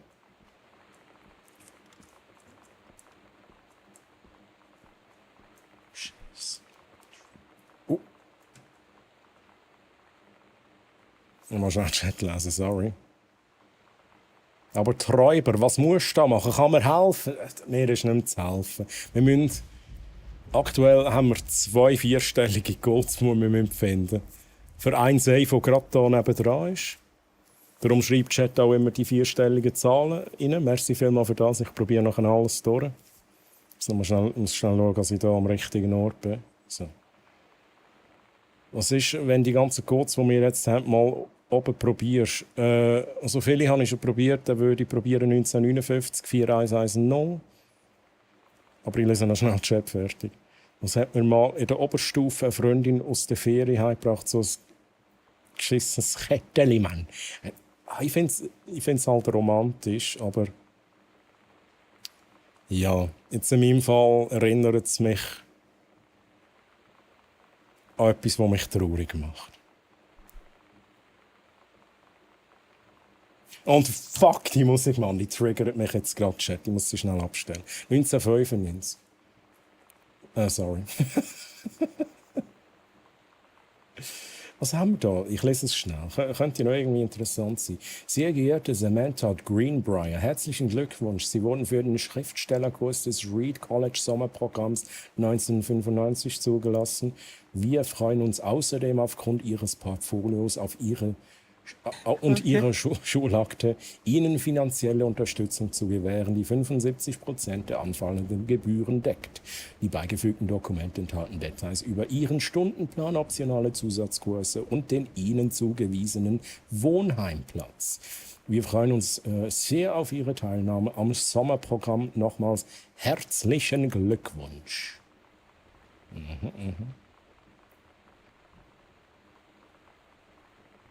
Hey, nein, bei uns alles gut. Alles gut. Ich meine, es ist halt kitschig. Es ist halt kitschig. I'm so stupid sometimes. Oh. I was telling Lonnie that I got into my college summer program thing. And I was all making plans like, you should come visit me, stay in my dorm room. But she said, Sam, I ship out on June 6th. I was like, ship out? To where? She said, to basic training. What did you think I was doing all that ROTC stuff for? I guess she's been planning to join the army right after high school since she was like 12. And I guess she's really going to do it. So I was like, after graduation, I'm just never going to see you again? She said, let's just have fun while we can.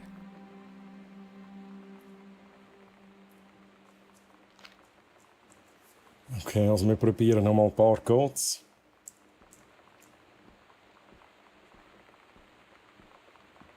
Wo bin ich? Ich habe mich verlaufen, Chat. Ich habe mich verlaufen.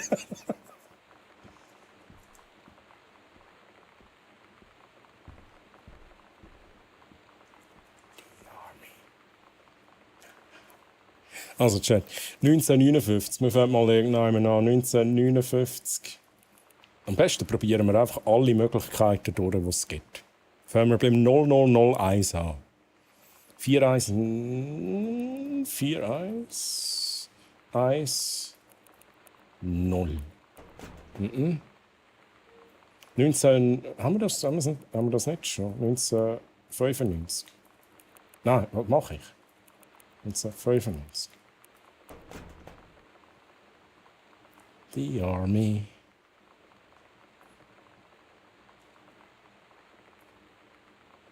Es ist für kleine Mädchen, würde der Bounce jetzt sagen. Ich weiß, was du meinst. Ich weiß absolut, was du meinst.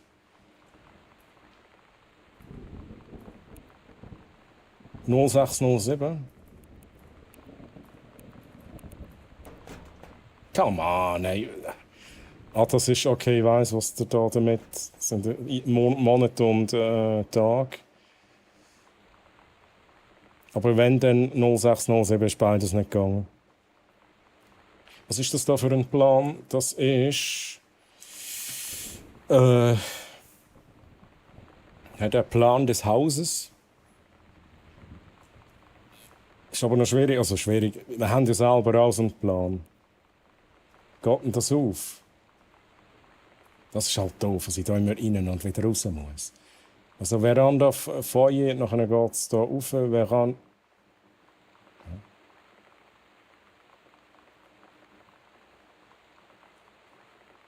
Kommen wir nicht raus. Das ist irgendwie anders, oder?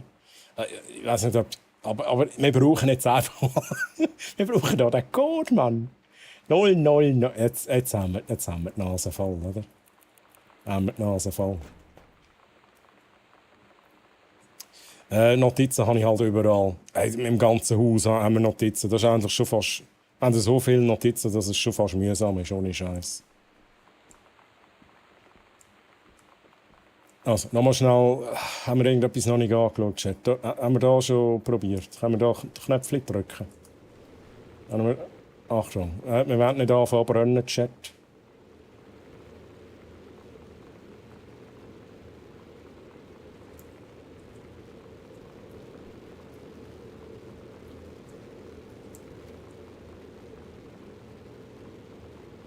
F203.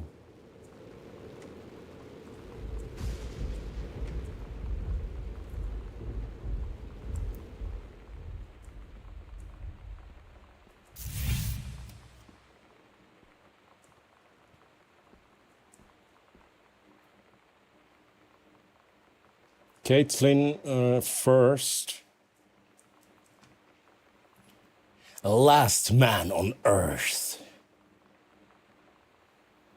Last Man on Earth. Das ist hier eine Aufnahme aus dem Jahre 2024.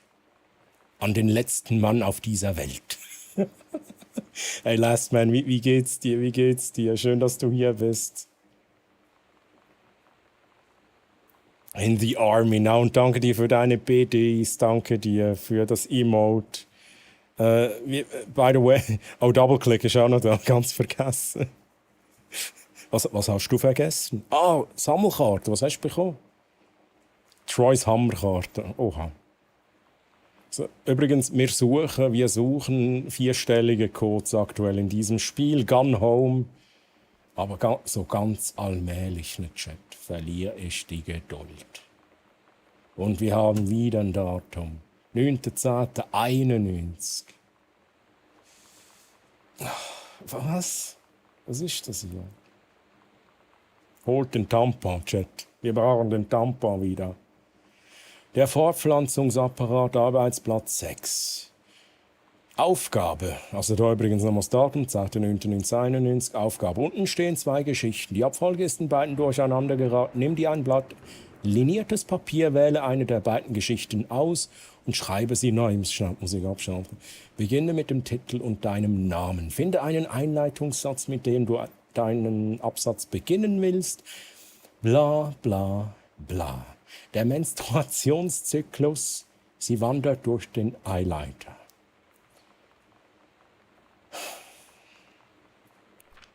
Was ist das? Nein, jetzt lese ich da. Nein, da lese ich nicht vor, Chat. Jetzt muss ich da wieder einen Tampon rollen. Das ist Auf in diesem Jahr werde ich 30. Die guten alten Zeiten. Nein. Mein Gott, ich werde nächstes Jahr 40, Last Man. 40. Eine fällt mir noch. Double-Click, let's go. Noch schnell schauen. Troy's Hammer, Spielzeug Hammer 3, Gameplay. Dann fällt dir noch Troy-Lina. Chat, jetzt muss ich noch mal schnell schauen, dass ich alle Zahlen hier im Überblick habe.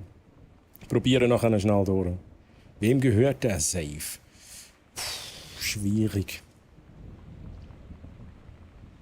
Hör jetzt auf mit diesen Tampons. Try leider nicht viel zuschauen, aber trotzdem Spass gemacht. Ich wünsche eine gute Nacht. Double-Click, merci vielmals nochmal für ein Bett. Und gute Nacht, Double-Click. Schließe die Augen und lass dich von den Klängen der Metal-Musik in den Schlaf begleiten. Wer weiß, vielleicht findest du in deinen Träumen eine Mystery Chest oder eine Troilina-Karte, die dich zu neuen, merci vielmals für ein Bett, Pascal, die dich zu neuen Abenteuern führt. Schlaf gut und träum süß. Hashtag streamender Nachbar.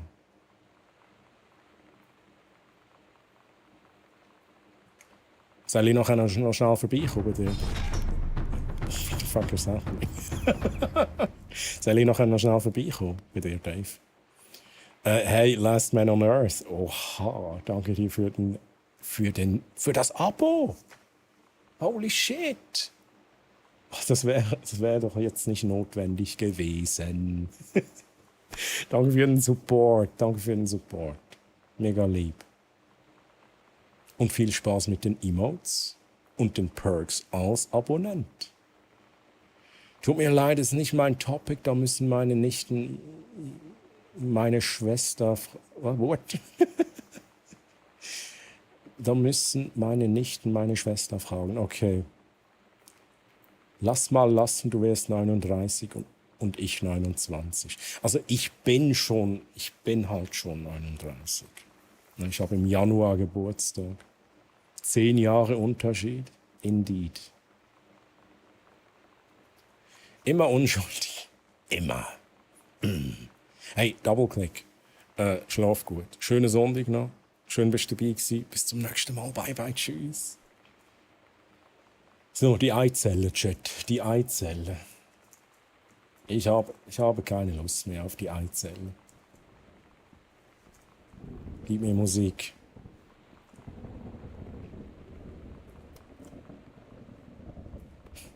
Chips, check. Ordner, check. Text, check.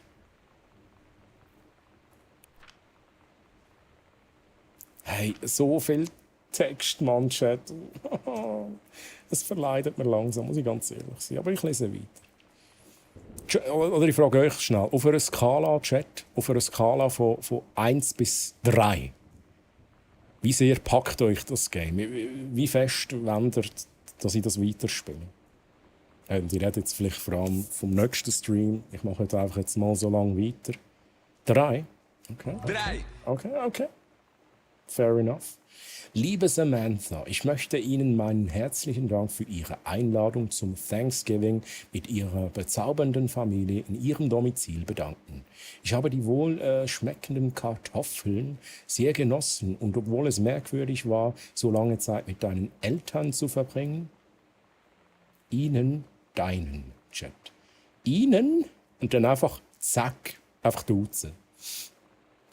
War es auch spaßig zu sehen, wie schwierig es für deinen Vater ist, mehr als 30 Sekunden am Stück nicht komisch drauf zu sein. Okay? Mit äußerst herzlichen Grüßen, Ihre enge Freundin und Vertraute Lonnie D. 69.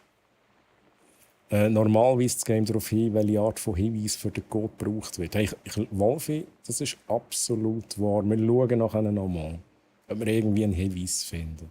Lies das doch in verliebter Stimme. In verliebter Stimme. Kann ich nicht. Kann ich nicht. Was ist eine verliebte Stimme?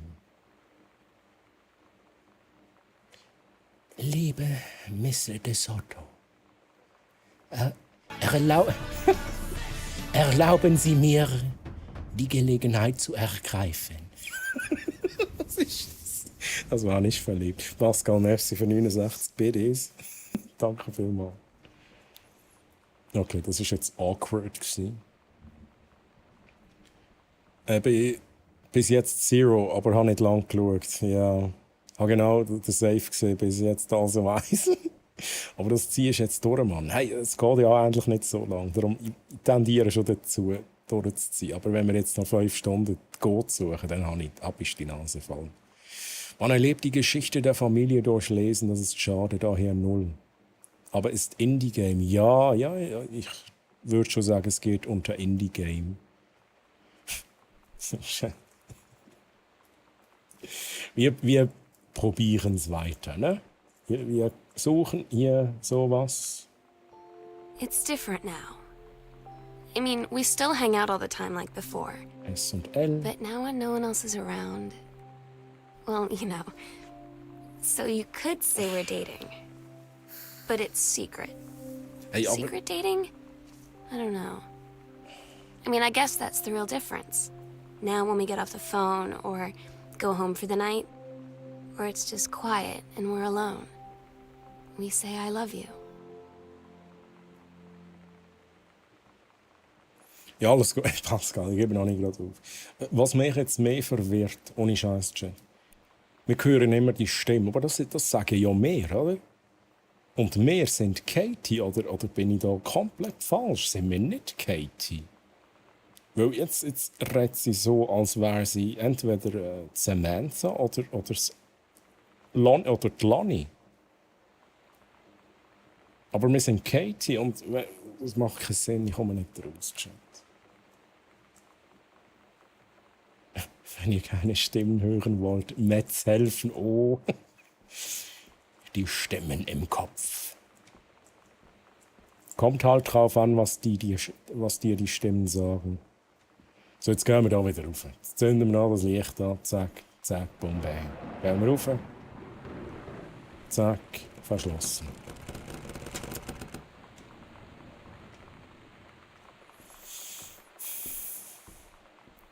Wir gehen wieder runter. Chat. Wie, du weißt nicht, wer du bist. Ich weiß nicht, wer ich bin, Chat. Ich habe mich selbst geblitzdingsbumst vorhin. Einfach mal benokten. Also, kurz probieren, da muss ich noch machen, Chat. Gehen wir nochmal retour. Auf dem Rückweg schauen wir nochmal schnell, ob wir irgendwas nicht gesehen haben. Irgendwas, wo ich... Haben wir das auch? Was ist das? K is for kind. A is for amazing. I is for intelligent. T is for talented. L is for light-hearted. I is for important. N is for nice. And F is for 500. Sorry. Sorry. Ich bin langsam müde. Bounce, das ist jetzt aber gehört, das habe ich nochmal für dich gemacht. Was ist da los, Mann? 1956, Chat. 1956. Brauche ich schnell einen Chat? Ich weiß nicht, ob wir das überhaupt schon probiert haben. Das habe ich schon angeschaut.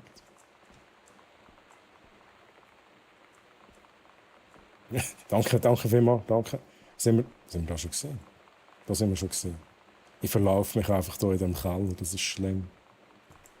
Also, und wenn wir dann da sind, schauen wir nochmal schnell, ob wir einen Hinweis haben. Da haben wir, das schauen wir nachher nochmal schnell an. Hey, wenn dort ein Code drin steht, ein 3 durch. So, jetzt muss ich nochmal schnell aufscrollen. Chat. 6203. Ich gehe schnell alles durch, was ich im Chat habe. 6203.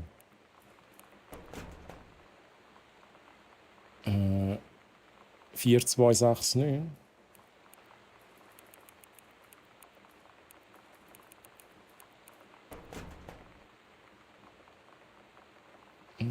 Tampons, Highlighter. Sorry, ich bin den Chat am überfliegen. Tampons, 1956. 1956. Hey, jetzt haben wir dann aber etwa alles probiert, oder? Chat. Fucking hell.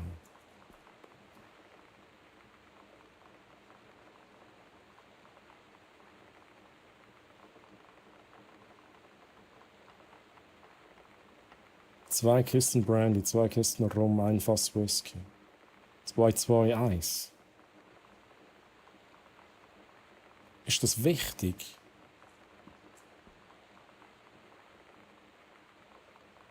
März 23. 02. Okay. Das ist ein guter Gedanke.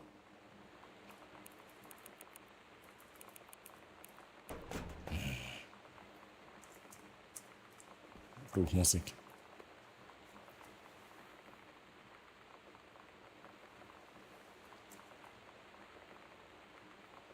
Ja,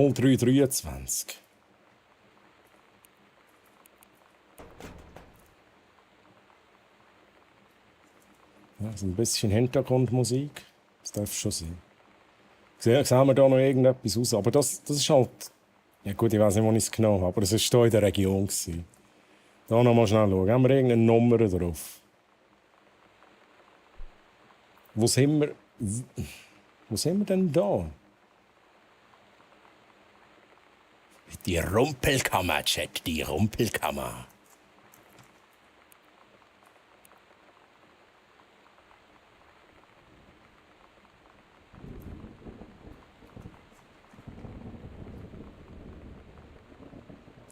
Wir haben halt sonst wirklich keinen Hinweis. Chat. Also da steht der Safe. In diesem Raum. Da ist die Lampe kaputt. Das haben wir noch nicht angeschaut, Chat. What do we have here?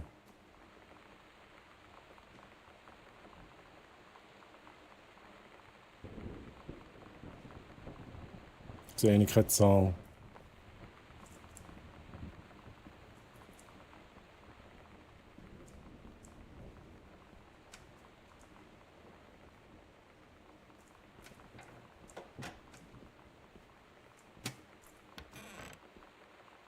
Dort an der Säule, was ist dort? Im Eck, da.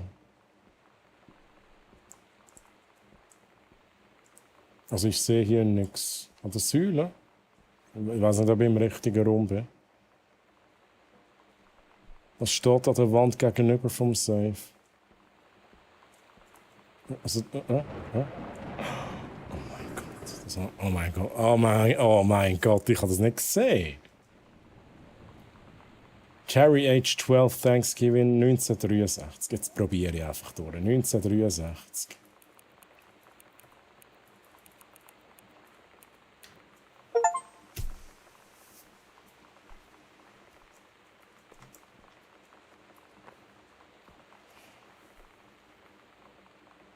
Okay, Chi. Hey, Chat, merci vielmals. Das ist halt, wenn man blind ist, oder?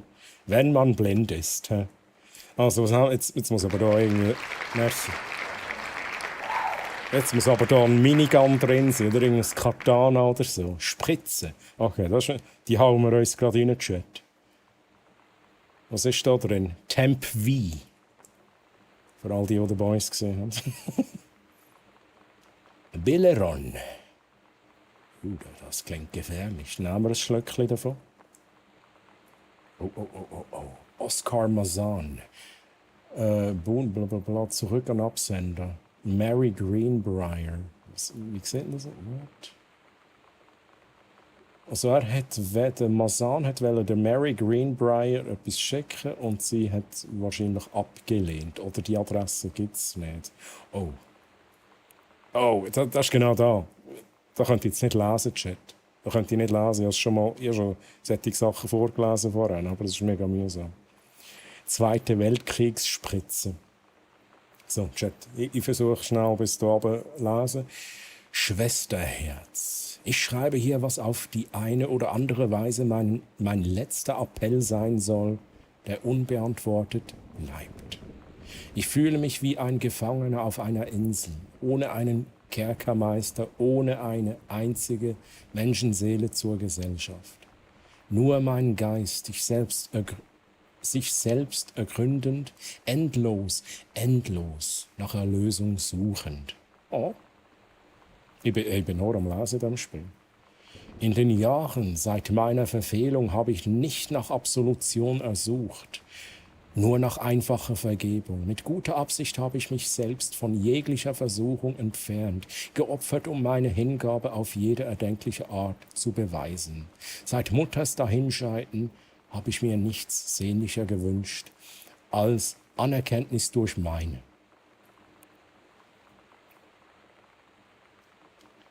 Und da kann ich halt nicht lesen, Chat. Of my own irgendwas. To be irgendwas. Sorry, aber das geht nicht. Ich kann das nicht lesen, Chat.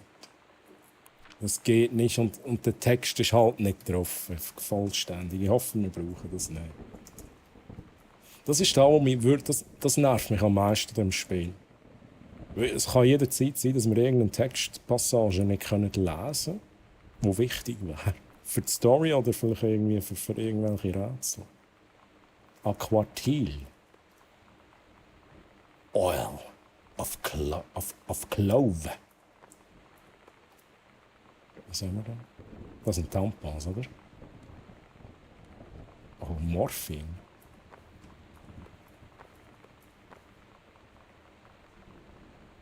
So eine Spritze. Ja, aber das ist jetzt auch... Da haben wir jetzt genau den Text drin gehabt, wo wir jetzt das Ende lesen können.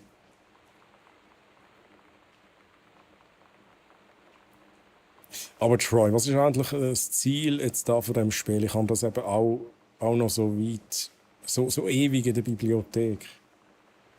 Also es ist echt schwierig zu sagen, ehrlich gesagt. Ich glaube, das Ziel ist, die Story aufdecken und für da musst du mega viel lesen und am Schluss hast du wahrscheinlich eine Story, wo du kannst sagen, okay, geil. Vielleicht hat es noch einen Twist drin, keine Ahnung. Für mich ist langsam unklar, wer wir überhaupt sind. Aber das Problem ist halt einfach, es ist so ein bisschen, man muss halt mega viel lesen. Action hast du nicht, Rätsel, ja, indem du halt so Sachen musst suchen wie 4-stellige Codes.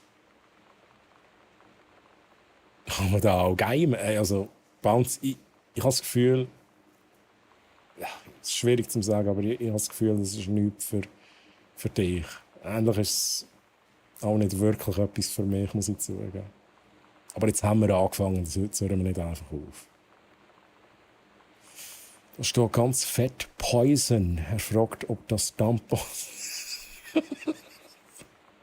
Die verdammten Tampons. Im Game lesen, Chat lesen, immer lesen.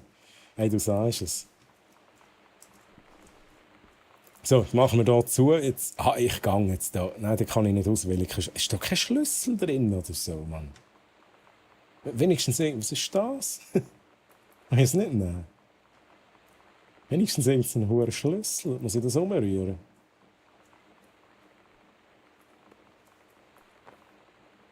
Come on, hey. Also, Chat, jetzt gehen wir wieder rauf. Ich glaube, jetzt haben wir hier alles gesehen. Ausser ihr habt irgendetwas gesehen, was ich nicht gesehen habe.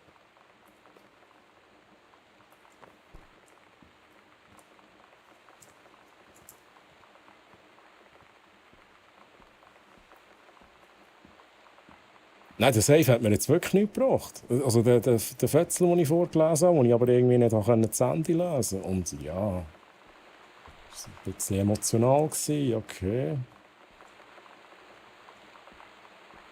So, Chat, jetzt gehen wir nochmal drauf. Also grundsätzlich würde ich jetzt sagen, wir müssen noch eine 4-stellige Code haben. Haben wir da eigentlich alles... Das haben wir auch noch nie gesehen, Chat, oder? Also, Moment, gehen wir schnell da schauen. Das haben wir auch noch nie gesehen. Jetzt schauen wir uns den Raum an. Neuer Raum, neue Kassetten. Wir hören rein. Hey, das mache ich nachher nicht, Pascal. Der andere Safe. Aber jetzt schaue ich noch schnell die Räume an. Vielleicht finden wir da den Code. Aber ich glaube, wir dürfen nicht zu weit suchen wie vorhin. Wir dürfen nicht... Das sind nicht irgendwelche Zahlen, die ich da, keine Ahnung, jetzt in einem anderen Stockwerk finde. Das kann nicht sein. Ist das irgendwie wichtig? Performance Evaluation. Wer ist der Richard? Also da volle Punktzahl die ganze Zeit. Lassen wir sehen, ist nicht wichtig. Das ist halt, so in Games ist doch in der Regel auch, wenn noch ein Licht drauf zündet, dann ist es wichtig. Nochmal schnell einen Blick drauf werfen. Aha, signed Janice Greenbrier. Okay.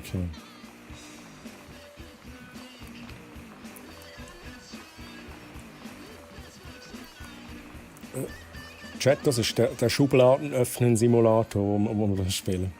Halloween Show. The Misfits, die sind klasse. Vergiss dein Kostüm nicht, bla bla bla, bis dann XL. Okay. Oh, Story? Sometimes you just have to lie to Mom and Dad. Like when Lonnie asked me to see a band with her and stay over at her friend's place in the city after. That's a lie to Mom and Dad situation. But it was so worth it. The girls on stage were just so loud and real and awesome. And everybody was moving together like one huge tide of sound. Between two songs, Lonnie leaned over and said, "How do you like your first show?" I was so happy. I felt tears starting in my eyes. Oh. And then she up and hugged me. I think she could tell. Okay, Captain Allegra, das haben wir schon mal gelesen. Der erste Offizier, dein Kostüm, mein Kostüm, Lonnies Kostüm und also das Kostüm von der Samantha. Wo mehr sind, vielleicht. Oder nicht sind, I don't know. Oh. Kassettenhülle, Heavens to Betsy. Nothing can stop me, decide.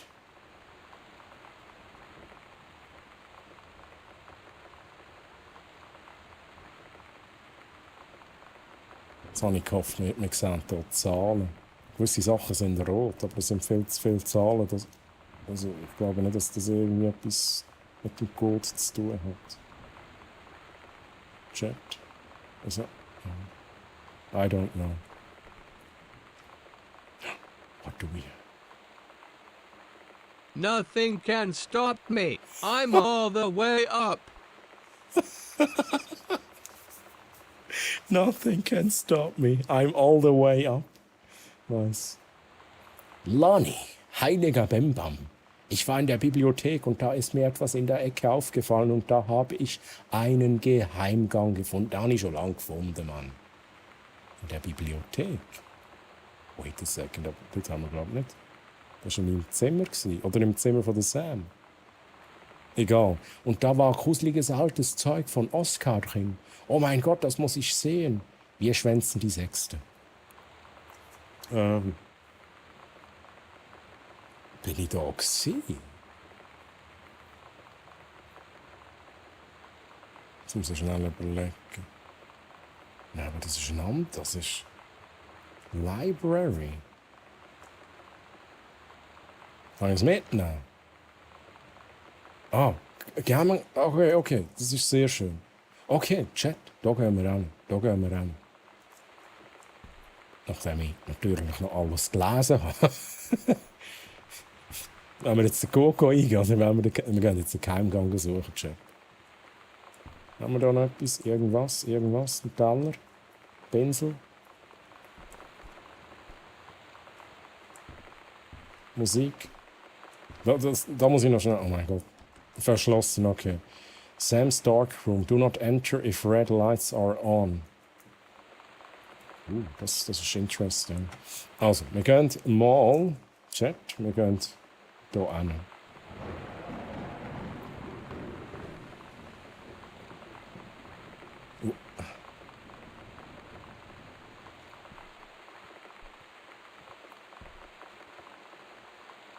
Okay, ich glaube, ist das der Ort, wo wir vorher waren? Hä? Oh mein Gott.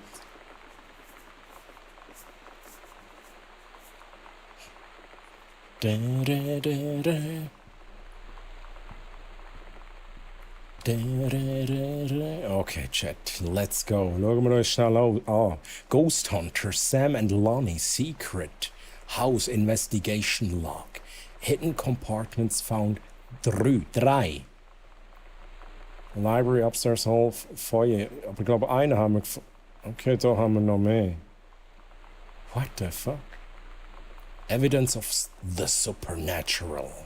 Discovered 0. Haben wir die jetzt eingezeichnet auf der Map? Okay, haben wir eingezeichnet. Jetzt wird es langsam spannend, Chat. Jetzt geht die Post ab.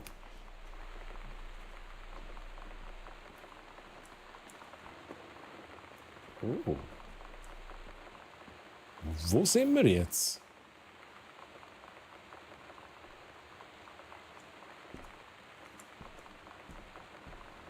Da sind wir aber auch schon mal gewesen. Okay, da ist auch ein Durchgang. Also schnell gucken.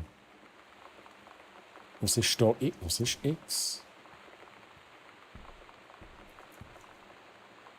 Jetzt muss ich mich schnell orientieren, Chat.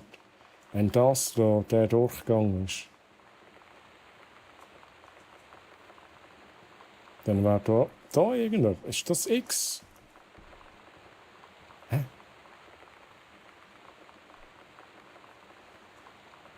Also, ich komme nicht raus, Chat.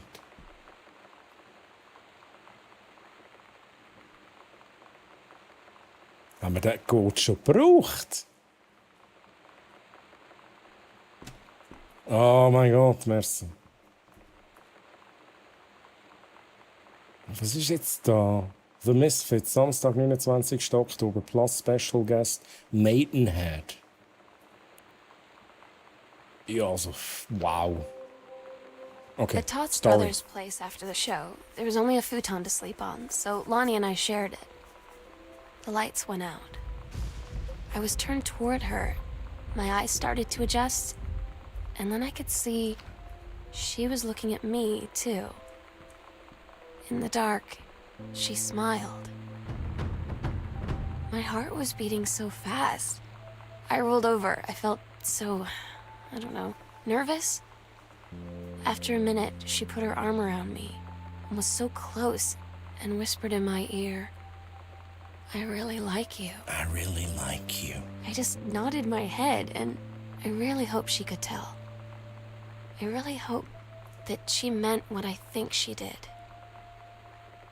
I felt like a shook-up can of soda ever since. I hope we have the chance to talk before I explode. Und attention please. Attention please. Would the real Slim Shady please stand up? Hey, attention please, geiler Name. Merci vielmals für den Follow, danke vielmals. Und willkommen hier. Ich weiß nicht, ob wir den schon gebraucht haben, Chat. Ich bin völlig neben der Schuhe. 0451 ist im Chat, merci für das. Dann gehen wir schnell den Safe angucken. Was ist hier? Was haben wir hier? Was ist hier? Oh mein Gott, was hat er? Gib mir das Buch, was ist hier? The Accidental Pariah. Da ist mehr, Chat.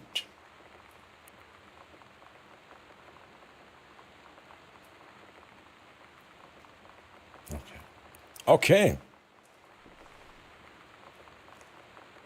Ich habe gemeint, gehe in eine ganz andere Richtung. Hat voll horrorfilmmäßig angefangen mit dem Grinsen im Dunkeln. Ja, true. Das kannst du selber holen. Wir schauen schnell. Aha, okay, wir sehen da natürlich. Das ist die XXL-Ausgabe, Chat. Die XXL-Ausgabe. Ja, Moskau by Night, Drugs, Prostitution, der Mafia, Bounce. Ja, alles. Alles ist hier vertreten. So, Chat, ich weiss jetzt gar nicht, was wir machen wollen. Code eingeben, oder? Was ist eigentlich? Wo sind wir eigentlich da? Aha, upstairs. Wir müssen zuerst wieder rauf. Rauf den Code eingeben, wenn es denn der ist. Dann irgendwann gehen wir schlafen. Shit. Das habe ich auch noch nicht aufgemacht. Oh mein Gott. Habe ich das schon mal angeschaut? Ich glaube, ich habe das schon mal angeschaut. So, da wollen wir rennen. Locker. 0451 04 5 1. Öffnen. Gehe auf. Geht nicht auf.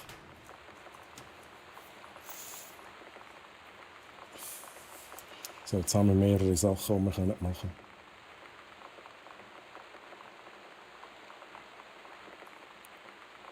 Da ist irgendetwas. Da ist Nein, das haben wir aufgemacht. Da ist irgendetwas. Aussen. Nein, das ist nicht wahr. Das ist nicht aussen. Das wäre da. Ich weiß es nicht. Hast du die Wände rundherum angeschaut? So, genau. Ist da ein Code drin? Nein, das ist ein Herz und so weiter. Also, ich gucke die Wände an, Chat. Ich gucke die Wände an. Vielleicht direkt nebendran. I want to believe.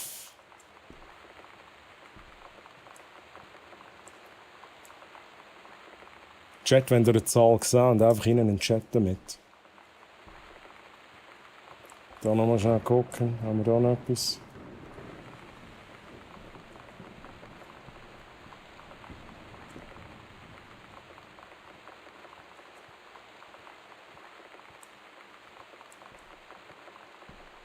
Da geht es wieder raus.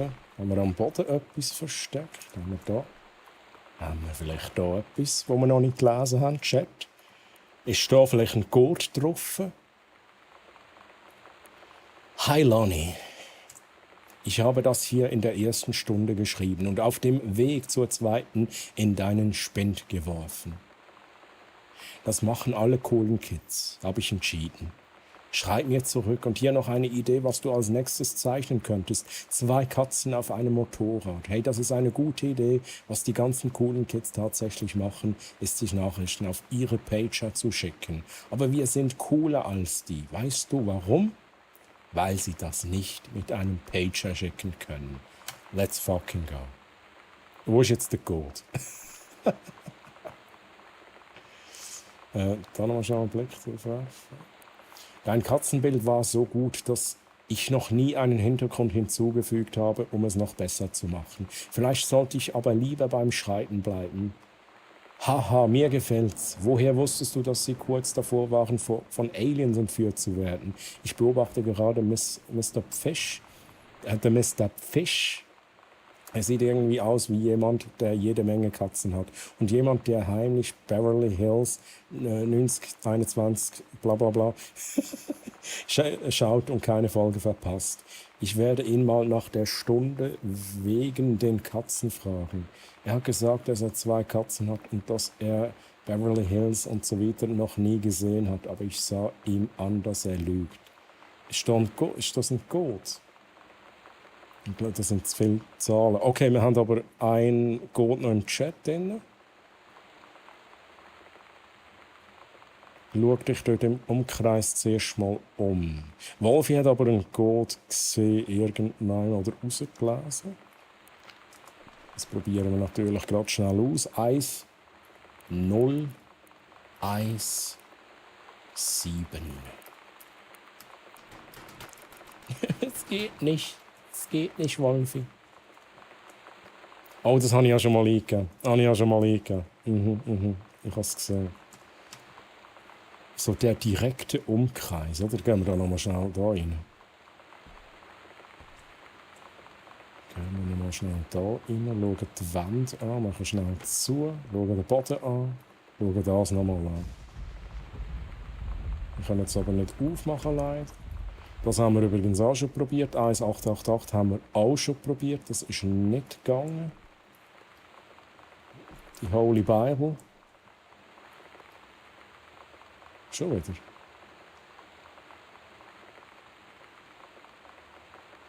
S is for special. A is for adorable. M is for Mary. A is for affectionate. Affectionate. N is for nice. T is for Troy.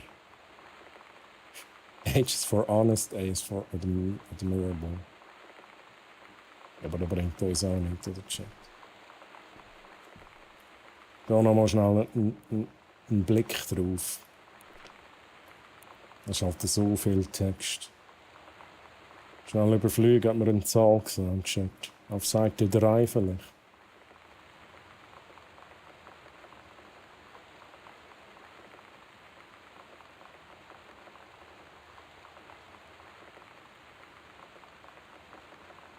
Da ist nichts Gescheites drin, oder? Ich sehe da keine Zahlen.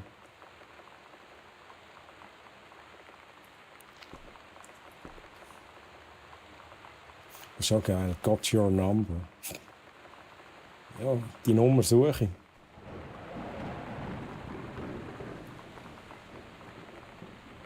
Oh Gott, ich hatte einen Pager. Ich habe nie einen Pager gehabt, Simple. Das ist an mir vorbeigegangen, tatsächlich. Ja, den Geheimgang kann ich noch abchecken. Er erwähnt einen Schrank. Jetzt irgendwo Büsi. Ein Schrank bei den 2 Katzen. Halten wir Ausschau nach einem Büsi. Ich habe es jetzt, glaube ich, keine gesehen. Oder? Check, haben wir noch einen Büsi gesehen? Nochmal schnell den Check machen. Holy shit, Mann. Zahlen. Irgendeiner an der Wand. Irgendeiner, keine Ahnung, irgendwo.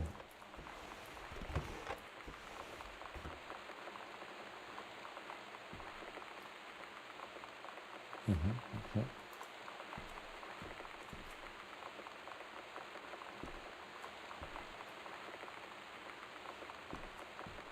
Haben wir das schon angeschaut? Das haben wir, glaube ich, schon angeschaut. Chat.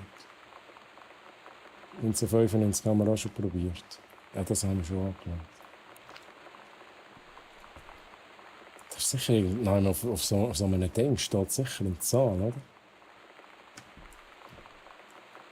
Ha, ich kann es kaum lesen.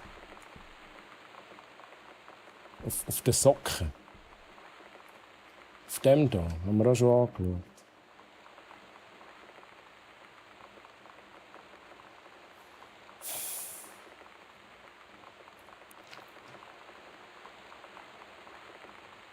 Das haben wir 1991 schon mal probiert, Chat. Bin mir jetzt nicht mehr sicher.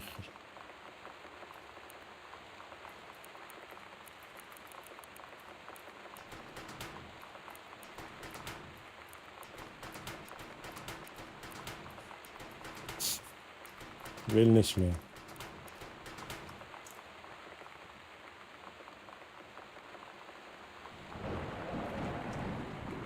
Wenn wir den Geheimgang abchecken.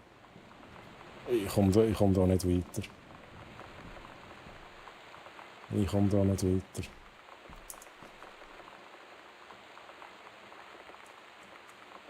Da einfach so ein Socken da. Chat, ihr habt auch nichts gesehen, oder?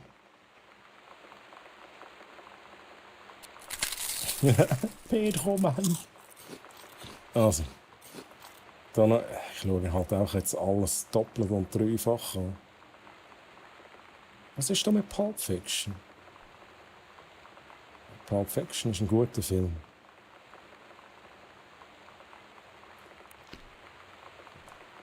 So, Geheimgang, Chat. Projekt. Das Radio auf den Channel stellen. Hä? Also wo jetzt genau? Da. Da habe ich halt nur eine Kassette können. Ich kann da die Kassette rein tun. That's it. Kann ich nicht mehr machen. Da kommt Musik.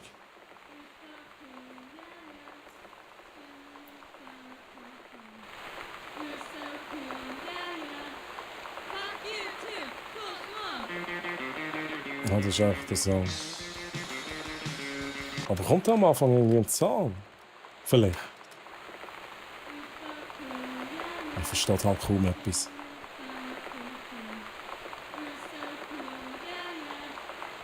Nein. Fuck you. Das ist nix, Chat. Das ist nix.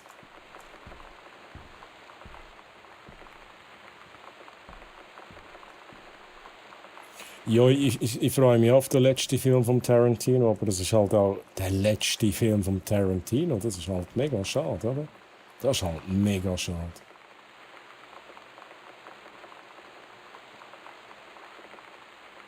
Aber absolut. Ich bin ein grosser Tarantino-Fan. Ich gehe eigentlich noch mal durch, ob ich da irgendwas... Ob ich etwas gesehen.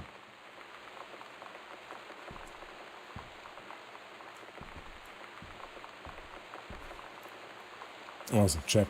Wo sind wir? Wo gehen wir hin?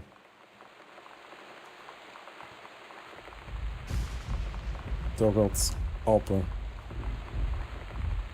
Zum Dachboden, da kommen wir nicht durch. Sind wir jetzt da schon gesehen? Jetzt muss ich noch mal schnell schauen. Hä? Also, wait a second.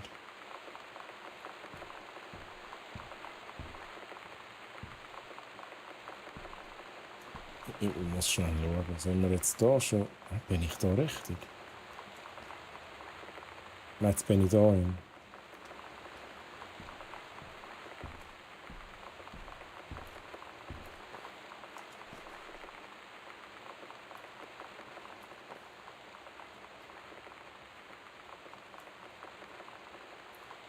Jetzt wird's creepy, Chat. Hello, hello. Who are you, Oscar? What do you want to come by? Kumbaya, my lord. Was? To come back?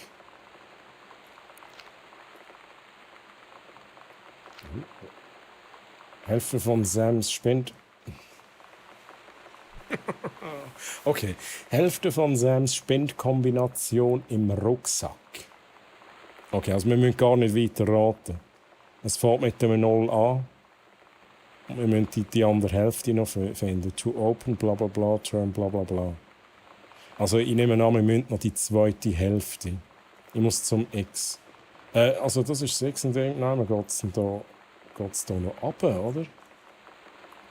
Das brauche ich nicht. Das ist gut. Das ist nicht so wichtig. So. Jetzt ist... Aha.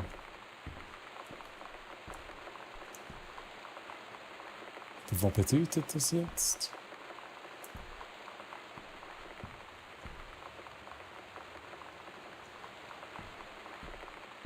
Wer jetzt ist, heisst das, da ist noch irgendetwas? Oder muss ich da schnell in das Gästezimmer? Schau alle Panel durch an der Wand. Aha, das ist da. Chat, da sind wir schon gewesen. Da sind wir runter. Da müssen wir nicht nochmal anschauen. Das ist gut. Dann gehen wir schnell. Das haben wir, glaube ich, jetzt bin ich mir nicht mehr sicher. Haben wir das angeschaut, Chat? Oh, come on, ich habe keinen Überblick mehr. Es ist so schlimm. Nochmal schnell schauen, wo ich bin. Da bin ich.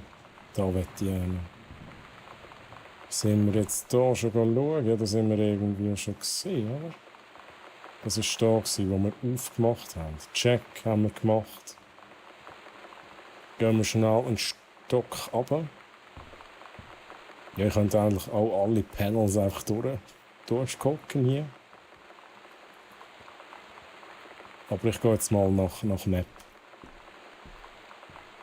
So, jetzt sind wir da. Dann haben wir als erstes... Jetzt muss ich schnell gucken. Hä? Wait a second. Jetzt muss ich da so orientieren. Da ist etwas. Nach dem Durchgang, da.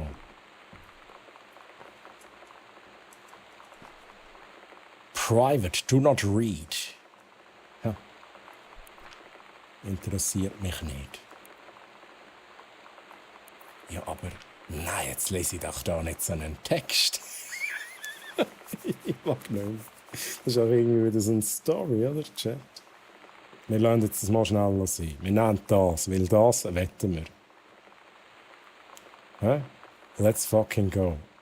Pascal, hä? Pascal ist voll bei der Sache. Voll bei der Sache, Chat. Wir gehen wieder rauf. Wir haben die Spindkombination. Jetzt kommt ein gleich der Abspann, Chat. Hebt euch fest. Jetzt kommt der gleich der Abspann und dann tun wir direkt nochmal das Game starten, zocken wir direkt auch noch durch, Chat. Ja. Da müssen wir hier Speedruns. Also nochmal schnell schauen. Ich werde nochmal rasch das anschauen. To open to. Turn first number. Ja, nein, wir gehen auch ein 0501. 0501. Let's go. Ich mache es wieder zu. Wir haben einen Schlüsselcheck. Lonnie came over today, but everything was different. She was sitting at my desk chair, and she wouldn't look at me. Finally, I asked her what was going on. She said she felt like she'd done something wrong that night in the city. Like I must think... But I said no. There was nothing wrong. I just wanted to say... But I couldn't find the words. I felt like I was gonna cry, but I wasn't sad. She got up and sat next to me on the bed. I looked at her. Lonnie, do you think you could ever... And that's when she kissed me. Oh.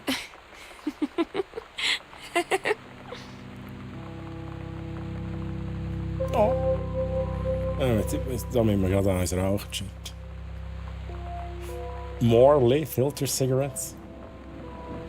I looked at her. I looked at her. And I kissed her. Chat, was haben wir da?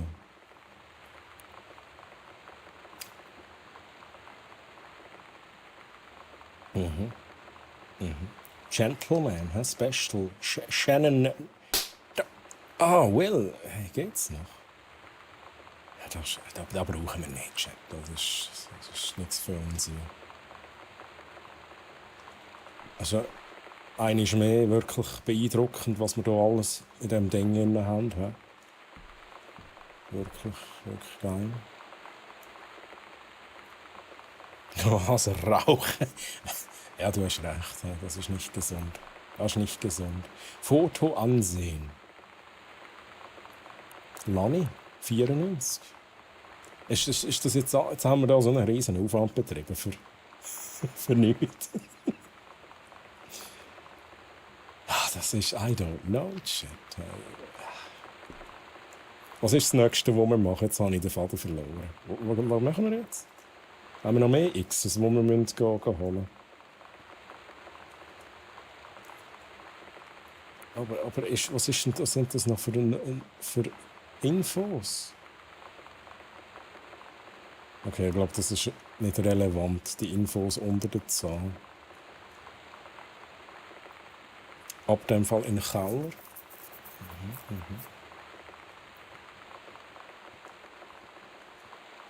Also Chat. Ich checke. Wir haben ja den Schlüssel. Wir haben den Schlüssel bekommen. Ich habe fast vergessen. Wo müssen wir den brauchen? Hey, nein, hör auf mit Essen, Mann. Jetzt redet er von Essen. Hey. Ich glaube es nicht. Aber was ist denn da? Okay, das ist nicht da, wo wir brauchen. Nochmal schnell gucken, Chat. Ich habe ganz vergessen da. Aha, die sind halt mehr bei der Sache als ich. Ab in den Keller, let's go.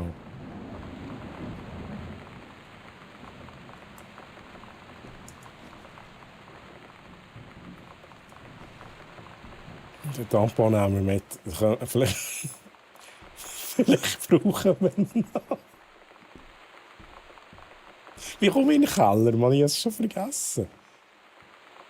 Lass den Tampon.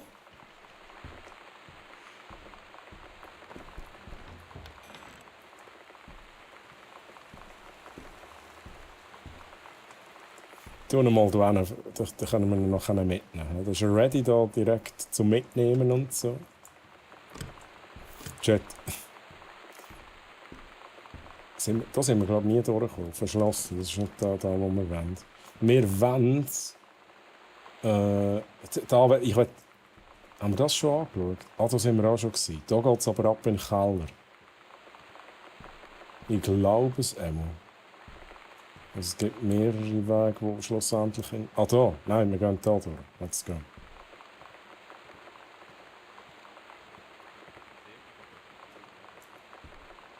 Wer redet da? Und da läuft der Fernseher.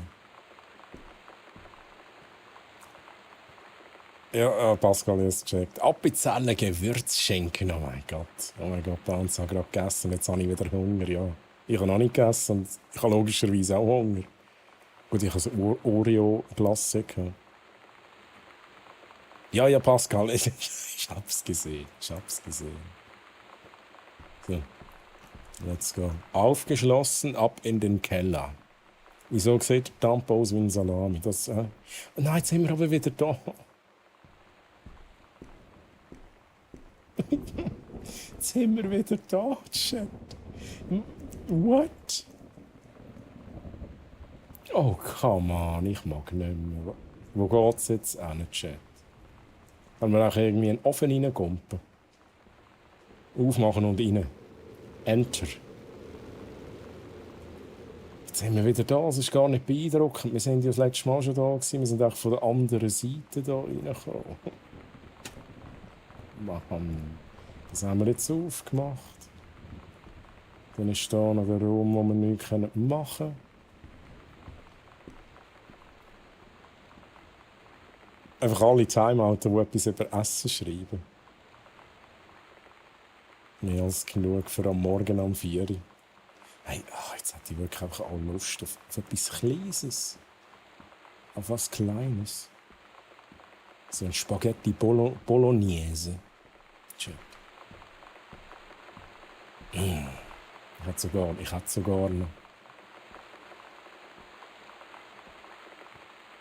Was haben wir da eigentlich? Okay, das haben wir schon angeschaut. Haben wir da noch irgendetwas, wo wir noch nicht gesehen haben? Irgendwie ist das... Was haben wir da? Zum Keller, zum Gästezimmer.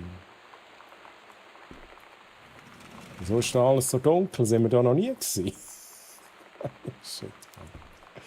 Okay, ich glaube, da sind wir noch nie gewesen. Sam. This car was the coolest thing I found in Mexico and it was like $3. I love it. Merry Christmas.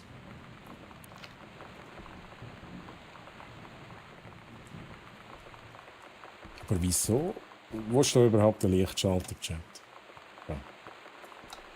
Wir sind halt noch nie da... Aha. Okay, jetzt haben wir von dieser Seite das aufgemacht. Okay. Ich glaube, wir sind jetzt doch noch weitergekommen.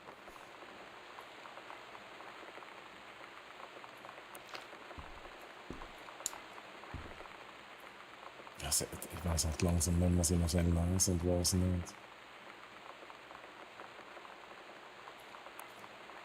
Was ja auch ist, sie erzählt immer etwas, wenn irgendetwas Wichtiges ist. Davon sie anreden.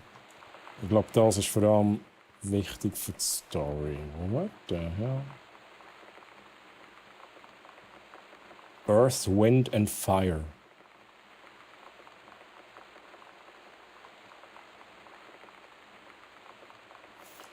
Es gibt doch die Band gibt's doch, Chat. Earth, Wind and Fire.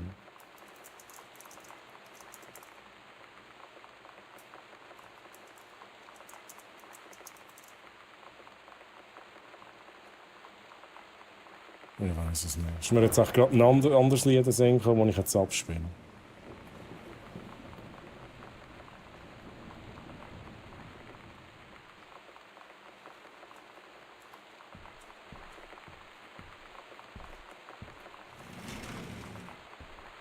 Holy shit. Moms Handtasche. Broschüre. Notiz. Ich habe 2 Karten für EW vom Donnerstag. Rick. Earth Angel, Earth Angel. Ja, Pascal, der kennt sich aus. Let's go! Let's go. Und einfach weil es so schön ist. Mach ich noch schnell den da. Gehe ich noch schnell. Ich muss schnell gehen, sorry.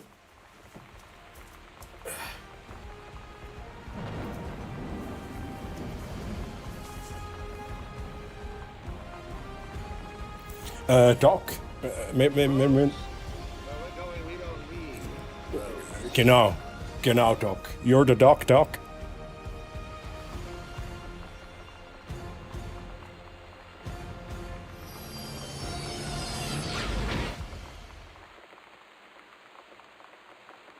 Da bin ich wieder. Wir sind jetzt in der Zukunft-Chat.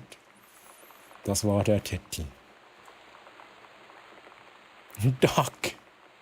Ich muss schnell Chat lesen.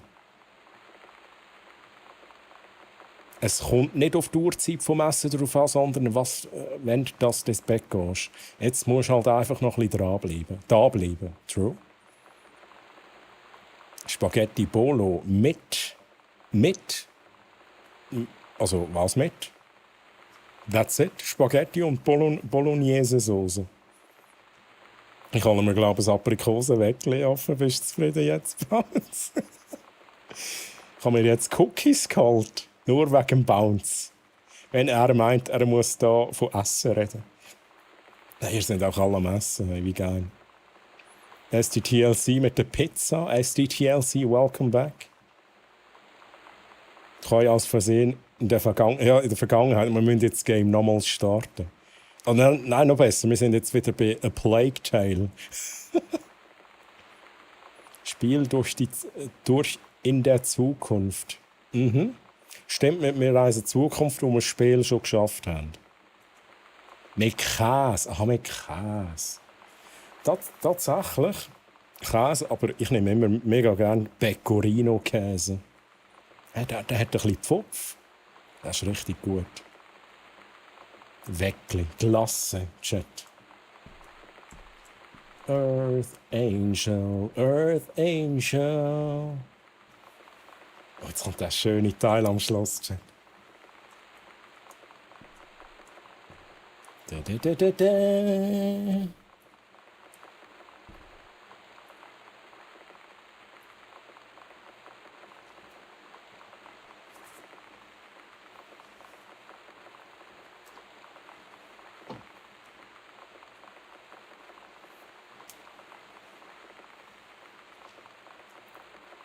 Danke, Chat, fürs Mitlassen. Sehr gut. Notiz ansehen. Oh mein Gott, die Texte, das hört nicht auf. Hey. Ist das wichtig? Sam, da du uns heute Nachmittag nicht zuhören wolltest, haben deine Mutter und ich beschlossen, dir diese Nachricht zu schreiben. Damit alles absolut klar ist, du hast für den Rest des Monats Hausarrest. Außerdem sind dein Telefonprivilegien... Earth Angel, will you be Die mine? Sehr schön. Telefonprivilegien gestrichen und du darfst dein Auto nur noch nutzen, um damit zur Schule zu fahren. Wir verstehen, was du durchmachst, aber wir können nicht erlauben, dass du dich in der Schule weiterhin so benimmst. Und wenn der Arrest vorbei ist, können wir dir natürlich auch nicht mehr erlauben, deine Zimmertür zu schließen, wenn Lonnie da ist. Das ist das letzte Wort in der Sache. Reiß dich zusammen, damit das nicht nochmal geschehen muss. Okay. What do we have here? Disciplinary Referral. Verwiesen durch Machus. Grund Verteilung unangemessener Materie. Oh, Drogenchat. Drogen. Die hat Drogen verkauft. Ja. Und ich glaube, ich weiß sogar, welche Drogen sie verkauft hat. Chat, ihr wisst es auch. Ja, das war ganz klar. Ganz... What is that? I had an interesting talk with Mom and Dad tonight.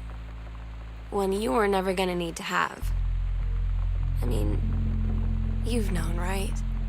I've known. I've known since, like, She-Ra. Mom and Dad didn't, I guess.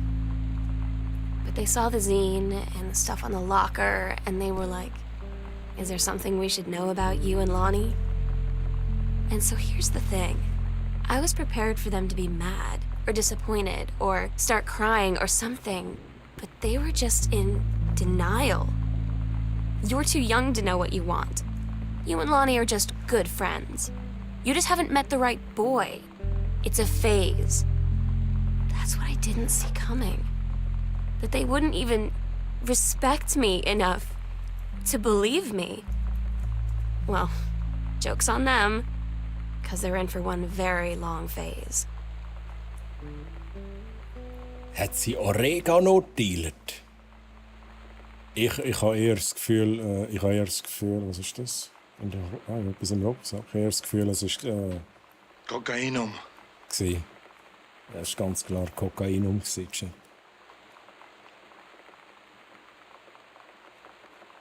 Enchantment Under the Sea Dance. Jetzt muss ich schnell schauen, was wir da haben. Gegenstände. Also, was haben wir jetzt bekommen, Chat? Ah, das ist auch da, das ist jetzt drin. Okay. Brief lesen, oh mein Gott, das ist...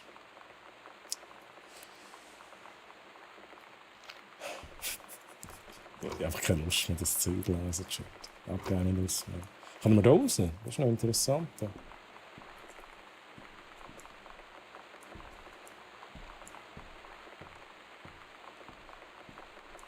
Schnell schauen, wo wir sind. Esszimmer. Wait a second. Was ist was? Da geht es raus. Ah, das ist das da. Mhm. Gogoa. Gogoa. Oh, das ist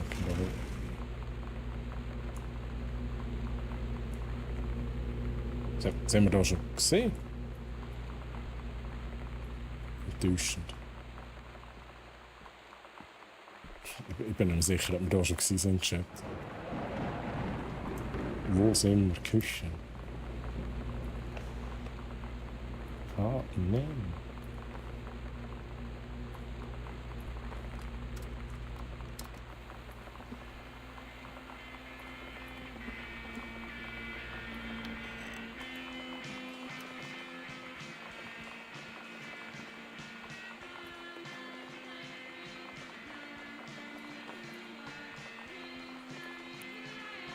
Dear Mr. Greenbrier, bla bla bla. Hey, ich werde das Ziel einfach nicht lesen, Chat. I'm so sorry. Ich werde auch irgendwie jetzt dann so, keine Ahnung, mal so richtig weiterkommen. Okay, das lese ich schnell. Sam, deine Mutter und ich sind vom 3. bis 7. Juni für ein verlängertes Wochenende nicht da. Wir wollen unseren Hochzeitstag feiern und campen in der Schlucht. Aber wir rufen dich an, wenn wir wieder auf dem Weg zurück sind. Entschuldige, die Handwerker haben die Küche immer noch erst halb renoviert. Wenn man nicht alles selber macht, auf dem Tisch liegen $40 für die Pizza. Ich glaube, die Pizza-Schachtel, die haben wir gesehen. Milch. Oh, das erinnert mich an etwas, Chat. Irgendwann haben wir mal ein Spiel gespielt. Bei uns bist du das gewesen. Und du hast mir immer gesagt, ich soll Milch spawnen. Das war doch Starfield gewesen. Oder nicht? Habe ich da jetzt ein Durcheinander? Oh mein Gott, Zitronensorbet. Oh, das ist so geil, Chat. Salted Caramel wäre jetzt noch etwas. Okay, ja, überschnorren, das soll ich mir jetzt. Oh, come on. Chat. Oh, Zitronensorbet. Ich will hier raus, Mann. Will hier raus, Chat.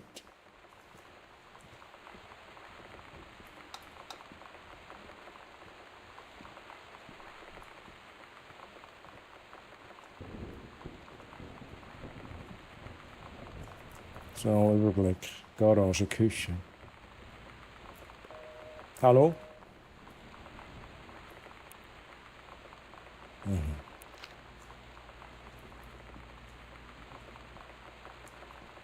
Oh, jetzt wissen wir, was für ein Datum das wir haben, Chat. Also, nein, wissen wir endlich nicht. Ich weiß ja nicht, wenn da das letzte Mal der Kalender bedient worden ist. Juni 1995. Katie kommt diesen Monat nach Hause. Ruft noch an wegen genauem Datum. Ich bin ja da. 3. bis 7. Kurztrip, das haben wir gesehen. Aber ich bin ja hier, Mann. Was ist los? Wo sind denn alle Leute hier?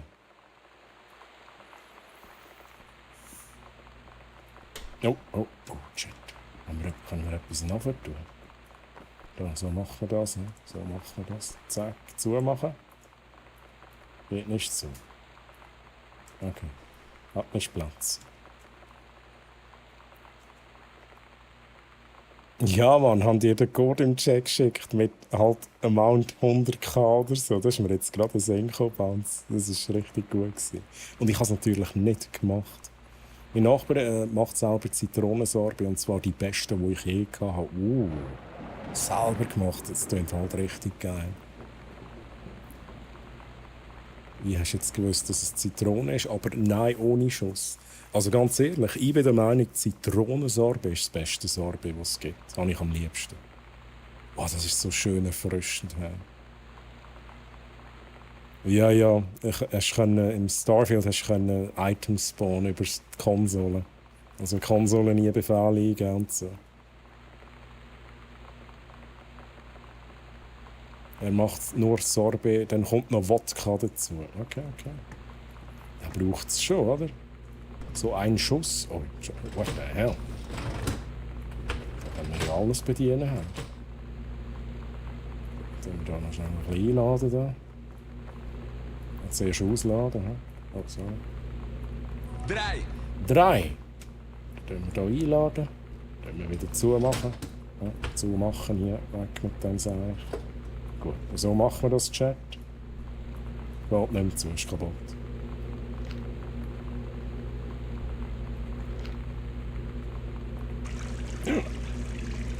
Oh, shit.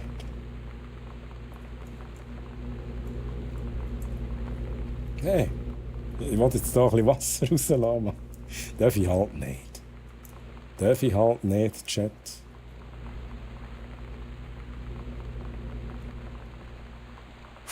Jetzt muss ich noch mal schauen. Ich habe halt wirklich langsam keinen Plan mehr, was wir machen müssen.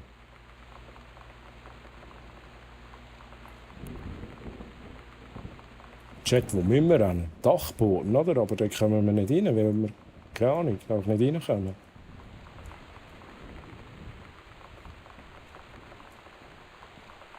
Das haben wir schon angeschaut. Chat, habt ihr eine Idee, wo wir hin müssen? Troy, du hast mega Bock, das Spiel zu spielen.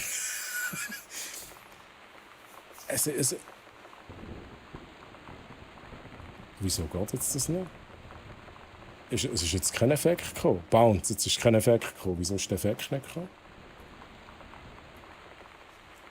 Ich muss schnell schauen, irgendwas ist kaputt.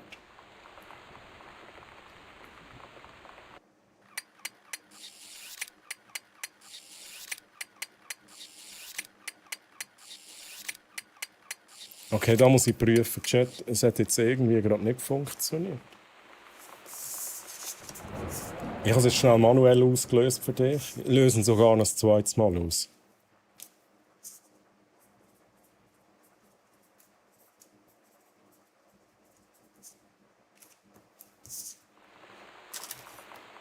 Wir lösen sogar noch das dritte Mal aus. Also, und nochmal der Bert.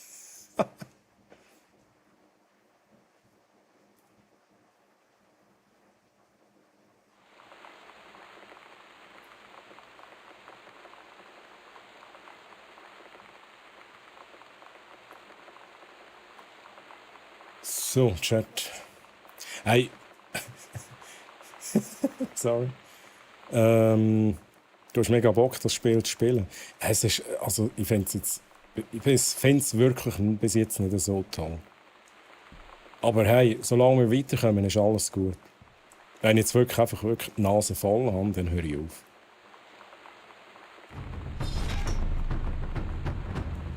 Ich hatte einmal extrem gutes Balsamico-Sorbet gehabt. Ui.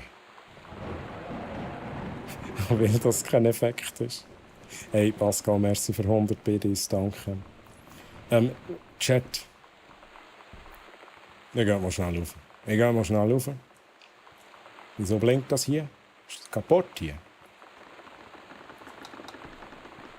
Wir gehen schnell rauf. Dort sind wir noch nicht gewesen, wo wir aber auch noch nicht sind. Das muss ich jetzt auch noch mal schnell anschauen. Da aussen hat es ja noch etwas, aber das ist nicht auf der Karte verzeichnet. Oder können wir jetzt heimgehen? Haben wir es geschafft? Können wir gehen? Ich will jetzt gehen. Ich habe jetzt entschieden, dass wir das Spiel durchgespielt haben. Also wir gehen jetzt nochmal rauf. Wir gehen rauf. Dann werden wir mal schauen, ob wir jetzt hier weiterkommen.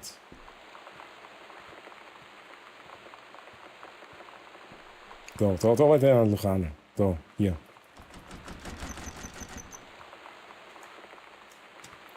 Aber ich habe das Gefühl, die dürfen nicht mehr rot leuchten. Ist das die Idee? Können wir da irgendwann den Strom abschalten? Zum Beispiel da irgendwas Verstecktes oder so.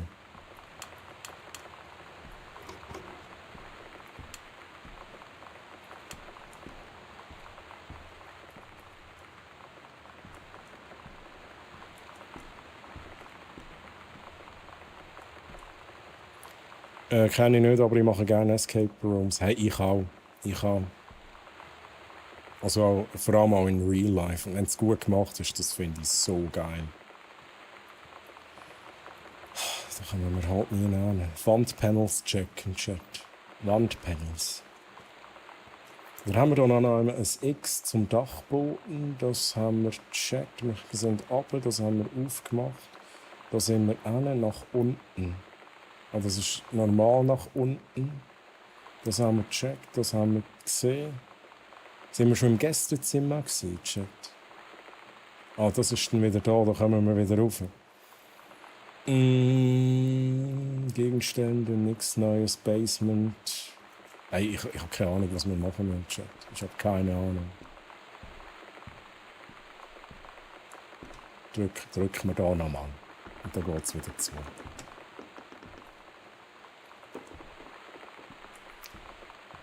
Gehen wir nochmal runter. Jetzt kein Sicherungskasten und... Okay, schauen wir schnell. Doch irgendjemand hat es einen gehabt im Fall. Mal schnell alles angucken. Ich weiss leider aber nicht mehr, wo das genau war. Gehen wir mal weiter runter. Ich habe schon so viele Escape Rooms gemacht. Ich habe viel gesehen. Von gut bis schlecht. Der beste Escape Room, den ich gemacht habe, war bis jetzt irgend so ein Saw Escape Room. Und du gehst natürlich als Gruppe und dann wird eine Person definiert, die quasi der Leader ist. Ich war der Leader. Ich bin der Erste, der quasi... Wie war das? Wo... Also, uns sind, glaube ich, die Augen verbunden worden. Das ist schon eine Weile her, aber das war mega geil. Es sind uns die Augen verbunden worden und ich hatte quasi die erste Möglichkeit gehabt, um alle zu befreien. Wir waren auch angekettet.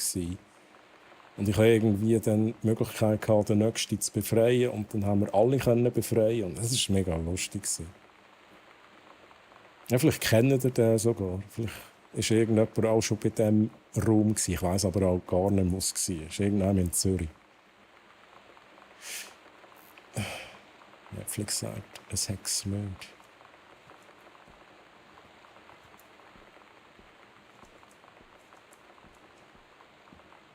Ein Sicherungskasten. Da ist doch ein Sicherungskasten, Chat. Aber da können wir nichts machen, Mann. Da können wir nichts machen.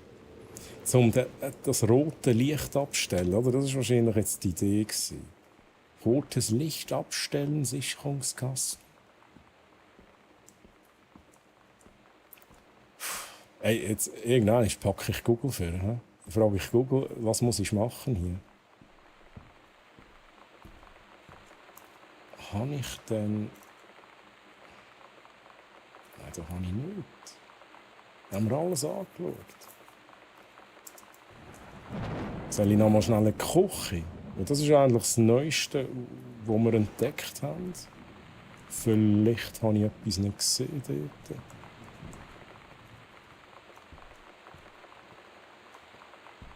Wandpanels checken. Haben wir da noch etwas?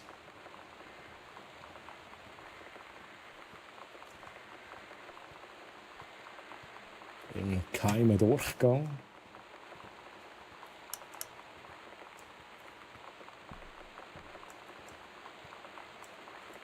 Was halt auch mühsam ist an diesem Spiel jetzt gerade.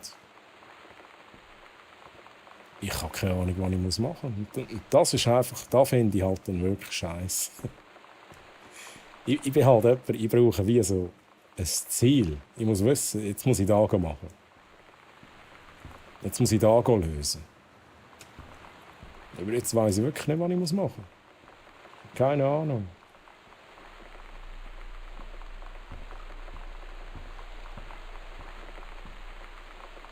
Ich auch.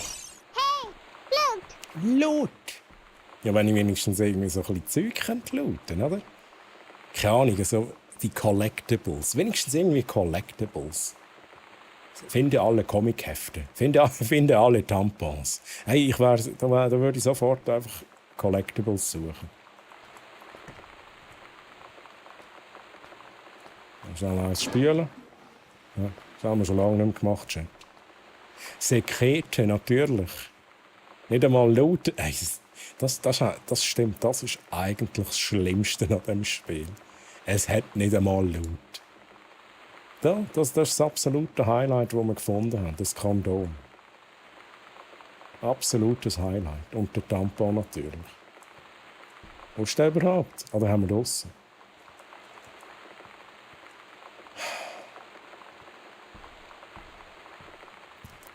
Jetzt bin ich auch irgendwie planlos irgendetwas am machen, oder? Schnell spülen da. Ja, schnell das Zeug waschen da, gut. Ich glaube, ein Achievement habe ich gemacht. Mal, es hat, glaube ich. Was es hat tatsächlich. Ich habe ein Achievement, das nur 4,7 von allen Spielern haben. Ihr seht das jetzt gerade nicht, das Overlay gesehen, leider nicht. Guessed the combination to Oscar safe. Das haben nur 4,7% der Spieler. Ja, what the hell. What the hell. Ja, so, haben wir auch eines gemacht. Hey, ich gehe nochmal runter. Geh nochmal schnell kochen, Chat. Dann rühre ich, tue ich das Ding installieren. Nein, aber was machen wir falsch? Nein, das ist nicht kochen. Was machen wir falsch? Dann nochmal schnell einen Wandpanel-Check machen. Da noch schnell alles aufmachen.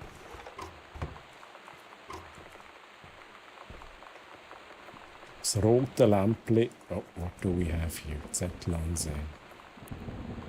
Shampoo. Set Color Perm Manicure.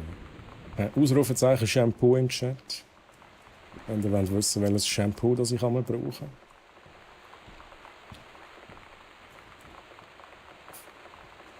Und jetzt denken also, really? Let's go. Let's go.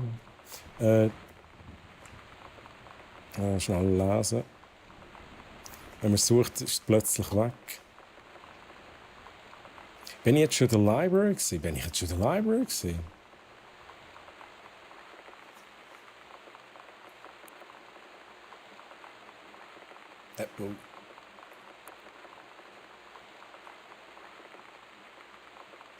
Wo ist die Library? Fernsehzimmer. Ja, ich habe mal Welle dort hin. Ich habe das eigentlich schon vergessen. Ja, aber wo ist sie denn?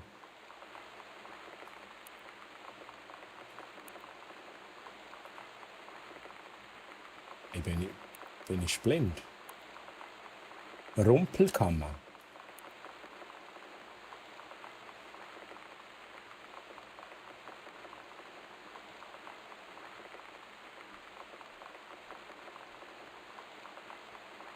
Hey, wenn ich so lost, dass ich nicht einmal mehr weiss, dass ich das wollte. Hat der auf Night wäre lustiger gewesen, ausser du hast es schon gespielt. Das habe ich noch nicht gespielt. Also Pascal, du sagst, ja, bist. Um was geht es jetzt? In der Library gewesen. Das bin ich schon gewesen. Links vom Schlafzimmer der Eltern.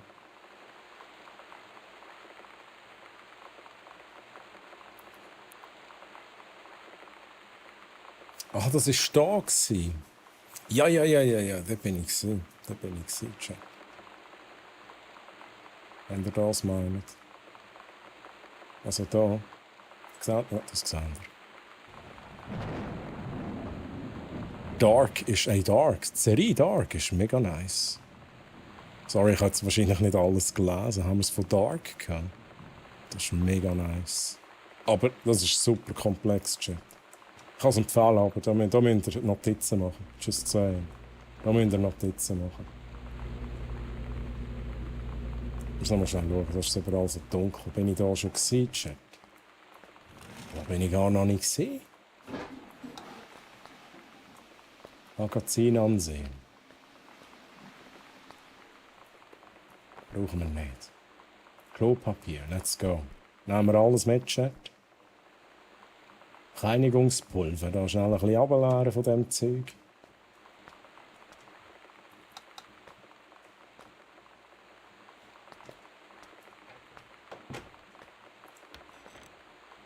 Hey, ich glaube, da bin ich noch nie gewesen, Chat. Da bin ich noch nie gewesen, oder? Das ist neu hier. Let's go. Chat, da kommt noch ein Abspann, oder? Da machen wir auf und da kommt der Abspann. Wenn wir da noch schnell alles vorbereiten, dann ist das auch gemacht. Was ist das? Oh, let's go.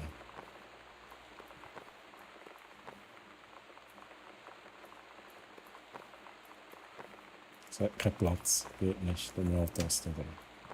So. Da ist sicher noch irgendetwas, was man nicht lesen kann, oder? No. Really? Da ist eine Notiz drin. Sam, ich wünschte, ich könnte es besser erklären. Ich bin mit der Army aufgewachsen. Es ist Teil von mir. Die Army-Freunde meines Vaters sind für mich wie eine Familie. Ich habe immer gewusst, dass ich da einmal enden würde. Ich habe niemals anders darüber nachgedacht.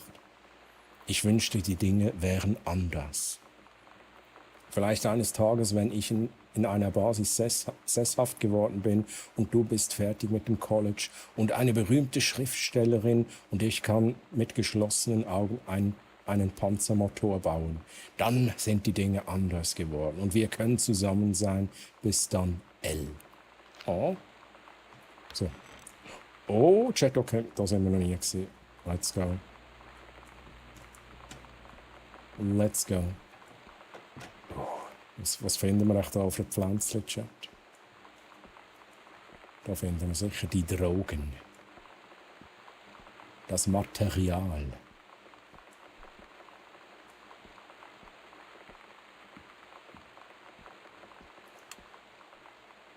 Buch nehmen.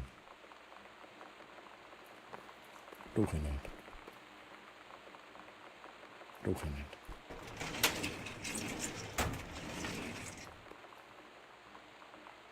Booked. Strong Pines. Manuskript. The Accidental Human. Oh, Jesus. Pascal, gehst du schlafen? Moment schnell, Pascal. Jetzt kommt ein riesen Twist. Hey, aber Pascal. Hey, gute Nacht, lieber Pascal. Mögen deine Träume von epischen Lichtschwertkämpfen und heldenhaften Spider-Man-Missionen erfüllt sein. Schlafe gut und lass dich von den Abenteuern in den Schlaf tragen. Pascal, mach's gut. Schön bist du dabei gewesen. Merci vielmals fürs Mitraten, fürs Mithelfen. Merci vielmals für den ganzen Support. Hey, holy shit. Schlaf gut, einen schönen Sonntag noch. Bis zum nächsten Mal. Ja, und lieber Chat, wenn ihr noch nie beim Not Pascal gsi sind, dann macht das doch bitte. Ja, geht ihr dort mal vorbei, schaut euch den sympathischen Dude mal an. Mega, ich finde es mega unterhaltsam, wirklich mega lieber Dude. Und wenn es euch gefällt, dann followt doch dort an. Ja, das würde ihn freuen, das würde auch mich freuen. Opa ist noch eine Nachricht. Danke für das, kein Problem. So, ich bin durch. Viel Erfolg, noch schönen Stream und später eine gute Nacht. Danke für den Stream, Troy, und allgemein danke, Troy, und denk dran, Uno Reverse Card. Nice, Mann, Pascal, nice. Hey, danke dir. Also Kingdom, spannende Mischung aus Horror, Politik, Drama, habe ich wirklich noch nicht geschaut. Hast du noch irgendwo eine Tür oder ein Safe oder etwas Verschlossenes? Ich glaube, wir kommen jetzt hier weiter. Mal gucken, was hier kommt.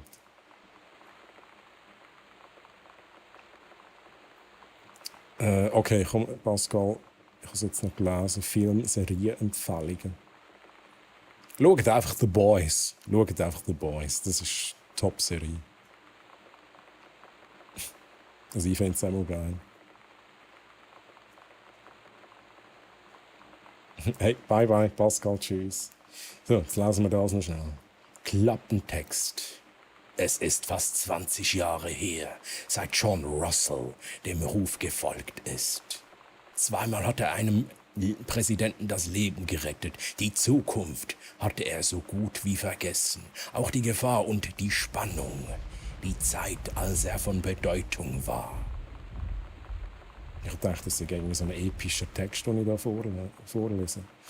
als dann plötzlich der nur allzu bekannte Riss in der Zeit von vor seiner Nase entsteht und seine Führungsoffiziere herausgucken, zögert er keine Sekunde. Ist der Präsident in Gefahr? Nein, das Leben, das sie diesmal retten werden, ist ihr eigenes. Sorry, muss ich noch schnell machen.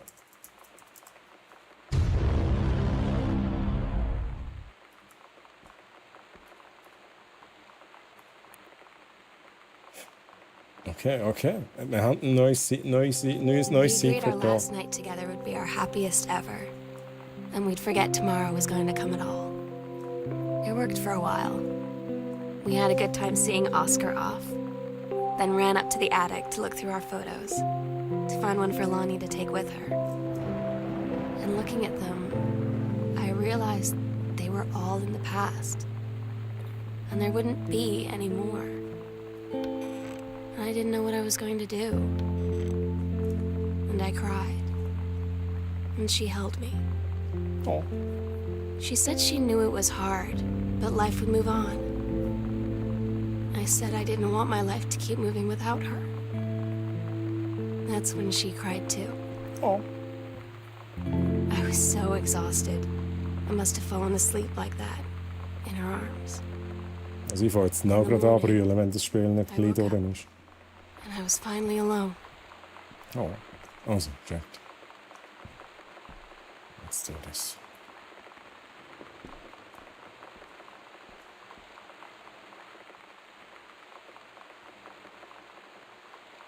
Moment, ich muss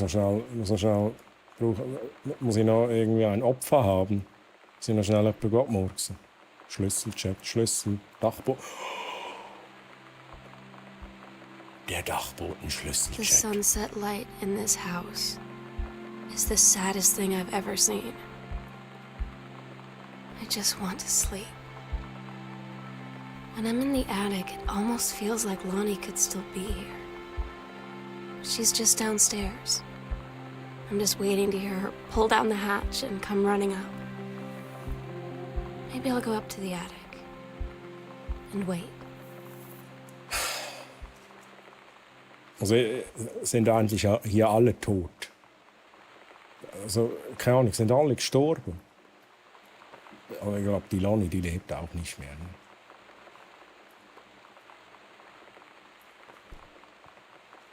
So, jetzt nehme ich da noch so eine Kerze. Ah nein, was ist das denn? Das ist ein gemütlicher Tampon. Check. Hat wirklich so ausgesehen.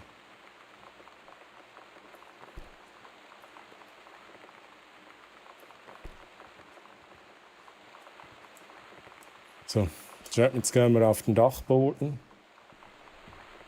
Und dann kommt der grosse Twist. Keine Ahnung, was der grosse Twist ist. Keine Ahnung, wir sind... Es ist Zombie-Apokalypse, wir sind Ellie. Da kommt noch ein Clicker. Godless.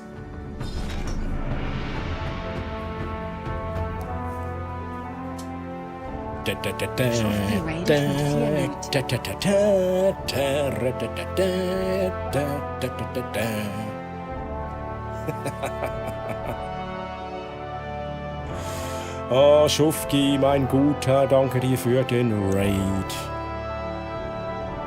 Wie war dein Stream, Schufki? Ich bin halt langsam durch, ne? Machen wir kurz Musik rein.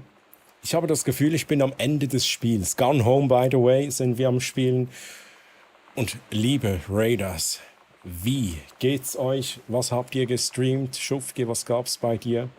Und ich begrüße Foidai und Akimba. Wie geht's euch? Schön, dass ihr mitgeradet seid.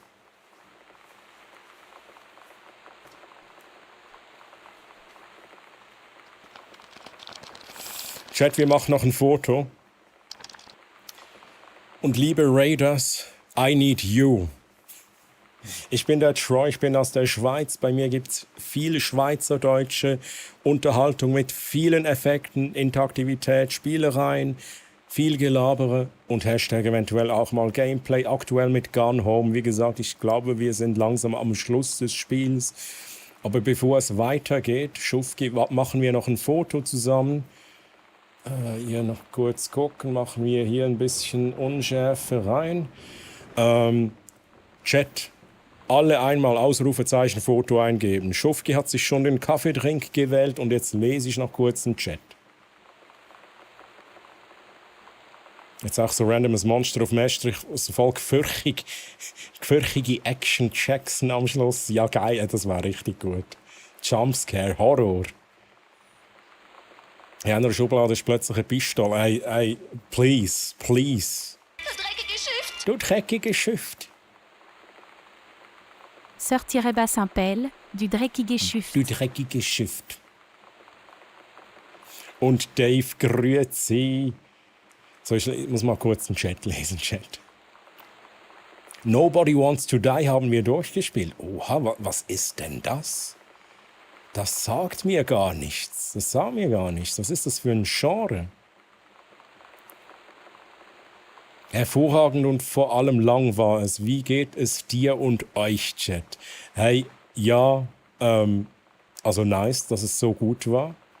Ich bin langsam müde. Gone Home, was ich zocke, ist ein bisschen langatmig. Es gibt viel zu lesen, ist nicht so meins, muss ich ganz ehrlich sagen.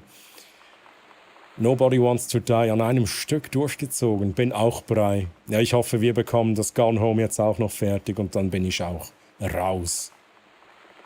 Chat, wer noch nicht auf dem Foto ist, kommt alle aufs Foto. Ausrufezeichen Foto, wir haben noch viel Platz. Mach hier den Titel rein. Danke für den Raid. Ja, passendes Hintergrundbild, by the way, Schufki. Ist ein bisschen pixelartig. Aber wir machen trotzdem hier hinten noch ein bisschen Unschärfe rein, oder nicht? Schufki, du darfst entscheiden. Unschärfe, ja. Also. Die Musik, ne, geil. Mit Unschärfe oder ohne Unschärfe? Du darfst entscheiden. Hiermit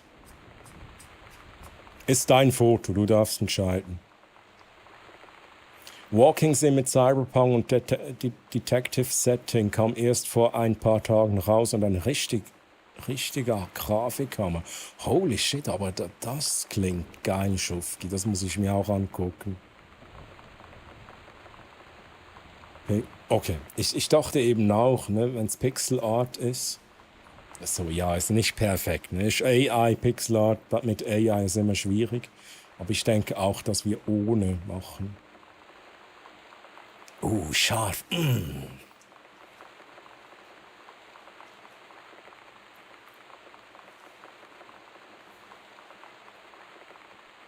Chat. Letzte Chance für Ausrufezeichen Foto. Und dann machen wir ein Foto mit Schufke und mir und euch. Und ich mach mich noch nackig vorher. So, tja.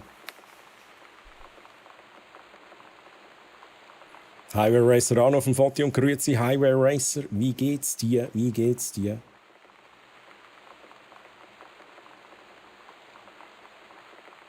Foto in 7 bis 15 Sekunden.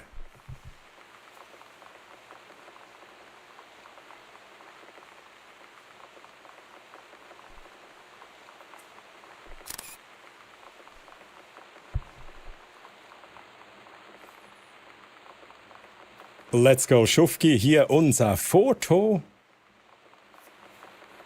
Ab jetzt auf dem Discord Ausrufezeichen DC. Ich mache da noch eine Insta-Story in den kommenden Tagen. Die letzte, ich muss sogar die letzte noch machen, vom letzten Stream habe ich noch nicht gemacht. Die gibt es dann aber noch. Ich markiere dich da und Foto kann man sich auch in physischer Form bestellen. Link im Chat. Und Schufki, ich glaube, wir sind nicht ready für den Bosskampf. Ne? Es reicht halt nicht, Schufki. Wenn aber noch ein Raid reinkommt, in der Zeit, in der ich noch versuche, das Game fertig zu bekommen, dann würde es vielleicht noch einen Bosskampf geben und dann wärst du Dungeon Leader.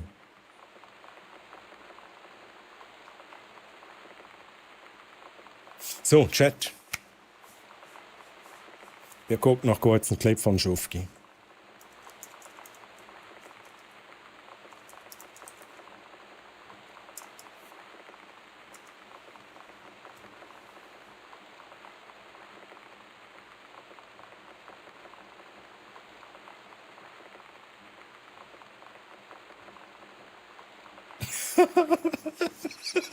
Okay, der war nicht schlecht. Gesundheit, let's go. Let's go. War das von heute? Ich muss jetzt Schufki, wer guckt nochmal auf den Clip. Ich will noch gucken.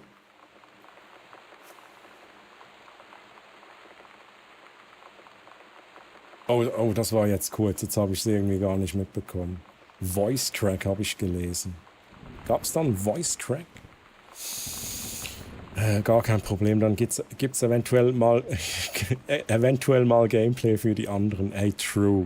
Es wäre geil, wenn wir das Game noch fertig bekommen. Das wäre echt nice. Ne? Wie gesagt, bis jetzt, lieber Chat, bekommt das Game von mir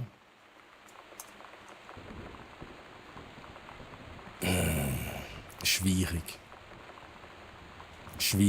2 von 5 Will Smith Flatter. 2 von 5. Es ist interessant aufgebaut für die gerne lesen. Ja, geil, aber es ist zu viel für mich. Ne? Und die deutsche Übersetzung ist gar nicht gut. Nicht die Übersetzung, die nicht gut ist, sondern das UI, das nicht gut ist. Nee, der Clip von heute war der letzte war Premium. Okay. So, Chat, wir gehen noch ein wenig ins Gone Home rein. Also, Spoiler Alert für alle, die Gone Home noch nicht gezockt haben und vielleicht noch zocken wollen. Aber ich kann soweit sagen, ein Spiel, da müsst ihr einfach Notizen lesen, Kassetten anhören, Notizen lesen, 4-stellige Codes suchen, Notizen lesen. Ja, einfach, dass ihr es wisst. Akimba Batlov. Akimba Batlov. Jedi. Hey Akimba, ich danke dir für den Resub im 2. Monat. Danke dir für den Support. Holy shit. Oh, appreciated. Ja, genau, Batlov. Oh, shit. Hey, Troy hat noch das Game für dich. Silent Hill, The Short Message. Hey, abfahren mit dem Seich. Nein, da habe ich dir zugeschaut. Da fertiger Gugus, ey. Wirklich fertiger Gugus. So ein Scheissdreck. Nein, da zocke ich lieber nochmal, keine Ahnung, Visage. Ich meine, das ist Horror. Das ist auch... Das ist eine Folter für mich, aber da gehe ich lieber in so etwas rein. Ja, da ist wenigstens an mir etwas los. Wenn uns die Alte wieder verfolgt. So, Chat, wir machen hier weiter. Und liebe Raiders, ich wechsle wieder zurück auf Schweizerdeutsch. Aber bitte sagt mir Bescheid, wenn ihr nichts mehr versteht. Ne? Wäre auch doof. Einfach fragen, vielleicht auch, wenn ihr Wörter nicht versteht. Chat und ich helfen da gerne weiter. So, und Chat, wir müssen jetzt rauf. Wir haben jetzt endlich den Schlüssel für in den Dachboden-Chat. Und jetzt kommt das Genrewechsel, oder? Der Genrewechsel, den wir gesagt haben. Jetzt finden wir plötzlich eine Pistole, dann kommt das Zombie, dann müssen wir es abknallen. Dann werden wir infiziert und dann haben wir, keine Ahnung, Zeitdruck, wir müssen ein Heilungsmittel finden. Und so ganz viele Horden von Zombies abmetzeln und so, I don't know. So stelle ich mir jetzt das Ende vor von diesem Spiel.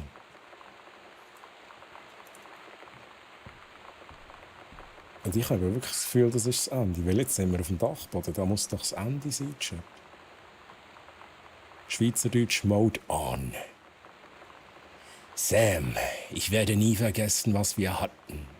Bleib stark. Zeig's allen richtig. Ich liebe dich, Lonnie.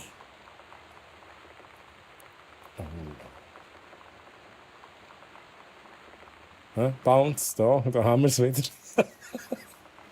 Der kitschige Scheissdreck da. Und ich aber auch mal hatte. Ein bisschen romantisch. Oh my god. Katie. I fell asleep in the attic, in Lonnie and my old spot, and I missed the first 2 calls. I just barely caught the third one before the machine got it. And it was Lonnie, on a payphone. She'd been on the bus to Basic, and she said she couldn't think of anything but me and us, and that she couldn't go through with it, with the army and being apart and all of it. And so she got off the bus in Salem. She said, "Sam, I want you to pack up everything you can and get in your car and come find me. And let's just drive until we find somewhere for us." And she asked me if I could do that. And I said yes. Yes. Und ich habe gesagt, klar. Hey, Akimbo, danke dir für den Lurk-Support. Danke. Okay, also sie ist nicht in der Army. Sie ist vorher aus dem Bus ausgestiegen und hat den Sam angerufen und gesagt, hol mich ab. Ich liebe dich. Oder irgendwie so etwas in die Richtung. Was haben wir da wieder? Alkaline Fixe. Das ist so Fotozeugs, oder? Was haben wir da rein? Holy shit. Okay.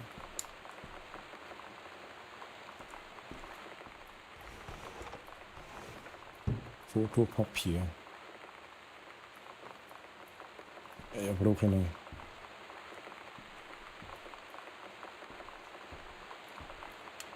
Oh, das rote Licht.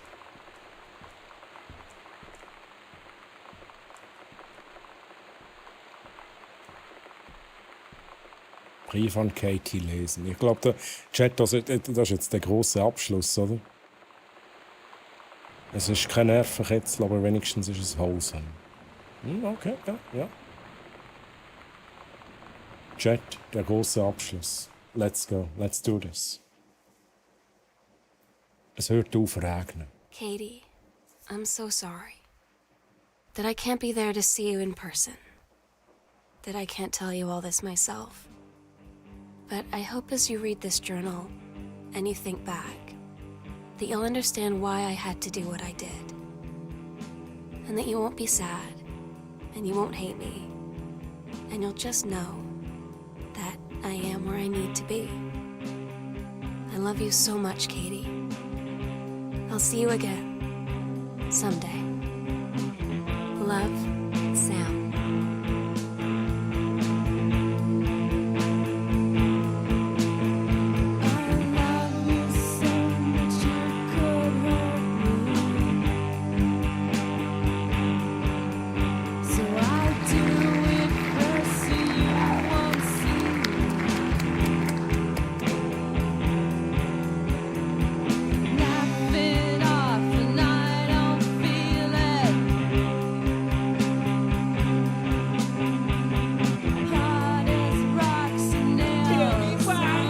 Ain't nothing but a heartache. Tell me why.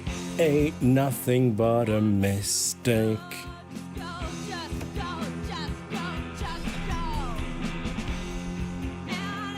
Aber Chat,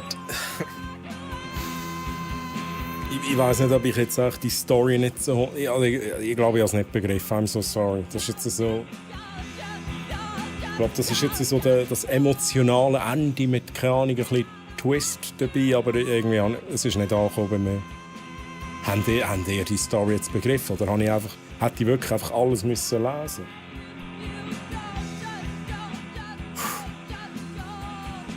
Aber jetzt ist die Preisfrage, wer hat dir das empfohlen? Ich selber. Ich glaube, es hat schon Leute gegeben, die gesagt haben, hey, das ist ein kurzes, story-riches Game, was ja eigentlich was nicht unwahr ist, aber es ist halt die Art und Weise, ist irgendwie halt schwierig.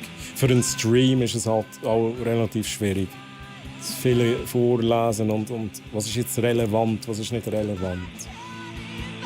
Und mit der Zeit habe ich einfach nichts mehr vorgelesen und ich habe das Gefühl, da fehlt mir jetzt auch irgendwie die Story. Hey, Wolfi, das ist eben auch meine Frage. Es tönt jetzt irgendwie so, als hätte sie sich umgebracht. In der Armee ist sie ja irgendwie... Also, oh mein Gott, ich habe keine Ahnung. Wirklich, I don't know. Chat, vielleicht hat es jemand von euch begriffen. Sir Simple, hast du das jetzt begriffen, wie das jetzt sein soll mit der Story? Da nochmal S und L, Samantha und Lonnie. Wir sind Katie. An Katie war der Brief gerichtet am Schluss. Und Samantha sagt eigentlich, hey, ich bin jetzt dort, wo ich sein will. Keine Ahnung, sind sie auch abgehauen? Ich weiß es nicht. Ich habe keine Ahnung. Ich habe halt nicht so mega aufgepasst, halt, aber eben sieht schon hübsch aus. Aber musst dich, glaube ich, schon voll hingeben und auch ein bisschen Mut sein dafür. Ich denke es eben auch. Also für mich, ich muss da schnell wieder ein bisschen Musik haben. Für mich wäre es, glaube ich, auch offstream nicht. Aber für jemanden, der sich wirklich die Zeit nimmt, alles liest, alles ein bisschen durchstudiert, auch Zusammenhänge ein bisschen sieht. Der Song ist gut. Du hast schnell einen skippen, das verwirrt mich zu fest. Oh, das ist ein guter Song. Für mich ist echt too much. Aber es gibt sicher Leute, die lesen sich gerne so Sachen rein und denken, hey, da ist ein Zusammenhang und der Vater ist ja da und bla, und die Mutter, keine Ahnung. So, und die begreifen dann auch die Story. Aber für mich, ich, wo vieles nicht gelesen habe, ein bisschen überflogen habe und auch immer weiterkommen, ich habe wie einfach die Story nicht komplett mitbekommen. Es hat auch keinen Impact gehabt bei mir. Aber ich glaube schon auch, dass wenn man sich das zu 100% gibt und liest, das Zeug, ist es wahrscheinlich ein geiles Erlebnis. Auch mal ein bisschen etwas anderes. Weil man halt die Story nicht einfach so quasi abgespielt bekommt, sondern man muss sich die Story ein bisschen zusammensuchen auch und zusammensetzen. Hey, aber Bounce, ich bin deiner Meinung. Aber ich habe mich zu wenig hingegeben und ich bin wegen dem auch dann irgendwie plötzlich nicht mehr im Mut dafür. Und ich bin jetzt mega müde, Chat. Er hat Blut in der Badwanne gehabt. Aber es war nicht Blut. Es war Haarfärbemittel. Es war auch rot, aber es war kein Blut. Gefühlt hat sie ihre Ex in ihrer Jugend kennengelernt, kam ins Elternhaus wieder, um die Erinnerung aufblühen zu lassen. Was mit Eltern war, keine Ahnung. Also der Vater scheint ja gestorben zu sein. I don't know. Also irgendwie haben sie ja noch versucht mit dem Ouija-Board, oder ihr wisst, was ich meine. Keine Ahnung, mit dem Geist zu kommunizieren. Ja, wenn es einem irgendwann verliert, dann ist es gewesen. Dann lässt du auch nicht mal alles richtig und spulst halt ab, dass du einfach endlich fertig bist. Und das habe ich gegen Schluss gehabt. Also, ihr habt es gemerkt. Ich habe einfach immer gesagt, ich will jetzt auch, dass der Abspann kommt. Dann ist es gut. Und ich war so froh, als wir endlich im Estrich waren. Und ich genau gewusst habe, da muss das Ende sein. Weil der Estrich kann nicht riesig sein. Und das ist der letzte Raum im ganzen Haus, wo wir noch nicht waren. Absolut. Absolument, Chat.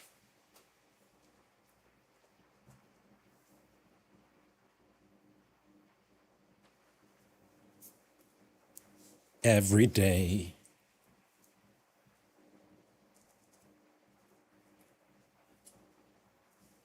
Oh, mein Pflanzenlicht ist angegangen, Chat. Das heisst, es ist allerhöchste Zeit, dass wir Feierabend machen.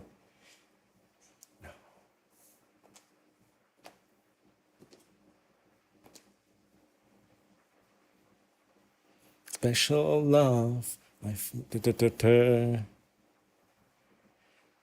Baby. Okay, Chat. Ich bin durch. Ich lese noch schnell. Kein DLC oder... Hey, hör auf. Nein. Teil 2, nein. Nicht für mich. Okay, dann kann ich jetzt die Federn huschen. Hey, ich glaube, das machen wir alle, Wolfi. Ich würde jetzt sogar sagen, wir starten direkt den Raid. Ich muss unbedingt den Raid-Stop reinmachen, sonst kommt jetzt noch ein Raid rein. Ich tue schnell den Raid vorbereiten. Ich lese natürlich noch schnell deine Nachricht, Wolfi. Gute Nacht, Wolfi. Mögen dich heute Nacht die Wölfe in deinen Träumen begleiten und Obi-Wan Kenobi dir Weisheit schenken. Deine Zeichnungen sind wie Kunstwerke, die die Nacht erhellen. Schlafe gut und träume süß, sei. Wolfi, schön bist du dabei gewesen. Wie keine Rage-Stop. Wahnsinnig. Ich habe bis jetzt keinen Rage-Stop drin gehabt, Chat. So, Chat, haben wir noch jemanden? Habt ihr noch jemanden, wo wir raiden um diese Zeit?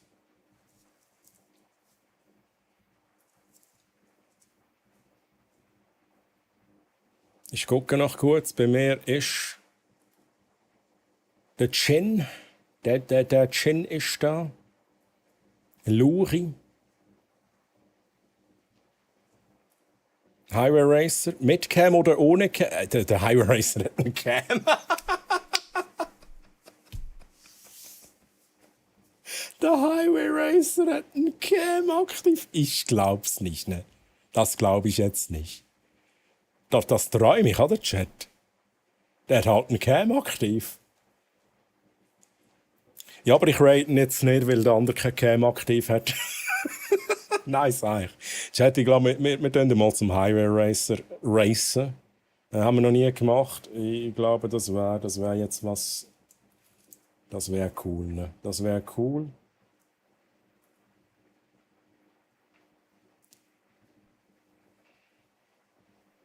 Bounce, Mann. Ich wünsche dir eine gute Nacht voller Tanktop-Träume und Abenteuer mit Indianerhäuptling. Mit Indianerhäuptling Castor Troy. Mögen deine Träume von Mack und leckeren Kaffeedrinks begleitet sein. Schlaf gut. Hey, Bounce, auch dir eine gute Nacht. Euch allen noch einen schönen Sonntag. Schön, dass ihr dabei gewesen sind. Immer so herzig, die Nachricht. Ja, Wolfi, true. So, Chat. Ich wäre froh, wenn ihr noch schnell bleibt. Wie gesagt, wir gehen schnell zum Highway Racer über. Er war vorhin auch im Chat. Ich habe das Gefühl, er hat ein Auge auf uns. Ich glaube, er weiß, was passiert. Aber so be it. Haben wir noch nie gemacht. Und ich sage immer, es braucht ein Facecam. Er hat ein Facecam und ich bin erstaunt. Und darum hat er es verdient, Chat. Darum hat er es verdient. Danke, Troy, und schnelles Runterkommen vom Stream. Jetzt mache ich es nicht im Highway Racer, jetzt hast du es verkackt. Direkt Unraid. Direkt Unraid. Wir wollen natürlich jemanden raiden, den wir überraschen können. Chat. Nicht jemanden, der schon Bescheid weiss, dass wir kommen. Chat, wo können wir noch hin? Chat.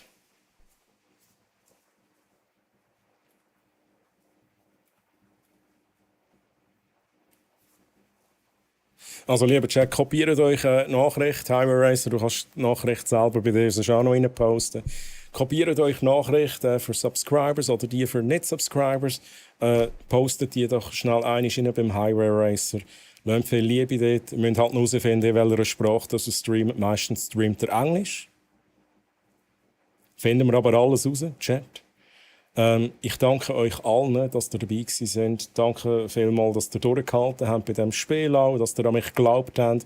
Merci vielmals auch für das geile Event. Anfangsstream war auch mega nice gewesen. Danke für den ganzen Support, danke für die ganzen Follows, Chat. Holy shit. Für die ganzen Hype-Trains. Es war auch wieder wild gewesen heute. Wild! Macht's gut, lieber Chat. Schlafen gut, schönen Sonntag. Man sieht sich morgen beim Plätsch. Beim Plätsch, 19 Uhr. Macht's gut. Bye, bye.